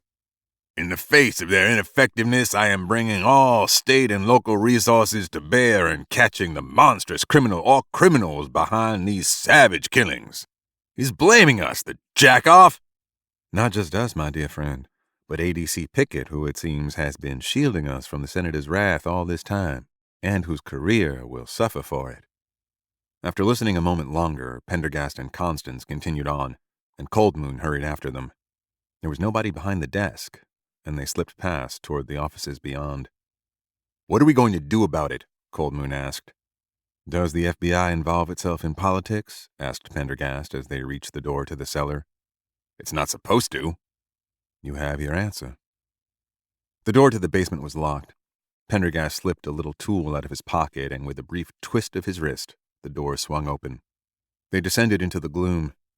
At the bottom of the stairs, Pendergast paused to remove his jacket. You might want to check your sidearm, Agent Cold Moon. Right. Pendergast took the less bare from his shoulder holster, ejected the magazine, checked it, palmed it back in. Coleman wasn't sure why this precaution was necessary just to examine a machine in the basement, but he made sure his Browning had a round in the chamber. He noticed that Constance, not to be outdone, had slid her stiletto out of one sleeve, a vicious little device, he thought, as he watched the thin, wicked blade spring out at lightning speed. She knew how to use it, too. He'd seen some demonstrations that he'd just as soon forget. Noticing his stare, she gave him a wry wink, then slid the blade home. "This way," she said, taking the lead. She led them past Ellerby's trading office and deeper into the basement, heading away from the central corridor and making for an area that was roped off and marked structurally unsound. "One way to deter attention," drawled Pendergast as they passed by it. Just as it was growing too dark to see well, Constance touched a light switch and some naked bulbs came on ahead, casting baleful shadows. There was a strange, almost industrial smell in the air, Coldmoon noticed, like burnt rubber. Dead insects crunched under their feet as they walked. Constance led them past a double row of old storerooms, wooden doors splitting from dry rot. Did Miss Frost give you such precise directions, or are you just a modern-day Natty Bumpo? Coldmoon asked. "I prefer the moniker of Deer Slayer, thank you," Constance retorted. Ahead, their path was blocked by a shabby door. Constance opened it to reveal a large storeroom. It was, or appeared to be, a graveyard of old hotel furniture. Most everything was covered in moldering sheets, tears here and there exposing the bones of discarded armoires and bedposts. Constance led them through the cluttered space, which ended in a large wardrobe pushed up against the far wall. Constance tried the wardrobe's doors. They were locked.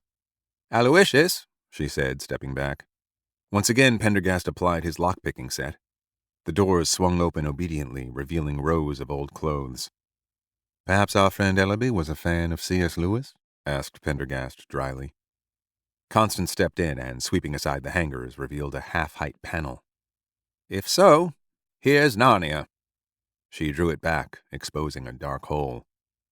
"I'll go first," said Pendergast. He ducked through, and they followed.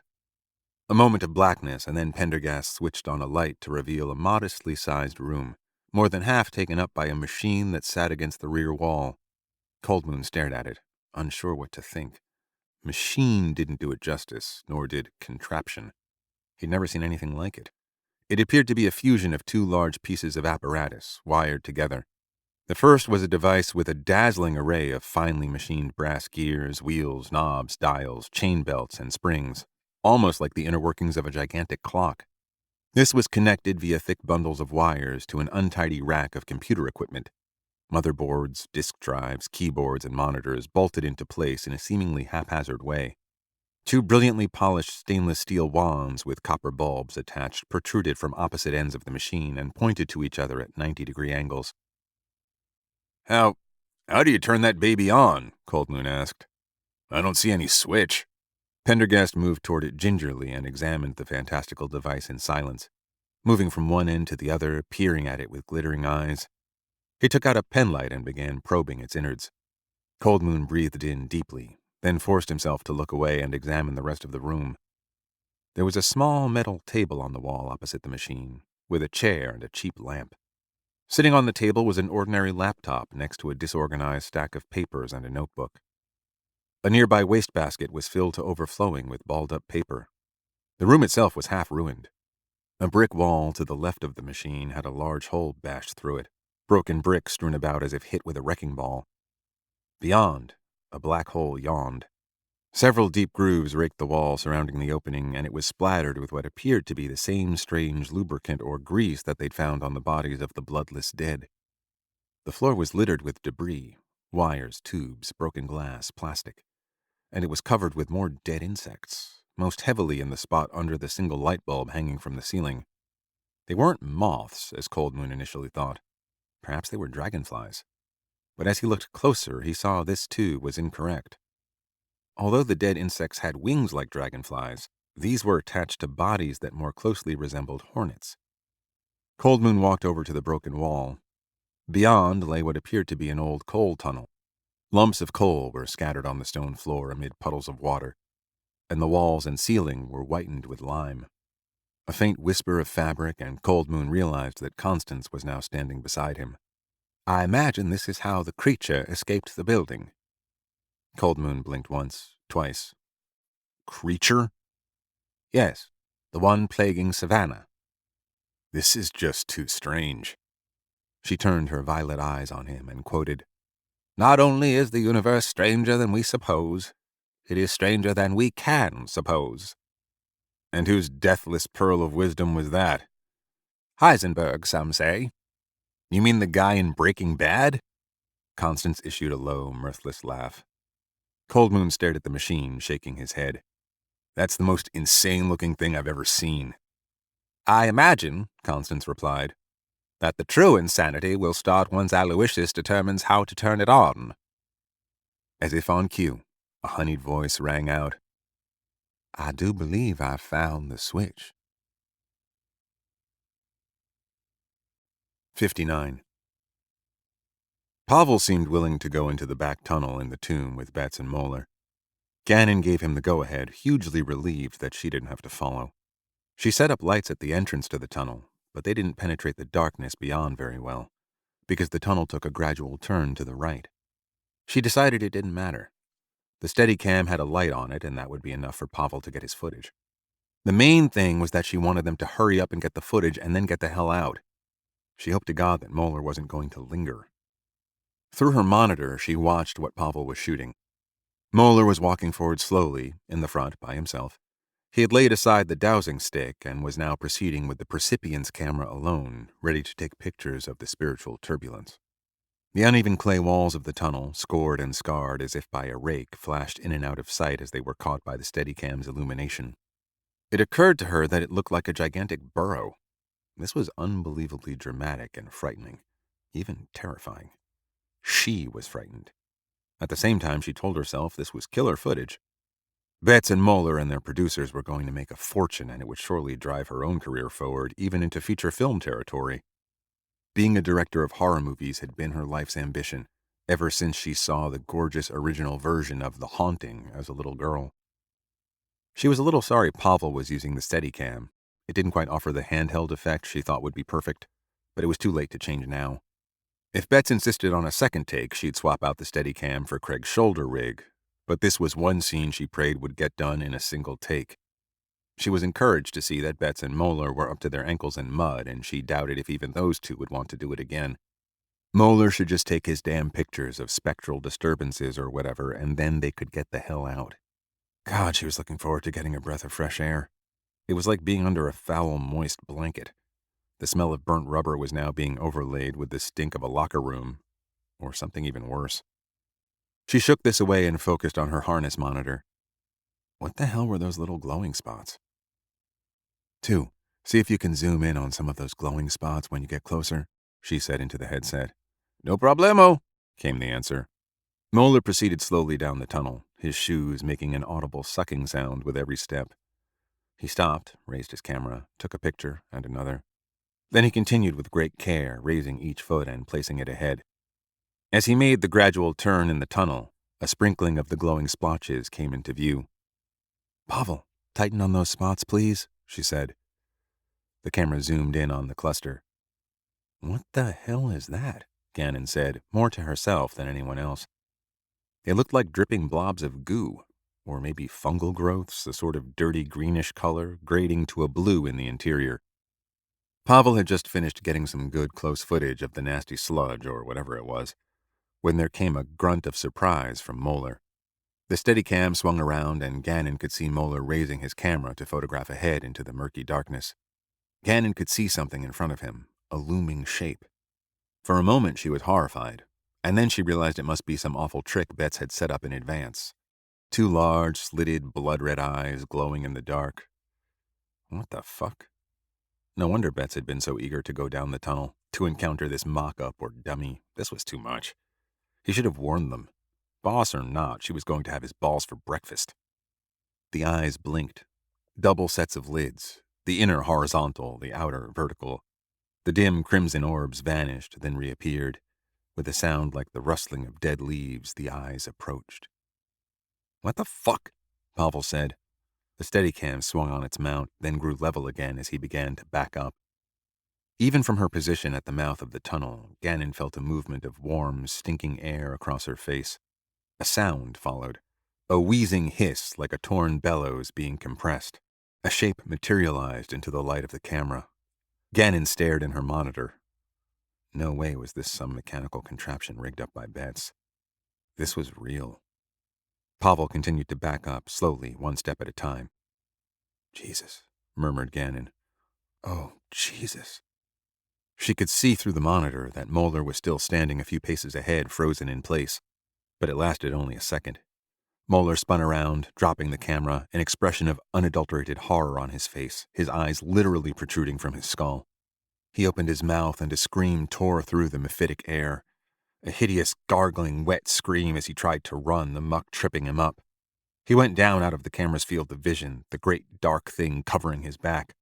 Betts, 10 feet behind Moeller, whirled in an effort to get away, but he too lost his balance in the mud, falling forward while grunting like a terrified sow. Pavel also turned and ran, the Steadicam swinging wildly on its harness. With a gasp of fear, Gannon stumbled backward, trying frantically to unbuckle the monitor from its harness, desperate to rid herself of the dead weight. Everyone around her was scrambling to get away, dumping their equipment and turning to flee, as a great gust of dank, oily air issued from the mouth of the tunnel and a huge shape came beating out, rushing toward them, demon wings spreading like a cape, voices screaming in terror and agony. 60. Wellstone, hiding behind the crypt at the entrance to the tomb's lower level, was growing concerned. Moeller and Betts, followed by a camera operator, had entered the tunnel, but because it seemed to both descend and make a turn, they were soon out of sight.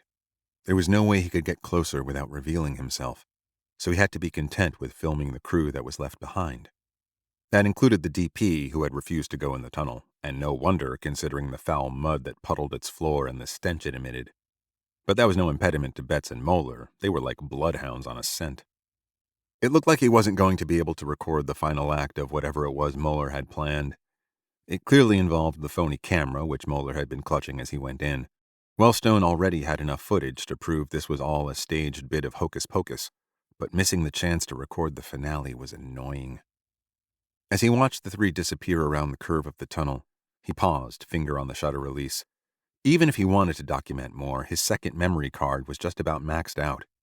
As he crouched in his hiding place, he felt a mixture of emotions, excitement, disbelief, and fear. No, fear was too strong a word. He was growing uneasy, and no wonder. He couldn't wait to get the hell out of this dark and desecrated vault. Maybe he already had enough footage. It wouldn't be a disaster to get caught now, and possibly searched or even abused by that muscle-bound goon. Although he had to admit the guy was looking pretty sweaty and nervous at the moment. It was always the tough guys who cracked first. He heard a muffled sound from the tunnel, like a wheezing bagpipe. He quickly readied his camera. Maybe he'd get a chance for a decent shot after all. The noise was quickly followed by another, much louder, a scream and a powerful beating sound that shook the tomb. What was going on? But then his fear, which had spiked, settled as he understood. Moeller's show was beginning. He heard another scream. Now the DP at the mouth of the tunnel was backing up in fear. Suddenly she turned and tore off her monitor and harness while the rest of the crew scattered to a chorus of shouts and screams, running pell-mell for the steps. What the hell?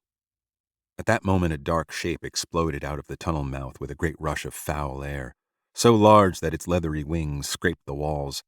It lit upon the scrambling muscle man, grabbing him and forcing him to the floor of the tomb with an unfolding of those monstrous wings. Wellstone couldn't move, couldn't breathe. He felt exactly as if he were in a nightmare. His limbs paralyzed, his body frozen. The creature's huge, rugose body was topped with a tiny head which looked like a mosquito's, with bulbous compound eyes. A tube covered in bristles protruded outward from the head, sliding in and out, its point stabbing spasmodically this way and that. The creature held the muscle man in place with crab-like, hairy pincers attached to bristly pads. The roving tube, spasming in and out, homed in on a spot on the man's leg. Suddenly it buried itself deep in the man's upper thigh. As his awful screeching echoed through the tomb, there was a wet sucking sound, deep and rhythmic.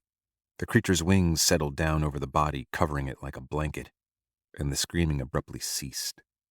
Seconds later, although time no longer mattered to Wellstone, the sucking noise stopped and the creature was up again, leaving the desiccated remains of the muscle man behind. With a burst of speed, it snatched another member of the crew, ripping her in two pieces as easily as twisting a loaf of bread, blood and viscera spewing out like a bursting tomato. Wellstone's vision grew obscured. After a moment, he realized it was his own hand held out protectively before his face. Some atavistic impulse took over, his muscles relaxed, and he sank down behind the broken crypt, curling up like a fetus, trying to make no noise, motionless, his body on autopilot. He heard the screams, the heavy beating of those awful wings, the sounds of tearing meat, of alien suction. He smelled the humid, burning rubber stench of rushing wind as it passed over him. And then the beating faded. The sounds died away. There was silence and absolute darkness. Time passed. Then Wellstone found that he was crawling on his hands and knees in the darkness, tears running from his eyes and snot from his nose. He encountered something wet and sticky, and with no guidance from himself, his body slipped around it. One hand found a worn stone step, and unbidden, his body pulled itself closer. Up the step, then the next, then the next.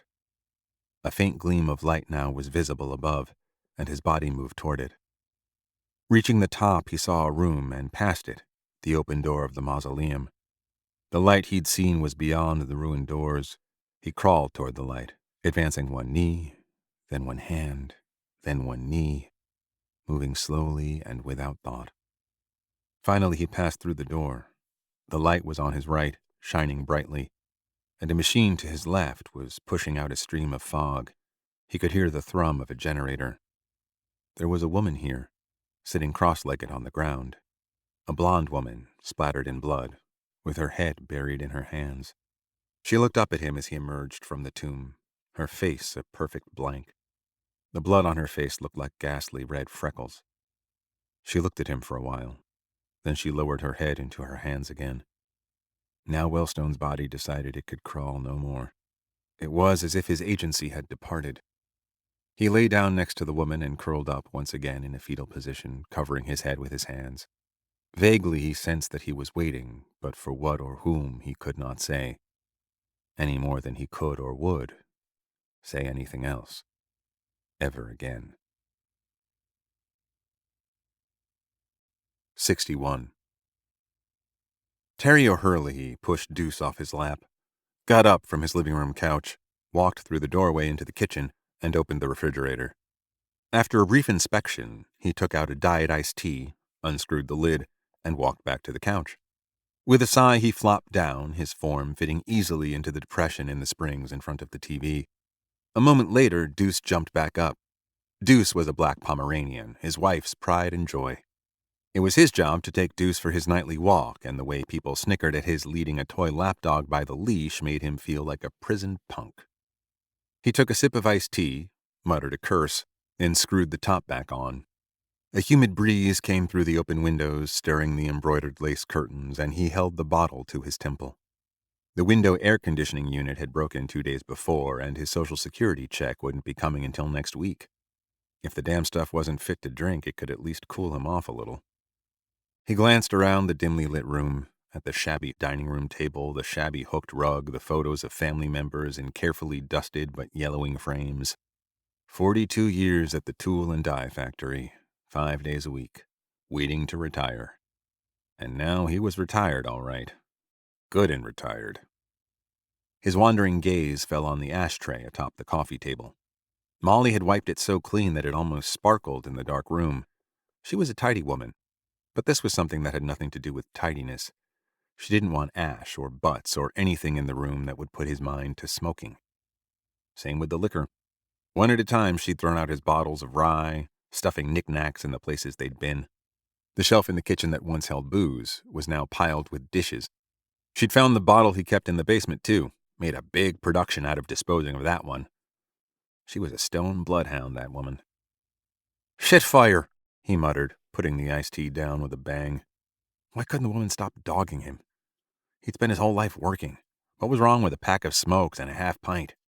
Well, all right then, a pint. He felt fine. He didn't care what the doctors at Memorial said. It wasn't like he was stepping out on the battle axe or something. A man deserved his little pleasures. The fact was, he did have something stashed away for a rainy day. A carton of Cools and a couple bottles of old Overholt Bonded, somewhere Molly would never find them. Just knowing they were there made him feel better. He raised one cheek off the sofa and busted ass. Deuce pricked up his ears and looked at him reproachfully. "Come on, boy," he said, a little guiltily, rising from the couch again with a grunt and reaching for the dog's leash. "Let's get this over with." Stepping outside, he found the night air was cooler than the house, but only a little. He paused. The clouds were clearing from the night sky. The Avondale district of East Savannah was quiet, but in the distance he could make out lights and hear some kind of racket. That senator was in town again, making a nuisance of himself. He gave the leash a yank and headed east on Louisiana Avenue. His route never varied. A few blocks down New Jersey, a block west on New York, and then a couple more back up Ohio Avenue and home. It was a short run, 5 minutes, as long as Deuce didn't get too busy sniffing some other dog's mess. As he made the turn onto New Jersey Avenue, he saw the Deloach boys sitting on their front porch in the dark. A strong smell of weed drifted toward him, followed by some whispering, giggling, and then finally a falsetto voice. "Nice hamster you got there, Mr. O'Herlihy." Peckerwoods. He ignored them and picked up his pace a little, forcing Deuce into a trot. He should start taking a cigarette with him on these walks. That would make it enjoyable, at least. Take tonight, for instance. Molly would be down at New Jerusalem until at least 10, planning for the upcoming game night and silent auction. But no, she'd smell it on his breath when she came home. He could see the intersection with New York Avenue ahead. Deuce stopped to investigate a big-ass turd, but Terry was in no mood and yanked him away. "No fun tonight, boy." At this rate, he'd make it home in a hot minute. The wind shifted, and suddenly he heard more noise. But this wasn't coming from downtown. It seemed to be coming from the direction of the cemetery, and it wasn't cheering and clapping. It sounded more like screams. As he stared curiously in that direction, he saw a dark cloud rise up into the heavy sky. But clouds didn't rise like that, and clouds didn't have wings. Deuce began squeaking and barking hysterically, jerking on the leash. But Terry didn't notice. He was staring at the thing in the sky. Skeletal wings beating slowly, it rose up, glowing a pale blue in the ghostly light of the moon.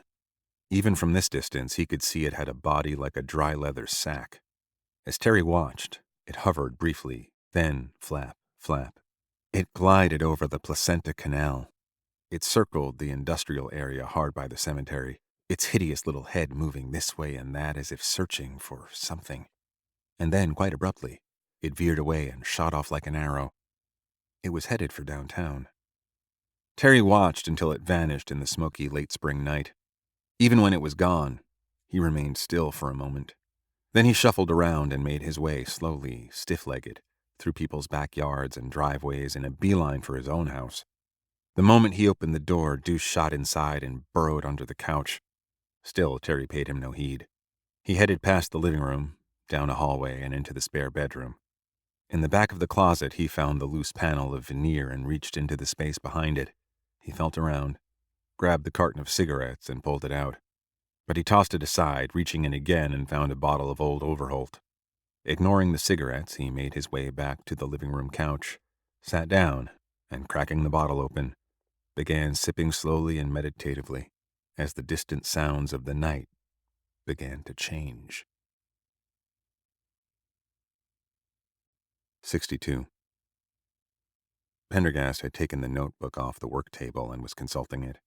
Now he held it in his left hand, open for reference, while with his right he gently grasped a lever that rested on 2 metal supports. Beside it was a large meter with a black dial.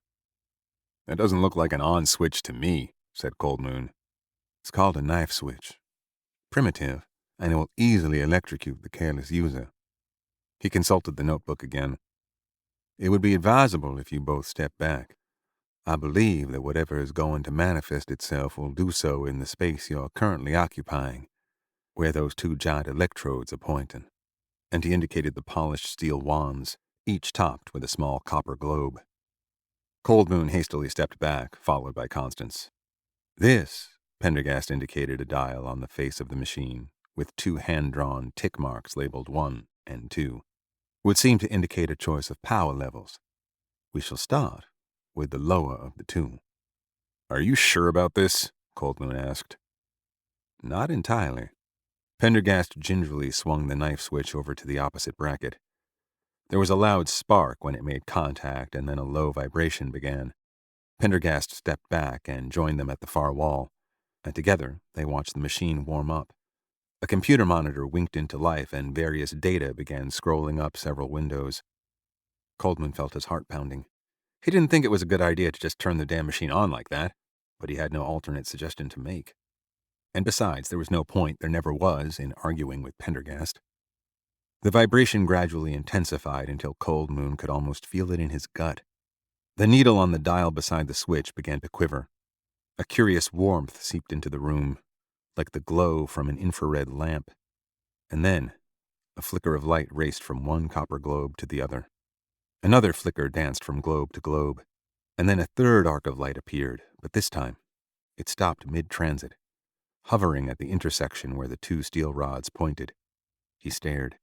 The flicker began to slowly expand, and it looked to Coldmoon almost as if the very air between the copper globes had become visible, shiny, silvery, gossamer veils, rippling in a strengthening wind. And then the shimmering effect began to fade, and as it subsided, the air cleared, and in its place, a scene came into focus. A nocturnal image of a crowded city square, lit up and bustling with people and cars, and hemmed in on all sides by skyscrapers. With a start, Coldmoon recognized it. Hey, isn't that New York? So it would appear, Pendergast murmured. It was as if a window to a distant place had opened before them, but its edges were vague and indistinct, composed of ever-shifting rainbow-hued light. Coldmoon swallowed. The window, the portal, danced and flickered in the center of the room. It was impossible. And yet, there it was before him. That's Times Square, Constance said, looking south toward the New York Times building, and from a significant height. She paused. I would guess the vantage point is somewhere on West 46th Street, probably the Marriott Marquis Hotel. I believe you're right, Pendergast said. It was a dazzling view of the brightly illuminated square, festooned with huge screens mounted on the surrounding buildings, all glowing with advertising and logos and news images. Near the bottom of the Times Tower ran the traditional news zipper, and below that, a stock ticker with stock prices running continuously along a chyron. It was a lively evening, the square swarming with tourists and theatergoers, and sound. Coldmoon could faintly make out the sounds of Times Square filtering through the portal. Horns honking, the murmur and shouts of the crowds, a police whistle, the calls of buskers and hawkers, and an equally faint scent wafted out as well. The smell of the city, of auto exhaust and pavement and burnt pretzels and shish kebab on a warm May night. Coldmoon stared. It was too realistic to be a television screen, no matter how high the resolution. It was, again there was no better comparison, like looking through an open window. His eye drifted over the view in wonder, then focused once more on the Times building and its iconic stack of giant screens, including temperature, date, and time. Date and time. That's Times Square right now, he said, astonished. After a short silence, Constance said, No, it isn't. What do you mean? That isn't Times Square, at least our Times Square, and it's not now either. The hell it's not. The date and time are posted right up on those screens, see? 9:11 p.m. Constance slipped out a cell phone and showed its screen to Coldmoon. It's 9:10. The Times Square we're looking at is 1 minute in the future. Coldmoon stared back and forth from her phone to the image. The time on the large screen within the portal changed to 9:12. As it did, Constance's cell phone changed to 9:11. This is the secret to Ellaby's trading, Pendergast said, and Frost's before that. As you can see, the stock ticker is streaming the price of various stocks, 1 minute in the future. And only the stocks of major companies are displayed, which explains why Ellaby restricted his trading to Dow Jones Industrials. Coldmoon stared at the ticker. Stock symbols and numbers were indeed scrolling past on an endless ribbon, the symbols and numbers just so much gibberish to him. 1 minute? That doesn't seem like much of an advantage. It's enough to make a modest profit, especially during a volatile market, said Pendergast, which is what Miss Frost had been doing these many years, eking out small but steady gains. But when Ellaby took over the operation, he wasn't satisfied with small profits. Once he figured out how the machine worked, he was able to build an improved version using updated technology. He waved a hand at the device.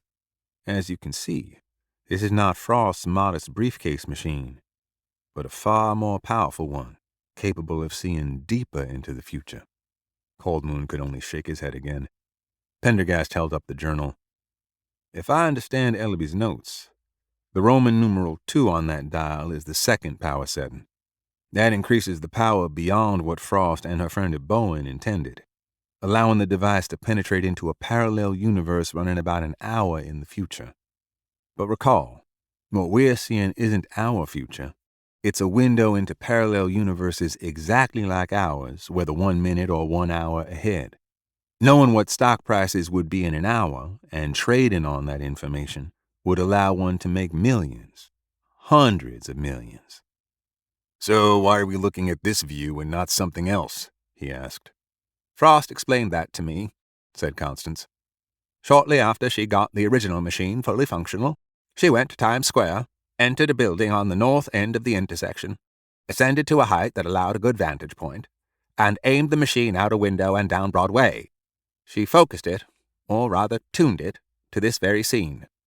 After that, wherever she took the machine, she could always use it to observe the parallel Times Square from that same vantage point.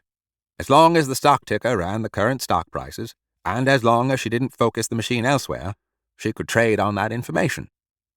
This is too crazy, Coldmoon muttered. I'm having a hard time wrapping my mind around it. Please do wrap your mind around it, said Pendergast, because I intend to increase the power to the higher level. Why? Coldmoon asked. Because that's what Ellaby did. Coldmoon glanced at Constance. She had turned toward Pendergast, an odd expression on her face. I really don't think that's a good idea, Coldmoon continued. We should call in the FBI evidence response team. Have them pack this baby up and take it back to Quantico where it can be examined in a state-of-the-art lab. Pendergast raised an eyebrow. You prefer to let our beloved government get their hands on it? Do you really have that much confidence in our political leaders to use this in a wise and beneficent way? Oh, Coldmoon paused. I hadn't thought of that. We must do this ourselves, Pendergast said as he placed his hand on the dial. I'm convinced this device is the key to whoever, or whatever, is plaguing Savannah. If we're going to understand it and confront it, we need more information first. And he began slowly turning the dial farther. 63.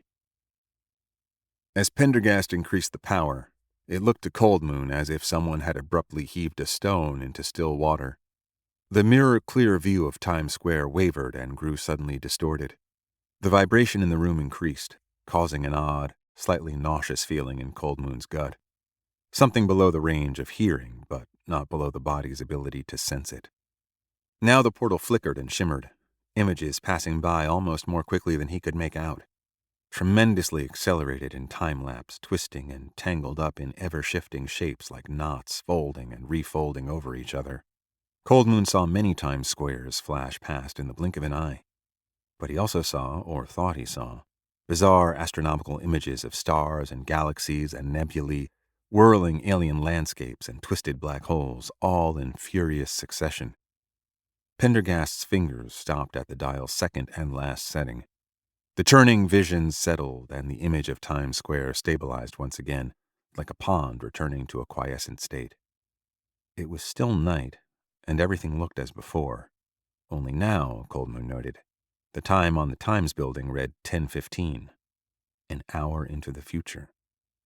The portal itself also seemed different. The shimmering edges of the image were heavier now, creating the effect of looking at this Times Square through a glimmering tunnel. And in those tunnel walls, Coldmoon could barely discern the flitting about of grotesque, otherworldly shapes. The smell of burnt rubber, which had never gone away, now intensified as a stream of warm, humid air issued from the portal. With a sudden movement, one of the dragonfly things, and then a second, zoomed in from the edges of the tunnel. They approached the portal, stopped, then wriggled through with effort, as if emerging from a cocoon. "Stay back, please," Pendergast said, stretching out an arm in warning. They watched as the two insects buzzed the room.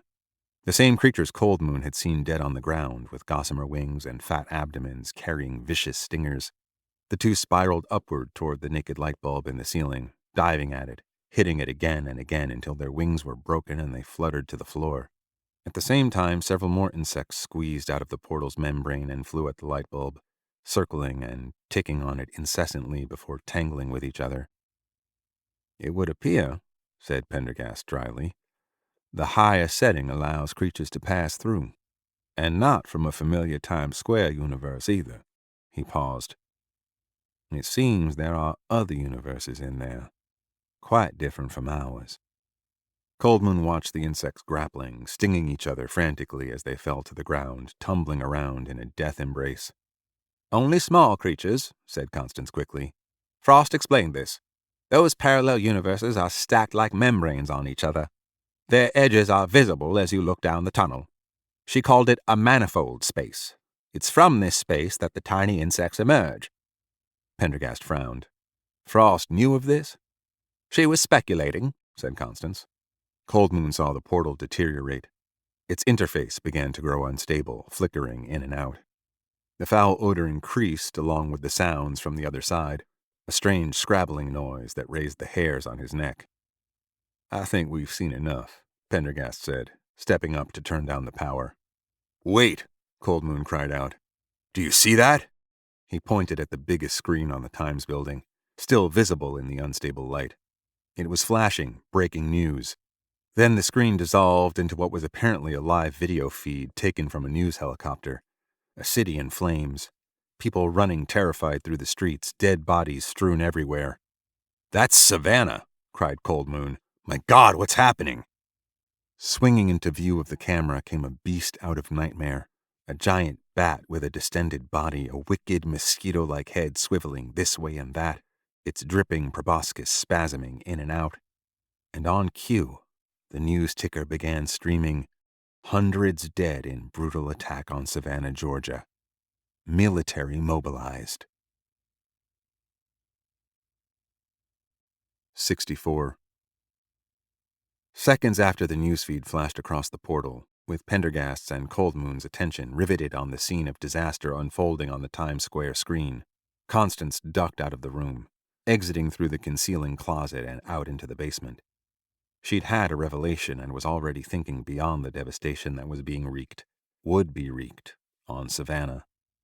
She took the stairs up into the lobby, and then still farther up, 3 more flights. Making her way quickly down the hallway, she reached the closed door that led up to Frost's penthouse. This time it was locked. Pulling a hairpin from a pocket of her dress, she picked the lock, then ran up the stairs. The door at the top of the landing was locked too. Constance shook the knob and then, in a sudden display of rage, violently kicked it once, twice, and it flew open, banging loudly against the doorstop.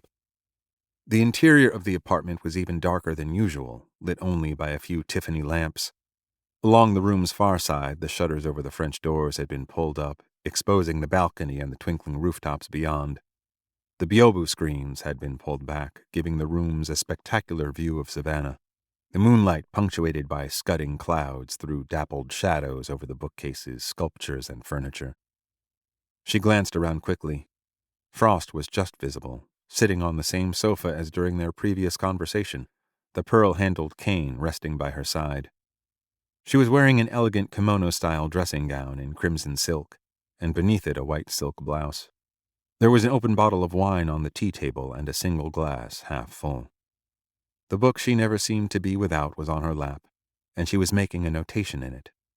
Now Frost put volume and pen aside. "That was rude," she said. "However, at least you spared me the trouble of having to open the door.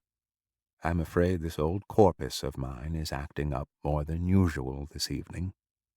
This was said in the same droll tone the woman had used before. Constance nevertheless detected a quaver in the old lady's voice, an undercurrent of fear. Breathing hard, she stepped forward. "Join me in a glass of Giacomo Conterno, Since your last visit, I've been doing some rooting around in my collections. There's no time for wine or chit-chat, Constance said. My, you do seem a trifle overexcited. You lied to me. I never lied to you. Constance cut her off with a gesture. At the very least, you left out something important, something Ellaby did. Instead of answering, Miss Frost raised her glass, but her hand was trembling so much that she put the glass down without sipping.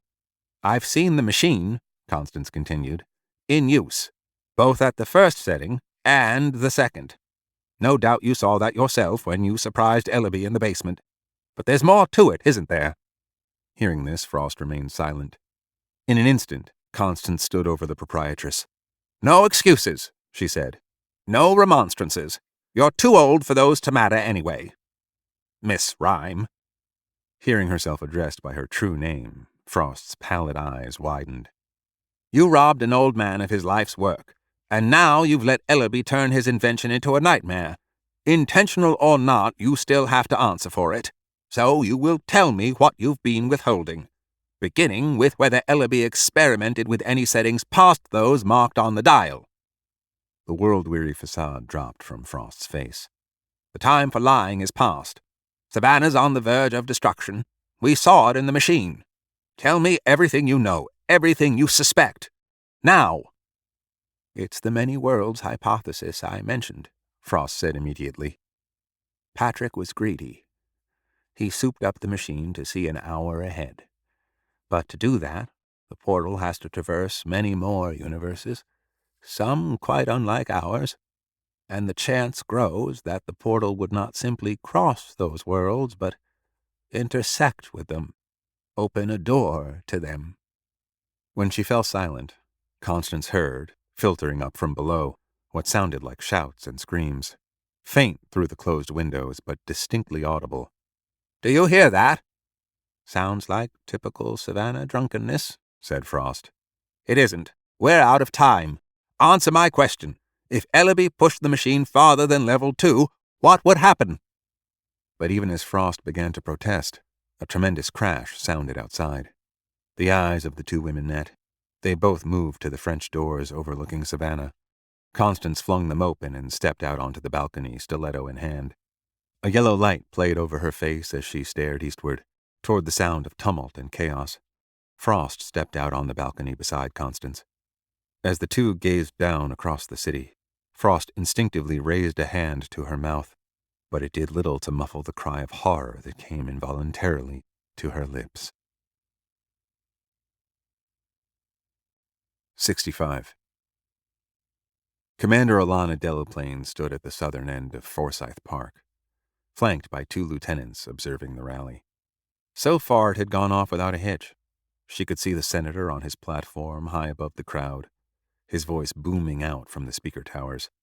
Behind him were two gigantic screens displaying and amplifying his speech as he stabbed the air with his finger and pumped his fist, the crowd roaring its approval and waving placards and flags.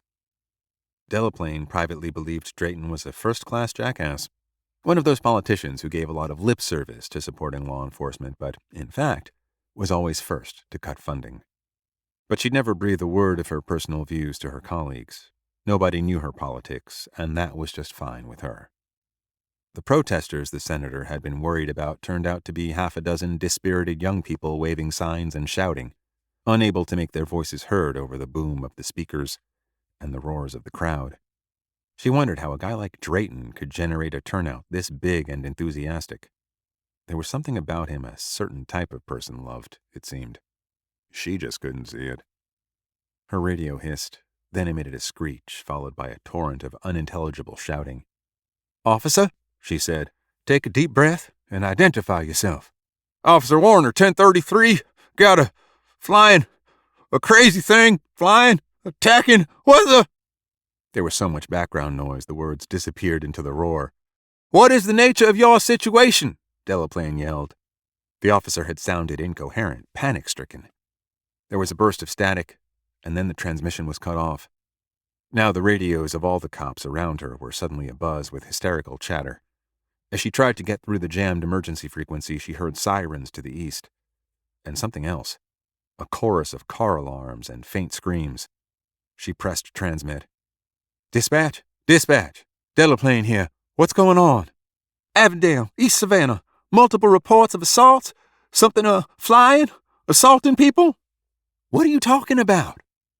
As the dispatcher spoke, and none of it made any sense, Delaplane could hear a sound in the air, a clamor rolling in from the disturbance to the east and rapidly getting louder.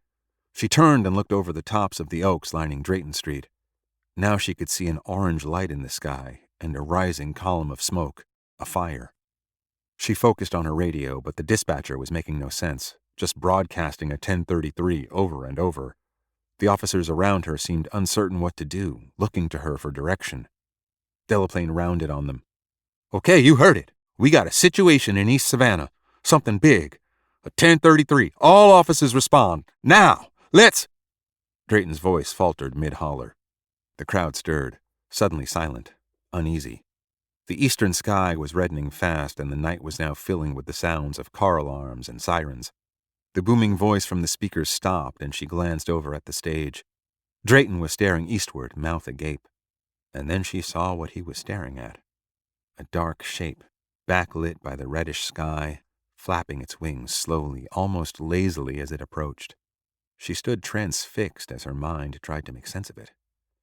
A bird of prey? No, it was too large, too far away. Some sort of flying contraption?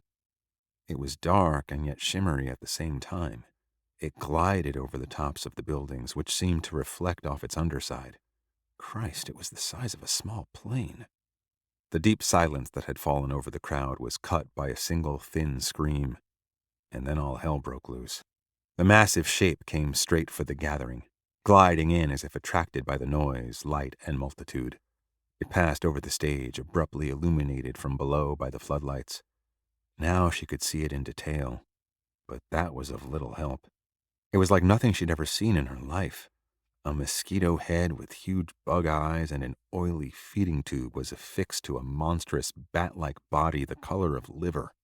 The wings were webbed with engorged blood vessels, and from its belly hung 2 rows of hairy, withered dugs.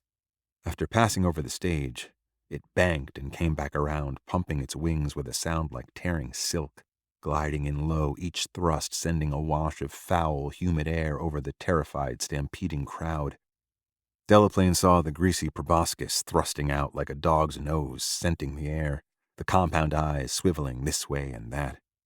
In a flash, the gathering had been transformed into a pandemonium beyond all belief. The thousands of rallygoers ran from the platform like a massive wave with an inchoate roar of terror, scrambling every which way, falling and being trampled, chairs clattering and overturning, shoes coming loose, people clawing up the backs of others as they tried to escape. And on the stage high above was Drayton, his face on the giant screen, slack-jawed, jowls quivering as the creature swooped in.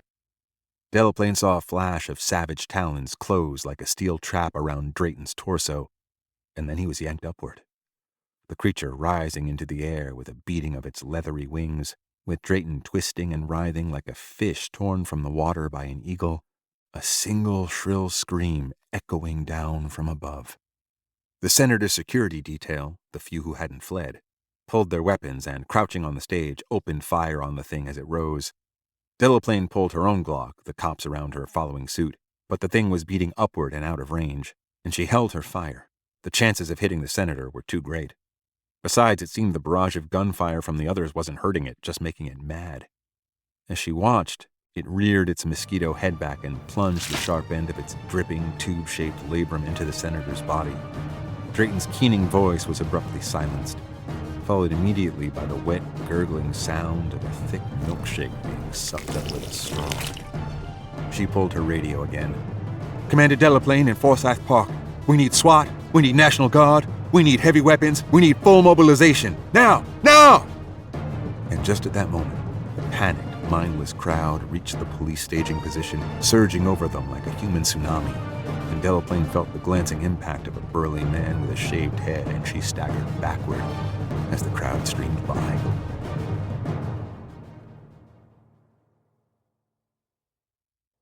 "66. Following Pendergast, Cold Moon sprinted up the basement stairs and into the lobby. The normally sedate space was quickly filling with a crush of panicked people streaming in from outside, seeking shelter. Some were sobbing with fear, others hysterical, a few drunk. As they pushed their way through the flow, Cold Moon wondered where the hell Constance had gone to when she'd slipped out of the room like a cat. God knew what that bloodthirsty woman was going to do. Once they were outside, the situation was even more chaotic. To the south, in the direction of the political rally, he could see a monstrous flying creature circling like a buzzard, its outline shimmering with an otherworldly gleam, a strange glowing cross almost like a scar on its left wing. Something, a body, was gripped in its claws. Pulling his firearm, Pendergast ran toward it, against the crowd, and Cold Moon struggled to keep up. The air was filled with the din of screaming, sirens, and sporadic gunfire. The sidewalks and streets were packed with panicked people trying desperately to get away, to get anywhere as long as it offered refuge from the creature. As he watched in awe and horror, the monster flung away the corpse in its talons, which went tumbling off into the darkness and then swooped down on the terrified crowd still in the park to a chorus of screams and a scattered volley of weaponry. It rose again, beating its wings with several fresh, writhing people in its talons, wings shimmering. Cold Moon stared at the fearful thing, trying to keep moving, trying to make sense of what he was seeing. This was not Wakinyan, the Thunderer, the sky spirit his grandmother had told him of. Nor was it Unktehi, the huge horned serpent that had troubled his childhood dreams. No, this was some terrible amalgam, a foul obscenity, a battle-scarred monster that had no place on Earth or in mythology. No place on Earth. "Keep up!" Pendergast barked as they struggled toward the park, while the thing whirled overhead, tormented by gunfire as a bull might be by fleas.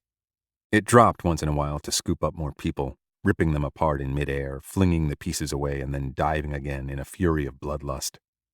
Pendergast dodged and weaved through the flow of people like a cat, Cold Moon in his wake. "We have to get closer to it," he said, "and gain some altitude." Then suddenly he pointed. "The church!" Cold Moon heard a crash ahead and saw the amplifier towers toppling over in a shower of sparks and sizzling arcs of electricity. A moment later, flames licked up from the giant wooden stage, swiftly growing into a conflagration. The fire seemed to excite the creature, driving it almost to madness. It circled around, wings brushing the fire and scattering burning lumber, and made a loop above Whitaker Street, wingtips clipping trees and striking the facades along the park, sending glass and bricks crashing into the crowded street. A car, crushed by a falling tree, burst into flames. The fabric of the Whitaker Street Methodist Church loomed up, its steeple outlined against the fire. They ran up the front steps. The oak doors of the church were closed and locked, terrified people huddling in the portal. Pendergast snaked his way through them, went for the lock on the door, and in a moment had it open. As people streamed into the sanctuary, Pendergast veered off toward one side. They paused to catch their breath and take stock. Cold Moon could see the orange light of the burning grandstand flickering through stained glass windows. "This way," Pendergast said. He had found a stairway behind a door, and they began climbing, taking the stairs two at a time. In a moment they came out in the choir loft, facing a wall of organ pipes. But Pendergast was already making for a locked door in one corner. A quick twist of his wrist and it flew open, revealing an old iron staircase spiraling up into darkness. Round and round the tower they climbed until they were stopped by a ceiling with a trap door. Pendergast slammed it open with his shoulder and climbed into a small square room surrounded on all sides by louvers. Countless small bells hung suspended by ropes from horizontal beams. The church's carillon. But Pendergast, paying no attention to these, pushed his way through the louvers, triggering a din of tinkling bells, and came out on a small walkway that surrounded the steeple. Cold Moon could see they were above the treetops. The monster, still circling, was coming around in a long, lazy loop that would take it directly past the church. "Hiya!" said Pendergast. He swung up, grasping a rusty iron ladder fastened directly to the outside slope of the steeple itself. "Wait!" cried Cold Moon. "Don't you realize this is hopeless?" Pendergast paused, ever so briefly. "We already know what's going to happen," Cold Moon shouted. "We saw it!" "Nothing is certain," Pendergast replied fiercely, and began climbing. 67. Constance stared out over the rooftops to see, circling above Forsyth Park, a creature out of a nightmare. Leathery wings spanning several dozen feet or more sprang from a swollen, hairy abdomen, itself festooned with 2 rows of greasy, foot-long paps. Protruding above the wings was a head that looked like a hellish mix of horsefly and mosquito, compound eyes gleaming in the reflected light, wicked proboscis slithering in and out from its maw. Big as it was, the head was still horribly small in comparison to the distended body, and it gleamed like the chitinous exoskeleton of an ant. As Constance stared, the beast seemed to go in and out of focus once, twice, its silhouette flickering like a bad video. She had seen this effect before, when looking through the portal. Even as she watched in horror mingled with fascination, the thing swooped down toward the park and talons furrowing up divots from the ground, snatched up 2 individuals. Rising again, it squeezed them between its claws like grapes and let the remains drop away. Constance spun around. Miss Frost was standing beside her, one hand over her mouth, horror-struck. "I imagine this is your work," she said coldly. "Yours and Ellerby's?" "No. Ellerby pushed the machine too far, didn't he?" The old woman stared. "You went into the basement. You confronted him. You knew he built a new machine, and you knew what it might do." "I didn't know," Frost said breathlessly, backing up against the French doors. "But you guessed." Constance advanced on her. "You could have stopped him. You could have destroyed the machine." "He threatened me." "You didn't stop him because you loved him." Frost had no answer. "When Ellerby was killed, you could have said something. Maybe this," she flung back an arm, "could have been prevented. But you were in denial. You stayed up here playing the piano and drinking absinthe while that demon out of the Old Testament killed and killed again. And now those deaths and this destruction are on you." "No, no," the old woman croaked. "Please, I didn't know. I'll do anything." "Maybe you can redeem yourself," said Constance. The old lady gulped for air. "How?" "Help me kill it. You said you had a collection of weapons. Show me." After another shuddering breath, Frost took tight hold of her cane and stepped inside from the balcony. She led the way into the library. One wall held display cases of objects of unusual industrial design. Frost hurried up to the adjacent wall and touched the plate of a light switch, which opened to reveal a large brass drawer pull, fastened vertically. "You do it," Frost said, stepping aside.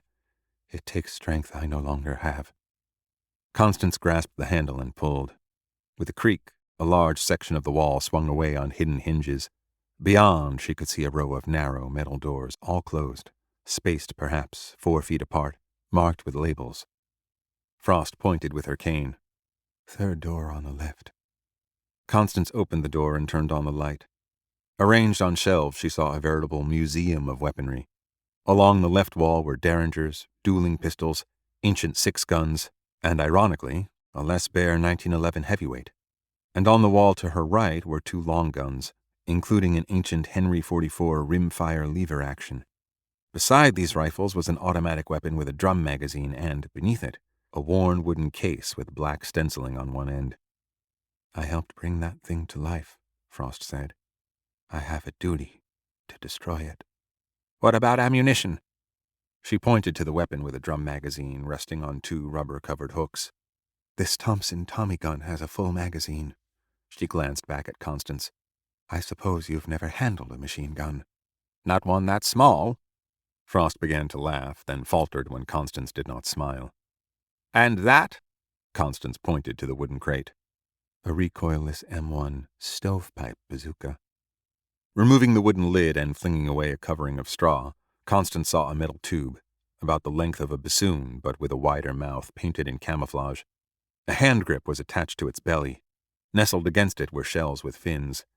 Constance lifted it out. "No," Frost said. "That one is suicide. Those old solid propellant rockets become unstable over time. The ones in that crate are only 10 years younger than I am." "Very well." Putting it back, Constance picked up the Tommy gun and swiftly examined it. There were 2 lollipop-style toggle switches set just above the left side of the wooden grip. Constance swiveled the rear switch from safe to fire, and the front switch from single to full.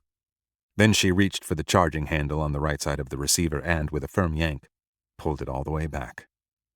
"I guess you weren't kidding," Frost said. At that moment, the lights flickered, then went out. Carrying the gun, Constance ran out of the storage vault through the library into the balcony. It was bright outside, the city painted with flames from a dozen fires. She paused, shocked anew at the sight of the creature and the destruction and death it was wreaking. It was closer than where she'd first seen it, gliding over the park, approaching the hotel. She knew the drum magazine carried 100 rounds, which seemed adequate to bring down the creature. It was not an accurate weapon, better at spraying bullets at close range than hitting anything distant. She waited. The monster was making long, low circles over the city, dipping down and killing as it went, getting closer to her with each turn. Now and then she could see the impact of bullets against it. They dimpled the chitinous exterior and occasionally penetrated it, but none appeared to do serious damage. She raised the weapon, brought the notch and post of the sights into alignment, and watched it, waiting. It approached and banked, exposing its underbelly, and she fired a burst. The submachine gun bucked in her hands, the rounds rattling around inside the drum. She saw her fire was dropping too early, and she corrected. With her second burst, she saw shimmering gouts of blue stitching their way along the thing's underbelly, and she knew she'd connected. With an unearthly screech, the creature veered around and came arrowing straight for her, its leathery wings cutting through the air. As it approached, she stood her ground, firing short bursts. Although most of the rounds hit home, and they had clearly done some damage, their main effect seemed to be enraging it further. Still it came on, screeching directly at her. Constance held her ground, firing. At that moment she heard a whoosh, and a tongue of smoke like a tracer bullet spiraled toward the creature, striking one wing with a massive explosion, spraying phosphorescent flesh and blood. The creature squealed and dove away. Frost was standing at the other end of the balcony, bazooka on her shoulder, its business end resting on the parapet. "I thought you said that was too dangerous to use," Constance called out. "Less dangerous than that hellspawn," Frost replied. It was rising up into view again, shrieking its desire for revenge, compound eyes shining like ghastly reflectors. There was now a small, ragged tear in one wing, caused perhaps by the bazooka. Constance aimed, let off the final burst from her magazine. And then suddenly, Constance was knocked down by an explosion, the Thompson skittering away and off the edge of the balcony.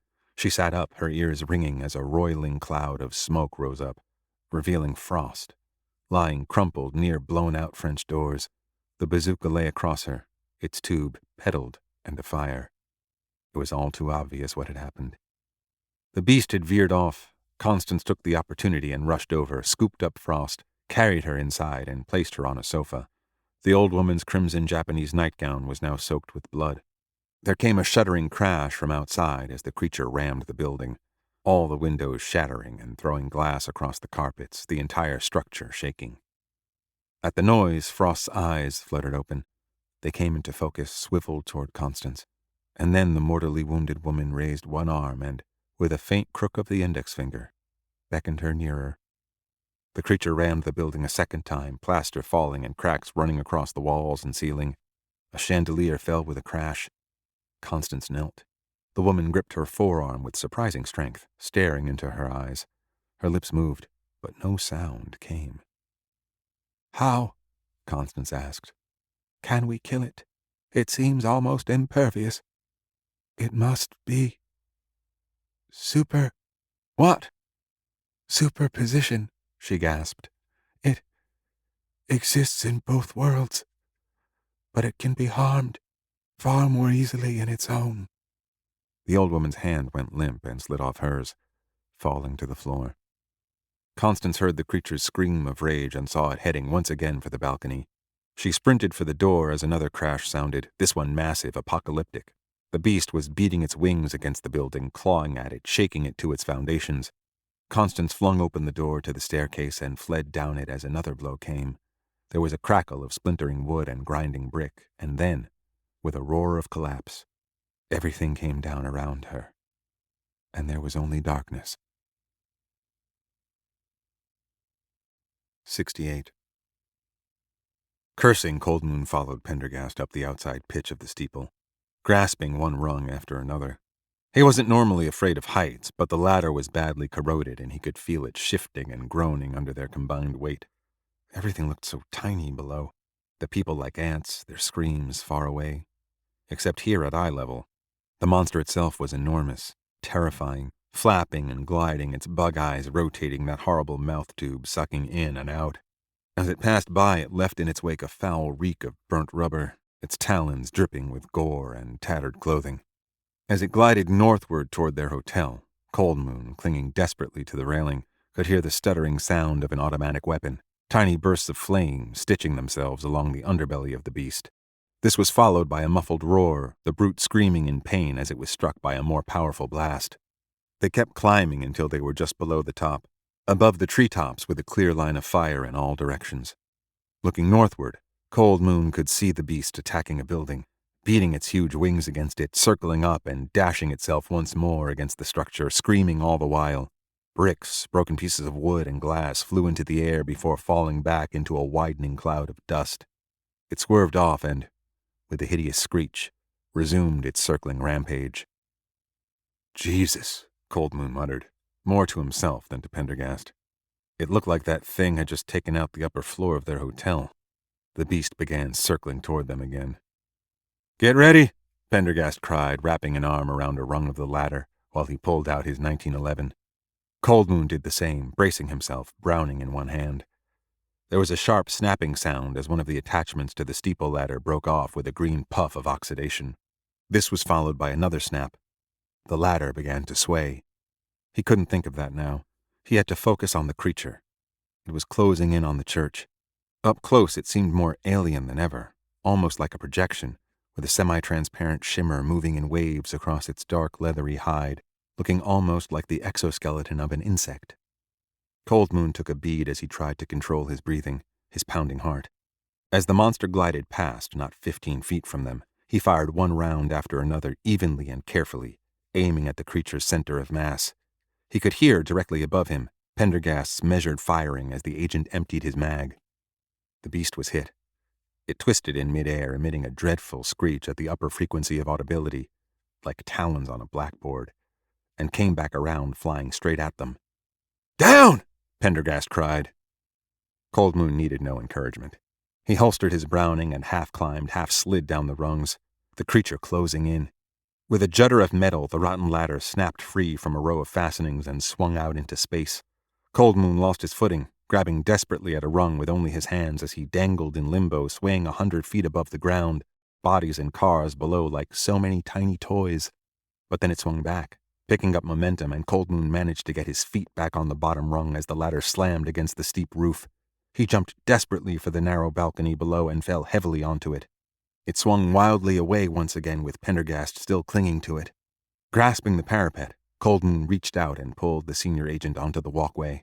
The two dove into the carillon nest just as the ladder peeled away entirely, and the creature struck the steeple. There was a shuddering crash, and the entire structure jarred sideways with a mighty cracking of wooden beams and a cascade of slate shingles as the top began to shear off. Cold Moon dove through the open trapdoor, tumbled partway down the spiral staircase before recovering his footing, then continued down at top speed, Pendergast behind him. The staircase crackled like fireworks as its wood frame shattered, showering them with splinters. They reached the bottom just as the entire tower tore away, plummeting into the crowded street with a thunderous roar, sending up a great plume of dust. Cold Moon and Pendergast emerged into the nave just as the creature came back to hit the church broadside.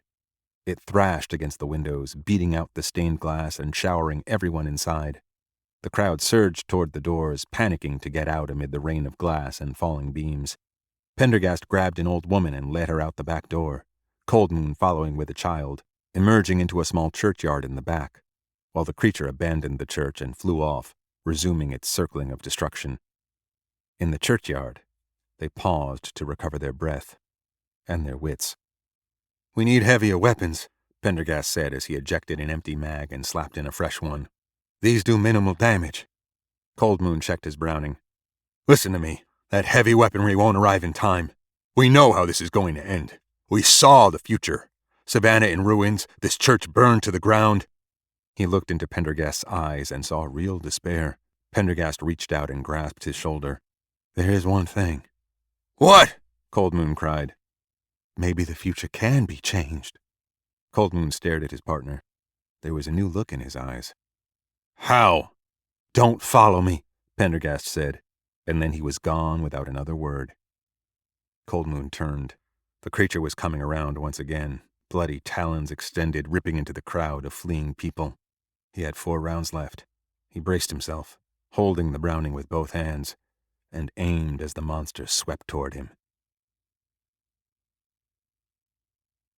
69. In the shelter of the old war monument, Commander Delaplane had set up a makeshift emergency command center, commandeering Senator Drayton's campaign bus to do so. He was gone for good, and his people had all fled.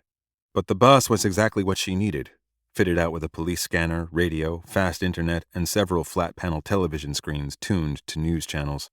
It also had an independent source of power, necessary now that pockets of the city had been plunged into darkness.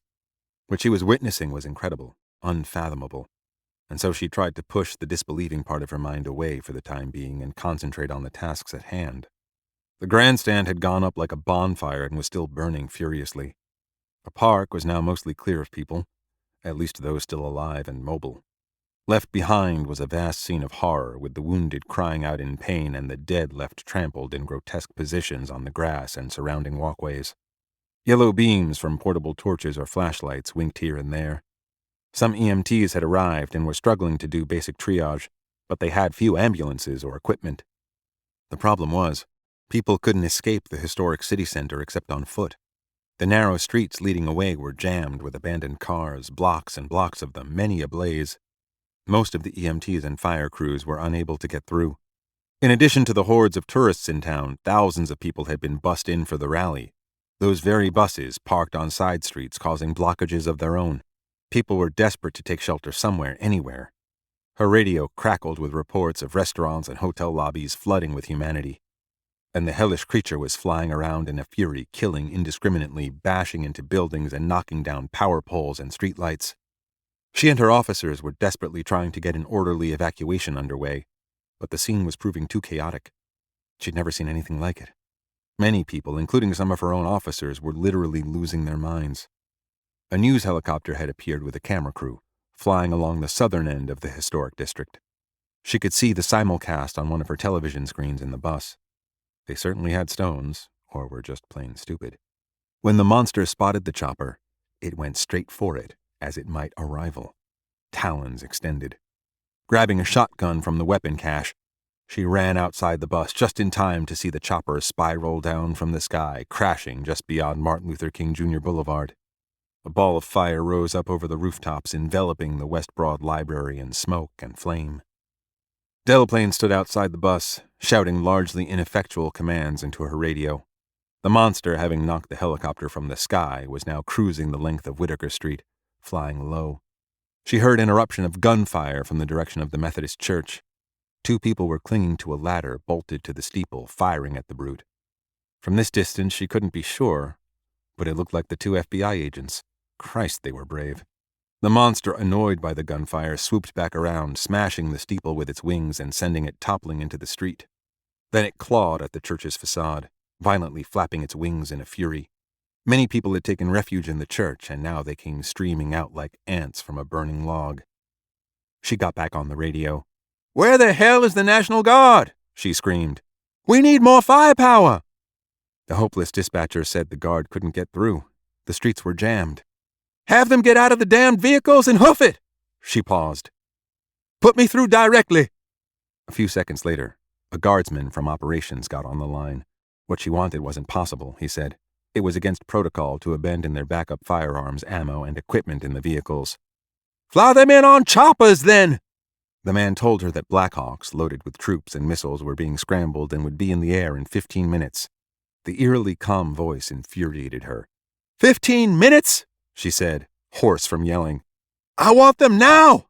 And where the hell are those MRAPs you said were on their way?" They were, she was told, trying to clear passageways from the interstate through to West Gaston Street and from the Truman Parkway through East President to Bay, but both routes were blocked by deserted vehicles and were taking time to clear. "Bring troops up the river, then!" They were working on that, she was told, but it wasn't a simple thing, and, with a curse, Delaplane cut off the transmission, holstered the radio, and turned to the officers who had responded to her call. Only 12, but they were all good men and women, and they were awaiting her orders. "Listen up," she said as she looked down the line. "The National Guard's on its way, but we can't wait. Until they get through, we've got to take this bitch down ourselves. You all ready? There was a ripple of silent nods. That's what I like to hear. She raised the shotgun, ratcheted a shell into the chamber. Lock and load! 70. Pendergast raced down Whitaker Street through a hurricane of chaos. Ignoring the shrieks of the creature circling above, he navigated among the half-burnt vehicles until he saw the bulk of the Chandler house ahead and to the left through the smoke. The upper floor of the building was wrecked, and the structure looked unstable, with great cracks running down the facade. Pendergast entered to find the lobby empty and lightless, a pall of dust hanging in the fetid air, the structure still groaning and settling from the damage. Reaching into his jacket, he pulled out a small Phoenix flashlight from his suit pocket and switched it on. Moving quickly, he made his way to the service door and descended into the basement, then raced down the long corridor past the off-limits sign into the graveyard of hotel furniture. It was much quieter down here, the clamor above almost inaudible.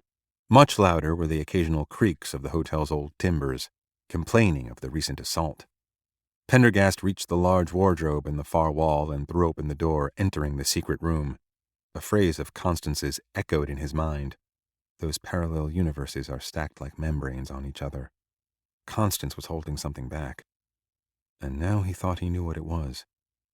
Once in Ellerby's lab, he turned on the light, relieved to see the hotel's backup power was working. Everything appeared as he and Cold Moon had left it.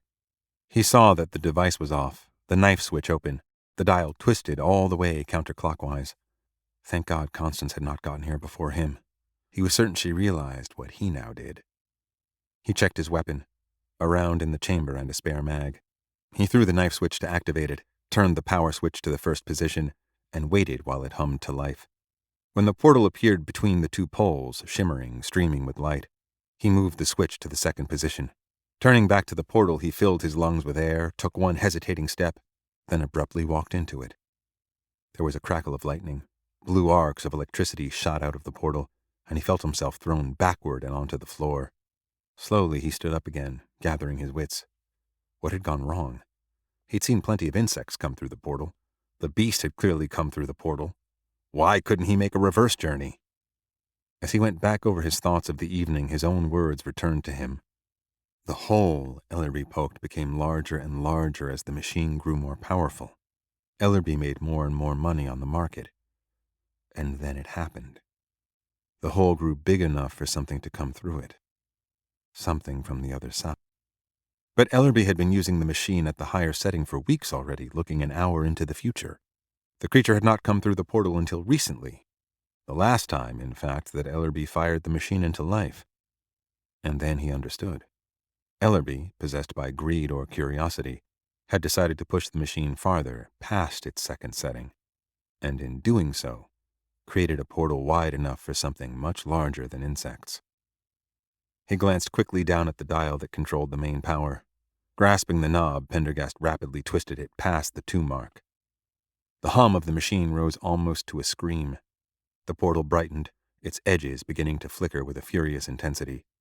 The view of Times Square, which had just stabilized across the portal, now faded into a shimmering tunnel, with the square itself attenuated to a small image at the far end. Those parallel universes are visible as you look down the tunnel. Pendergast extended his hand. This time he was able to pierce the membrane, but he pulled his hand back instinctively when he felt a crawling sensation. Once again, he took a deep breath. Then, without allowing himself time to think any further, he tensed and strode into the portal. 71. Delaplane led her officers across the park and toward the beast, which was now battering down another church, this one on Drayton Street. Seeing its furious assault on a Christian icon just made her more certain this was a creature from hell itself. She wondered if she might be witnessing the apocalypse. With this, the beast of destruction, the dark angel of the bottomless pit as described in Revelation. But whether it was the end or not, she still had a duty to carry out. She'd always been a believer, tried to live as a Christian, and whatever happened to her, God would sort things out. Right now she had a responsibility to fulfill, to protect the people, and kill that bitch monster. She led her officers past the burning platform and to the north end of the park, where the brute was now flying up from the ruins of the church. With a screech it banked north toward the river, and she thought for a moment that perhaps it might just fly off. But no such luck. It came back around, huge wings flapping as it gained speed. It was heading in straight and low, following a path that would take it along Drayton Street. As it swung lower, its wings clipped a power pole, sending it down in a shower of sparks. Delaplane turned to her crew. "Spread out and take cover among the cars. We'll unload as it flies past." Drayton Street was packed with abandoned cars, in the roadway and up on the sidewalks. Her officers fanned out among them, crouching behind vehicles and taking aim as the creature came beating its way up the street. Fast and low, backwash from its wings thrashing the trees on either side. "Wait for my signal!" Delaplane cried. She didn't want any panicked firing before it came into range. It glided still lower. The stench of burning rubber filled her nostrils. She could see it closely now, its bug head swiveling this way and that, its proboscis like a big-bore hypodermic trembling and twitching. The entire thing was shimmering with a faint blue light, as if electrified, and at times it seemed almost transparent, more a hologram than something solid. But the death and destruction it was wreaking were real enough. She felt the roaring in her ears as the beast closed in. "Fire!" she screamed, and they unloaded as it swept over. The thing reacted violently to the rain of lead, twisting and issuing an unholy screech. It thrashed its wings, tangled momentarily in a great oak, then tore off a heavy tree limb as it reversed flight and plunged down, talons extended like steel traps. The cops kept up their fire as the enraged creature scrabbled among the cars, bashing, crushing, and overturning them as it tried to get at her officers. She watched in horror as it sank its talons into one of them, Sergeant Rollo, rising into the air as it literally tore the man into pieces, then flinging the gobbets away and coming back to seize another. While the firing seemed to enrage the creature, it didn't appear to be doing any significant damage. As she watched, it briefly flickered in and out of focus. Delaplane kept up a steady fire until her ammo ran out. She ejected the magazine, pulled the spare from her service belt, and rammed it home. Now rage took over. She stood up and, holding the Glock in both hands, silhouetted by the grandstand burning furiously behind her, fired again and again as she cursed and damned the creature to hell, firing until her spare magazine was empty. The creature came at her, its compound eyes glowing. She flung away the gun and yanked out her asp baton, pouring more curses upon the beast's approaching head as she telescoped the baton to full length and waited to swing it, preparing for what was likely to be her first and only blow. 72. A revolving tunnel of light surrounded Pendergast, at the end of which was the view of Times Square. It was like being inside a child's kaleidoscope tube, ever turning, ever changing, disorienting and dizzying. The tunnel was a slice or hole bored through stacked layers of light. He surmised the layers were the edges of parallel universes punched through in order to reach the one at the end. They were constantly shifting, moving, folding and refolding upon themselves, advancing and retreating. And through these folds he could see glimpses of worlds, of strange landscapes and endless seas, parched deserts and mountains that pierced the skies, erupting volcanoes and blue glaciers. At first his skin felt as if it was burning, and yet freezing at the same time. This feeling receded, replaced by a tingling sensation. The feeling grew stronger until it was as if countless tiny fire ants were crawling over every inch of his skin. He ignored it. Ignored, in fact, everything but the critical task at hand, watching and waiting for the moment when the world he sought came into view. He took another step, and another. His feet sank into the opalescent surface beneath him, swallowing him up to his ankles before launching him forward with a vertiginous sensation of negative gravity. The air around him suddenly filled with coruscating streams of tiny, almost microscopic particles, glittering like gold dust as they moved in undulating, ever-changing patterns.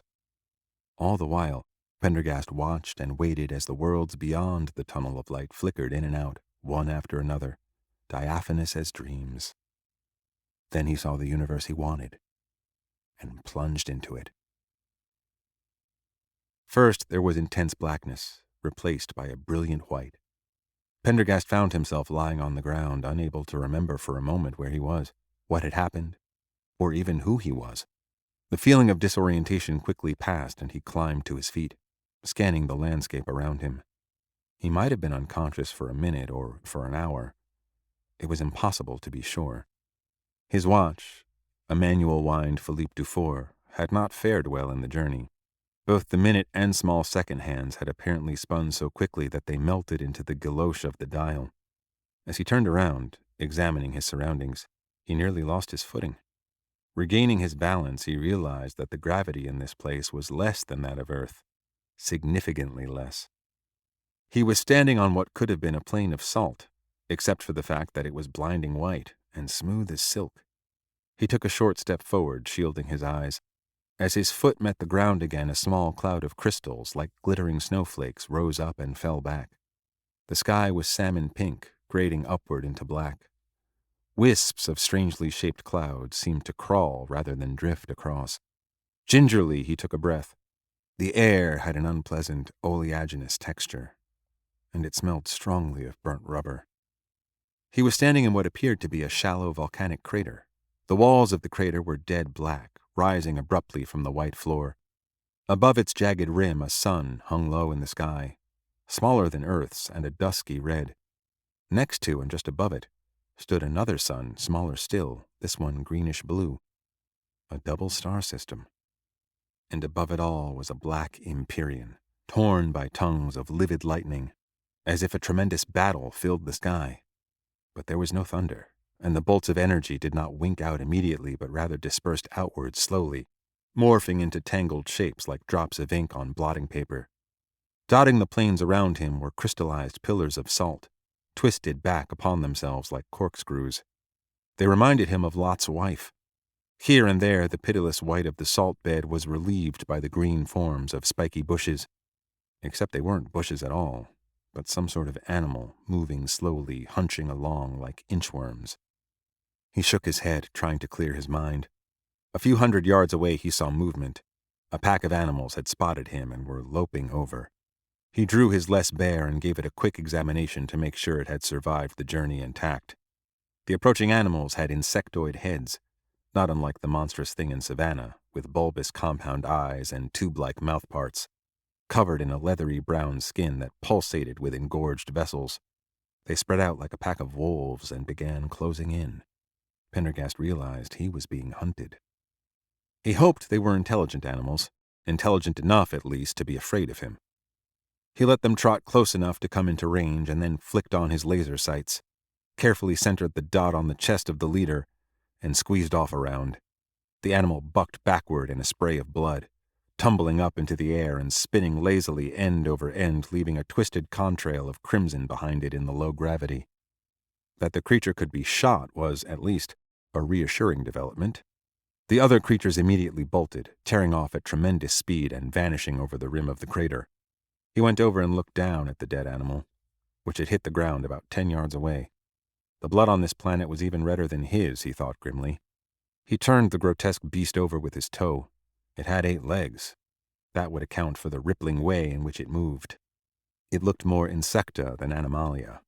Perhaps in the alternate universe, this was a world where insects had evolved into the niches occupied by mammals on Earth. As if on cue, he felt, more than heard, a vibration.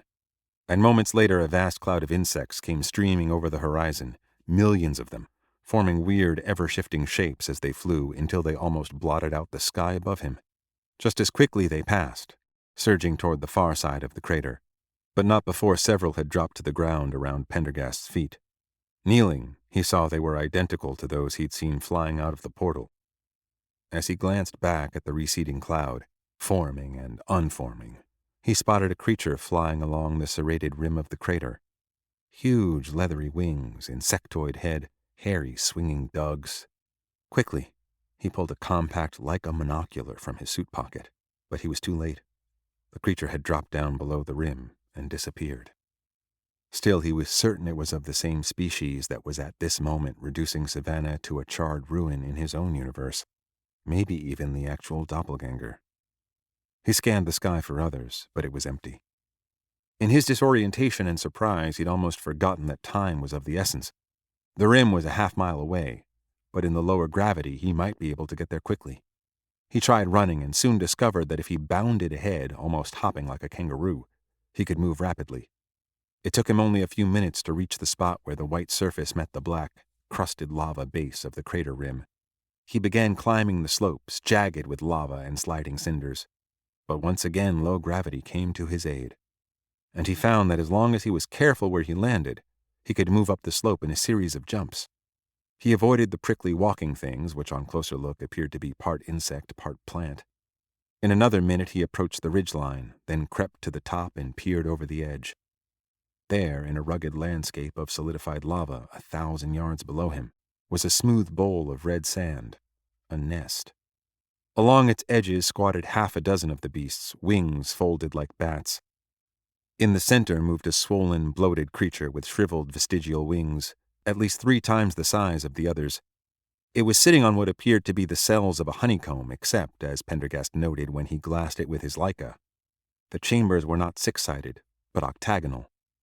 In every cell, Pendergast could see greasy, wriggling yellow larvae, segmented with wart-like tubercules and thick bristles. Their heads were tiny, ending in sharp, reed-like siphons that stuck straight upward. The puffy creature, perhaps the queen, was squirting a thick treacle-colored liquid down into each quivering tube like a mother bird dropping worms into the gaping mouths of her young. Moving the monocular away from this grotesque sight and glassing the surrounding creatures, Pendergast saw that one of the farthest from the queen had exactly the same scar of a cross on its left wing as did the brood in Savannah. This must be it, the double of the creature attacking Savannah, the one he had come to kill. Having been a big game hunter in past years, he knew what he had to do. This was going to be a classic big game-style stalk. But armed with only a handgun, he would have to get close, very close, and he would have to find a way to draw it away from the others. Whether he could kill one such creature was debatable, but he had no chance at all against the entire hive. He returned the monocular to his pocket, tested the direction of the wind with a damp finger, and then began creeping over the ridge. 73. The wind at least was in his favor, blowing from the direction of the nest. He didn't know if the creatures could pick up the scent of a human, but he would not take the chance. He felt the intense pressure of time. For every minute he spent hunting the beast in this world, people were being killed in his. His watch was useless, but he knew at least half an hour had passed since he'd witnessed the smoking destruction of Savannah on the Times Square news screen. In another 30 minutes, the Savannah he'd seen would have become reality. With this in mind, he redoubled his pace. Below and to his right, the crater rim graded into hundreds of steep splatter cones, dead volcanic formations created by lava blowing out of a vent. Here and there he could see smoking fumaroles dotting a rough lava plain.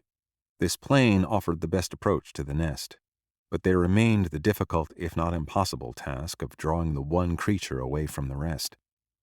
Pendergast moved along the slope with exceeding caution, descending into the valley of the cones.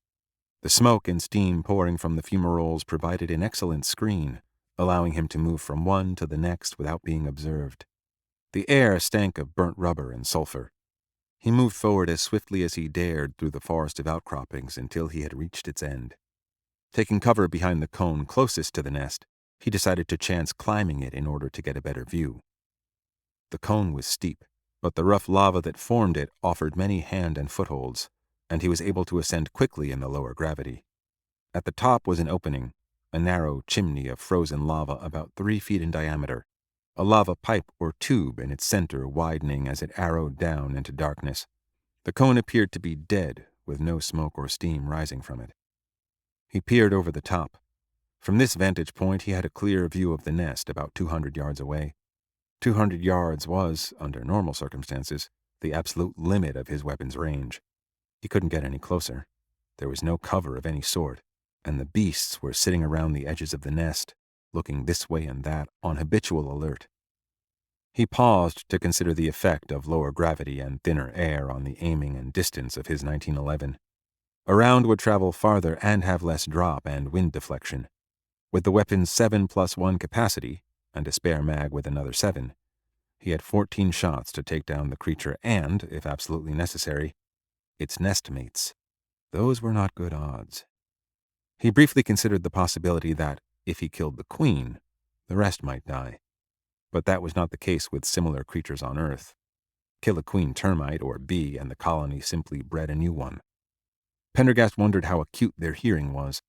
Although he couldn't see anything that looked like ears, he was confident they could make out sounds given the cries the creature emitted back in Savannah. He didn't have much time to work out the problem. He picked up a small rock and threw it far to his right, then quickly peered over the rim with his monocular to observe the effect. The rock made a small clattering noise about 50 yards away. The effect was dramatic. The brutes suddenly straightened up, their insect heads whipping around in the direction of the sound, bug eyes staring, mouth tubes twitching. It seemed that their hearing was quite keen indeed. He noted movement in the distance, coming in over the crater rim. He froze as a shape appeared in the sky. It was much bigger than the others, truly gigantic. He glassed it as it circled for a landing at the nest.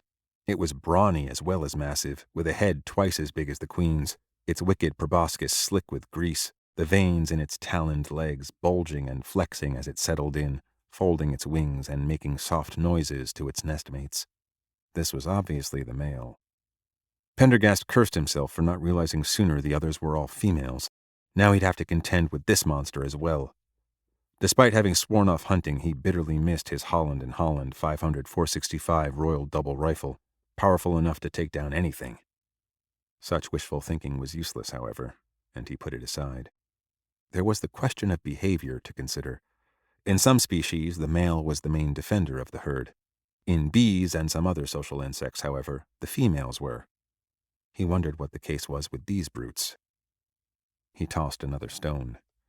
The creatures all went on high alert again, but it was the male who spread his wings and flew up to investigate, gliding over and circling the area where the stone had fallen, looking around with its compound eyes.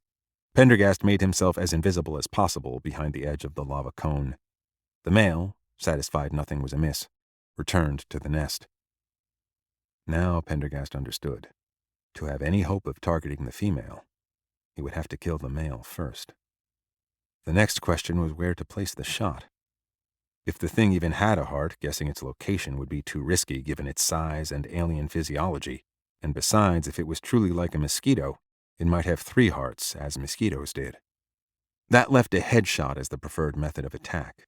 A great pity the head was so small in relation to the body. The alignment would have to be perfect. Pendergast tossed another rock, carefully calculating its distance and location, then braced himself, less bare at the ready. With a rattle, the rock hit the ground, not far from the base of the cone. At this, the male's head jerked up again, then the thing took off with a screech, more alert than before. It swooped over the area where the rock had fallen, eyes swiveling on short eye stalks, peering everywhere. Its return route, Pendergast hoped, would take it close to the cone. The beast circled a few times, finally satisfying itself there was no threat.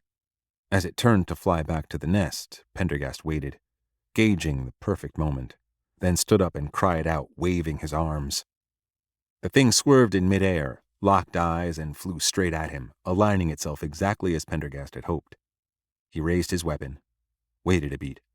As it closed in on him, he saw the beast was even more brutally ugly than he'd believed. Puckered skin like a rhinoceros, covered with greasy bristles and webbed with bulging veins like pipes. He squeezed the trigger twice, a double tap into the head, the less bear bucking fiercely. As the beast gave a roar of fury, Pendergast threw himself down and it came careening past the cone, talons rasping the lava above his head. To his dismay, it flapped back around, lying lopsided, one of its eyes hanging from a torn stalk.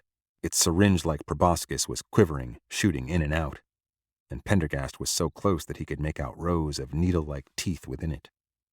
He fired 2 more shots as the creature came back at him, both directly into the good eye. The eye exploded like a watermelon hit by a sledgehammer. He threw himself down, but this time he couldn't escape the raking talons, one of which tore into his left shoulder, ripping it open and tumbling him partway down the steep slope. With a gasp of pain, Pendergast reached out with his other arm, grasping a handhold in the rough lava and arresting his slide, while the huge creature thrashed about, tearing at the air with its claws in a blind fury before crashing to the ground in a shower of gore. All 6 of the other creatures had now left the queen and taken off, coming for him. There was no way he could fight all 6 at once. As the blood bubbled from the wound in his shoulder, Pendergast grasped the less bear in both hands and carefully, deliberately, aimed at the flabby, pulsating abdomen of the queen and squeezed off around. The creature was 200 yards away, but presented a big target. and the round hit home. A squeal like that of a stuck pig burst from its mouth. It arched its back and threw its tiny head up, whipping it back and forth with a high-pitched keening and squealing. The effect was as Pendergast had hoped. The 6 beasts broke off their flight and whirled back to protect their queen. He glanced back at the male. It was sprawled at the base of the lava cone, gasping and clawing, blood and thick fluid pouring from its exploded eyes. That monstrous brute, at least, no longer presented a threat. Meanwhile, the wounded queen continued to squeak and squeal. To Pendergast, listening, it sounded less and less like animalistic cries of pain and rage and more like language. Abruptly, the 6 creatures broke off their flight to the queen and turned back toward him. They separated as they flew and approached more quickly than before, creating difficult targets. Suddenly, as if on cue, they turned and converged on him from 6 directions at once in a spiraling pattern that made a fatal shot exponentially more difficult. Pendergast realized that he had underestimated their intelligence and ability to strategize, perhaps fatally so. As they closed in, talons extended, he realized there just might be a way out. A moment before they converged, he swung down the inner wall of the cone into the lava pipe and then clambered down the chimney, bracing his feet on either side of the walls, doing his best not to fall into the abyss below. Once he was wedged between the walls of the tube, he grasped the less bear with his good hand and aimed straight over his head. The first creature landed and immediately jammed its head into the hole, the glittering spear of its mouthpiece stabbing down like a striking snake and grazing his shoulder. It made a sucking sound even as he fired straight up into its head. It fell back, and a second beast jammed its head in, proboscis thrusting, and then a third spraying grease and fluid on him even as he fired point-blank into their nightmare faces. The tubes slashing around him, sucking and stabbing, sticking him when he wasn't quick enough. He soon emptied the first mag and slammed home the second, firing whenever a creature appeared. And then all went silent. Had he killed them all? He checked his magazine and found he had 3 rounds left. He felt the warm blood running down his arm and dripping from his fingertips. He was running out of time in more ways than one.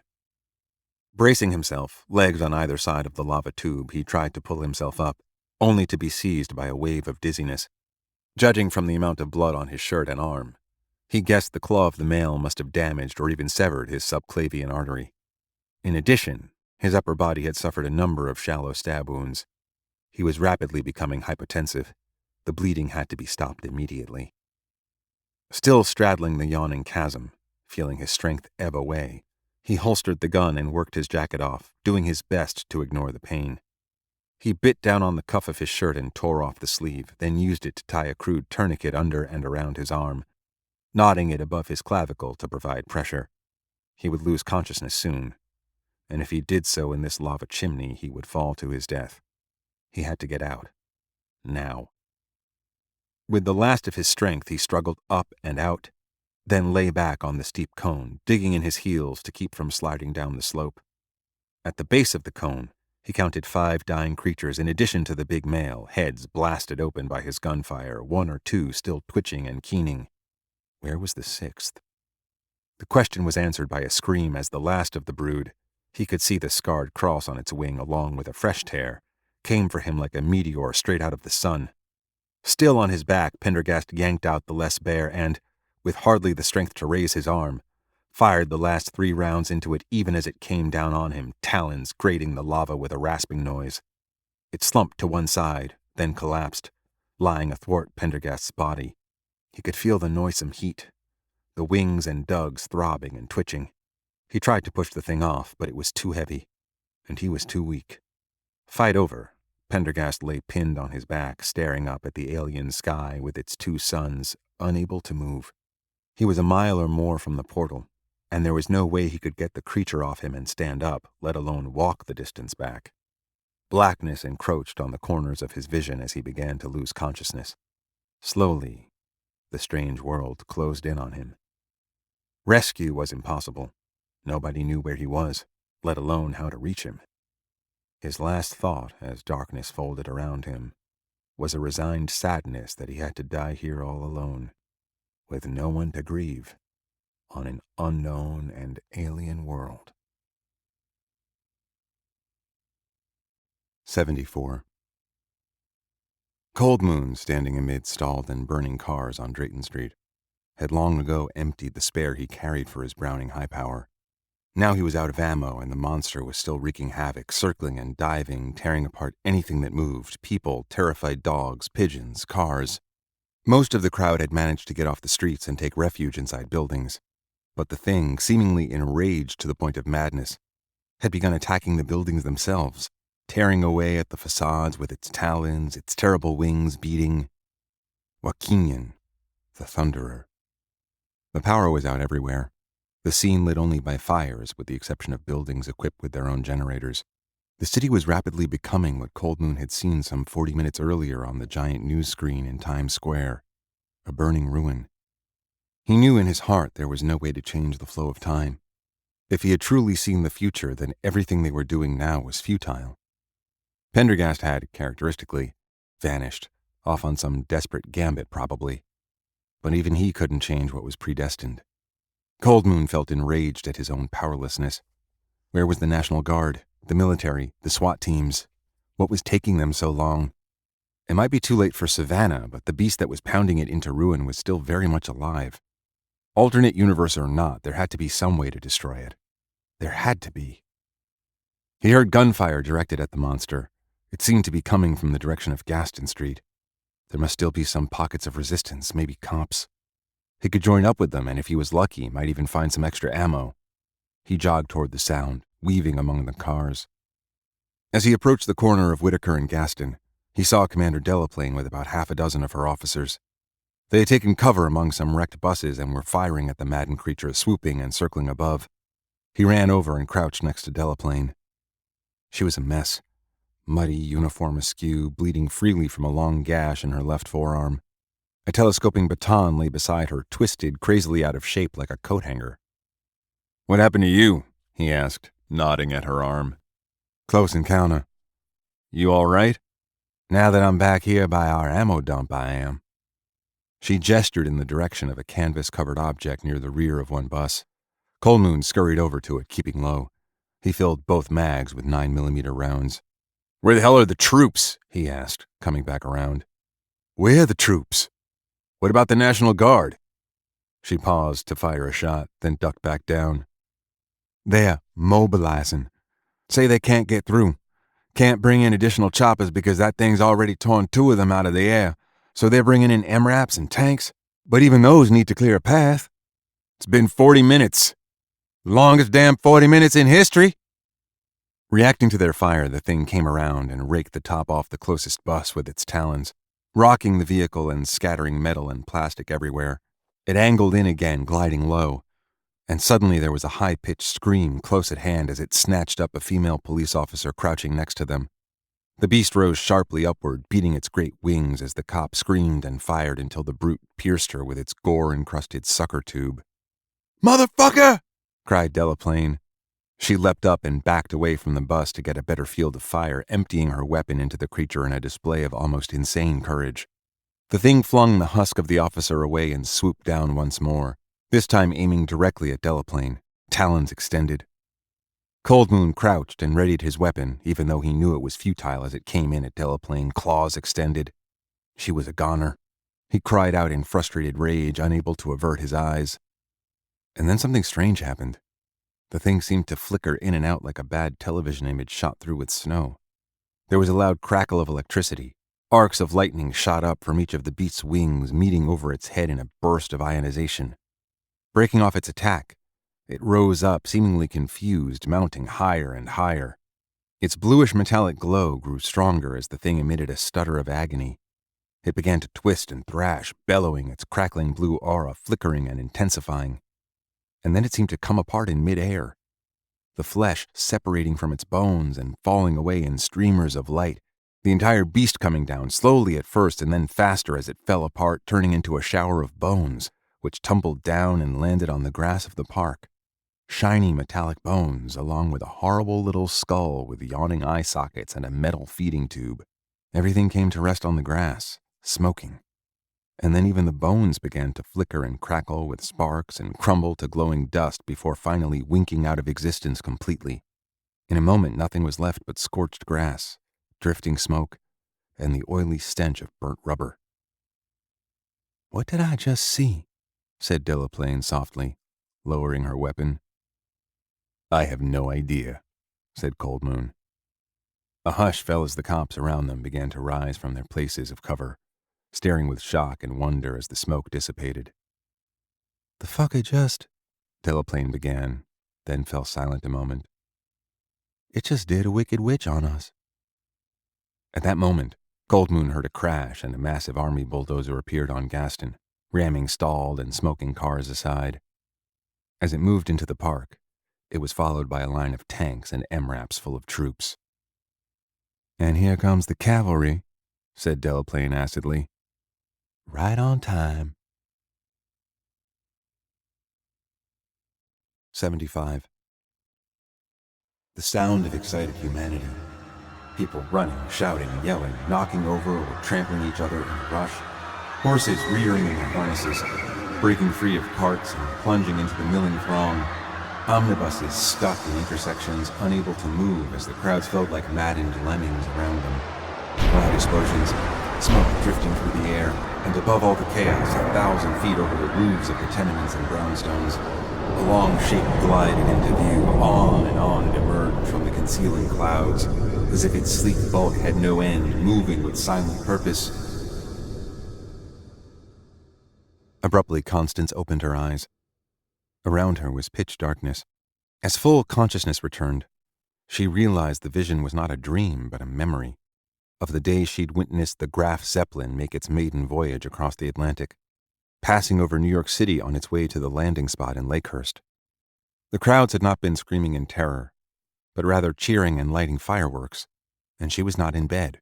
She was buried in the rubble of what had previously been the top floor of the Chandler house. She lay in the darkness for a moment, giving herself time to remember. She had fought the creature from the balcony. Frost's weapon had misfired. Constance had carried her inside. And as she died, Frost whispered something to Constance. And then the beast had thrown its weight against the roof of the hotel. The ceiling had caved in, and all had gone black. As she came fully awake, she realized it was oddly quiet. As Frost's final words came back to her, Constance sat up. Spots danced in the darkness before her eyes. With effort, she freed her arms from a broken timber that lay across her leg and carefully felt along her ribs, shoulders, and spine. Everything hurt, but nothing, it seemed, was broken. She pushed more debris away, then rose, coughing at the clouds of brick dust. She took an unsteady step, then another, feeling her way through a ruined tangle of furniture, joists, and plaster. A wall brought her progress to a halt. Using her hand, she felt along it until she found a doorknob. With an effort, she pulled the door partway open and, seeing a faint red light beyond, stepped through. But she was not on the landing at the top of the narrow stairs. Rather, she was in a partially collapsed hallway lit only by emergency exits. Her eyes, long used to darkness, adjusted. She was on the hotel's 4th floor, surrounded by the rubble from above. Frost. She was gone now, in more ways than one. But nevertheless, Constance realized what she had to do. She walked down the hall. Reaching the staircase, she descended to the lobby, then to the basement. How long had she been unconscious? It was silent outside. The beast was no longer screaming. She went down the basement corridor, through the wardrobe, and into the room with the machine. To her surprise, the light was on and it was running at high power. The whole room vibrating, the dial turned past 2. As she stared into the portal, she saw that the image had changed. The view of Times Square an hour into the future was gone, replaced by a tunnel of coruscating light, the distant endpoint now just a muddy, swirling pool, as if it had been recently disturbed. She looked at her watch. More than 45 minutes had passed since they had first seen the destruction of Savannah through this portal. There wasn't much time left, if there was any time at all. Savannah was already becoming the burning ruin they had seen on the news screens. But that was not her concern, not now. She stared into the portal. The image at the far end of the tunnel was beginning to clear, and at last she could once again see Times Square, distant, attenuated. She recognized it immediately, intimately, but it was not the Times Square of the present, but rather its predecessor, Longacre Square. The wide square was paved with dirty cobblestones. Iron hitching posts for horse carts ran parallel to the pavements. There were no automobiles to be seen. Police with nightsticks, wearing helmets resembling Prussian Pickelhauben, directed traffic of horse-drawn carriages and drays. It was like a scene from a snow globe, a glimpse from her childhood long, long ago. She recalled again what the dying frost had told her. But of course, she was wasting time. Without a second thought, she lunged through the portal. 76. It was like being scooped up in a curling wave. She was whirled about, bands of light and dark whipping past her until she managed to stabilize herself on a spongy surface of light. She was deep in the tunnel. At its end was the place from her childhood, not minutes, not an hour, but more than a century back in time. The walls of parallel universes around her turned endlessly as she passed by, like leaves from a magic book, each page opening into some strange world of wonder or terror. The beast that was savaging Savannah came from one of these worlds. But which? She watched as the layers turned, folding and overlapping. And then she saw an insect, a dragonfly with the deformed head of a mosquito, wriggle out from one of the folds. Recognizing it, she forced her way in. A moment of blankness, and she found herself lying on her back, surrounded by a plain of pure, unrelieved white. She struggled to her feet, instinctually grasping her stiletto. She glanced around, head still aching as she took in the otherworldly landscape, the brilliant plain, the black walls of a crater in the distance, the two suns and pink to black sky. Her eyes fell on the strange, powdery white ground. In it she saw a disturbance, like a faint snow angel, and beyond, a set of footprints leading away. She knelt to examine the marks more closely. There was a clear handprint, and the impressions of shoes. Pendergast. So the thing she dreaded had happened. He'd made the same deductive leap that she had and come through the portal. Perhaps he'd even succeeded, if the silence she'd heard from outside the hotel was any indication. Had the monster vanished? Had he managed to kill it here in its own universe? Whatever the case, the tracks led in only one direction. They did not return. She began to follow them, heart pounding, stiletto in hand. She moved as rapidly as possible, ignoring the pain, bounding along in the low gravity. At one point, she saw a pack of hyena-like creatures with insect heads, but at the sight of her they immediately fled. Pendergast's trail led straight to the base of a ridge formed out of black, frozen lava. As she followed the track, just before reaching the lava, Constance heard a rumbling sound and felt the ground vibrate. Suddenly the surface of the plain to her right bulged upward and fractured, snowy powder dancing into the air from the disturbance. She halted. The cracks widened and then a head appeared, a shiny beetle skull with black eyes and long curved mandibles that clacked as they moved. It stared at her, then began to slide out, exposing a long, oily body with a cluster of eggs adhering to its belly. Constance held her ground. The creature continued to slither up and out of the ground until its entire body was exposed, coiling and recoiling around itself, snapping its hairy mandibles. It approached her slowly, cautiously, a brute at least 5 feet in length. But its intent was obvious.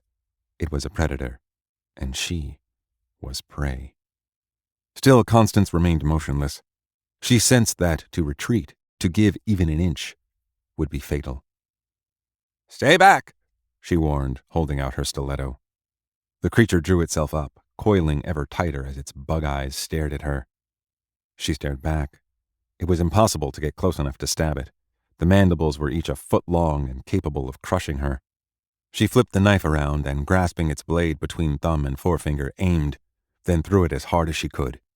It struck the creature square in the left eye, which immediately split open with a nasty wet sound, spewing green jelly. With a high-pitched hiss and a frantic clacking, the beast stabbed its tail into the plain and dug itself back into the ground, disappearing into a cloud of white powder, leaving behind a viscous, quivering pool of jelly. And her knife. "Bitch," Constance muttered as she picked up the stiletto and wiped it off. Quickly she made her way to the base of the lava ridge and climbed. Gaining its summit and peering over the upper edge, she saw a bizarre sight. Inside a nest of reddish sand, set amid the lava beds, a gigantic white maggot was mewling and wriggling, waving its tiny black head back and forth as it sat on a brood comb of squirming grubs. It was bleeding from a wound. It looked like a gunshot wound, with an entrance and exit. Her eye was drawn to a scene of violence a few hundred yards away. A cluster of lava cones crowded an area of black basalt. Circling the cone nearest the nest were half a dozen dead creatures like the one ravaging Savannah. They were lying amid puddles of blood and gore, their insectoid heads shot to pieces. One of the creatures lay apart from the others, slumped on the side of the cone, wings broken and crooked. There was something under it. A human body. With a cry, Constance bounded down the ridge, falling in her haste and scraping herself on the sharp lava, then rising and running on. Reaching the base of the gore-covered cone, she rushed over to the spot. The foul creature had fallen across Pendergast. He lay unmoving, eyes half-open slits. "Aloysius!" she cried, lifting his head. She pressed a finger into the side of his neck but could feel no pulse. Blood had drenched the rocks below him. She had to get the brute off him. She grabbed it by its snout and broken wing and pulled. It didn't move. She seized the wing in both hands and yanked downhill, letting gravity help her. It shifted no more than a few inches. She got on the uphill side of it and, taking a prone position on the sharp lava bed, placed her feet against the creature's body and pushed with every fiber she could muster. Now at last it rolled partway off. A second push got it off him entirely. Rising again, she rushed to examine his injury. The left side of his body was covered in blood, and a crude tourniquet had been tied around the shoulder and knotted beneath the armpit. The tourniquet had loosened and blood was oozing out. She quickly retied it, then pressed her palms over what she could see was a deep shoulder wound. She felt his neck again, trying to steady her hand and calm her mind, and thought she could detect a faint pulse. Grasping his arms, she hauled him to a sitting position, then, with a supreme effort, draped him over her shoulders and attempted to stand. He seemed frighteningly light until she realized it must be due to the low gravity, not blood loss. She staggered down the cone and set off at the fastest pace she could manage. Pendergast draped over her back and shoulders, his blood soon soaking her own clothes. If he was bleeding, she thought, his heart must still be beating, however feebly. Aloysius Pendergast felt disconnected, disembodied. He had a strange vision of a broad plain stretching endlessly beneath an alien sky. At times he seemed to be walking across it, other times he was floating. Slowly, as awareness returned, he realized that the floating sensation was, in fact, someone bearing him on her shoulders. Then he was walking again, or so it seemed. Constance's voice whispering urgently in his ear, her arm propping him up. That was followed by a sudden falling sensation along with coruscating lights and a tingle that stirred the hairs of his arms. It all ended abruptly as he landed on a hard floor. He felt himself being dragged in darkness now. And then he heard a sudden rush of voices. "He's close to exsanguination." "Hypertensive," cried a man's voice. "Give me a hypo and epinephrine, and we've got to expand this guy's blood volume, set an IV with unmatched O-negative and run it full open." Pendergast felt very far away indeed from the rush of activity around him. Two vague shapes materialized in his field of vision, and he felt his shirt being cut away and something being done to his shoulder. Behind them stood another form, a frightful woman drenched in blood, and it took a moment for him to realize it was Constance, covered from head to toe in red. He tried to speak, to ask if she was hurt, but found he was slipping back into darkness. "Miss?" he heard a concerned voice ask. "Are you hurt too?" "His blood, not mine," came the curt reply. Now darkness, an internal darkness, was rising once again. Before it claimed him completely, he heard one final exchange. Is he going to survive?" "Yes, he's going to make it." 77. In the Chatham County Office Complex, Agent Coldmoon sat at a conference table with 4 others: Commander Delaplane, Detective Sheldrake, Dr. McDuffie, and Agent Pendergast. His partner had recovered his normal pale complexion, and aside from the trussed-up arm Coldmoon had seen earlier, now hidden by his suit, he appeared his usual, unreadable, enigmatic self. But Coldmoon knew he was still very weak, and how very close he had come to death. The conference room occupied a corner of the building's 6th floor and boasted large windows. Gazing out of them, Coldmoon could see to the west, the morning sun shining over a tranquil landscape of industrial buildings, modest neighborhoods, and the ribbon of I-16 heading toward Macon. The view to the south, however, could not be more different. It looked like the ruins of some city during World War II after the Luftwaffe had finished bombing it.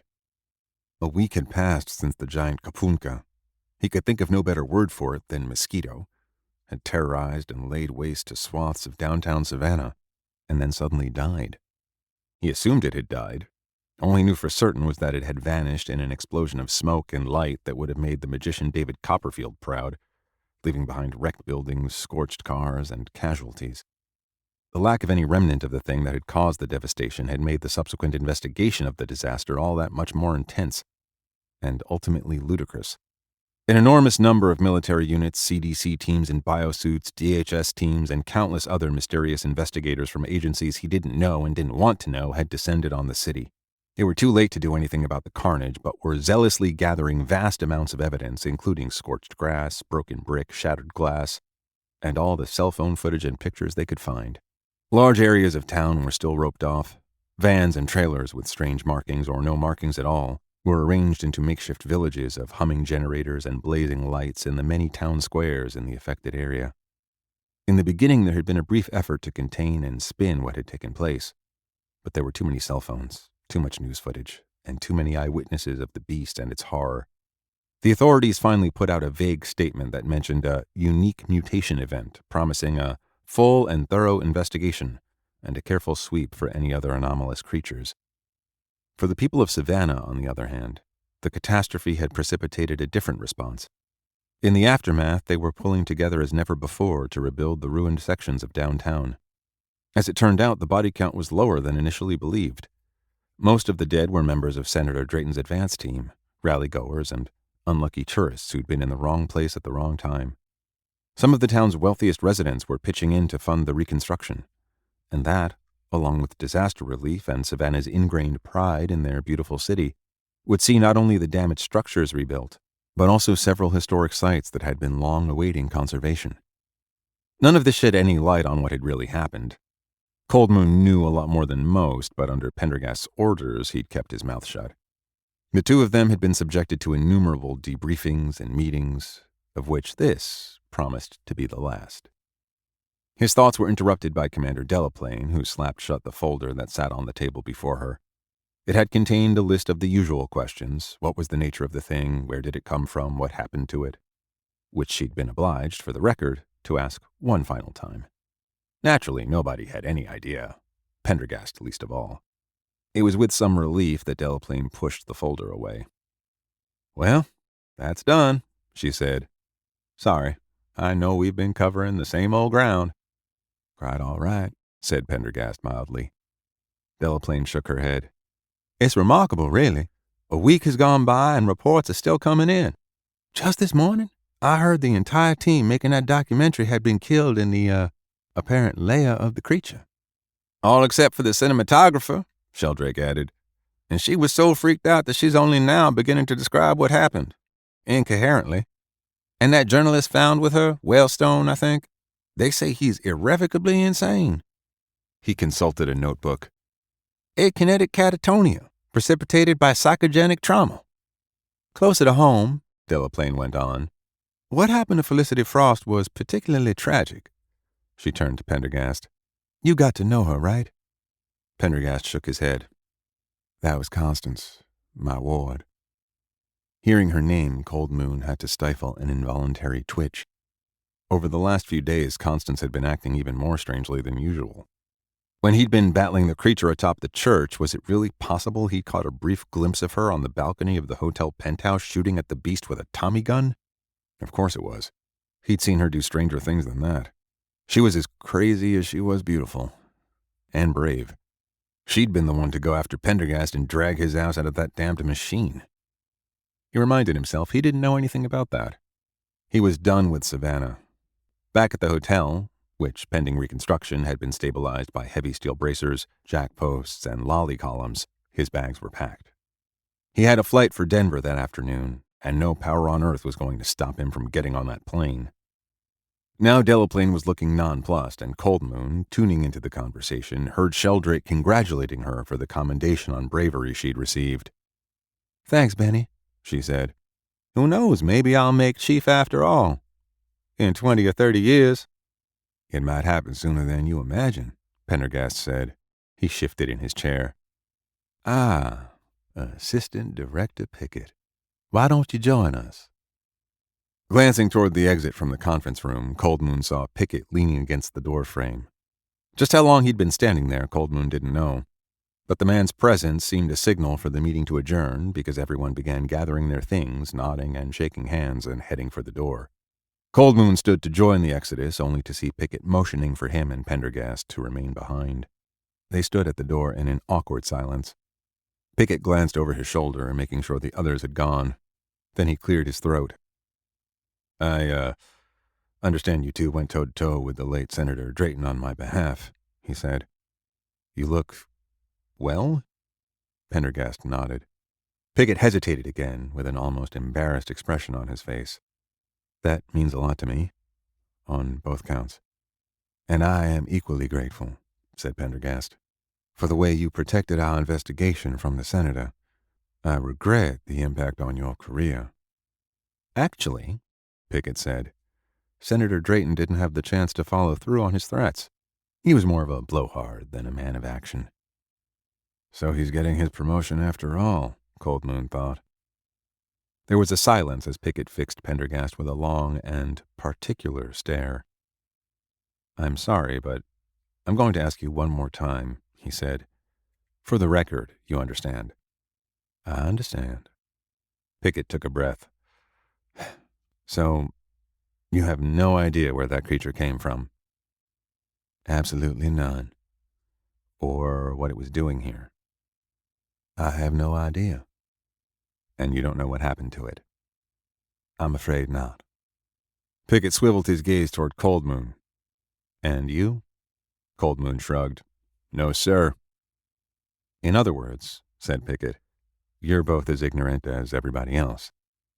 Alas, said Pendergast, I'm afraid this is one case I failed to solve. The color rose in Pickett's face, and for a moment, Cold Moon thought he was going to get angry. But then he smiled faintly. Perhaps it's best to let sleeping dogs lie. A most wise stratagem, Pendergast said. It's a shame, though, said Pickett, that your stellar record and your partner's might be darkened by this failure. Shit. Cold Moon hadn't really thought of that. He couldn't wait to get to Denver and into a normal FBI routine investigating ordinary things like terrorism, organized crime, and serial killers. On the other hand, Pickett said, solving the D.B. Cooper hijacking is a tremendous coup. I believe that was the FBI's longest-running unsolved case. No doubt that will balance things out as far as your record is concerned. He took a breath. I'm still a little confused how you managed to do that in the midst of all this, though. Serendipity, said Pendergast. As soon as we put the finishing touches on that case and wrap it up, we'll make the announcement. I imagine, he paused, there will be some sort of press conference and commendations for you both. We look forward to it. Cold Moon began to feel better. Pickett cast his gaze out the window over the wrecked landscape. This case was just too crazy. Who could have predicted this? He turned his scrutiny back to Pendergast. Just so you don't think I'm an idiot, I know you know a lot more about this. As you said, sir, better to let sleeping dogs lie. Which leads to my final question. Is there any reason for concern, in your opinion, of course, that there might be any further threats of this kind? I believe, Pendergast drawled, that you can rest easy on that point. With this, he fell silent. What he did not say, nevertheless, spoke volumes. Then that's all, Pickett said. Thank you.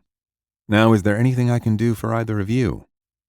You can allow Agent Cold Moon to catch his flight to Denver, Pendergast said. And Constance and I would greatly appreciate spending tonight in our own beds, back in New York. There was one thing, Pickett began. Cold Moon felt his spine stiffen. For a terrible moment, he thought they might be shanghaied once again. But after a moment, Pickett shook his head and said, Never mind. Without another word, he stepped to one side and let them pass out of the conference room and toward the waiting elevators. 78. As he turned off Montgomery and headed east on Taylor, Cold Moon almost had to restrain himself from pulling ahead of Pendergast's uncharacteristically slow and painful walk. The debriefing he'd been dreading most, the one with Pickett, had gone more smoothly than he could have hoped. Pickett was a smarter guy than Cold Moon had given him credit for. He'd been cleared to leave for Denver. His bags were packed. He'd even taken the precaution of ordering an Uber the night before, although Pendergast had offered to give him a lift with an FBI pool car. Truth was, he didn't want to broadcast the fact that he'd arranged to get to the airport 3 hours early. He couldn't take the chance of getting dragged at the last moment into some bizarre new assignment. You never knew with Pendergast. He glanced at his watch. Right on schedule. He'd pop into the hotel, grab his bags, and soon Savannah and Pendergast would be dwindling specks in the rearview mirror of his career. As they walked along, he couldn't help but notice all the activity. Trucks were parked along the curbs, some with beds full of rubble being cleared by heavy machinery, while others were unloading lumber, bricks, and construction materials. Regular citizens were pitching in, shoveling debris into dumpsters and cleaning up. The inhabitants of Savannah, it seemed, having received no explanation for the attack visited upon them beyond a wash of crazy conspiracy theories, had decided to move on as quickly as possible. Now up ahead, Cold Moon made out the ancient facade of the Chandler house. It still looked a fright, surrounded by scaffolding, numerous windows boarded up, and the ruined upper floor covered in a superstructure of pipe and plastic. Most of the staff had returned once the building was fully stabilized to help direct renovations.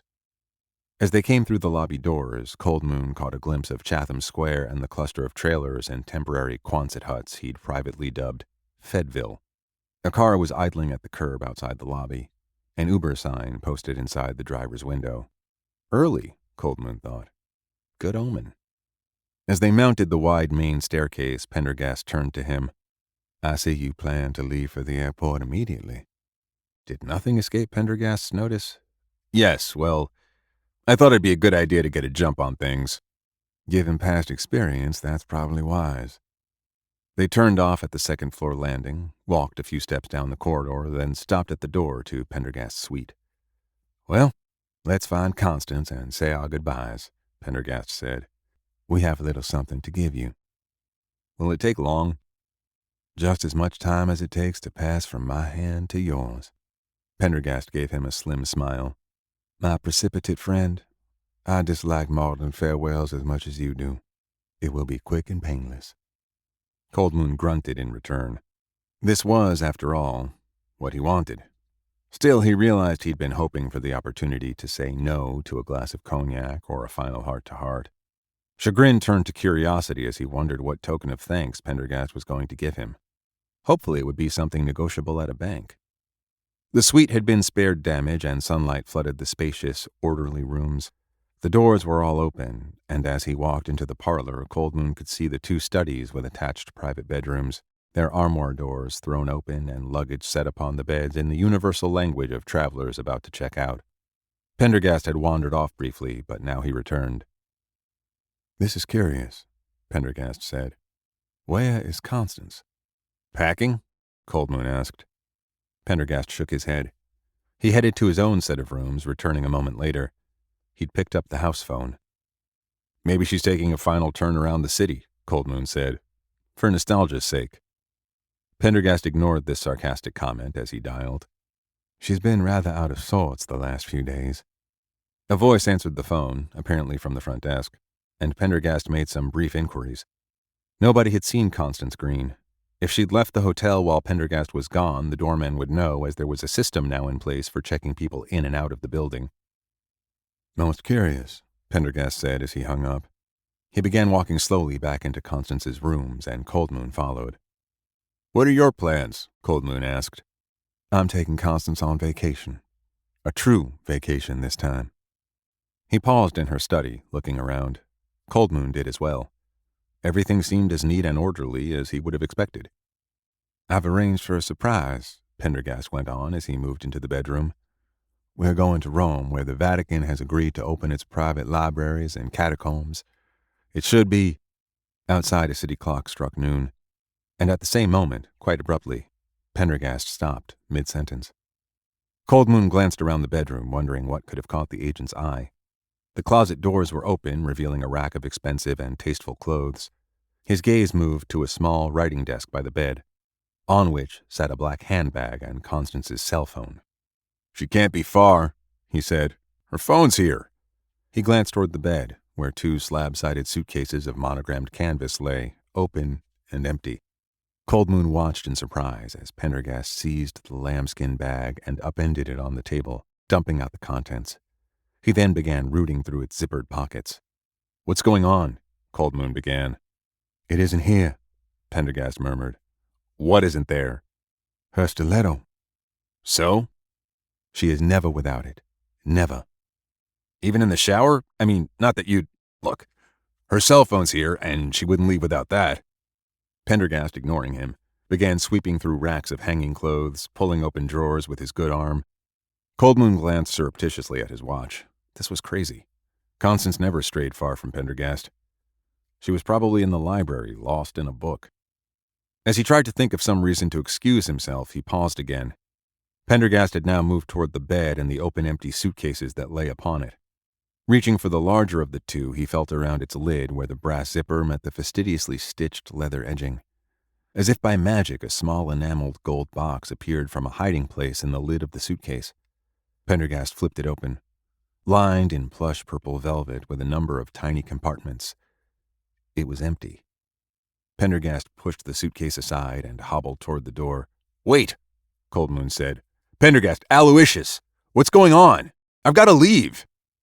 When Pendergast didn't answer, he hurried after him. "What the hell's gotten into you?" "Her jewels," Pendergast said over his shoulder. "What about them?" "They're gone."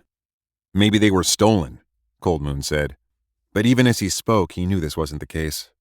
Nobody could have guessed that suitcase lid was hiding anything. "What's so important about the jewelry?" Cold Moon asked. "Not jewelry," Pendergast said. "Jewels. They mean more to her than the cell phone left behind. The missing gown." He was moving faster now. Out the door of the suite, down the corridor, toward the stairs. He hurried down them. Animated by a terrible premonition, Pendergast broke into a limping run as he crossed the lobby, dangerously fast for a man who had recently suffered such a serious injury. Hurrying after him, Cold Moon felt the shadow of that same premonition fall over him, especially when Pendergast reached the door to the basement, flung it open, and disappeared down the stairs. Forgetting his flight and the Uber waiting outside, Cold Moon followed, his heart accelerating as he realized what their destination would be. Even as they were making their way through the shadowy basement, Cold Moon began to hear an erratic ticking noise. Acrid smoke hung in the air ahead of them, heavy with the stench of melted plastic and burnt wiring. It only grew thicker as they passed the final obstacles and ducked into the secret room that held the machine. When they reached it, the room was stifling hot and too full of smoke to see much of anything. Coughing, Cold Moon did his best to fan away the fumes.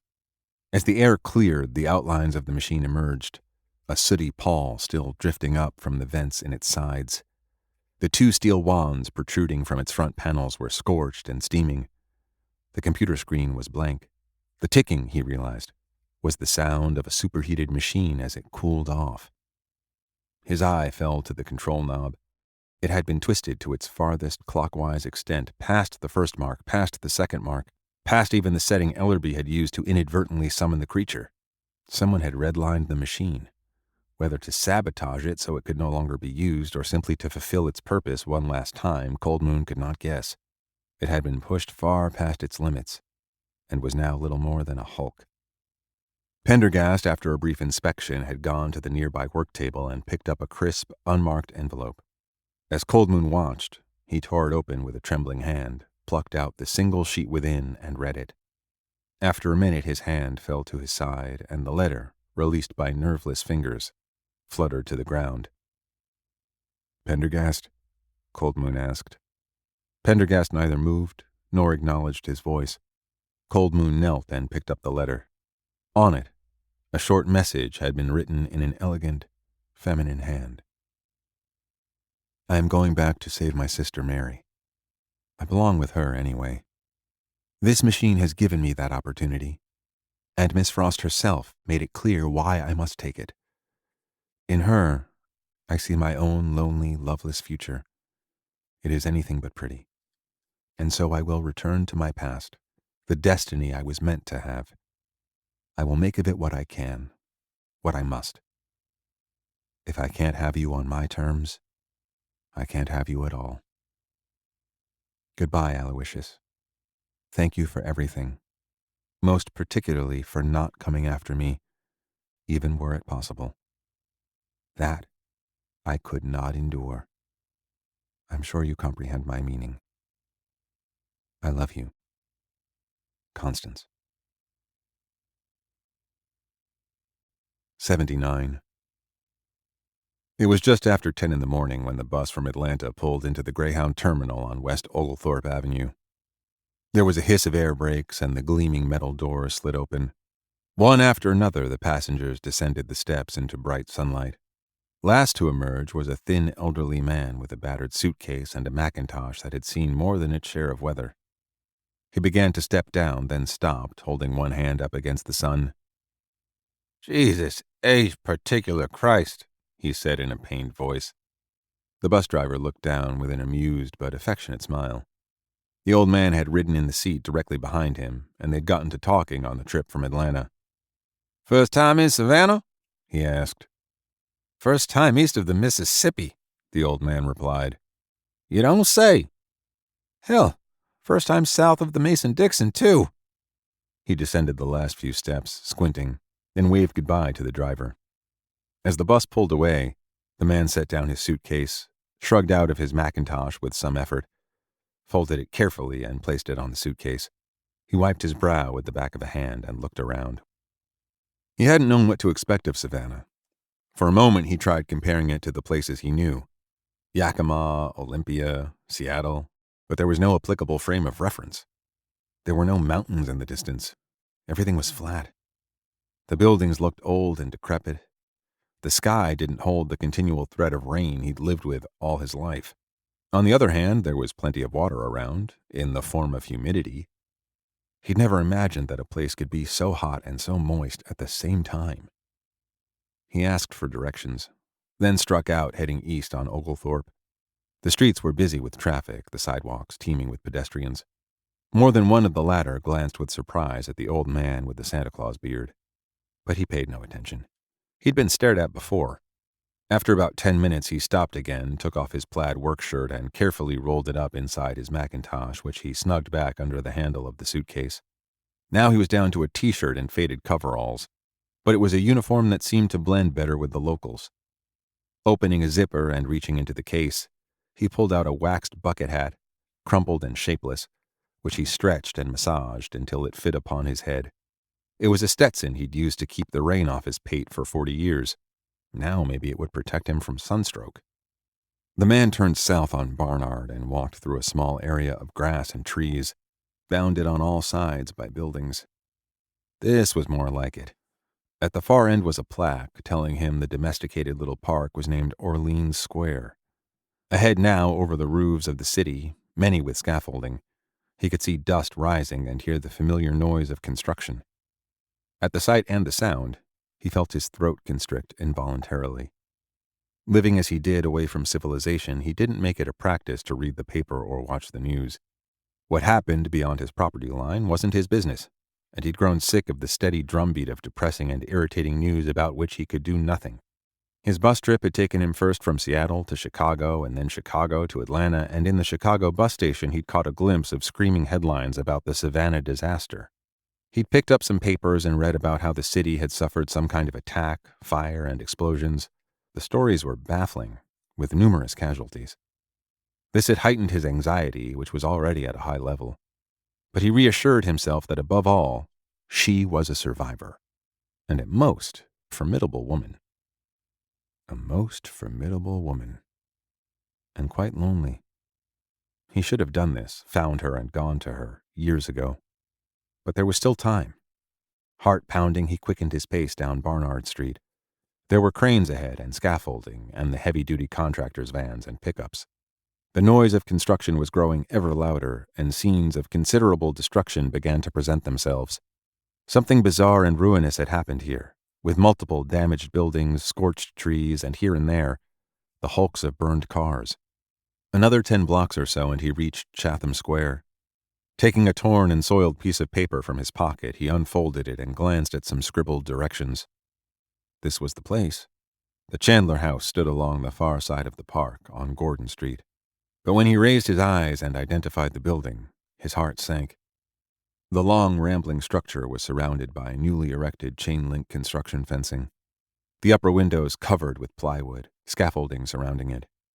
Through it, he could see on the top floor indications of fire damage and collapse. Taking a firmer grip on the suitcase, he made his way across the square. Several buildings on the other 3 sides were being restored as well, but the old man paid no attention to them. He crossed Gordon Street, then stopped in front of the hotel's brick facade, barely visible behind the scaffolding. A local cop stood at the temporary construction gate guarding the hotel's front door. He walked up to him. "Can I help you?" he asked. The man, staring at the facade, said nothing. "Sir, can I help you?" the cop repeated. "I'm looking for Miss Frost," the man said. "Miss Frost? You mean Felicity Frost?" The old man nodded. "She owns this building." The cop ingested this for a moment. "What's your business with her?"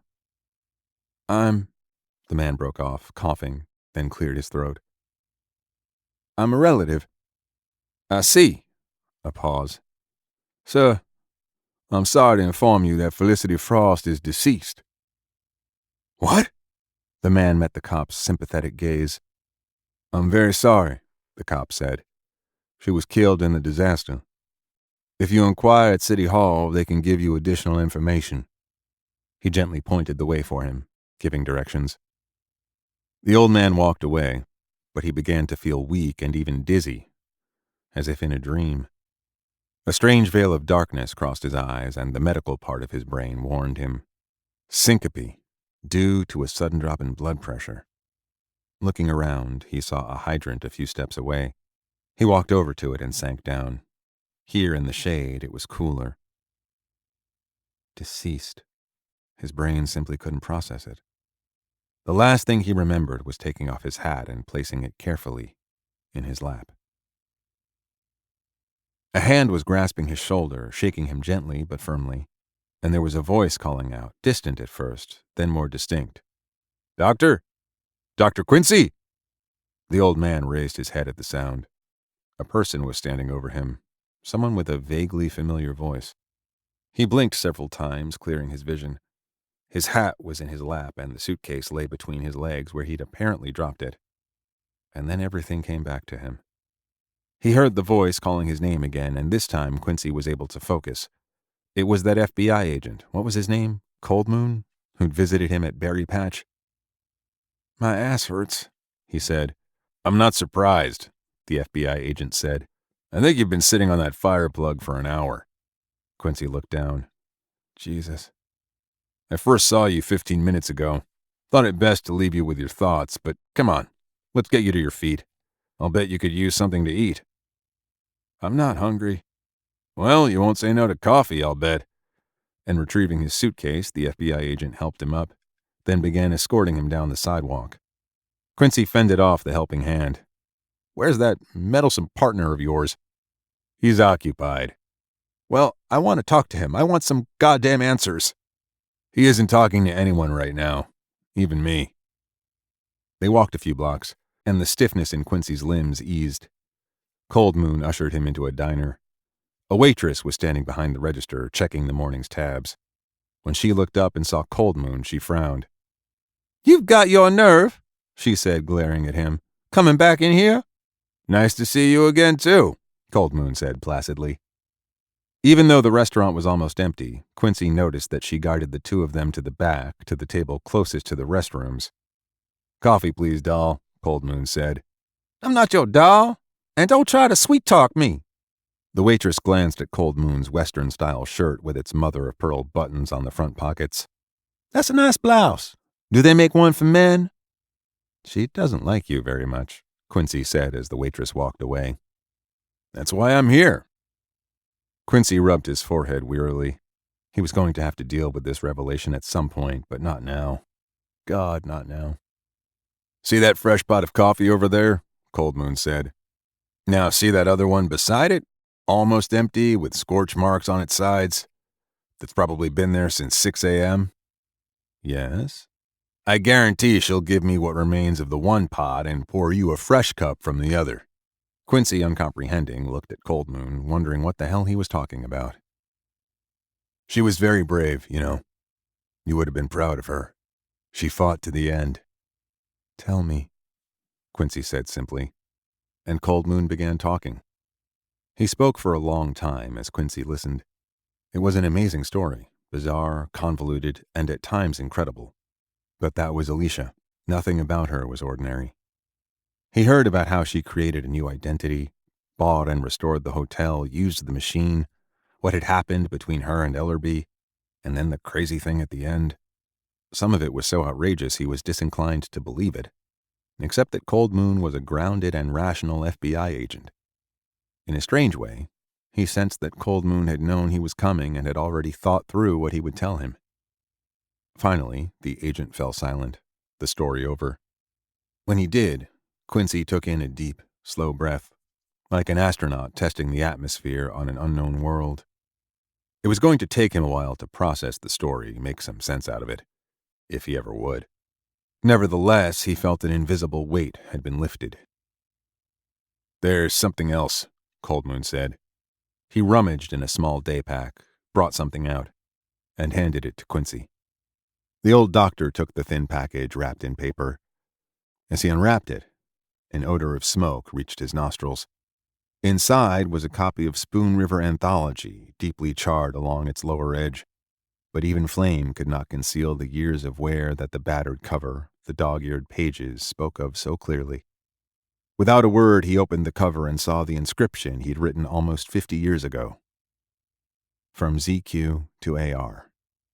To me, you'll always be that great social nomad who prowls on the confines of a docile, frightened order. Berry Patch, 4/22/72. The sight of the inscription, the memories it brought back, overwhelmed him with emotion, and he saw below the faded words much fresher ones. I was once a nomad, but over these many years of wandering, you were always, always my lodestar. Thy firmness makes my circle just, and makes me end where I begun. Alicia. Quincy realized he was gripping the book so tightly his hands were shaking. He relaxed his hold, fighting off the need to weep. I looked it up, Cold Moon said. John Donne, Quincy said, still looking at the inscription. Yeah. They sat there in silence. Quincy held the book, caressing it faintly as he might someone's hand. At last, he looked up. So, when do I get to see Pendergast? Sorry, you won't. A brief hesitation had preceded this. Quincy looked more closely at Cold Moon. Something's wrong, isn't it? He asked. Something happened to him. Doctors are perceptive, Cold Moon replied. As another silence descended, the waitress refilled their coffee mugs. Quincy noticed she did indeed pour Cold Moon's coffee from a different pot, emptying the burnt dregs and sediment into his cup. You're right about that waitress, he said. That looks awful. Not in the least. That's why I come here. She saves the best for me, and I tip her accordingly. Cold Moon took a gulp, then put down the cup with evident satisfaction. So, what now? Quincy shrugged. God knows. Life is strange. The years of loneliness, the sudden hope, and now this. I don't know. I guess I never thought about it. Beyond getting here, I mean. Cold Moon nodded. My people have a saying. The journey is the destination. Liar? Ralph Waldo Emerson wrote that. A brief pause. Damn, Cold Moon muttered. Nice try, though. Cold Moon glanced at his watch. Look, I've got some time. The evening's free. Let's get you a hotel room for the night, and then maybe we can grab a beer. Let's grab that beer now. It's a goddamn swamp outside. Cold Moon smiled again, faint but genuine. I knew beneath that crusty exterior there was something about you I liked. And, rising, he drained his coffee, dropped a 20 on the table, then followed the old man as he made his way, slowly and painfully, toward the exit. 80. The morning sun, filtered through a heavy veil of dust and coal smoke, fell feebly across the wide avenue in the west-central section of Manhattan. But it was a different sun and a different city. The broad thoroughfare where Broadway crossed 7th Avenue was made of dirt, its potholed surface packed so hard from an infinitude of horse hooves, wagons, and trolleys that it seemed almost as impermeable as cement, except along the muddy areas surrounding the grooves of the cable car tracks and the hitching posts sunk deep in manure. The intersection was called Longacre and would not be known as Times Square for another 25 years. It was the center of the carriage trade, an outlying district of the rapidly growing city where horses were stabled and buggy makers toiled. On this particular chilly morning, this broad intersection of avenues and streets was quiet save for the occasional pedestrian or horse cart passing by. And nobody paid much attention to the young woman with short dark hair, dressed in a purple gown of an unusual cut and fabric, who stepped out from an alleyway and looked around, squinting and wrinkling her nose. Constance Green paused, letting the initial flood of sensations sink in, careful not to betray any sign of the upswell of emotions that threatened to overwhelm her. The sights, noises, and odors unexpectedly brought back 1,000 memories of her childhood, memories so distant that she scarcely knew she still retained them. The smell of the city hit her first and most viscerally, a complex mixture of earth, sweat, horse dung, coal smoke, urine, leather, fried meat, and the ammoniac tang of lye. Next were things she'd once taken for granted but that now looked strange. The telegraph poles, invariably listing, the gas lights on various corners, the numerous carriages parked on or next to sidewalks, the ubiquitous shabbiness. Everything told of a city growing so fast that it could scarcely keep up with itself. One only had to gaze around at the hurried signage, the brick and brownstone buildings that looked slapped together, the accumulated filth that nobody seemed to notice, to realize this was true. Most strangely, the white noise susurrus of modern Manhattan was missing. The growl of car traffic, the honking of taxis, the hum of compressors, turbines, HVAC systems, the underground rumble of subway trains. In its place was a relative quiet. Hoofbeats of horses, shouts, calls, and laughter, the occasional crack of a whip, and from a nearby saloon the tinny off-key strains of an upright piano. She had grown so used to seeing the boulevards of Manhattan as vertical steel canyons that it was hard to process this scene, where the tallest buildings, as far as the eye could see, were sun-soaked, no more than 3 or 4 stories. After a few minutes, Constance took a deep breath. She knew where she was. Now she had to figure out when she was. She looked north up the avenue, noting the ground that had just been broken for what she knew would become the American Horse Exchange. Then she turned south. Her gaze took in the nearest shop fronts, the new Washington Market, a dealer in imported marble, Klein's Fat Men's Shop, a purveyor of Gambetta snuff. She walked in their direction, careful to keep her pace unhurried and casual. The gown she had taken from her closet, while the most old-fashioned she owned, was far outside the mode of the time and might attract unwanted attention. And it was cold. She couldn't help shivering. But there was nothing she could do about that, for now. At least it looked costly. She walked past an execrable restaurant, its entrance shabby and dusty, offering a choice of oxtail goulash, potted veal chop, or pig's feet with kraut for 5 cents. Outside stood a busy newsboy with an armful of papers, his clear, piping voice announcing the headline of the day. She passed slowly, staring as he held one out hopefully. She shook her head and walked on, but not before noting the date. Saturday, November 27th, 1880. November 1880. Her sister, Mary, 18 years old, was currently living in the girls' lodging house on Delancey Street, being worked half to death in the 5 Points mission, and her brother Joseph would be completing his sentence on Blackwell's Island, and a certain doctor had only recently begun his ghastly, murderous experiments. She felt her heart quicken at the thought of them still alive. She might still be in time.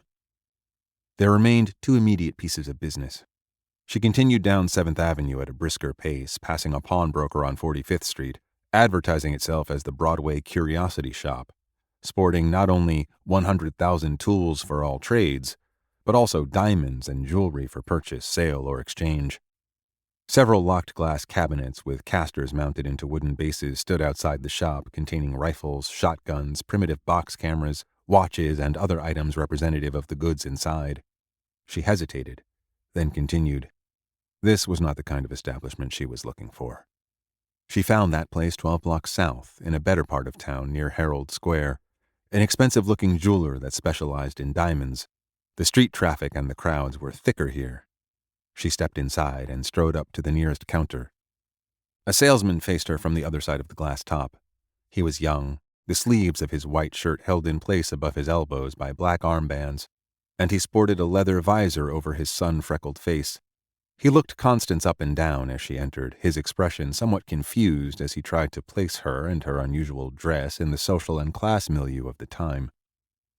"May I help you, miss?" he asked, slightly accenting the last word. "I'd like to see your manager," Constance replied. The man was taken aback by her directness, but tried quickly to cover it up. "And what business might you have with him?" "A transaction that will be much to his benefit, and that requires someone of greater authority than yourself." This answer, even more direct and delivered with imperious crispness, was still more surprising. The man hesitated and then vanished into a room in the back. A moment later, an older man, around 50, with snow-white hair, appeared. He had a friendly, though guarded expression. Constance imagined he'd seen his share of grifters and robbers. A jeweler's loop hung from around his neck. "How may I be of assistance?" he said in a neutral tone, but one nevertheless more approachable than that of his employee. Constance reached into the pocket of her smock, feeling the reassuring heft of the stiletto as she did so, and brought out a felt pouch. "I'm interested in selling a diamond," she said. "Very well," the man said, removing a velvet tray and placing it on the counter. "Let's have a—" He suddenly fell silent as Constance turned up the pouch and allowed the diamond inside to roll out onto the velvet. It was a most unusual vermilion color. Using rubber tweezers, the man picked it up and examined it with the loop. A long silence ensued. He placed it back down on the velvet. A look of suspicion had gathered on his face. "Where did you get this, young lady?" "It's a family heirloom," Constance replied, her haughty tone daring him to accuse her of theft. The man fell silent. Once again his eyes moved between her and the diamond. With a show of irritation, Constance picked up the vermilion gem. "Have you ever seen a stone of this coloration?" "No," came the reply. "In your profession, have you ever heard of one?" "Red diamonds are the rarest," the man said. "If such a stone had been stolen, it would be news, would it not? The stone has been in my family for generations. I wish to sell it quietly and anonymously. Now, do you think you can manage that, sir?" Conflicting emotions crossed the man's face. "Ma'am, In addition to its unique color, you will see that it is not only genuine, but of exceptional clarity with a carat weight just over 3.5. Please note, also the impeccable radiant cut." Fixing the loop to his eye, the man looked carefully at the stone again. Constance counted the minutes as he examined it from every angle, weighed it, and even immersed it in oil. Finally, he lowered the loop. $500, he said. Constance fixed her gaze on his. "Don't think you can take advantage of me because I'm a woman. That stone is unique, and worth far more." The man hesitated. $700.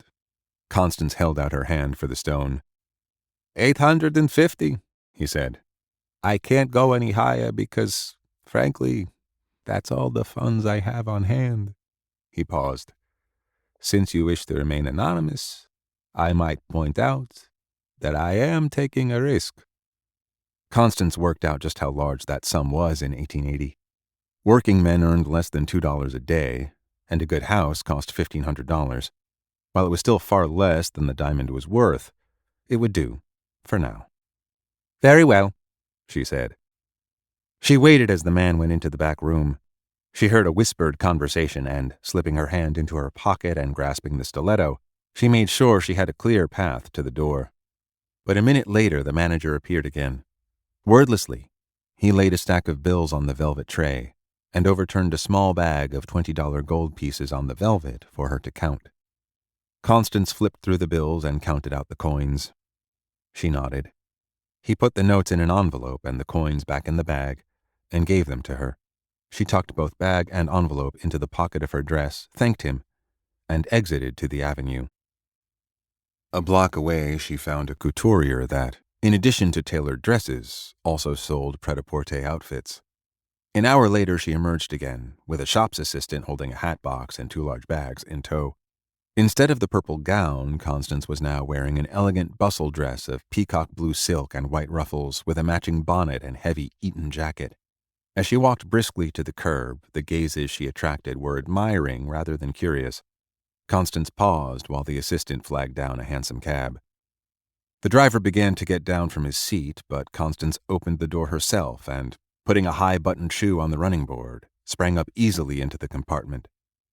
The driver raised his eyebrows, then mounted his seat as the shop assistant put the bags and the hat box inside the cab. "Where to, ma'am?" he asked as he drew in the reins. "The Fifth Avenue Hotel," Constance said, proffering a dollar bill. "Yes, ma'am," the driver said as he pocketed it. Without another word, he urged his horse forward, and within moments, the cab was lost in the ebb and flow of the noonday traffic. Author's note. The story of Dan Cooper, a.k.a. D.B. Cooper, as recounted in the opening chapters, is a true one and is presented here with only a few embellishments demanded by the novel that it precedes. As of this writing, neither Dan Cooper nor his remains have ever been satisfactorily identified. The authors wish to apologize for the actions and unpleasant nature of Senator Drayton, who is an entirely fictitious character. No such person has ever disgraced the beautiful and time-honored state of Georgia with his or her representation. Likewise, Armand Cobb is entirely a figment of the author's imagination and has no basis in any person who works or has ever worked at the Owens Thomas House. And while we are apologizing, 1,000 pardons to Savannah, which we both believe to be one of the most fascinating, welcoming, gracious, and endlessly mysterious cities we have ever visited, for the attentions this novel subjects it to. We urge all readers interested in charming and historic places to visit Savannah, where we are confident the mosquitoes they encounter, if any, will be of ordinary size.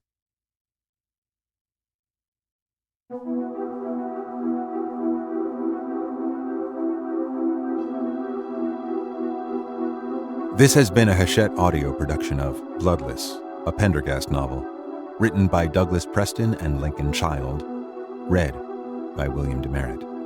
Produced by Michelle McGonigal, directed by Allison Elliott Yarden, recorded by Michael Bognar and Kathleen Conti, CDM Studios, post-production by Pete Pantelis, KAP Audio. Bloodless is also available in print and digital formats from Grand Central Publishing, a division of Hachette Book Group. For more Hachette audio productions, visit us at hachetteaudio.com. Thank you for listening. Text copyright 2021 by Splendide Mendax Inc. and Lincoln Child. Audio production copyright 2021 Hachette Audio, all rights reserved. Hachette Book Group supports the right to free expression and the value of copyright. The purpose of copyright is to encourage writers and artists to produce the creative works that enrich our culture. The duplicating, uploading, and distribution of this book without permission is a theft of the author's intellectual property.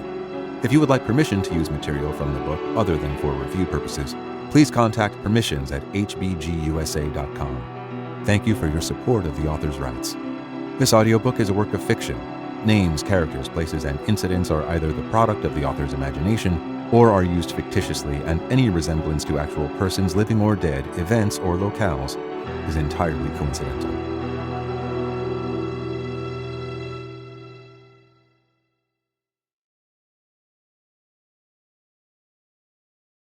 Audible hopes you have enjoyed this